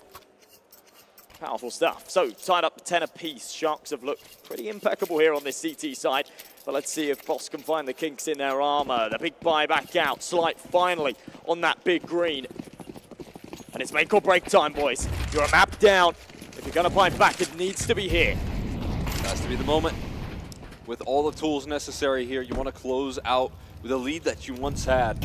Not give it over to Sharks as they get late into the game. The trade game, though, working out in favor of Sharks as they collapse in on ramp. They continue to try and challenge this side of the map here, but HE's flow back and forth. They end up in a 3v3, a bit of a standstill here for now, but again, doesn't seem to remain for too long here. Both teams playing as active as can be, continuing to put action downrange towards this A side. The CT side going to come out the better end, though. Finally, the kill that turns the tides in their favor, setting up RD in here for success on the other side of the map. Utility still out, Slight looking for the trade. It is available, but a 1v2 still put to the task here as he quickly moves on in towards the B side. Already getting swatted out. He thought he had time, but that's not the case. And because of it, Sharks take the lead. Yikes. Yeah, that is a bad round to lose. It started off a little dicey, but they did fantastically well to trade it out. Bring it back to evens. Unfortunately, just that re-aggression on the ramp out of Koala was perfect. Slide had a decent crack of the clutch. Unfortunately, just couldn't cross, and yeah, smoke popped a little too late for him. This is a dangerous call. I mean, there's no right answer here. Yeah, if you go for the eco, they take 12. If you go for the force and you lose it, then you're in real trouble. And this is a very bad way to start it off. Bardiet, super aggro, smack flash is perfect, double kill, Mag 10 picked out of the air. And Sharks might just be teed up for a 2-0 and a spot in the grand finals, a rematch against the team that bested them earlier, NRG. And Koala wants to take them there, just around this corner. There's the first nail in the coffin. Looking for the second here around the corner. Slight, again, left last man standing, forced to fight his way through this round. A single, but that's all he'll gather. As Sharks not only take the lead away from this side of Boss, but come back even stronger with 12 and 2 opportunities to close out this series and get an opportunity at a revenge match up against NRG. Boss calling in another timeout. Trying to stabilize here, trying to find their footing on this T side. I highlighted that sometimes this is where this map becomes costly for them. We talked about the 2 rounds that Sharks exited with on the first half, that T side that finally got the ball moving after a couple coachy timeouts. Well, now it's time for Warden to get involved here, for Cryptic to call the shots and to see if they can close out 2 in a row of their own at the end of the half. Yeah, if they don't use it here, they might not get another chance. It's much of the same. It's a slightly better buy in this round than they had in the last. Obviously, that loss bonus does build up to the max hit as we go into round number 23, but it will just be Galil's. A single AK on Fruit Cup, not a lot of utility. Firepower heavy, they need to hit these headshots. And Sharks feel like they've got a one-way ticket, but a little bit of a fumble from Koala might show the nerves get into them. But not on the other side of the map there. Hoax as steady as can be. And extra kills rolling out from RDN as well. Finally a trade available there from Freshy, who fires up, rather Fruit Cup the one to find it. And Darty trying to dance in the smokes of this A side. Makes some noise though. Puts Hoax on high alert. And a little bit of information gathered here by the side of Sharks off the back of it. Again, you know, long term this side hall control has been what Sharks have lived on for the CT side dominance, and they're continuing to press that on the side of the map. Yeah, that bit of information won't quite pull a rotation over, but with that big old hole in the wall on Elevator, leaves it viable. Your mid player can just play into CT, still have a sight line on that A cross. Darty has managed to slip the net. Hoax won't see him, but will wipe out his teammate. Darty's element of surprise works quite nicely. Wipes out the AWP, takes a lot of damage on the cross, but does make it without losing his life. And what is that? The reaction shot, while blinded, falls onto Koala's shoulders, and Darty keeps the dream alive here for Boss. We're going to the final round of regulation. Overtime still on the horizon, perhaps, and Sharks can't get it done in their first of the 2 chances. And that high pressure situation right there. And pressure makes diamonds. Darty certainly one of them. Fantastic look rolling out as he flicks around, fully blinded up by that flash, still finds a way to land the kill. I saw Darty at the end of that round as well, getting very loud, vocal, trying to rally the troops. Be a bit of an emotional leader here for this Boss camp, and showing up now as a leader in the server when they needed it most. In that 2v2, finding both kills, now collapsing towards ramp. Hook still trying to find openings, punching holes through that smoke to give them duels that they can rely on. But as the dust settles, they take a lot more damage than they give. And a 5v5 where Boss remain patient, remain vigilant about the consistent aggression that Sharks have been putting at them. A little bit of toes spotted there by Slate, but connections instead it's through the wall as a side is seen by Gafolo. Enough to collect the kill on the Slate. He'll be sidelined for the rest of the round and forced to watch as the rest of his roster tries to take him into overtime. That's got to be super frustrating for the Boss Orper, and as you say, he's now just got to sit back and cross his fingers. Full confidence in his boys' ability to get this over the line, even with the disadvantage in the round prior. They managed to work it out, but Gafolo still firing on all cylinders. Another shot connected, a two-man advantage. And with 40 seconds on this clock, Boss need to get a wriggle on. And it does seem like this A-bomb site is the destination of choice, but all the reinforcements are here, and they have got a lot to do to breach this defense. Gafolo looking for his trifecta, and he will convert it. The dominoes keep falling, and Darty all by himself. He was the hero of the last round, but surely this is too tall a task. 5 to find. The first he does take, but the trade is instant, and Sharks will get it done in a clean 2-0. They'll be through to the grand finals, and they'll have the grudge match, the rematch against NRG. Yeah, and I think with a victory like that, a huge steal to Gafolo up, not only leading in the serve, but leading them to the finish line in a big way there. That massive multi-kill rolling on out, and you can see for Sharks, it just seems as if the closing out this win seems like business as usual in that rematch that they've been looking forward to here versus NRG. An opportunity to get right from that last best of 3. 2 incredibly competitive maps. Now you get to challenge it once again to see what they can do. Cameraman taking a picture of the camera there. I was like, that's a new one. Yeah.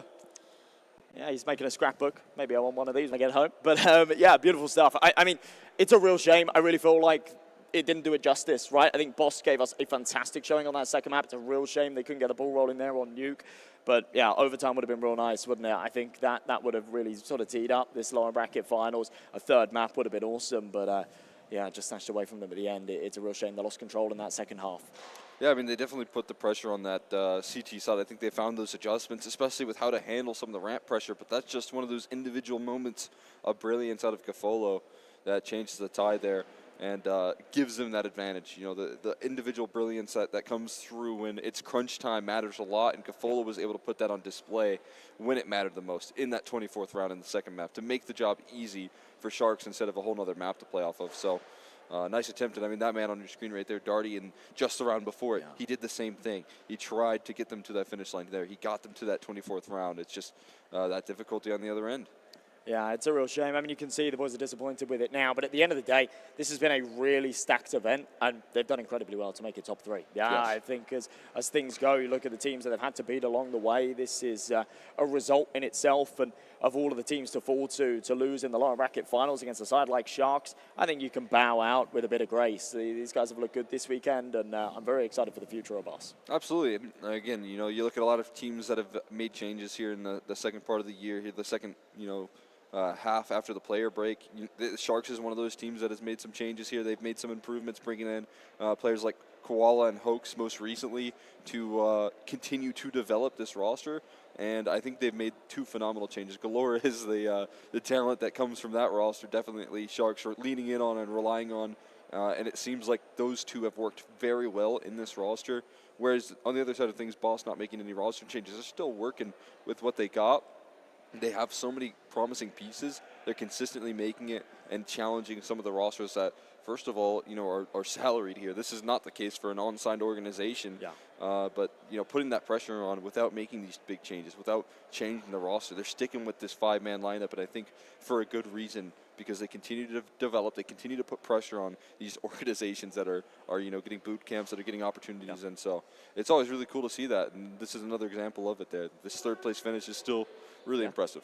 And I hope to see that kind of support network around them soon, right? You get those boot camps, you get a salary in, and all of a sudden you can start focusing more hours on the game and it's not a third place finish that they'll be looking for. You know, it's that win that I think they anticipate, right? So that could be the difference maker for sure. I think so. With a roster like that, they're so close. So yeah, just tipping the scales a little bit further in their favor, and we can certainly see that happen. But let's look forward into what is to come, right? NRG to face up against Sharks again in the grand final. Now, I'll be honest, I do not envy the amount of Counter-Strike the Sharks have had to play. And going into a best of 5, this is going to be a tough game. But what do you think they're going to be looking to change as they move into this grand finals? Because things didn't look so hot for them earlier on. Well, I think the first things first, as you highlighted there with the long day of Counter-Strike, what I liked most about their win here is that they still seem very measured. They seem very calm.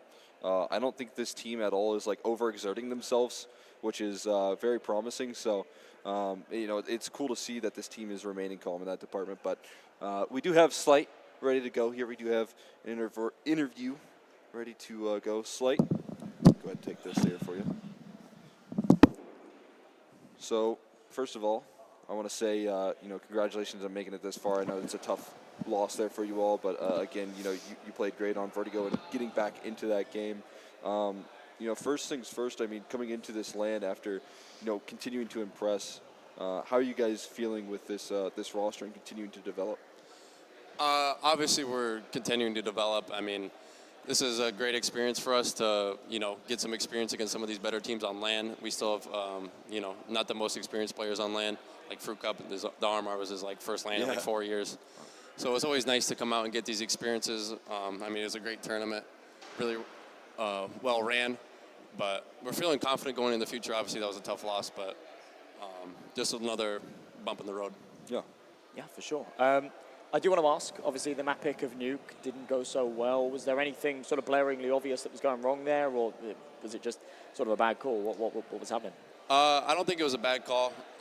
We've done a lot of practice on Nuke, and we're really confident in the map, but we just can't really show it. We can't really do what we do in practice in the matches. Yeah. And we just started off really slow. I mean, that was pretty much it, as we just came in the game. We lost pistol, we lost the first gun round, and you're 5-0 down on T-side Nuke. It's not a great feeling. We did well to battle back in the end, but we kind of found the answer too late on our T-side. But yeah, Vertigo was our map. We threw that as well. The 9-5 round, we got eco'd. That basically like kind of killed our game. I think we would have won probably very convincingly on Vertigo if that round didn't happen. So obviously some positive takeaways and some things we got to look back on.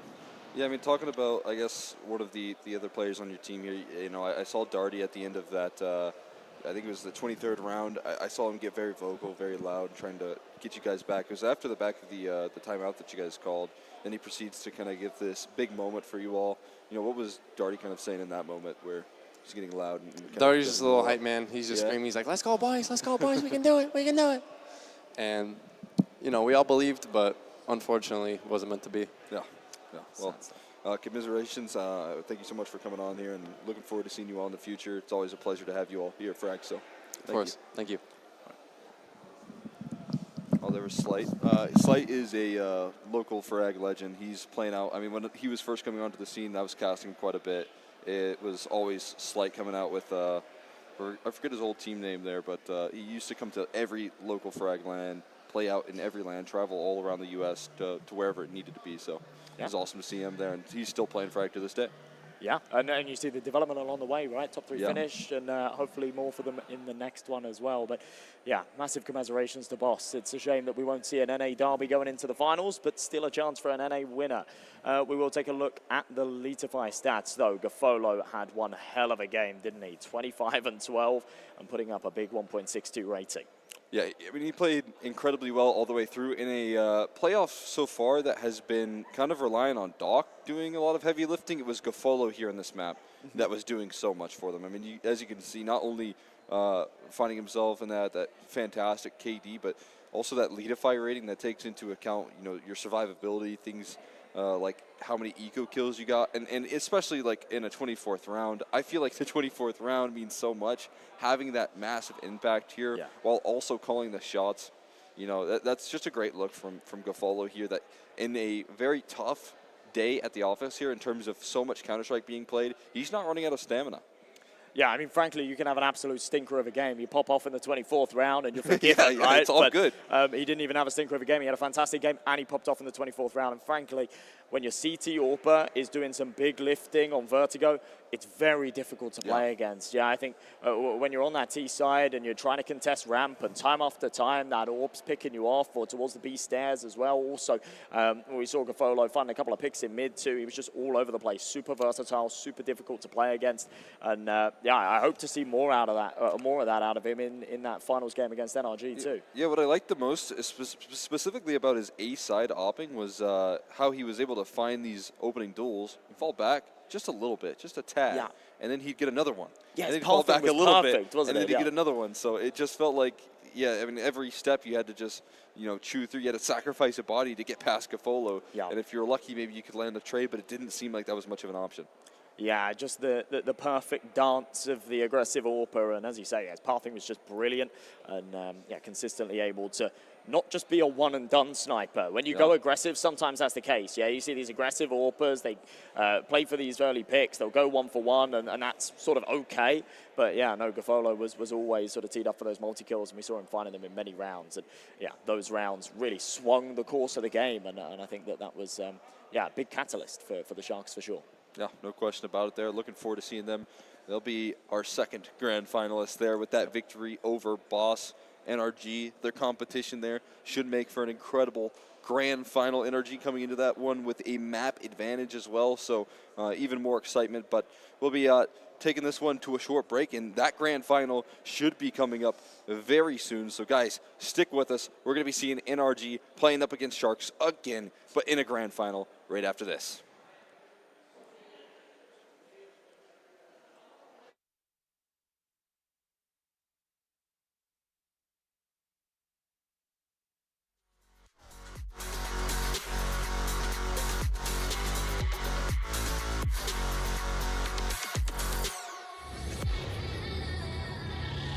Boy got a license to start this. She gon' sight his and right when we gun it. The spike all night at the night at the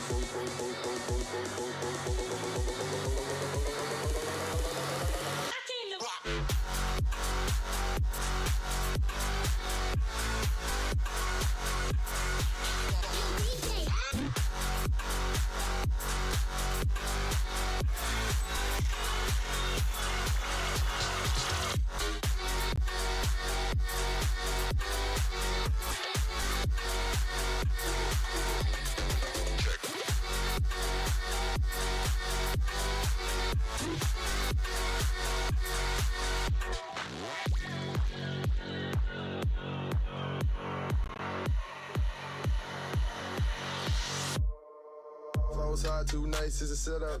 Drift out, head to toe, peep to get up. Said the young and be stunting in any sweater. You think you could do it better, but really could never measure.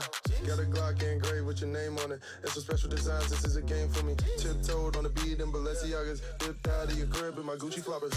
Your boy got a license to start this.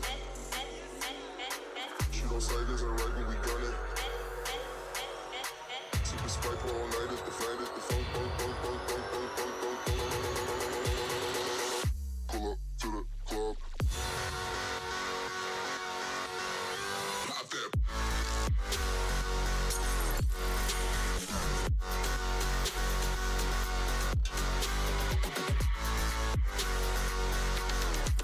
I can't do this right now.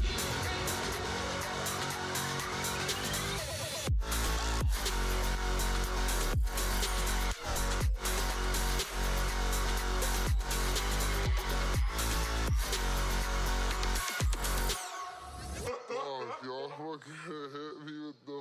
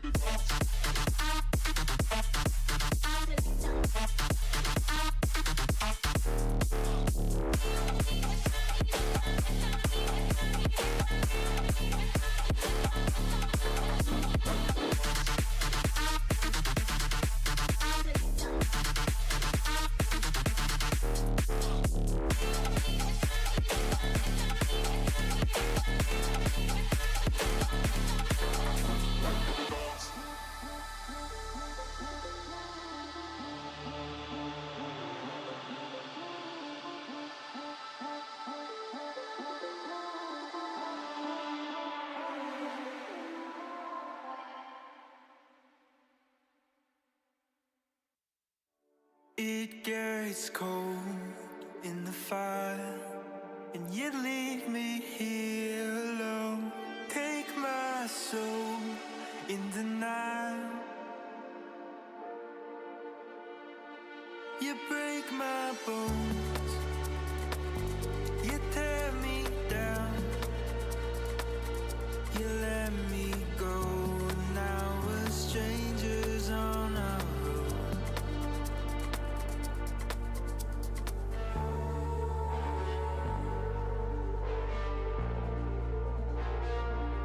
You let me go, now we're strangers on our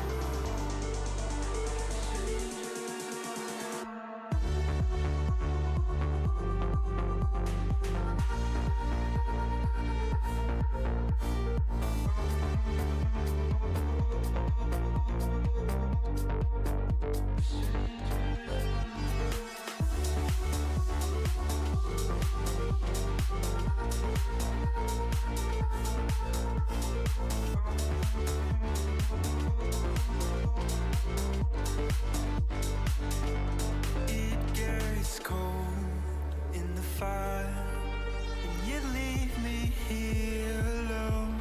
Take my soul in denial. You break my bones, you tear me down, you let me go. Now we're strangers on our road.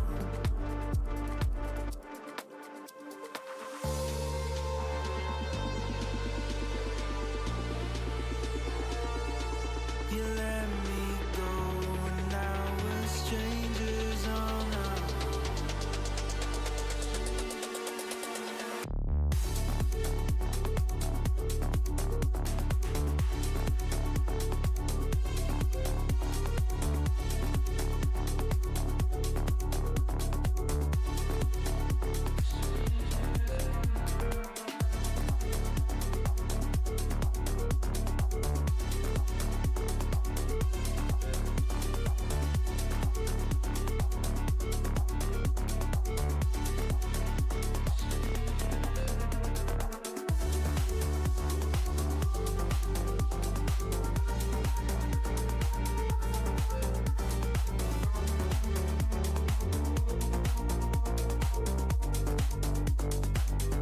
You break my bones, you tear me down,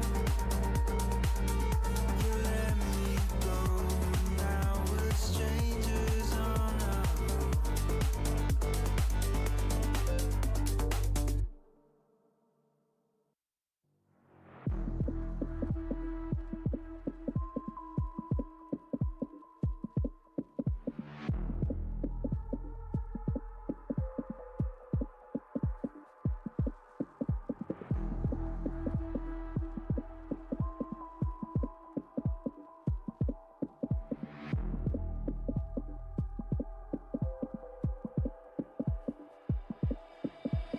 Don't need no problems, no, don't need no pain.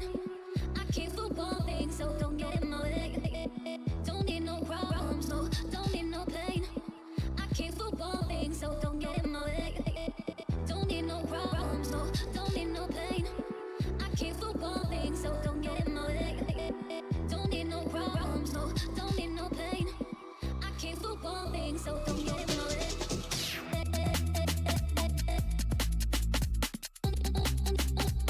Don't need no problems, no.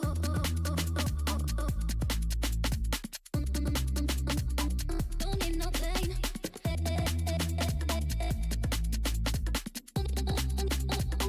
I came for falling, so don't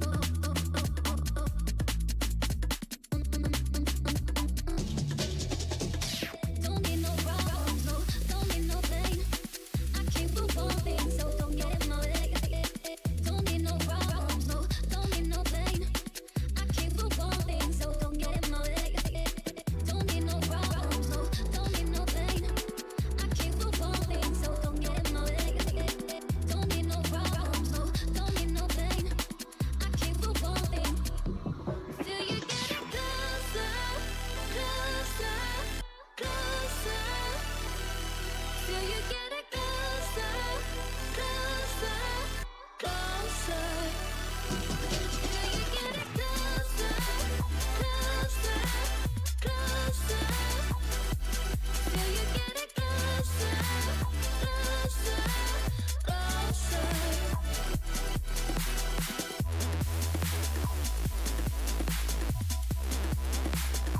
Don't need no problems, no.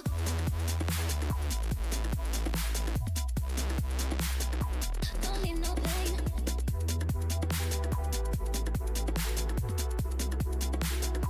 I came for one thing, so don't get in my way.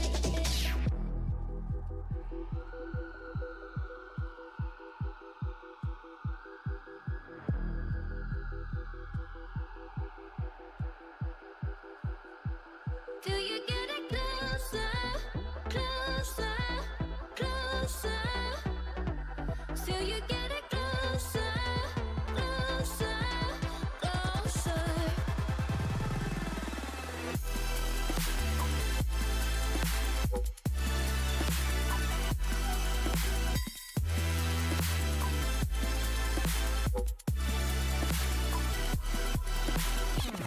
Closer, closer, closer.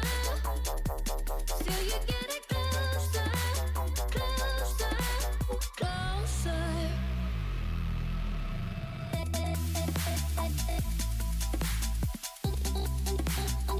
Don't need no problems, no.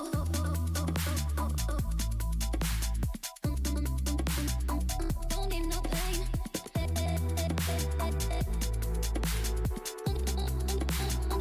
I came for falling, so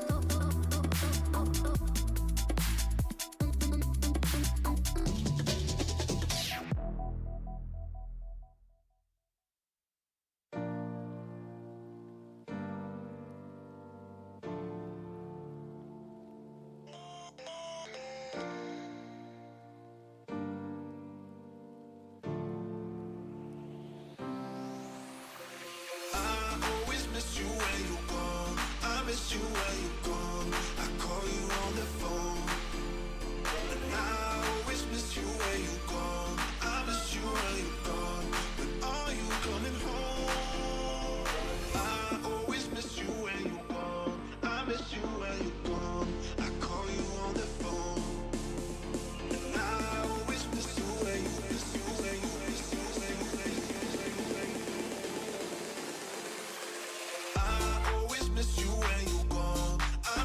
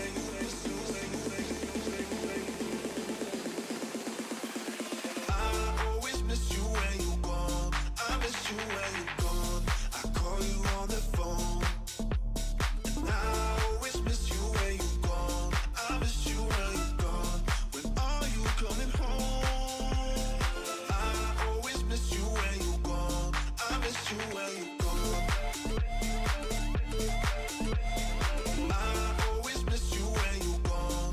I miss you when you gone.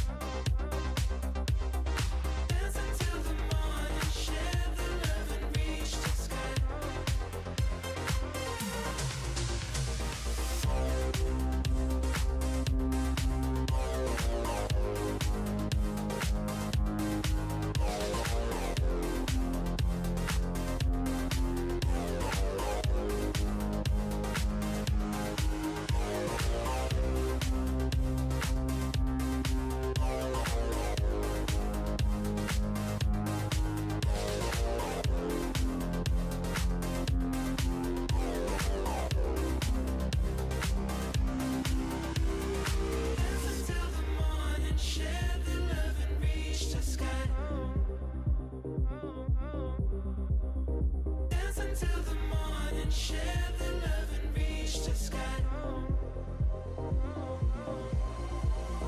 Dance until the morning, share the love and reach the sky. Dance until the morning, share the love and reach the sky.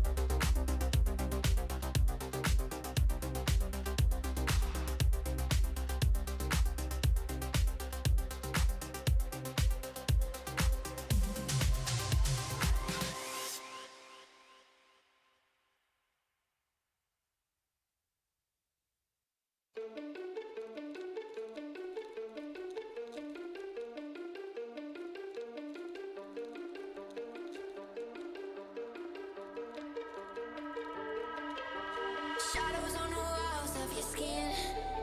I can tell you're lying from the way you're breathing. Shadows on the walls of your sin. Why do I keep trying when I know I can't win? You crystallize, they crystallize me. I'm paralyzed, you crystallize me. You crystallize, they crystallize.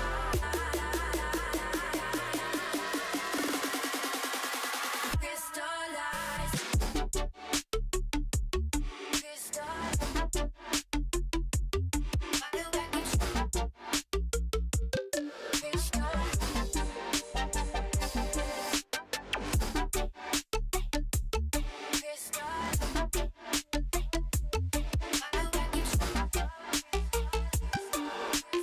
Paralyzed, you crystallize me.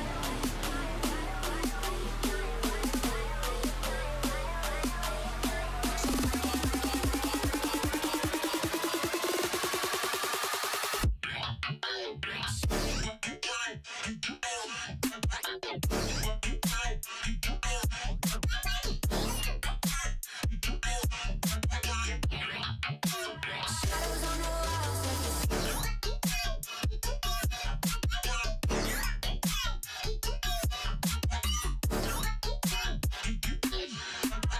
paralyzed, you crystallize me.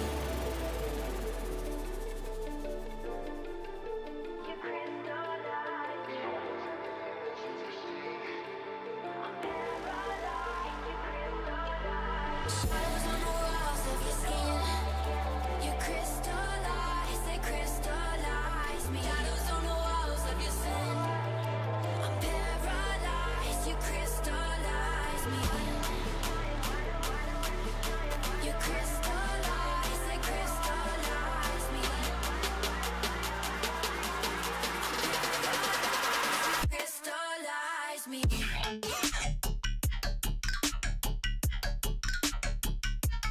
Why do I keep shadows on the walls of your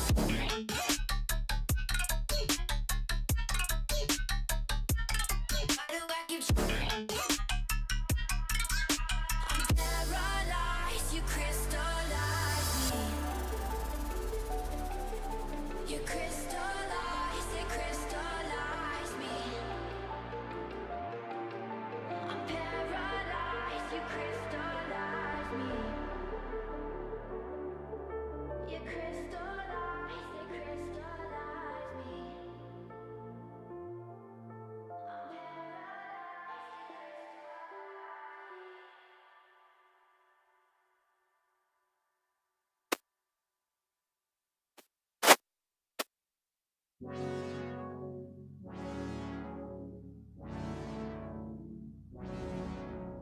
I'm paralyzed.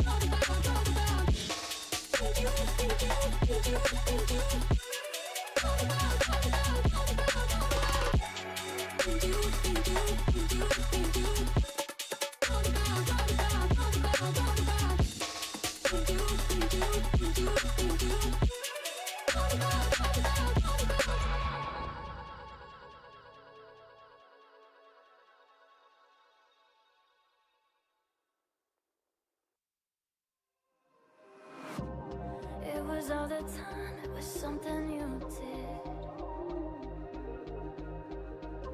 to make yourself feel right, make yourself feel big.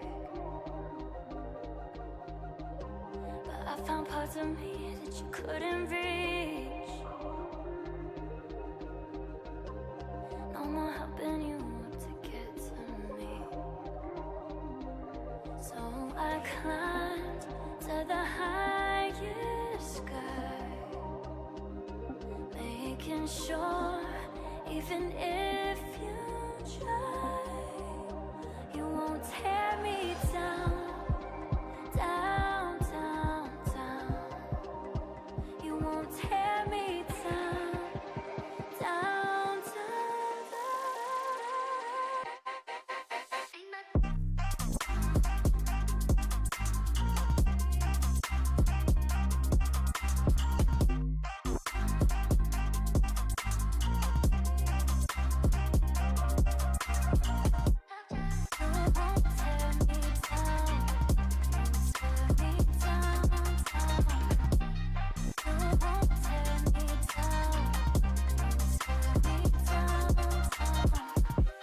where you wanna go, no, it doesn't matter. As long as you know you're not welcome here. Not welcome no more, I made sure of it. 'Cause the place that I found now won't allow it. You won't tear me down, down, down, down.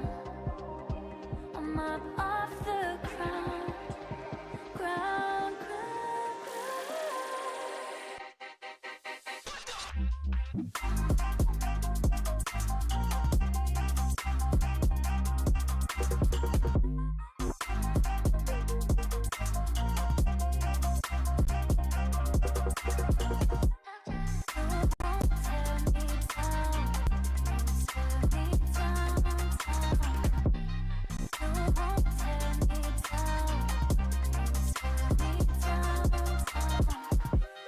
you won't tear me down.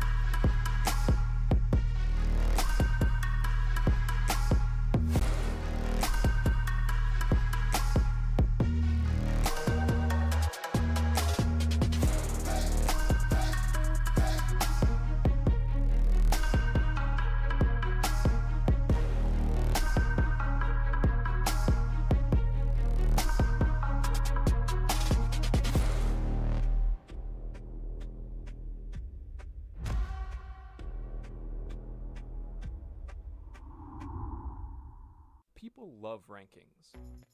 But to generate rankings, we need a universal metric to compare between players. Many such numbers for CSGO put undue emphasis on who gets the final point of damage in a kill. It is too easy to rack up credit from unimpactful kills such as eco-frags. Purely going for kills isn't always the most effective way to help your team. What we need is a metric that rewards the players who most improve their team's odds of winning the round. This is Leadify rating, a metric that accounts for economy, that properly values trades, that rewards all players involved in a kill. By knowing the odds of each team winning the round at a given moment, we can also determine how much every player's actions change those odds. If someone pushes in looking for eco-frags and dies to someone who spent no money, then they will be dramatically lowering their team's odds of winning, and as such they will lose more rating. In the long run, this leads to a higher rating for those who play smart and focus on helping the team win. This system also rewards you greatly for beating the odds, as pulling off an unlikely play creates a massive swing in win probability. Start celebrating true impact with Leadify rating.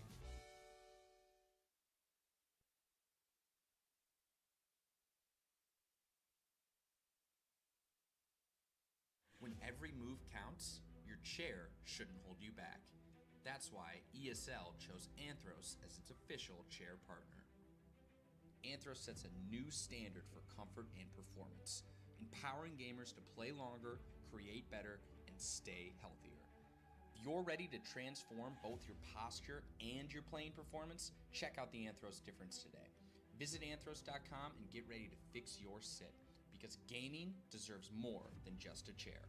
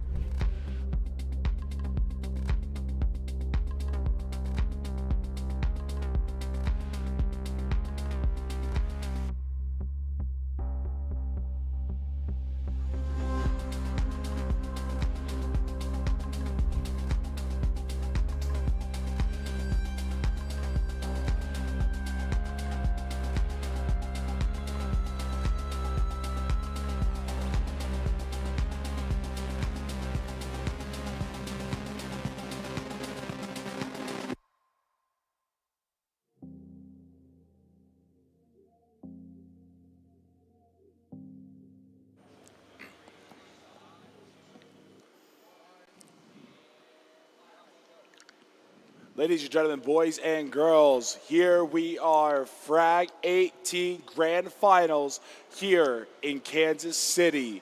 We have the Sharks coming all the way from South America, and defending North America, we have NRG.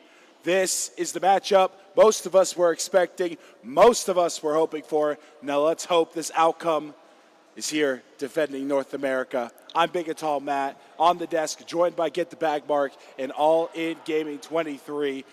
Marky, we have a banger of a match to go ahead and get started here tonight for best of 5 grand finals.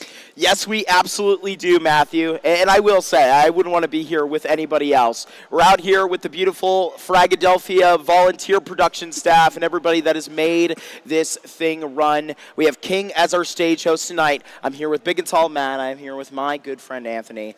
And fellas, with a one-map advantage to the North American side, with the advantage of the crowd most definitely on home turf. Let's see if they can bring it through. All in, though, they have already met up in this tournament. That's how they really got to this point. NRG, they won 2-0 versus the Sharks, but I think those Sharks, racing hot through that lower bracket, are going to be looking for some sweet, sweet revenge. Yeah, the Sharks trying to wade their way through NRG's pretty much wave of success, to say the very least here. Energy has gone pretty much untouched, and I wouldn't say unchallenged, but they haven't really, I feel like, felt the full test just yet. And I feel like Sharks, they still have a little bit left in them. There is still big potential, but at the same time, this is NA, man. We're all-time champs here. Yeah, and the last two Fragadelphias alone, Frag 16, your Strife boys went ahead and beat out the Apex Rebels Academy team for Apex. Yeah. When it won it out there in exciting grand finals, and then the EG Black boys then defeating the main Apex roster, which I believe Team 1 and Big Academy were also there. So third time, is it the charm for the Invaders to finally conquer North America? It won't be EU this time. It'll be the South American boys. But truthfully, you're kind of touching up on it a little bit. NRG has had such a phenomenal tournament. Hex has been such a big factor this win.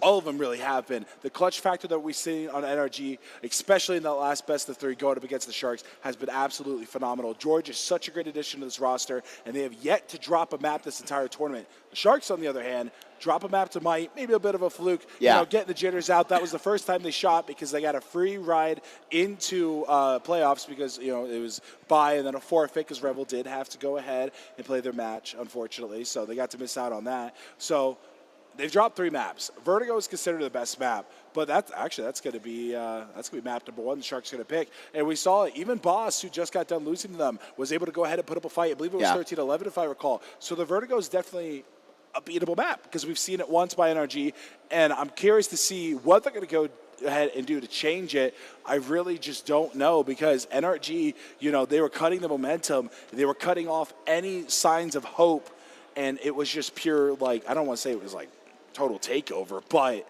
they looked solid on most of those rounds. Yeah, they most definitely did. I got to say that when it was Vertigo kind of splitting the hairs between Boss and Sharks during that match, I mean, you could not have picked a better place for that to go ahead and go and kick off this tournament. But, hey, man, it was 2-0 for NRG on that same map. Excuse me. It was that 13-9 in the 2-0 versus Boss, right? So they're right on top of that hot map, right? If they want to go ahead and reach into Vertigo, I mean, we may get a beautiful map 1. And real quick before, fun statistic I didn't know about. In the last 5 games, they've only played it 4 times. Every win has been convincing for NRG on Vertigo. I didn't think this was one of the better map picks because we don't really see them playing in ECL, but they've 13-3 the old Nouns roster with George, of course. So, this isn't a bad map for them. I don't know why I didn't bring it up earlier because I did see it, but I re-looked at it. I'm like, oh, they actually do play Vertigo, or no, let me phrase that. If it comes to them, they play it. And obviously they did against the Sharks. But, Anthony, this map pool, I'm here for it, truthfully. Yeah, it's a good kind of shake-up of what we've seen recently.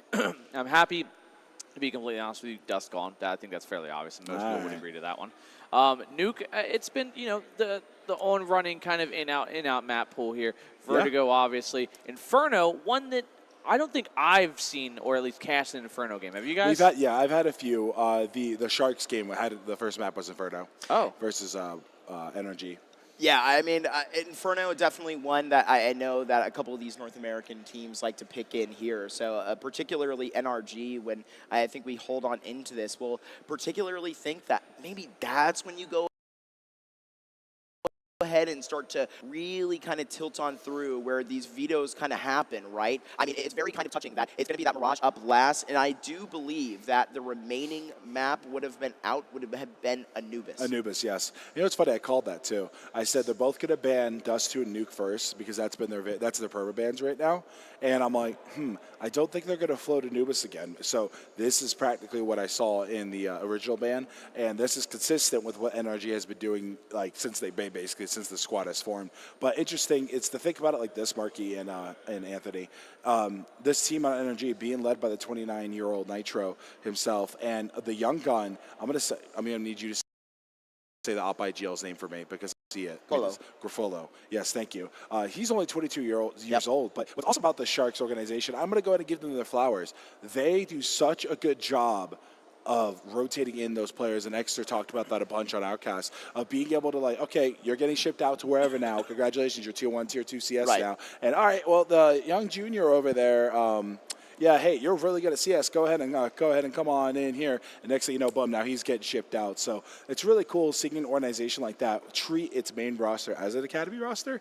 I don't know if I want to say it like that. They're just good at scouting. I think that's a better way to go ahead and say it. So they do have, I think you said Hoax was the oldest man on this roster. Yeah, everybody 26 else, years old. Yeah, everybody else is relatively young. So that's awesome to see in a esports scenario where it's just where you go over in NRG. Everyone's, I don't want to say older, but maybe the average age is being pushed a little by Mr. Old Man Nitro over there. But jokes aside, I'm really excited to see this rematch of Vertigo and Inferno.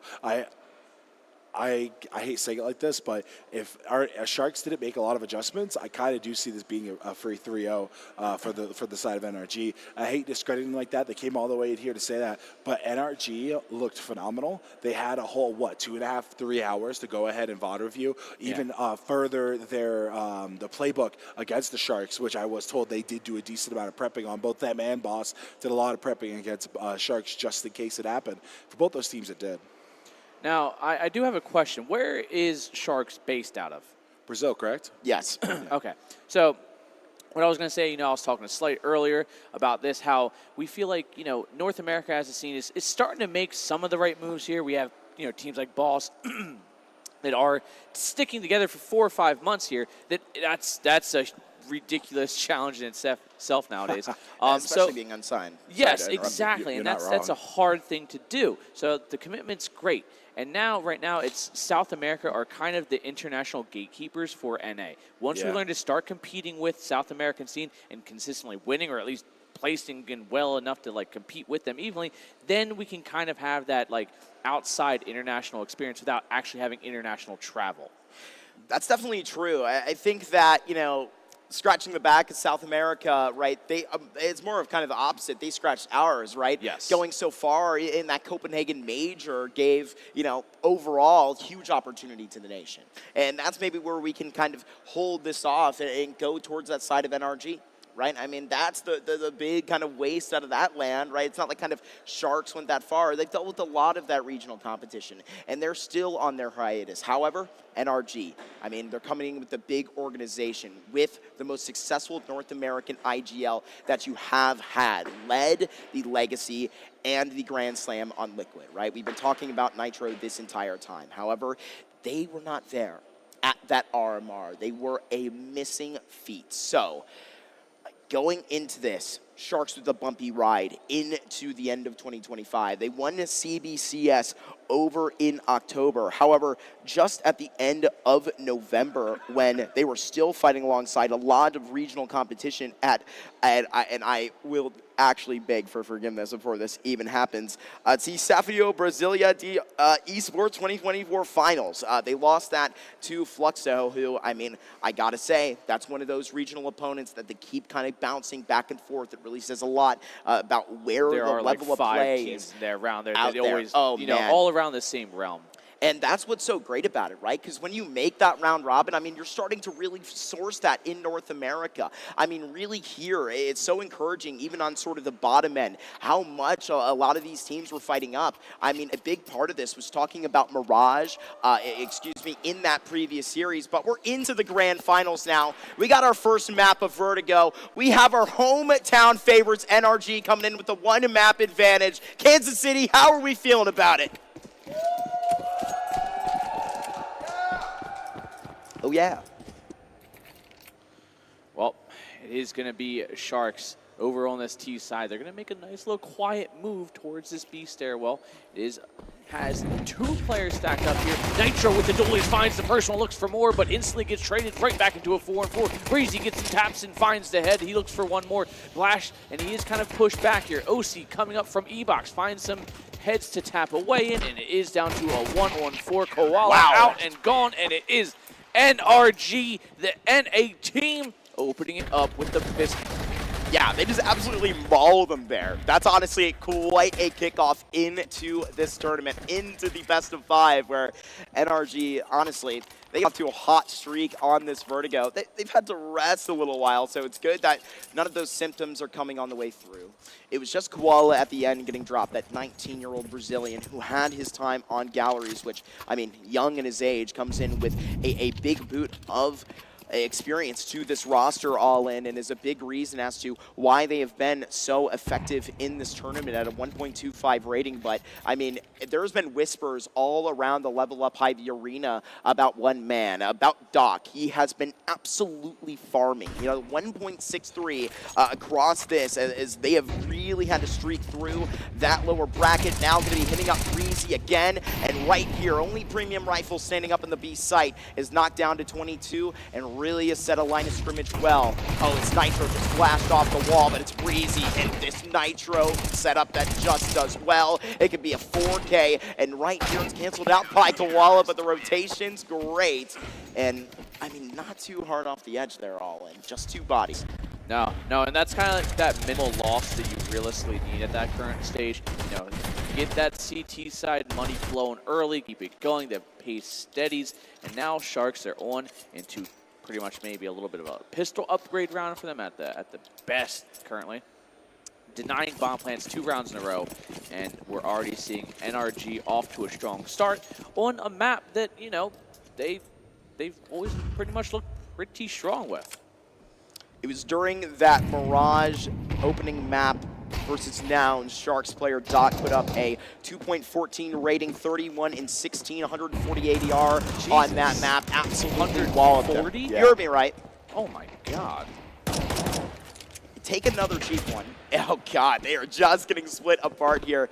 NRG, they take the easy ones well. No concern to come over, but it's the Sharks that get ran over seriously. But all in, we prompt this up and look towards, I gotta even say it, I mean, one of 2 twins playing in the South American scene, obviously Op IGL Cafolo, to one Reix over on the Bounty Hunters, the Rifler. So, I mean, it's a very nice comparison. However, I mean, that's a very, very big task. And when, I mean, you're always gonna really strike up to the comparison of the classic kind of meta of what this South American roster could look like, obviously.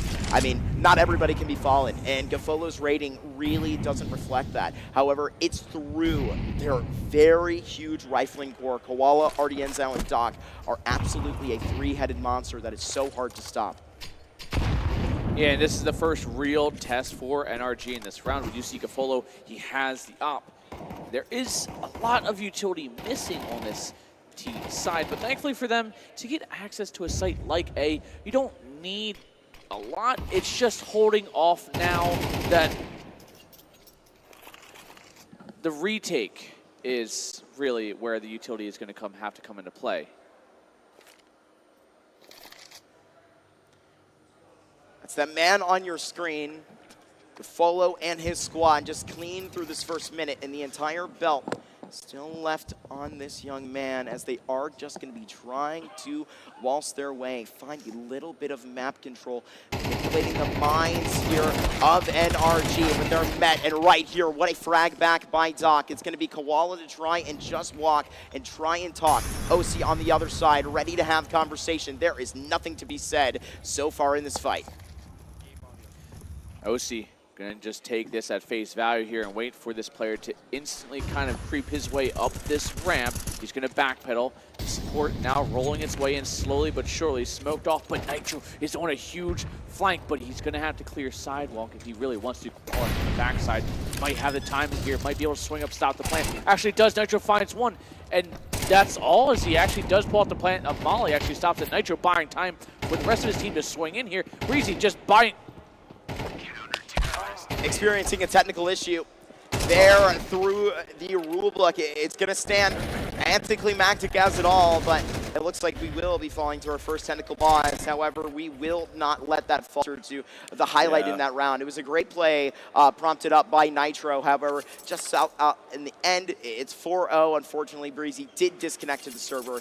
He'll be right back in. Yeah, and something I do want to go ahead and touch upon is the first series. OC had such a hard time finding anything with these ops, or with his ops, excuse me. So, that's something I'm wanting to see a bit different on the side of NRG, because I felt like don't get me wrong, everybody was pulling their weight. Everybody was doing the need to do per Nitro in the interview as well. He was very happy with how they played, but from the outside looking in, If OC starts turning up on that up and everybody played like they did last series, this will be a no-brainer. 3-0. We'll be going home, getting some Kansas City barbecue after this. But on the side of the Sharks, something that I wasn't able to check it 100% there, but they were having a tough. For some reason, every single time they do it, they force by second round, first, second, and third round. They just full buy, right, as much as they can. Yeah. Or third round's technically the eco if they lose it. They're 3 for 4 in making it work. They do it 4 out of 4 times, they are 1 for 4 for making it work. So 3 times they've done it, it's completely failed. It's 3 rounds in a row for NRG every single time that it's done it, and that's by half is what I mean by that. So it's going to be something interesting to see if they adapted to it. It looks like they didn't because NRG is up 4-0, but OC on that op, I really want to see him explode like we're kind of used to seeing, a bit of that push and pull, but right now, just like that series, he was a bit underwhelming on the op, but like I said, he was playing the roles he needed to. Correct. I think that, follow Doc, follow OC, Yeah. see who makes the difference, right? I really prompt for a lot of this pressure to be raised off of Gafolo. Played for a long time on Isris, but just in their last 3 months as a 1.09 rating, just regionally, it's not anything to really get too up in arms about because it's consistent. It's a very fine line that they do ride. All of this is organized and brought together by head coach and general manager of Sharks for a very long time, Coachy, who I got to speak to and was very looking forward to this matchup and the rematch. I'm sure they're just going to be so into it. Right now, it's Nitro, who has just got this backside cut off. RGN trying to just walk the walk, but that nade is just going to let him down. However, it's Doc now, 1 versus 3, and it's just going to be put away by NRG. It's 5-0. It's verting the map. We expect it to be neck and neck. So far, running so far ahead away. NRG, at no point have they had less than 2 people survive around. It's never really been, it seems like an issue. Nitro was on 1 HP, so nearly down, but still 2 alive. And we're just seeing that CT side money just building up to a point that Sharks, you got Tech-9 armor. And this could be their round. This would definitely help them progress, but right now they have the checklist of break the economy, win consistently, and then finally close out. Keep about 2K around. 9F Sharks really wanting to stretch their money. And they do up the ramp. They get dirty up the way. It's unfortunately the friendly fire that ends up covering RDNs out off of that peak, but no fear. OC, he is here, but he has just been put down. It is Nitro just around this wall, and only 1 for it. Where is Breezy lurking in this? There's a couple different ways. Could be lurking in all the way from A, could be leaning in from B. Koala punches in the digits, and 9F try and solve this equation. But Breezy, he has still not found any taste in this clutch. Right here, trying to just put himself within that. In drive clearly now, Breezy has to try and time this up. About halfway tick, and with this flash to make it happen, how does Breezy make this thing easy? Really just trying to cut it down. All these angles could be the first time for Sharks. It's that fade away, the positioning in with that molly. It's 9F Sharks that have struck first and got their round on their T side of Vertigo. I think NRG felt maybe a little too confident having 2 players walk through smokes on ramp. I feel like that's a gamble. And as far as I've seen, I don't think there was even a flash being thrown. They were just kind of dry peeking through a smoke, walking haphazardly. And granted, it's not the worst thing, but it's just something I think they need to check. And actually, after all that winning, Nitro, he's down to a 5-7 and some MP9s on Breezy. And that's pretty damning for how clean those first couple of rounds were. However, they're just going to be playing for the high stakes right now. Everything to the middle of the table, Allen. Hex obviously playing through some circumstances. This morning, he was tweeting out references to Michael Jordan flu game. And the 2-0s they were posting up, obviously. That's all well and fun, but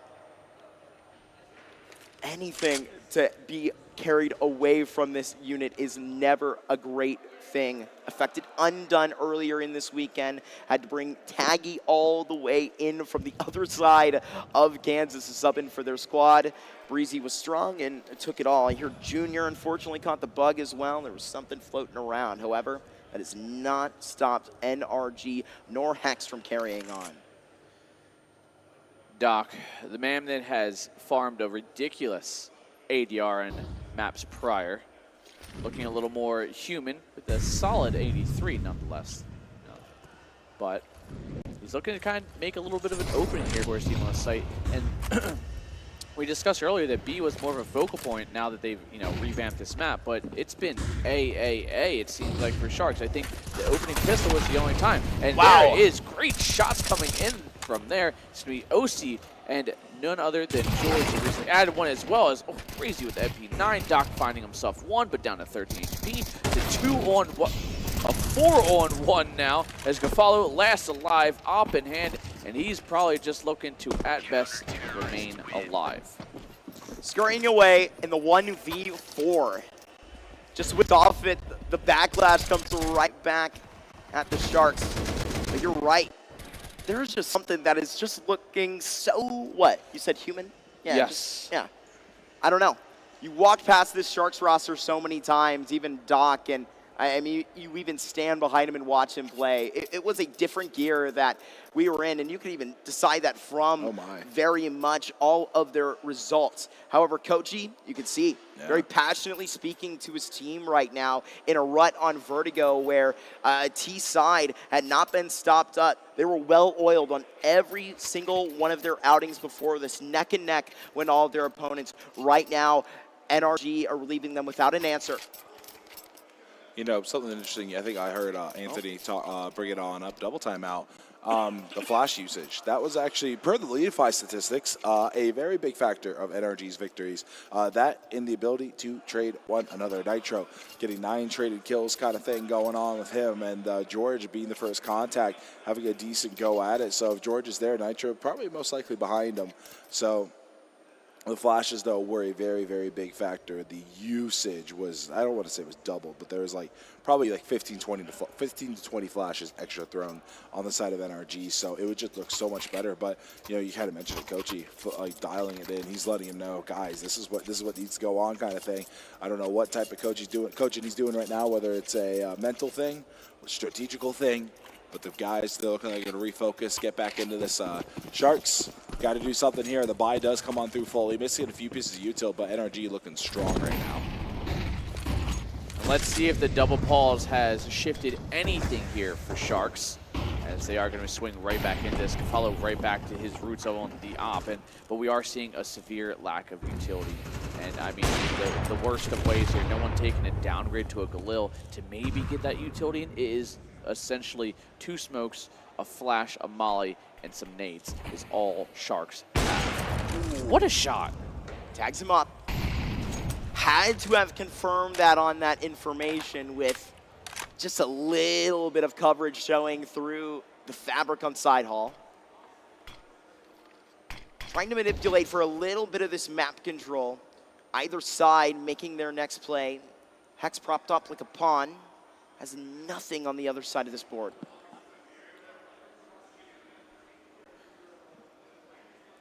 Well, it is going to be Hex biding time here. Boosted up, just holding, waiting for someone to run up and maybe get himself a nice little opener. 45 seconds left, and it's Sharks. They're taking their time. They're burning this clock down pretty deep, that they are silently moving themselves forward. But the alarm bell, known as Hex, should be spotting something soon. He looks like he might just get cleared. Oh, just right on top of it, all in. Just gave him a haircut right there, Hex. Gonna be thinking about that one if he's even got a brain to do it at the moment. Doc just ripped it right off his head. RTN trying to commit crime over on this other side, but Breezy is just going to be netting them all down. The quad possession is going to be where all of the eyes, all the lights are on Breezy now, but the fights come through on the rotations that just hit so hard, and Gafalo doesn't know what to even do or say, how to even put the op away. Can he save? The answer is likely no, and they chase him down. There is no save for Gafalo. 7-1, and NRG, they are just racing to the finish line.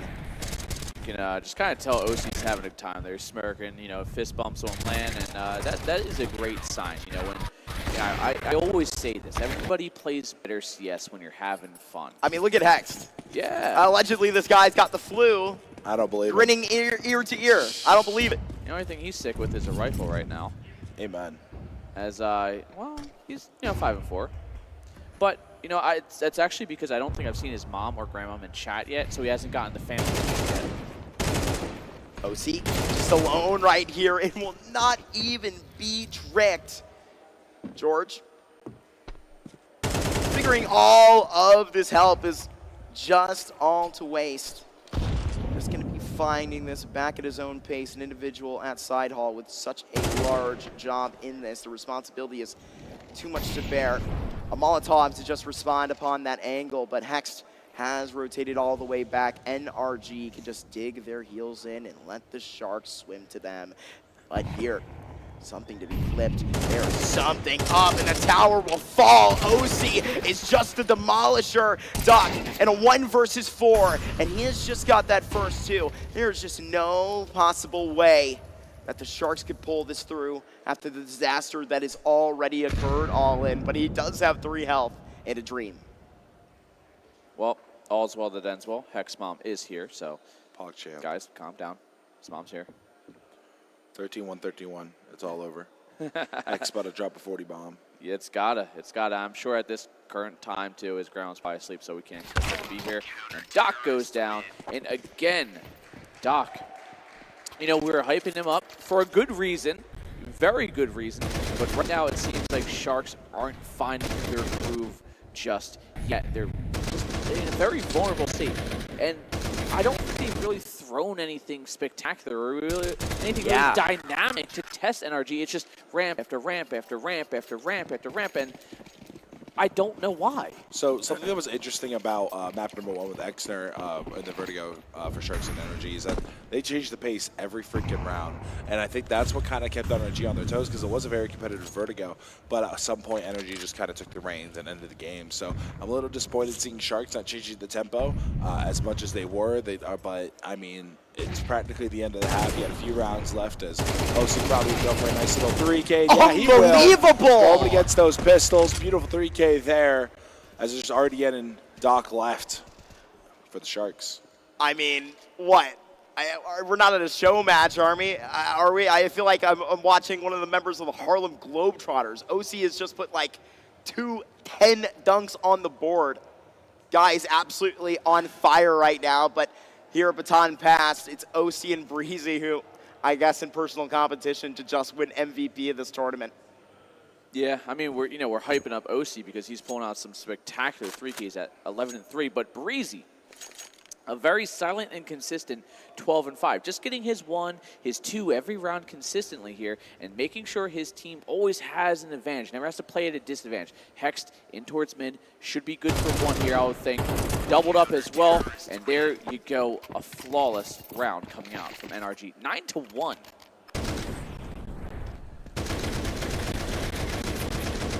He just makes it look so easy. Yeah, but I know. I like. You know, we always go boys. Like, you can't pistols, man. I mean, LAN pistols have been insane. I think they just look better. And even when we were doing that little show match last night, it felt good on LAN when we were kind of just memeing around. But I want to see a change in tempo finally here from the Sharks. It looks like they're going to do something. Never mind, no longer semi-fast. They're just going to go ahead and play their defaults like they have been. So I don't know. This is, I feel like, I hate saying it, like, this was pretty lackluster compared to what I saw for the last Vertigo. Yeah, I just got to wonder when the Shark is going to really be able to turn over. They're really lifeless at the moment. They just need 1 to pull them through. A huge victory would do a whole lot, but, I mean, we even talked through 10 rounds, and Map 1 is about to be out of the conversation here, but 9F are still going to be carrying on like nothing else has occurred. Another opening kill, though, from Hext, and that you really kind of see are really kind of spreading themselves thin, trying to get anything going. Gafolo needing to pick up the pieces here over on the A bomb site. But right now, just looking dazed. 9F gotta wake up. Man down, 45 seconds left on the clock, and hey, guess where we're at? We're back at ramp, and OC, yeah, he's reading them like a book right now. And he's looking to end this one off in a very abrupt manner, and this time Sharks, they're just going to kind of hold W, throw up some utility, and maybe kind of throw up a little bit of Hail Mary here, but maybe not. Maybe a little bit of a short pass as they throw it up there, and it's going to be a 4-on-2. It's going to be Gafolo spraying down one. Oh, sorry, RTN spraying down one. Gafolo quick to fall, though, and there we go with none other than Hex. I told you, once his mom just had to type in chat. That's all it was. Yeah, I gotta say, right, it helps to have some moral support all the way through, dealing with a lot of the circumstances into this whole weekend. Obviously, the Sharks went cross-country to come all the way up here to Kansas City, facing off against their regional rivals. This is what they had on their calendar all in this entire time. 10-1, just shocking at the moment. Yeah, Sharks, I mean, it's been 8 rounds straight here for NRG, I think, at this point. Looks to pretty much stay consistent with this pace constantly, and we're back to round. This really makes me question why. Like we said, A's not really too much of a viable option, and you know it is every once in a while we see RTN at least going for some information, and it looks like finally they're switching up something. They're at least baiting out a ramp push. Got to have that contact. Hex drops his incendiary. There's just something lurking on the other side. They just try and keep the caps on this A defense. Little to no usage from Hoax. 1 in 10. The most life experience and playing experience by far on this 9F roster is currently out of the deal. As right here, where do you even look to set it through? Again, trying to focus their odds where grouping up as a pack, being on the same page, has just disavowed them. Hex finding one at least, does get sprayed down, but OC, he's feeling himself too damn good right now. 3-on-2 though, does eventually get traded. George slamming the door, no access to site. 15 seconds, RDN on the long rotate back from B. Position wildly known, sprays down one, almost hits the transfer, but no. This half is going absolutely out of control, and it is just switched to easy mode here for NRG. Yeah, this is a little concerning, Matt. I gotta say. Yeah, this is not the team we watched series number 1. Something needs to be said. Something needs to be done on the side of the Sharks. They've had a good run outside of this end of both NRG series so far. Obviously, it's a bit too early still to count them out, but you know, 11 rounds in one half for the side of NRG. It'll be interesting, especially since if NRG wins this pistol, Sharks will be buying the next 3, and that will be the end of the game. Once again, with a 1-map advantage coming from the upper bracket. In that previous affair, 13-11 on Inferno, 13-10 on Vertigo, 11-1, and this is a nightmare that Sharks just cannot wake up from, but an opportunity to try and really just write a tremendous chapter and actually sound back into the series, but it's concern. There's so much that is just not going to happen here on this first map. We need to have a monstrous comeback, but they are flashed into this B site. A squad that is cleared, and now they are going to be just joining hands with the youngest member of the Sharks, who is just going to be shoved out of this B site, and Breeze just can't leave it alone. So Gafolo, he's going to be going active, and he's just got 2. But guess who was waiting in the back lines? It was Captain America the entire time, but here it is. Hope's back on this, and now it is just Hex trying to put it together for a clutch and keeping the first map clean. Just have one, and Hex just running around, playing with his mood. And there it is. NRG are in quite a mood, and they are letting them know. Kansas City, the home turf, defended. Unbelievable on this first map. NRG just looking to put him out. Hex did the exact same thing in the first series on that Vertigo, but with a rifle, and it was a 1v3. That's his spot. That's Hex to me now. I'm calling that there forever. He's Hex, and my teammates be like, Hexbox? What the Hexbox? There you go. That is phenomenal, Alden. You need a raise. There it is. My MVP right now. That was absolutely phenomenal. Well, NRG looking to close this one out in 14 rounds. Sharks push, they get the advantage here. It is one trade. OC finding himself a single kill. And then RG, they're down again. But it's okay. Hex is still up. OC is still up. George, he's still up. Would be a hell of a time to try and pump a little bit of business back into this game. However, not a terrible time to open shop here in middle, going on that run. But it is just George and OC left. George is a little bit weaker for it. Onto the flash here. OC to try his damnedest. 14-3 right now. Could use another highlight to just put this first map on ice. All in, just a flash away, and here's the entry. He's got that, and now the keys are into this B site. Bomb gonna be planted now, and a post that's oh so sweet. No kits either, so they have to speed this one up. OC finds one, but that's all he'll get. And finally, Sharks, after letting NRG have 9-10 rounds in a row, they find themselves their first round of the half. That's so huge for them. Just a little bit of juice to pump back here on this first map would give a lot to their attitude in this series.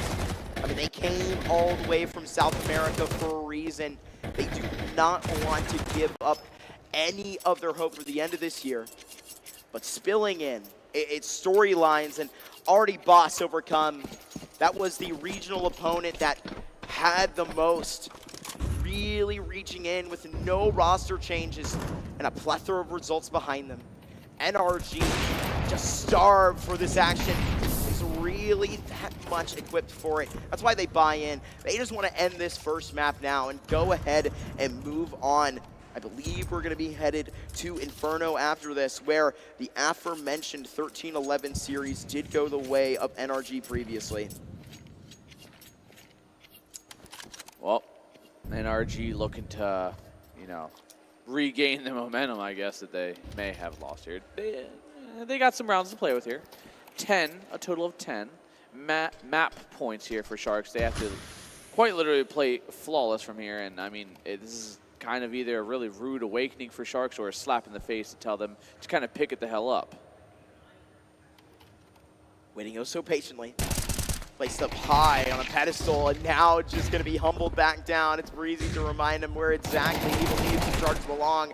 Right here, Nitro is just on a huge timing right now. Going to be caught in the hands of the other IGL, and now the Polo is going to smack down a bit of his own poetic justice right here as the 2v2 is still going to find 9F Sharks right here. Going to be testing all of the Fiends right now, looking for all of the green, and it is that from the AWP. Throw it to that of the Opera on the other side. Is just going to get creative with exactly what he has left. What does OC look for in this clutch? Looks for a play, looks for hope. That's that much. And right here, just thrown right off of the map. And I don't know if that's poetic. I don't know if Sharks are really going to be shoving NRG out of Vertigo like that. But this is what I want to see all in. If they can go ahead and really try and kick this up to 6 or 7, I mean, they would really be competitive moving into Inferno. Yeah, and maybe that kind of brings NRG back into a state of, all right, we had our fun. Let's kind of lock in. Let's play a little more serious now. Which, but that could either come back to bite them or not. But right now, Sharks, they're starting to take advantage of the just free play they have right now. And maybe it really is just the fact that CT side's just a little bit better for them. But hopefully, it's a whole lot better for them. Oh, here they go. It's the Tech 9s that were just dropped last round towards B. Very, very nice entries that come about, but it's even a little bit less that are even within the stance of it. The Glock is going to get dropped there into spawn.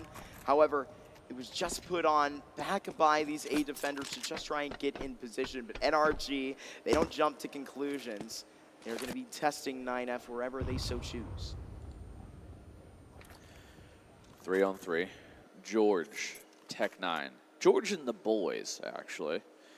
With OC, 17 kills in just about damn near the first half.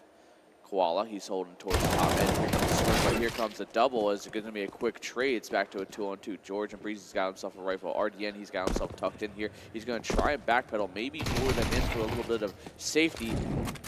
Breezy drops the molly, forces him back into the open. And Kafalo last alive. He might just about meet him face to face in spawn. He's going to kind of get around. He spots a shadow, but no. So close on it. That's how the Sharks seemingly like it. It's splitting hairs on these last couple of rounds, but NRG reaching props there. I mean, we all got to keep in mind what they waltzed into with that round was just the Glock and a couple of these Tech-9s that really brought him very, very far. But still, Sharks, they are going to be extending their lifeline on Vertigo just a little bit further.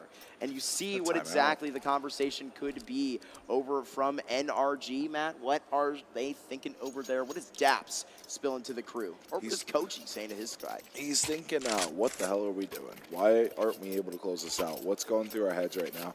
And we've had now a few rounds and a few instances where it's been extremely close. However, they're just not able to close it out. You know, that was a bit of an eco there for the Tech-9s. They had that A1S. I think George found that early 2K there. I'm actually a little surprised they weren't able to close that one on out. But right now, it's just 5 kills. It's 1 bomb detonation. That's all they need right now to go ahead and win this one. Obviously, easier said than done, but we'll see if the Sharks have any sort of comeback potential. Because what? It was 12-1 just a few minutes ago. The Sharks starting to claw back into this thing, but it's hard to say that when you're still quite a few rounds down. Yeah, and I think a lot of this is going to rely on the fact that if Kafalo can start activating a little more freely with his op, does get forced off his angle with the op, and Stamali going to force him out and around. OC and the boys towards bottom ramp here. Starting to gather a little bit of momentum with a little bit over a minute left on the clock. It is kind of a lack of presence from NRG spread across this map, so you feel like this is a pretty direct dedication to the A site. RDN about to find out a whole lot about this. There was nothing going to be lurking in that way, but with that minute left, NRG, I think, satisfied with kind of not leaving a whole lot up to the imagination, but have been very much lenient to the aggression of the Sharks in the previous. Setting up shop, so do the Sharks. NRG should be aware of it now, even that of a flank. But right here, it's Kafalo to just invite them in. Sounds off just a little bit too early. And right here, it's Hoax to just try and throw it back in their face. What a hole for the Sharks right here. But Nitro is going to try and meet them right at their wits' end. It's a nade to try and fit around that corner. And right here, it's OC that is going to be grabbing this. Nitro now in a 1v2, but it's about to be clipped from behind. It's 12-5. And this is about what I was hoping to reach. You're really seeing them get back within themselves. You can see that these riflers are starting to activate. The 9F Sharks starting to get warmed back up. And I hate to use wordage like that, right? Because they should be the ones hot. They've had the longer tournament, and that's not even by very much argument at all. I mean, having to not fight through, obviously that lower bracket, NRG got a lot cleaner here. Obviously have not dropped a map, and with map point, again, looking to just try and put 2-0 up in this grand final series early. You saw one of those players, the Sharks, literally warming up. Doing one of these, a little chilly here in Kansas City, but it definitely gets a bit warmer every day we go by. But right now, NRG, I think that, I don't know, they have to do something a bit tricky, it seems, to go ahead and get things done here. I think they've been playing very, I hate saying like plateaued or vanilla CS, but some sort of trick play here on the eco would be nice to catch these guys off guard, because these guys, so far, their ecos have been pretty solid so far, so it'll be interesting to see. You know, they got a decent amount of util, they invested in this round quite a bit, with still some money left in their pockets for the next, just in case. I think that perhaps it's really kind of the clarification that needs to be. Honestly, it may sound like I'm bashing Vertigo a little bit, but there's not a whole real spice that you can sort of put into an offense like this, trying to now find their hands on something a little bit quick. We'll return to the conversation in a moment if Vertigo even allows that, because right now, tricky around these extremities. Every part of middle can just be smoked off at the moment. It's Koala to just try and feel something around this smoke. Just gets a couple of shots back. All in. They are just trapped within their own bars here. It was NRG that locked themselves in. Counter-terrorists win. Yep. Locking themselves in, and Sharks circling the enclosure as well, as now they have started to shift the momentum quite a bit. Granted, still 6 rounds difference at this point, but NRG just need a single solid round, and here we go. No op though, no T-side op just yet here, as OC, he's been doing just fine with the rifle, but yeah, he's kind of been brought back down to earth now. I mean, off of their crazy streak, I mean, maybe not brought back down to earth. They're like, what's happening on that other end? It's like, all right, now we've got that resistance that we were looking for. But I think it's the Sharks that are trying to start to play that simple game well, and now that glaring up boss in middle is going to really be one to look at. Just a player that was alone, trying their hands at finding an opening kill, and now teeing up Breezy through a smoke. This is how they are looking for space at it, but just awkward off of the block, and right here they didn't even find the water. OC and Hex are the only ones left in this 2 versus 4, as OC to try his hands, and the low HP Hex is going to be smacked down. It's 12-7 now, and we're really starting to see the Sharks warm up. There should be a bit of concern, and maybe a little bit more due diligence up this way. This lead can be just melted. And I mean, it really has melted. We're seeing it erode everything underneath them currently. 12-7 was, you know, a 12-2 at one point here, as they've now strung 5 rounds together. And, like, you know, honestly, if NRG could do it, there's no reason Sharks can't do it. So you kind of got to keep that in the back of your mind. Play smart, play consistent, you know, and kind of play the long game if you need to, which we are seeing here. Tech9's armor, they're not over-investing, they're not, you know, doing stupid tilted stuff pretty much. What the concern is for me, Matt, is that during this spill of rounds that NRG did have a lot of withstands in, besides that real nice to meet up in middle, there was not much thought behind a lot of the plays that they were going for.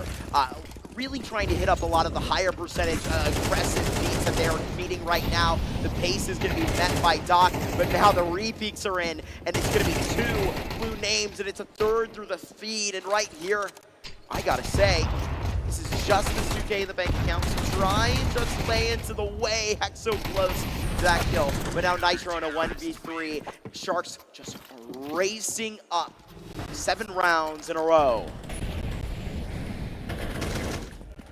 Well, Sharks are starting to look a lot stronger, which I think NRG has played with their food so long now, it's more not so concerning. This map, they can close out, so they should still close it out. It's what's going to follow. Sharks are going to have this nice confidence boost now that they fixed themselves, that there is still a way. And, I mean, realistically, there is a chance this could go OT. There's obviously, you know, it's getting bigger each round, but it's still a chance, and that's something that NRG have to kind of, you know, be wary of. They don't want to help Sharks warm up anymore. They want to keep it going and kind of never let off the gas. They finally got that T-side off you were begging for, all in, but we'll see if that actually does make the difference. In my taste of Vertigo, I would prefer for the real 5 rifle scenario that you a lot of times see on the face of the Sharks, but did he have hands? Did he have a face? It wasn't us. It was OC that just left him in the grave, faceless.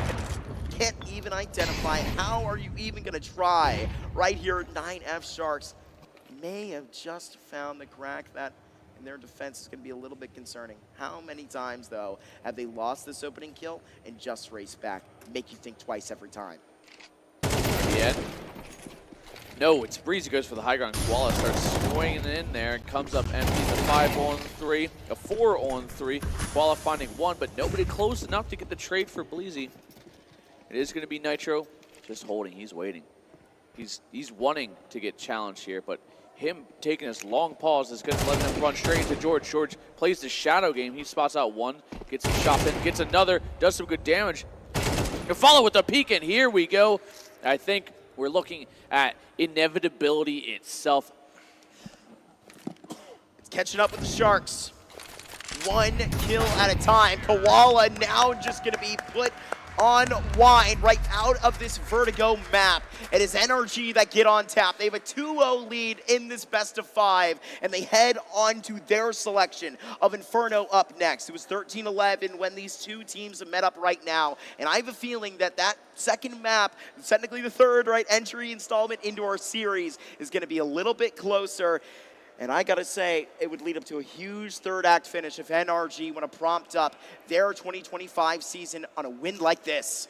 Yeah, honestly, what an exciting Vertigo energy. I feel like we learned so much for the first time they played. That was, it was really competitive the first time around.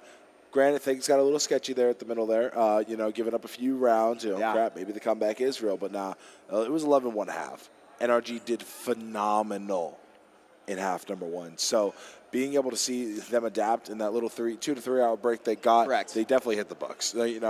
Something was done in their off time. Maybe they just said that maybe they ate their Wheaties, excuse me. Who knows? They did something well. They did something right. And now I'm excited for the Inferno because, 1, this is their map pick, and 2, it was there's a lot of flashy plays on the Inferno as well coming out of NRG when we were casting that one earlier. So with that one, it's going to come down to the T side again. They had such a good T side at half. Things got a little iffy there in the middle, but then they were able to close it out, obviously. That's why they won that series 2-0. So OC stepped up a little bit statistically, and it was solid. So a very good performance there out of NRG. Sharks have a lot of work to do to turn the series around because now they can't drop anything. This has to be a flawless 3 maps in a row out of them. Yeah, and I mean, that's the thing. It's such a great performance out of NRG, but you can't take away the fact that Sharks, they started to bring it back. They really did make NRG sweat. And, whether it was chat, the audience, us, we all started to believe maybe overtime is possibly still in those books. You can never really count out, solid teams like Sharks, then just say, okay, it's 12-2, we got those rounds. Then you get a little lax, you get a little too complacent, and now Sharks, they're not so down on themselves and going into map 2. It's going to be a different start. It's not going to be as fun for NRG. Right, and I mean, they can really try and get back in this Inferno with a lot of might. There's a lot of room for them to find back into the series, right? I think time may have been a little bit overzealous there. I mean, that would have really put the panic into NRG if that would have been in the way, but I got to say that 12 is, and I say that this series is on. Sharks, they did not come all the way up to North America to just get wiped out of the grand final. Inferno has been no man's land between both of these teams in their previous series. Matt, I got to wonder if you're feeling for this 3-0. I am right now. I thought the NRG Inferno was much better than their Vertigo, and they got the hard map out of the way first. So as long as Sharks didn't, they really didn't have a lot of time to prep for this, They just had what they went off during the boss game. They had about 30 minutes to go ahead and get things set up in between the NRG Sharks game, or NRG boss game, and then in between, once again, the boss game. And then it started this game, obviously. So correct. They did not have a lot of time to go ahead and hit the books. So hopefully their talks were very quick and very, very instructive. It's just... I hate being like this because I'm like, oh, there's always a chance, but I'm really not feeling it right now. I'm really not. And, you and Vincent talked this Sharks team up a lot, and I saw it there in series number 1. I'm not seeing it here in the grand finals. Allen, 2-0 on the cards. How are you feeling about moving it forward? Are we going 3-1? Are we going 3-2? Are we going to see more maps in this series beyond what we are about to get? I mean, I'm hoping. It is grand finals. It is a BO5. You kind of hope for more. You also just hope for, Sharks so they can have more as well. Because the more NRG and, NA as a whole gets to experience them on LAN, it's exponentially better than it just being, 3-0. 3-0 instantly. Just because Sharks may have started off rough doesn't mean that it's going to end off just as bad. I think Sharks are going to come back exponentially better, and I kind of feel like, even though NRG are very strong here, I feel like Sharks, they might just randomly sweep a map out right now. Well, we have all that and a little bit more to find out. To a quick break and then a message from one of Fragadelphia's most loved sponsors out here. We'll be right back with a quick message.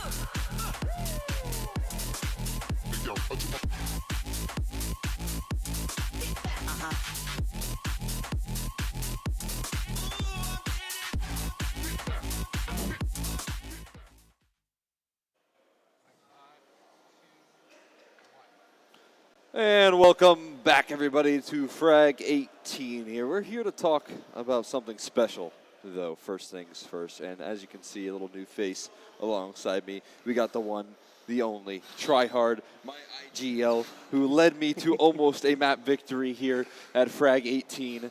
Tryhard, of course, here representing Anthros, wonderful gaming chairs, and really chairs for just about everything. And yeah, I mean, Anthros, a company that has been obviously close by with Frag. Everyone on stage right now for both NRG and Sharks and everyone who's played before has been playing on those chairs.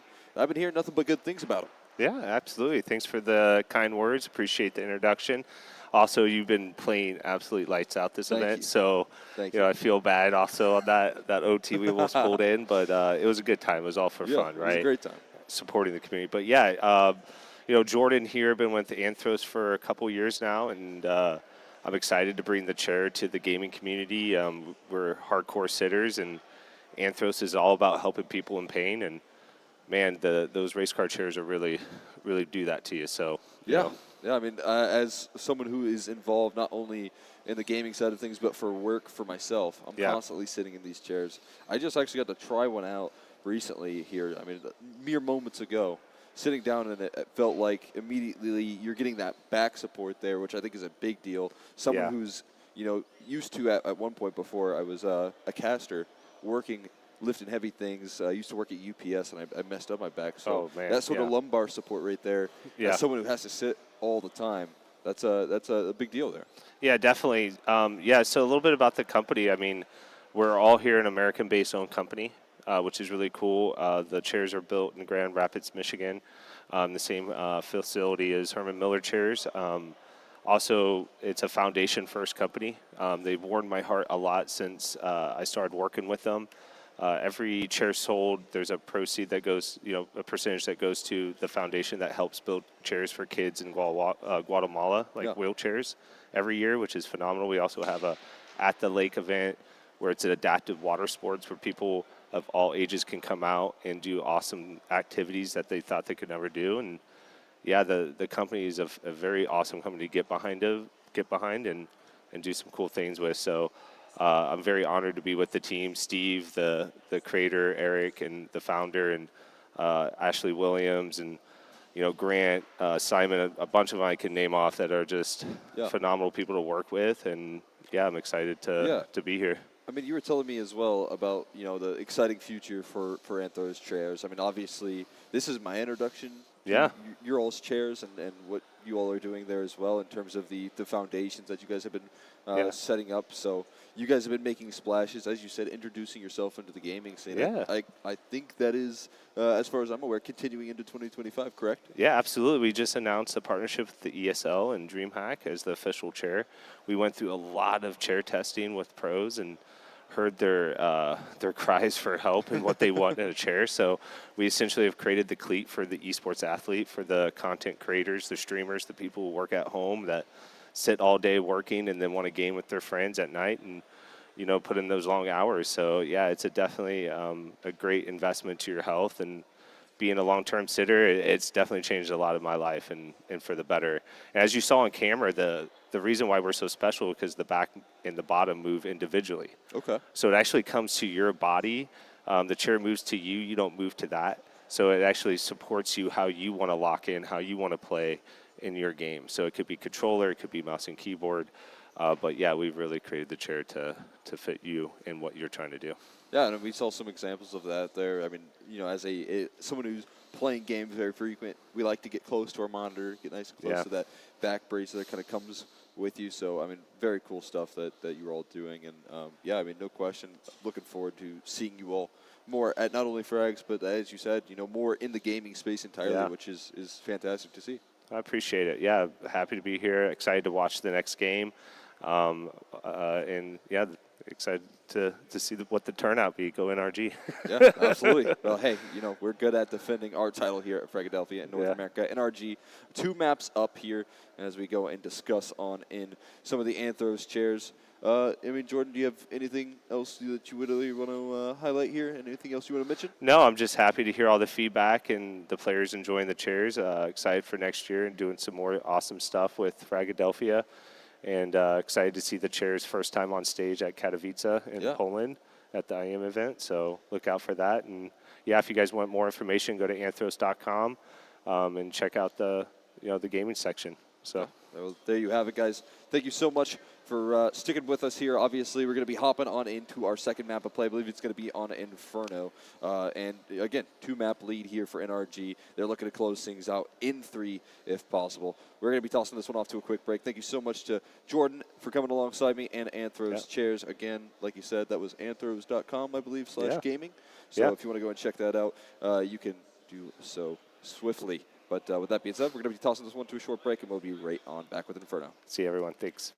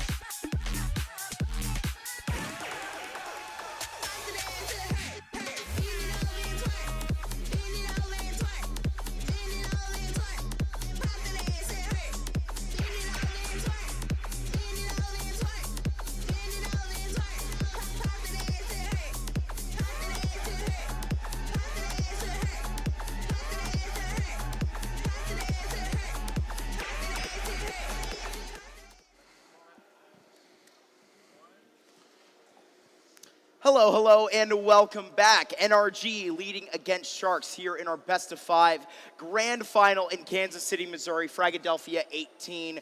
We are just at the cusp of the end of our 2024 year, but we may have one more map. And I have a new face on the couch. We've got Joshua M&J hailing all the way from the UK. How are you doing, my friend? I'm doing good. I'm doing good. I've had such an awesome weekend. And it's nice to see this match sort of rounded off as well. This was my prediction from day one. I'm sorry to all the other teams, but I did think we would see an NRG Sharks final. I thought it was going to be a little more contentious than this, though. This has been a bit of a whitewash. Yeah, it was surely something there for our first bit of Vertigo. Was maybe a little bit better in that cards as we got it off. But look, guys, got some exciting stuff going on. It's not just a grand final, okay? There's not just Fragadelphia 18 and then it's over just like you thought. Here we go. We kick off the path to Fragadelphia 19. Obviously, you know about this one. Fragadelphia X Rowan University 4 happening on December 28th in Glassboro, New Jersey. Out for our, like I said, our 4th Fragadelphia, New Jersey event here coming at Rowan University. But ladies and gentlemen, I would get excited. I would really get excited because we are returning to the home of Fragadelphia right there in the block. Back in Philadelphia, Pennsylvania from February 28th to March 2nd, we are going to the block. And I got to tell you, M&J, that is where some of the greatest Fragadelphia memories and history has been made. That is very, very exciting. Matt, I think you've attended a couple of those, haven't you? Yeah, the last 2 main Frag events, the 18 and 17, Shrek X versus Apex Rebels, and then EG White versus Apex. And both times, NA, sorry, MJ, NA has defended its home turf against the European invaders, joking aside. But it's the block is such a phenomenal facility. We've sent the noob teams. It has to be said. We haven't sent the big guns. You want us to send the big guns? You want to throw the threats? I'll relay the message. Do it. Do me a favor. You know, right. yeah, we got Big Academy. I know it's an Academy, so Big Academy was there too. That was another one. Regardless, it was. They did all right. The block was phenomenal. Both events were phenomenal, and every Philly event, Fragadelphia event that's happened at the block has been phenomenal. Just Philly in general.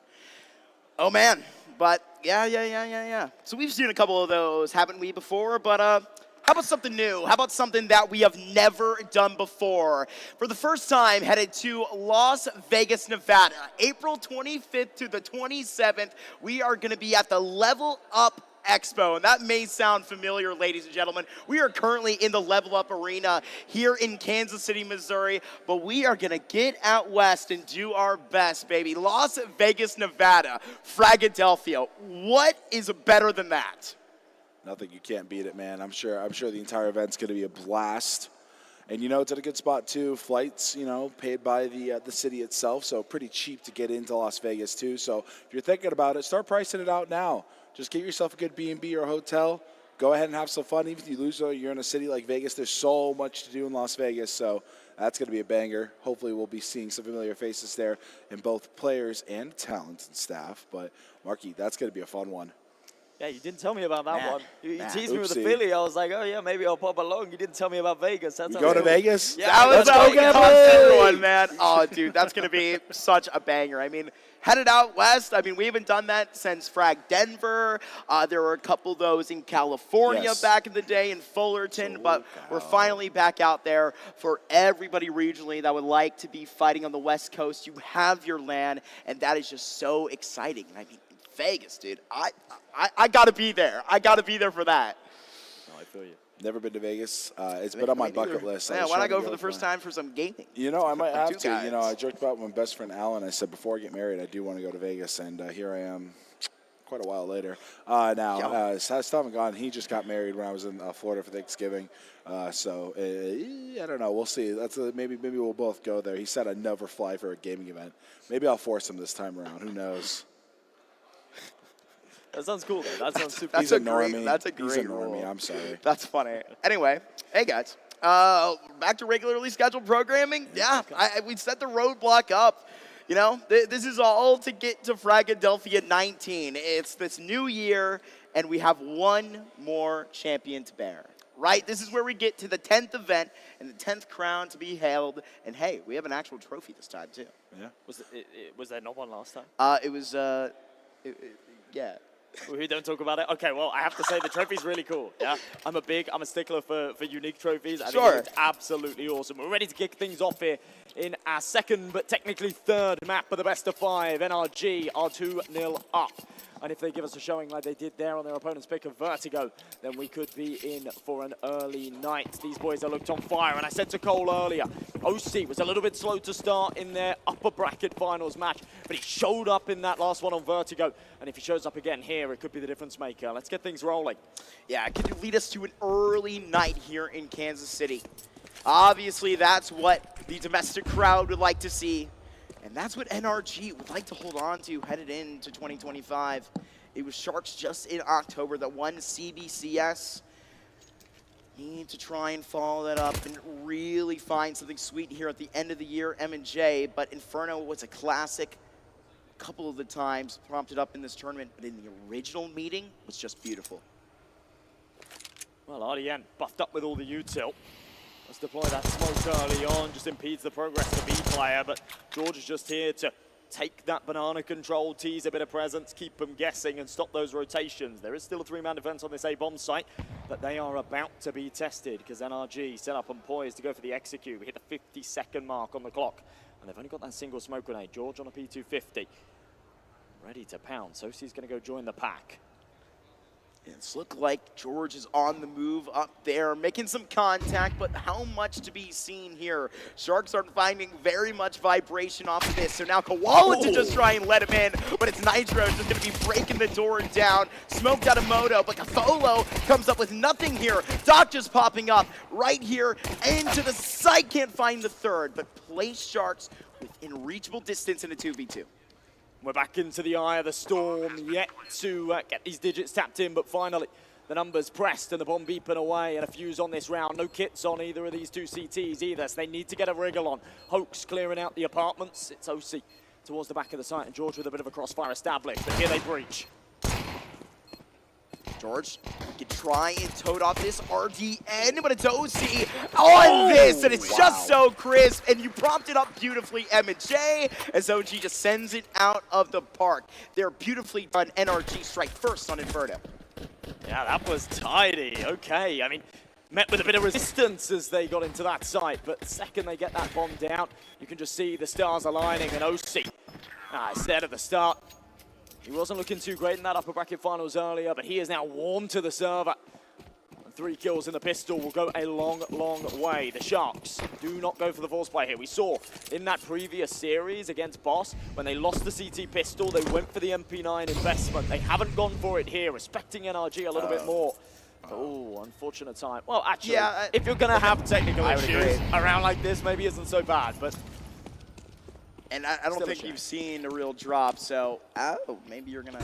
Nah, they're just gonna play on, I think. It is what it is. Did Homeboy come back over there? I believe it was maybe Kafolo that was having some troubles. However, yeah, it was exactly as you say. Probably not a better round to experience this or actually iron out the troubles. However, you will just play on. NRG taking things slowly. It didn't really make any difference. He was able to join the party, but can he do the damage? The answer so far is no. Eventually, Doc will strip ahead, but at the expense of 2 of his teammates. And it seems like NRG are just going to dial it back. Breeze's got such a brilliant position there in the apartments. Nice little freebie for him. And a free A-bomb site to get this bomb down. They had a nice stance there. It was Kafolo that maybe was a little bit kind of prompted up discussing the just purchase in of the flash that really tried to prompt there for Doc kind of pulling out one body, but not much to kind of chat off of it. It's Sharks that are just going to be kind of flying around here for this 2-0 start. But NRG, I mean, at least it's one that they take into the banister. Look, I'm happy it actually wasn't the tech pause. That would have been a little bit frustrating. And, like, I was very excited about the Sharks just reaching for 7 rounds there at the end of Vertigo. When they get their first opportunity here in the gun round, we are really going to be seeing if that experience will be laying into the second map. Here, the out by GL does not find anything there in back hall. Yeah, I mean, there was nothing to save, but they had a little bit of a side quest, which was don't die to the Mac 10, right? And yeah, they failed miserably. Both of them died to the Mac 10. There's an extra $1,200 in the bank for NRG. perfect. Forced by round, to be honest. You know, anti-eco, nice and easy. One player dying as well, somewhat of a blessing in disguise. They can reinvest the rifle. Going into the gun round, though, Sharks have an inherent advantage. They've got all the M4s out. They're against a bit of a bonus. NRG might switch up the game plan, go for something a little bit faster, change up the tempo, because they don't have the weapons to play things slowly. Beating them on that course, it's Doc that's going to force his way right down Banana here into Broom. Let's see how he can just sweep NRG up, and it is a triple. That's a hell of a way to get back, but at least going to just find his way on that exit through the smoke, but never finding any reason to give up. It's Breezy that continues to lurk on, and now just going to be spotted, has to fight, but it's just going to be chopped down, looking like the first round for Sharks. Played this lurk roll beautifully so far, but in this round, just cannot find the head. And OC, the only one to draw blood so far, has a little bit of a taste of it, and he's thirsty for more, but 4 to find is maybe a little too tall a task. We'll see. Sat in the smoke as it starts to fade. Any damage is good damage here, realistically. He doesn't want to save. He wants that loss bonus. The rest of the team will still be on a buy in the next, so it doesn't really matter. But if he can take away these weapons from the CTs, then and it'll definitely leave a little bit of a mark. It's just no one giving him the opportunity, but you give him an inch, he'll take a mile. Lightning fast reaction. For the peek out, will trade it. No opportunity for a bomb plant. And a good round, a very good buy round from the Sharks. Yeah, I mean, that one is very bruising and very much still within their stance. I mean, not reaching in like they did at the beginning of Vertigo, right here going for exactly what they want to call it, which is their own game, right? If they want to try and control at least what is up to the discussion in Banana, they have just started this thing off right. Okay, well, into what really should be the real buy round, I guess, in quotation marks. OC, unfortunately, down to that Tech 9. He's dropped a teammate because he had more money than that. Interesting to see, but rifles out regardless. M4's the other way. Doc getting super aggressive here into Banana. It worked out last time, but against the Mac 10s. And the spam's coming dangerously close, but everybody kind of getting away with it. Going to a bit of a stalemate. Minute 30, Sharks have taken the Banana control. Deep smoke gives them room to stretch their legs. And NRG are kind of confined here. They're under quite a lot of pressure. Smoke dropped in front of RTN. It's everything carried back onto this A bomb site. Sharks try and reinforce this with the incendiary that just sounds out onto lane. However, it can all come back to this man, Doc. Hit him like Bane coming through that smoke a couple of rounds ago. Decided against that at the beginning of this round, where now all of the forces went back towards A. They had that quick rotation out from Hoax. You may need the manpower back towards B. That's why it's considered. You see him on the way.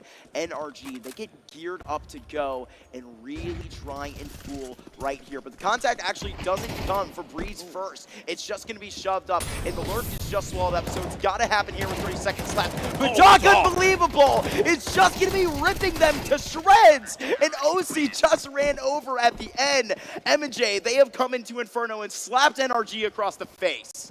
Yeah, this is much better. This is the Sharks we're used to seeing. And it's a shame that it's taken this long to come out, but a beautiful triple from Doc. Playing that dark position perfectly. Back into the picture, tied up to a piece, and a bit of a freebie to come in the next, that's for sure. NRG just with the pistols. Now, I feel a little bit apprehensive saying that, right? We've had our fair share of unorthodox eco-round wins over the week, but I don't see Sharks fumbling here. As for NRG, any damage is good damage when you've got these pistols. Well, just a little bit of a jump spot, early information. Util deployed, falls a bit short. And NRG are doing a good job at just flushing out this utility. Every piece of util thrown is money thrown in the bin. See where they do try to take bad, and that's all even through that first 30 seconds, so they'll film a little bit light there on B. Sharks know what they have, especially up on this side. It's very crazy, and I mean, as advertised, I mean, hell, I might even call it now. I don't really think there's a way you come out of this grand final either way where you're not saying that Doc is not the MVP of this event, has just had a really ridiculous tournament. Yeah, I'm with you right there. He is incredibly crisp, and he's got off to a lightning start here, and he looks to try and find more. Coming up to Banana and relay this information, but he'll try and hold down the ship by himself if he can. And eventually trade it. That's an AK. Maybe a chance for OC to do a bit of damage with it. And they do actually pick up the smoke off the body.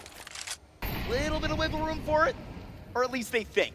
But if they even do get past this with the tenacity to show for it, that's all it was. It was a lie. They can meet up into the hoax, stand up to the ruse actually at the end, but I gotta say, it's even to a 5v3 right now with the time ticking down like this to just lay up hoax like this to slam it down with the alley-oop on the bin. And OC, let's see if he can just try and thin the herd here. It's just one here right at the tail end of this round, Josh, but I gotta say, that was a nice one. Trying to have Shark to just try and lay into the lane. Spent on the course. Yeah, single casualty. In fact, sorry, they took 2 casualties. OC took another again. So, to be honest, all things considered, not a bad eco round. 2 kills. Unfortunately, they couldn't get that plant. They did have a small window of opportunity to isolate Hoax, but the molly made that a little bit trickier. And, yeah, by the time they rocked up, they walked right into a crossfire and were met with some real resistance. So, NRG finally onto a proper buy. It's 5 AKs. We are yet to see an AWB on the tees, but Cavolo's rocking one right here. And he was scary. He was a force to be reckoned with against Boss. He was a superstar of Vertigo. Could certainly be the superstar here of Inferno. What a shot from George. And there were flashes to get excited about it. The young IGL warming up just slowly on that defense. But, oh my God, just going to be ruined there on the wall bang. But perfect time to prompt up the young man who just finds his way into that B side at the perfect moment to just really not get in too comfortable position. There's NRG still working it on that other side. They refresh a bit of that bracket's distraction right there up into Arch. But what really is happening on the underbelly here is right into this banana position. Slow and steady wins the race. NRG with a double entry. George has done God's work here to actually put them in this position. They don't want to overdo it. 2-man advantage. Cavolo drops their smoke. So run down that clock a little bit further. 35 seconds, and it's not enough of a deterrent. They don't want to go elsewhere. They are just going to stick top banana, but it means that they're going to pop quite late. Now, Cavolo with the AWP should be a one and done here, but deploying this incendiary after the smoke has faded, and with the rotation coming in from RDN as well, Sharks are kind of teed up to maybe delay and make this work. Here it is. Let's see if they can stand even to the brass tacks when they've set up so well for it. Now check your timer. It's even that 2v5, but there should be no excuse now, and they don't even have to line up. They were not saved by the bell. They just worked it out themselves, hustled out of that B site, and are getting right back on track. That's so sick from George. The second that top banana smoke's there as well, just the instant clarity to understand that I need to have a crosshair placement completely different and actually anticipate that fight. Absolutely perfect. Doubles up with the entries as well. NRG right back to winning ways after getting those rifles out. And it kind of feels like the 3 rounds that they lost were somewhat unnecessary. And as a result of just like some weird economy management that, you know, there's no right answer to it. But when you go SMG heavy on round 2, that's just sometimes the result of it. And yeah, now they've got the big guns out. I have full confidence. That round looked seriously convincing. This is where I want this to stand, right? Kind of just neck and neck like this. I don't know. It's been a long weekend here in Kansas City. Well, I can't even say that kind of even truthfully. Well, we started on a Thursday out here, MJ. My first like 4-day LAN experience. However, look, it's been kind of that par to the course. So I think poetically, it's that journey that we would just really want to stay on here. However, it really could split either way, and that Heritage trying to lead a key into the rest of this series is the pressure that does lie on NRG, right? A good problem to have, not wanting to choke out the 2-0. Well, if they can 3-0 here in the best of 5, would certainly be some statement to make. Solidify themselves as one of the best teams here in North America. Hexed trying to get out of Boiler. Top getting quite aggressive down Banana, but it doesn't matter. No one's home. They're breaching out onto A, and Cavolo is really the last line of defense. He's going to pull it back, so he has a crossfire with his teammates. Doesn't want to be left on an island by himself. But here comes the brute force, and a beautiful entry from Nitro. In fact, he'll make it 2, and again, NRG, just no respect, no mercy.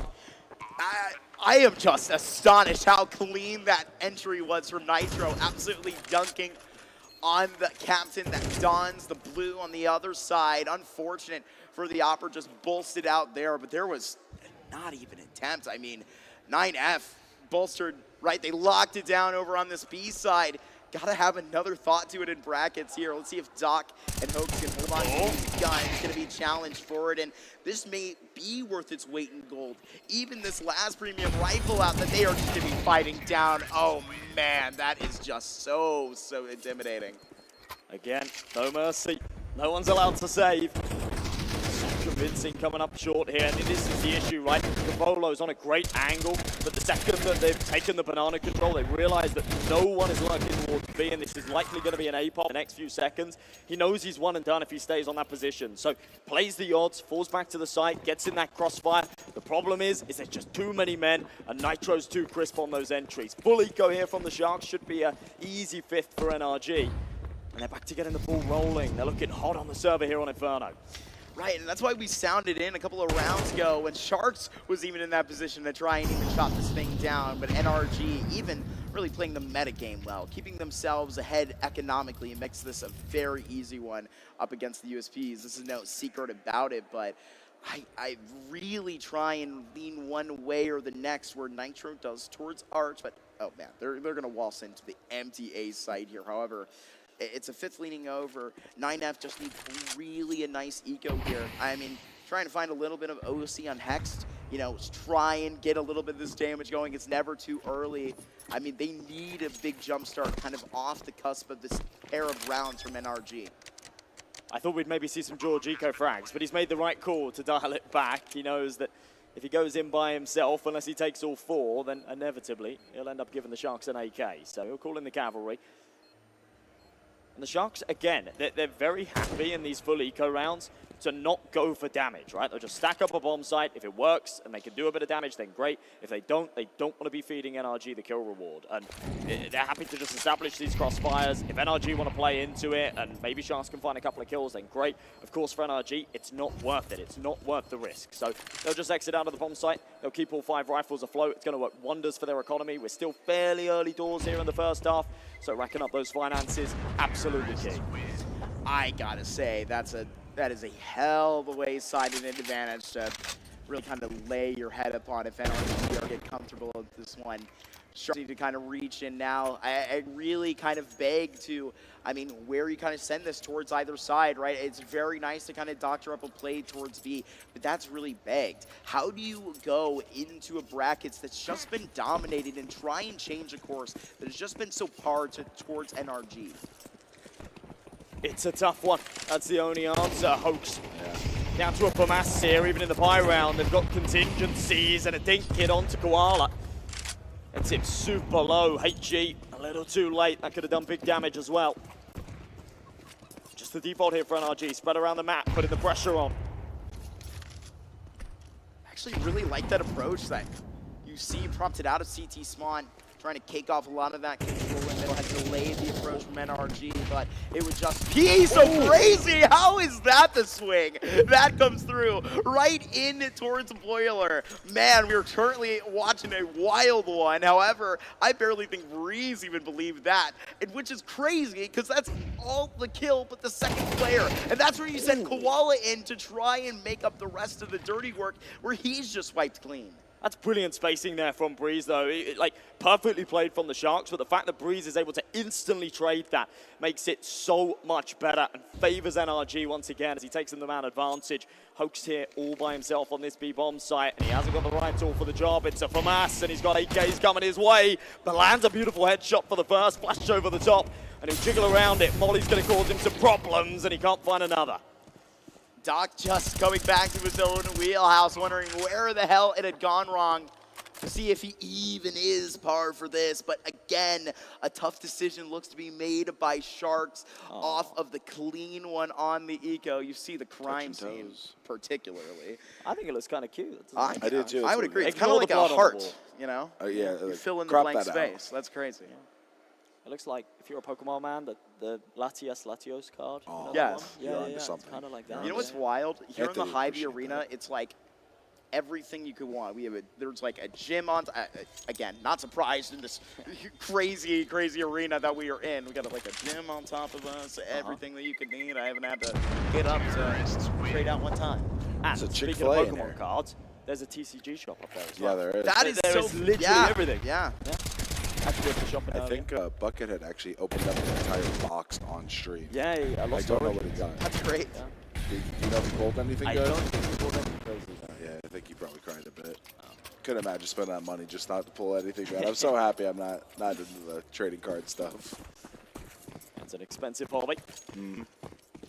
6-3 then. And NRG looking really, really hot again.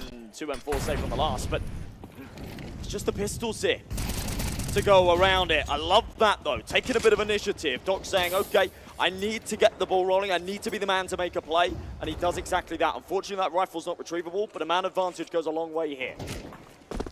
Now Koala just knocked down to the 5-7. However, that may be right place, right time in this engagement with Breeze. Right here, trying to keep him at this distance, knowing something is up. This NRG side has even responded to the adjustment. 9F really trying to encompass to a lot of that control, not the tools around to make that job as leisurely as it could be. However, now OC going to be finding his way towards the top of card, keeping two of these players busy and really paying attention towards this part of the map, gaining the Hall's control, but they're needing to make a tough decision, like to see it back, and look at how it just finds a crack in that defense, and look at how they're just so perfectly set up to probably exit out and get the hell out of this round. However, Sharks have had just too much of that, but bam, right back thrown in your face. Think about it twice, and they're still wrong. Breeze has just been an absolute criminal in this apps position, round after round, finding at least one. That's a bit of a face palm, yeah. Guy looks hungover. Brutal. Yeah.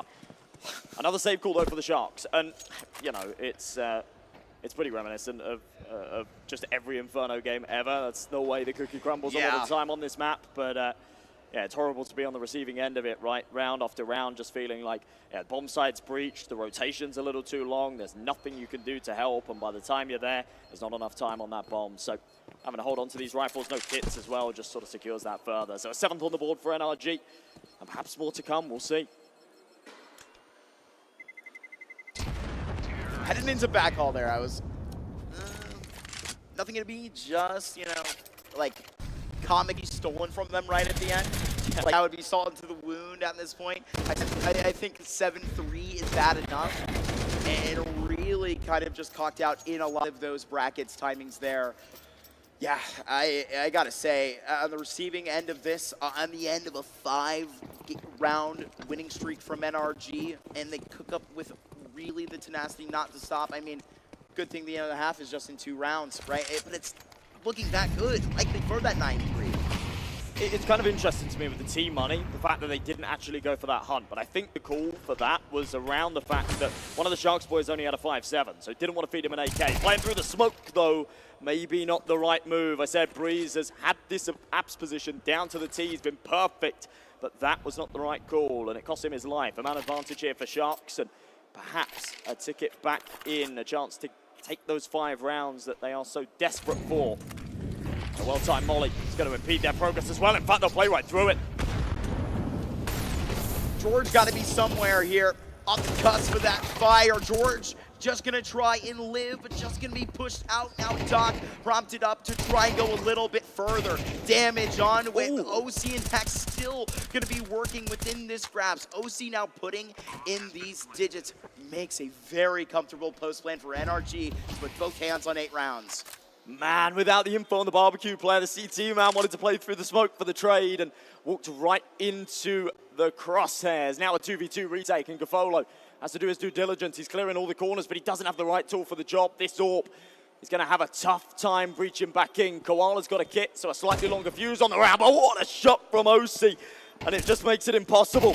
Trying to find his way back in, but Hex denies, and NRG will keep the rounds coming. And from a deficit there, NRG do not break a sweat. Yeah, it's absolutely ridiculous. Sharks come up to South America for so many reasons, right? Tourists will tell you to go try the barbecue. 9F are becoming the burn 10 right now. I mean, on the other side of this grand final, there is a whole lot to be excited about at NRG side. I mean, if this thing was coming up without the advantage, right? If this prompted up in a regular best of 3, it's insane. NRG, again, has not dropped a map in Kansas City yet. And I gotta say, teed up to have a perfect tournament run. Gavolo trying to get aggressive there into second mid, doesn't want to overstay his welcome, and he's right not to. Hex would have punished for sure if he was there any longer. Minute 30 on this clock. A lot of util already been deployed both ways. There's not a lot to work with here for the Sharks. George is going to try and take advantage of that. Work his way up Banana, a place that's typical for being a carpet of fire, but a nice shot from Gavolo, can't follow up. Nothing from Doc. Just completely put out there. They had it all up into account. Folks, now gonna be just lifted in and just picked up. It is out with a huge punch, and right here, again, a 2 versus 4, and there is nothing to be let in for the Sharks here. Gonna be such a hard climb up. We've seen so many saves in this half so far, but this is not time for one. It's the final round of it. They have to give it a go, but it seems like they're just uninspired. Look at it, there's no way in. And they're just sat put, hoping that someone peeks into them. You're not going to get such a luxury, my friends. Instead, you will be staring down the barrel of OC. The MP9 does make something work, but there it is. Lining them up like dominoes. OC shuts it down, 9-3 at NRG. What a half. Dude, that one timeout was called that entire. I don't know what Sharks were thinking. They didn't want to think things over. They didn't want to talk things over. But, you know, you mentioned it at the beginning, how they typically buy round 2 and then, they head up to round 3. They didn't do that skip. I'm like, oh my God, they changed the pace finally with that. They're not going to be that readable. And it worked out until it didn't, obviously. You know, they got those rounds, and then ever since then, BEM Energy has taken over, man. I am loving what I'm seeing from OC. He's turning up right now. We've seen a few. I don't think the replay caught it. We didn't get to see it, but he had a jumping headshot with that AK just last round, man. He has been absolutely insane. A new pistol round, a new half to start, and NRG are just going to be going right for the jugular here. All the pieces have mattered in Kansas City so far, but this one the most precious, and it can be their golden ticket forward as the kill feed fills with blue, and it fills with the name of Hex, who is just going to be putting a curse right on top of the Sharks. They are going to be burned out of this thing, and you might as well just lead them into the tunnel. Hex could just chop this thing up with all 5 bodies going to be falling to the wayside, but just hit with the peak. Man, the spotlight just keeps shifting, doesn't it? 1 second. You see OC make a mega play. The next it's Hex. Who's going to be the third to follow? Gavolo could actually make something work here. Peeking into him 1 by 1. Now it's just 2. The bomb's miles away though, and don't keep feeding him. George, calms it all down a little bit, but that comes close for comfort. It'll be double digits for NRG though. And a big round win. Beautiful stuff from Hex. It just heads above. A masterclass they have put out on Vertigo, tested at the end, made sure it was all right to go. Certainly is here on Inferno, where I would give that the star and all the praise to go along with it. Just 3 rounds away from lifting the trophy here in Kansas City, Missouri. The Sharks in this one go for the force fight despite not getting the bomb plant. This isn't out of confidence. This is someone out of necessity. They do not want to allow NRG onto 11, but it's a bold move. The Tech 9s against the MP 9s, a couple of rifles as well. Could just shut this down. George jiggling with that incendiary, deploys it off the contact, gets back to the site, and the Tech 9s stopped in their tracks. A bit awkward when you really do get up to snuff.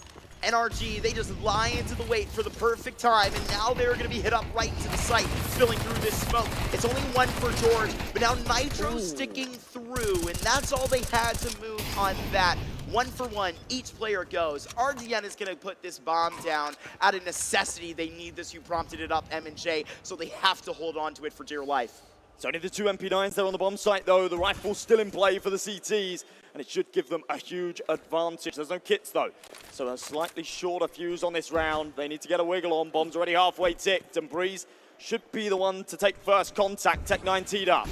Here it is, Koala just here to wrinkle, and now the youngest player on Sharks can just try and come up with a huge play, but that much through with the rest of the squad. Doc helped out as well, and right here, they are just going to be coming back on this Inferno as far as they would like to come. M&J, look, I gotta say, I mean, if they would still have the gas here at the end of this weekend in order to push this thing as far as they could go, the sky is the limit for the Sharks. Yeah, I mean, mad props to them. It would certainly be a sight to behold. NRG, of course, with double eco, they have to go for a force buy here. It's just the pistols. They've got to try and give Sharks a taste of their own medicine, but it's a little bit harder on the CT side. And all by himself, it's a lonesome George on the B site. They're barreling towards him.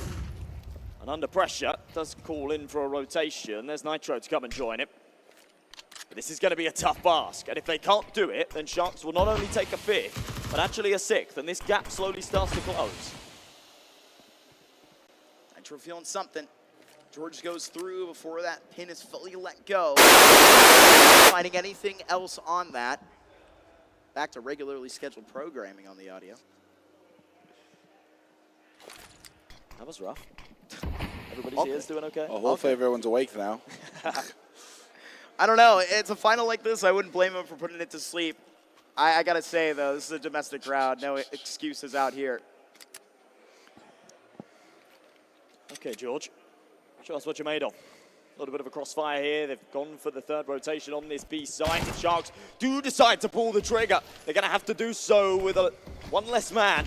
And the smoke's running down this clock further. They're just going to try and play right through it. These pistols might get something done. Unbelievable scenes. Right here, they're just going through it. Unbelievable. It's a 1 versus 5. And then the Force NRG are alive. They are going to be just walking this yellow brick down on Championship Sunday. Hey, man, that trophy just a step away from you. Where it's 2 rounds separating on the course. NRG. Oh, man, that's a big drop in the bucket. They play right into the trap. NRG, they didn't have a lot of util, but they had a little bit. They had a couple of smokes, they had a couple of mollies. Sharks were dead set on hitting B, and they were just stagnant in top banana. NRG kept slowing them down with the util. Sharks didn't really take any space elsewhere except the one lurk towards middle. And when he was caught off, they said, all right, we have to activate. Otherwise, a fast flank's going to be coming in, and they walked straight into the trap. A triple pistol crossfire, the Bermuda Triangle, and none of them made it out alive. And it's going to be one of these rounds now, you know, where they're kind of debating, what do we want to go ahead and do here? They got some money to spend. We're going to see a rifle coming out on the side of Sharks. And right now, you know, one more round they give up, their backs are against the wall for the rest of this map. And they still got to win 3 more after that if they bring this back somehow. But 11-4 is your score line. 2 rifles, 3 pistols. That's all they got here on the Sharks. Well, they did it last time. The pistols just like this, but it's a bit of a tough task to ask for it again, isn't it, Mark? It most certainly would be. We'll see if the conversation with, I got to say, I mean, there hasn't been many coaches in the Sharks' history. Coachy, the veteran Portugal coach, has been alongside them for a very long time, since 2017. I've seen a lot of names that you might find familiar. Zevi, a lot of these guys that have came through the South American region. It's been through his squad. And right here, trying to put up a little bit of momentum, a little bit of motivation, right into the Sharks, as probably that's their linchpin around. NRG, they hold on to this, and it is going to be a miracle to come back after that one. Well, it'll need to be. It was nice to see the coach get involved at the start of this round. We haven't seen it all too often in this map so far, and George has just confirmed that everybody's here towards Banana. It's just the one he's traded. But a lot of damage dealt, a lot of information gained, and a lot of pressure put onto Sharks here as to whether or not they should call this off, head back over towards the A site. That's actually where the majority of the CTs reside, but Hext is second guessing, bouncing between the two. Think he's going to head back over towards A as things are still quiet on B. And NRG, once again, have made the right read. Hext peeking in just right in time, but instead overpeak. Instead go for the big play. He takes it in, thinks long term, and he gets it anyway. The Terminator is going to be prompting up 12 rounds for NRG, just leaving no hope, nothing on the side of the Sharks. Again, it's got to be another buy like this, right? In fact, it might not even be as good, and we'll see it in the next couple of seconds. The NRG boys, I mean, still laser focused, but 8 championship points here. And as I say, cold as ice, still cool and collected. And it is just going to be those Tech 9s, same as before, but without the rifles. Here we go. Heavy util into Banana, Doc under pressure. George, when he sees them all, he's going to dial it back, but at least the banana control gained here for Sharks. They've got a little bit of room to stretch their legs. Here they go. One final approach it could be. They face into the den. George, a defending champion of Fragadelphia, is just going to be going down with nothing there at the back of the side. Hoax going to be just putting the drapes here onto this B side, but right for now, it is Gafolo to just put this bomb down, and NRG are going to be trying to just rip open the cuffs back from this Shark squad. Next, we're going to try and breach back in. This is actually a pretty tough retake. So they might not be able to get it over the line here, but they'll have plenty more chances. Nitro says, I don't care, as does Hex. Koala right back. But here we go, that's it. That's it. That most certainly is. It's their Fragadelphia 18 legacy in their way to shut out the year. In the cradle of the crown, that is where the prestige is found. NRG, they see the light out of the tunnel going towards 2025, but damn, they're going to be carrying on something sweet into the new year. What an exciting matchup, man. I mean, the first series that me and Cole got to cast together was a banger, but NRG was ready for this one. That time they took in between the first series and now this one, obviously something happened. What we saw here was just so well thought, both on that Vertigo and on that Inferno. Man, oh man, there it is, your Fragadelphia 18 champions. Let's go ahead and meet them here on the stage with Cole Exner-McHenry to just invite him in. Thank you very much. Thank you very much, Marky over there. First off, I want to say congratulations, guys. See the trophy lift there. They get the win here, NRG.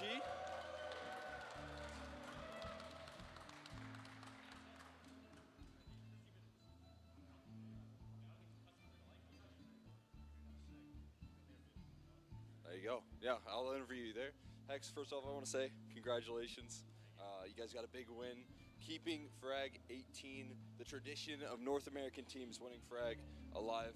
How does it feel to close this one out? I mean, it feels great. Honestly, I really didn't have a doubt. You know what I'm saying? We were kind of flowing, so you know, it's kind of sick. I mean, you guys played very well. You come into it with a map advantage. I mean, kind of want to go over to this guy at the end, first off, and talk a little bit to you. Played great all the way through, Nitro. You come in, you close out a frag. You guys felt like we're kind of on cruise control. You guys just kind of getting through. Didn't lose a single map. So with this win, with you playing individually well, do you think this kind of sets the tone for the future of NRG? Yeah, I think so. I think Sharks are a great team. We had zero practice against them because they're in Brazil, and we didn't really know how they play or didn't understand you know, their players that much. But I'm glad that we came out and still we just played really well today, to be honest. Even though we didn't have that much prep to go off of, so it felt good. Awesome. I mean, thank you very much. Breeze, you come in here. You know, exciting to be back at a frag here and come out and close out when you were playing incredibly well. I mean, you got a new teammate alongside you. How does it feel to, as this five-man roster, get this win with your new teammate? Yeah, I mean, I think we came here to win this, and if we didn't win it, I mean, it shows our level of play right now. So it's you know, we're probably the team that should have won this. So, I mean, I think we're happy with that. Awesome. And I want to talk a little bit to the new guy here. We got George. George, I mean, you come out with this new squad. I believe you won last frag, right? Frag 17? No, that was you? Okay, my bad. But, I mean, you win with this squad here. You got the victory with NRG. So, you know, you're pretty fresh to this roster. Yeah, how does that feel to come into this team here? How do you feel like you're slotting in? I've seen a lot of energy out of you. So do you think you're kind of building in with this roster? Yeah, I think I'm slotting in pretty well. I'm in basically all new roles. It's I have a lot more responsibility in this team, so I'm just trying to get used to it more and more. Awesome. And OC, first of all, congratulations. And, you know, talking about a little bit of confidence there for you. You come into it here. I think, you know, I watched your first series versus Sharks. Team got you through and got a win. You come in a lot more confident, showing some success here in the finals. Feel good to close out here confidently? Yeah, I think the first series against Sharks as well, it wasn't too much of a confidence thing. It was just, I don't know, I just felt a little off. But, I mean, I still felt like I was doing what I had to do for the team, and, you know, my teammates were obviously popping off, so that's all that matters. We get the win. So yeah, I mean, I'm happy to be able to show up for the finals and help the team out even more. But yeah, I mean, I'm pretty happy with how we played this tournament. Awesome. Thank you. And Daps, finally, the coach here for this new squad. He built up this team, doing incredible work so far. How does it feel to get a win here? And again, Valve ranking points matter a lot. You're setting up the team for success in the future. Yeah, I mean, we obviously, one of the big reasons we came here was to abuse the broken Valve point system that they have in place at the moment. So we've done that successfully. We'll probably be like top 20 in the world just from winning this event. So yeah, I mean, obviously, we probably would have come even if the system wasn't broken, but obviously it's nice to get some ranking points and just get like a LAN under our belt since it's been a pretty bad year for us, honestly. But it's a good start looking into next year. So we're happy with it. Congratulations, guys. I believe we do have Nitro. If you want to come along to the couch, if you wouldn't mind, because we got a special award for you. Another trophy. We're going to be tossing this one off to Mark and M&J over there on the couch for the MVP award. All right, all right. Well, we are back here on the desk, and we have a very, very special man here, the most successful North American IGL and new crowned champion of Frag 18, Nitro. I got to first of all ask you, after that, how are you feeling, my man? It feels great. I haven't been to Atlanta in a very long time, so it feels nice to come back here and win the first one that we've been to as a team. And yeah, it's just been a really good event for us. Well, look, my man. As the captain, I know you're prompting a lot of your superstars up for success. Breezy and Co have been absolutely disgusting this tournament, but so have you and this entire squad, right? Not a map dropped, but hey, man, I'll be maybe the first one to tell you, you're the highest rated player out here for your squad on NRG. Hey, you Nice. maybe have been feeling that good all weekend, but my man, it is mine and M&J's honor to crown you the MVP of Thank you. Fragadelphia 18. Nitro, congratulations, my man. My first one. Let's Your go. first Frag MVP. Let's go. That is Nice. absolutely amazing, my dude. That is absolutely amazing. But yeah, I mean, this has been a very, very fun one. Obviously, been a little while since we've had one of these Fragadelphia main events, but obviously, we've had some EU guys coming through. Hey, even this guy from the UK on the desk with me, but not a South American opponent. Were you looking forward to seeing Sharks in the final, but were you looking forward to having it be that easy? It was kind of a toss-up when we were watching between Nouns, Boston, and Sharks who it could be. Yeah. But we think Sharks are still playing the best out of all those three teams here. Yeah. And obviously it kind of helps playing them right before and winning 2-0. Definitely. So going into the final and having a map advantage, it was huge for us. So I'm not going to say it was easy. I think they're a good team, obviously, but For sure. I think they're probably a bit tired as well. So Yes. yeah. Yeah, it's been a long week Yeah. for 'em.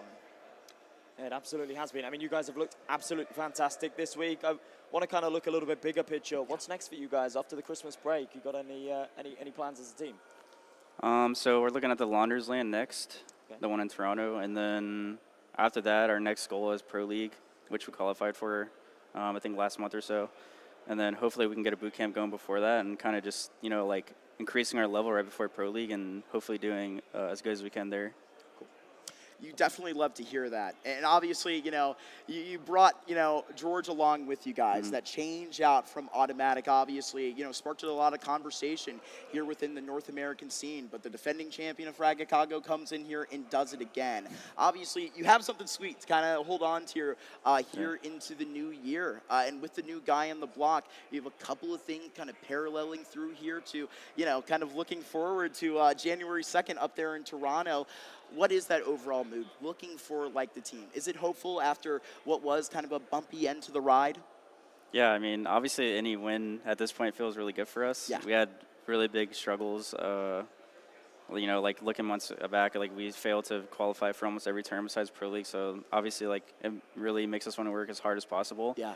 And I think going into Pro League, like, our short-term goal is just to make sure we do as good as possible there. Yeah. And then hopefully we can, accrue as many points as possible and get in actual invites to, like, all these tournaments. Yeah. So it's definitely possible, and we just need to keep on the right track, which I think we're doing right now. Love that. Yeah.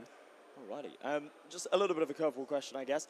Over this weekend, is there any particular player that you played against that you sort of want to highlight? Anyone that surprised you this weekend? Any teams? I think Doc from Sharks looks really Disgusting. good. I'm not sure how old he is. I think he's pretty young. 22, I believe. Okay, so yeah, he's pretty young, and yeah, I've never heard of him before, and you know, he's definitely got the mechanics going for him. He looks really solid, and that's definitely the player that I would say. Definitely, and kind of riffing more off that. You know, you're a guy that's came up within this North American scene. Obviously, there's a lot of young talent coming out to these Fragadelphias.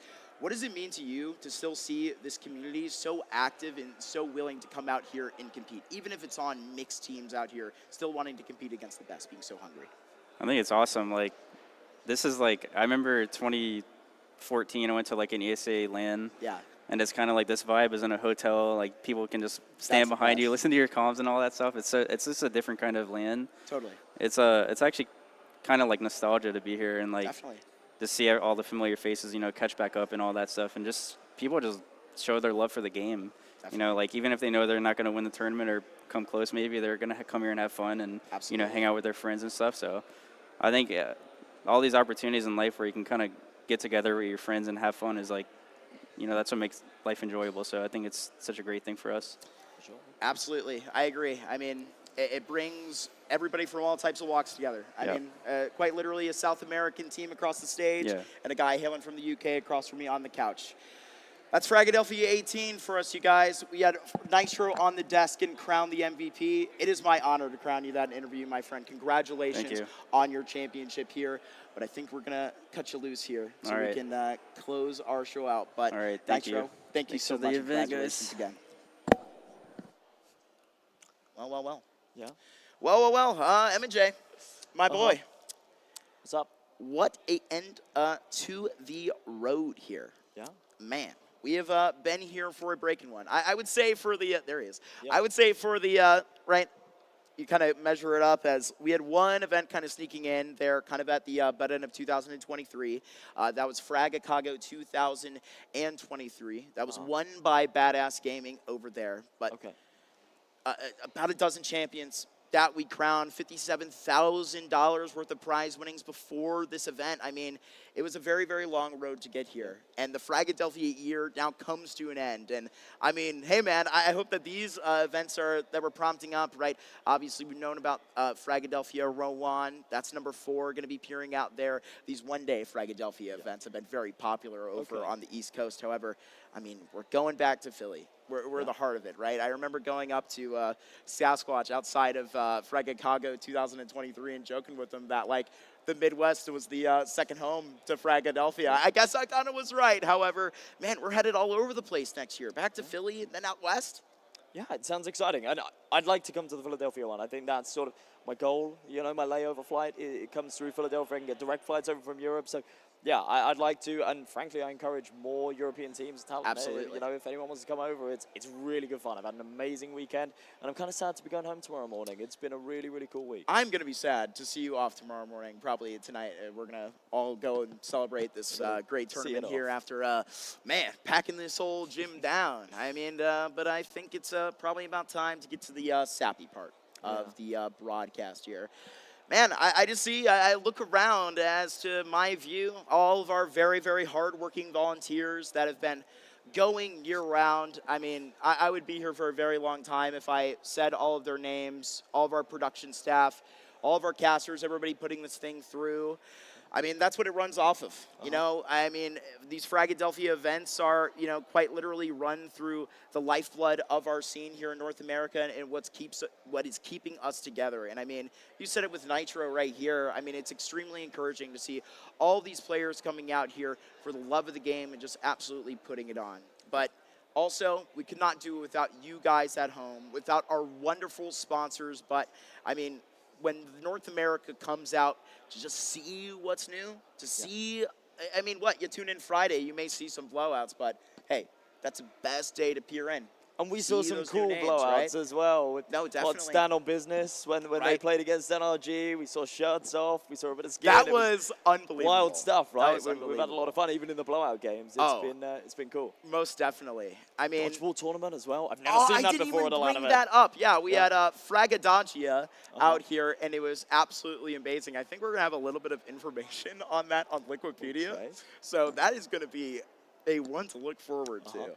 I gotta say, I really do gotta say, but man, I mean, I can't name every event off the top of my head. NRG are our last champions here in the Fragadelphia 18 cycle M&J. We had a lot of co-streamers this weekend. Shout out to them. Yeah. Shout out to Sasquatch. Shout out to NVS. Everybody kind of putting this on the way through. Man, I mean, sort of at the end of the roadblock here. We had William English the fourth. We had Chespuff behind the buttons. Honestly, if we can get a lot of Fragadelphia behind the camera here, if we kind of just want to close this one out. But guys, I mean, hey, we even got Avery with us on the desk right here. I mean, hey, if you volunteer to frag, come here behind the camera and let the people show you. Show everybody who exactly is running these events out here and is putting in all this hard work to bring all of the action to you. And they're coming in frame now. They're coming in frame now. All of our new casters coming in. Oh, man. We'll allow them all a second to fit in our rather large frame here. Oh, man. This is a cute sight. This is isn't kind it? of touching. It's beautiful. It's beautiful. This is kind of touching. Streaming in. Yeah, come on. Everyone trying to fit in on the way through. Yeah. Ches. Yeah, you are. We're on Ches, get over here. Chad's over there at the button, so you can always remember the puff. What did I say? No. What happened? What happened? Oh, did we just have somebody trip on the way back over here? Get her up so she can get into the frame. This is she okay? Oh my God. Are you okay? She's gonna have like she looks three like she's broken teeth. giggling more than crying. Yeah, she's Oh gonna my have like God. 3 broken teeth and just bleeding Oh out my of God. like all of her orifices. Oh my God. She looks like her Okay. head's dented. We're all chilling here. What's up? We're all chilling here. All in. Get in somewhere. I just wish you'd hold Get in my hand somewhere. like that. And Am I hot? want to say this is just the people that are here. There are another 20, 30 people that have come in through the weekend, helped out, done everything they can. We just love our community. Ladies and gentlemen, I think this is the perfect way to close out our weekend. Ladies and gentlemen, I got to remind you that this thing all started a long time ago. With this Couple man guys that just right wrapped up NVS joining us up here at the front. We got everybody? This we're missing Steve. We're missing Steve. Hey, where's the big man on campus? Where is the Where's big that man? We're on also campus? still Can we missing find him? Ches. Can we hunt him down? Only if you like. They believe Ches is real. Actually, I think he's going to be headed over. I think Ches is finally headed into frame I'm for the gonna be first waiting time in for forever. everybody He's to fixing all of his deliver the hair. nut, to deliver You're the gonna see line. the luscious locks of Ches. Yeah, Ches. Into the building. My man. Oh, goodness. Are we good? This is Photomont, awesome. Get over here. Get over here. Ladies and gentlemen, I'm taking so long, but hey, man, we got so many people behind the scenes that are making this thing go. We would not be here without you. Yeah, Will English. And I wouldn't be here without all of you. We love you, Mark. Ladies and gentlemen, it has been quite a road to get here. 1 year, 11 events. It has been an absolute dream to be here with you all on North American Counter-Strike. Ladies and gentlemen, though, I have to remind you, though, that Fragadelphia started and always will be continued as a passion project. Ladies and gentlemen, thank you all for watching. We will see you in 2025, or actually, out here in December at Rowan University, and then in the new year. Ladies and gentlemen, we will see you all next time. Bye-bye.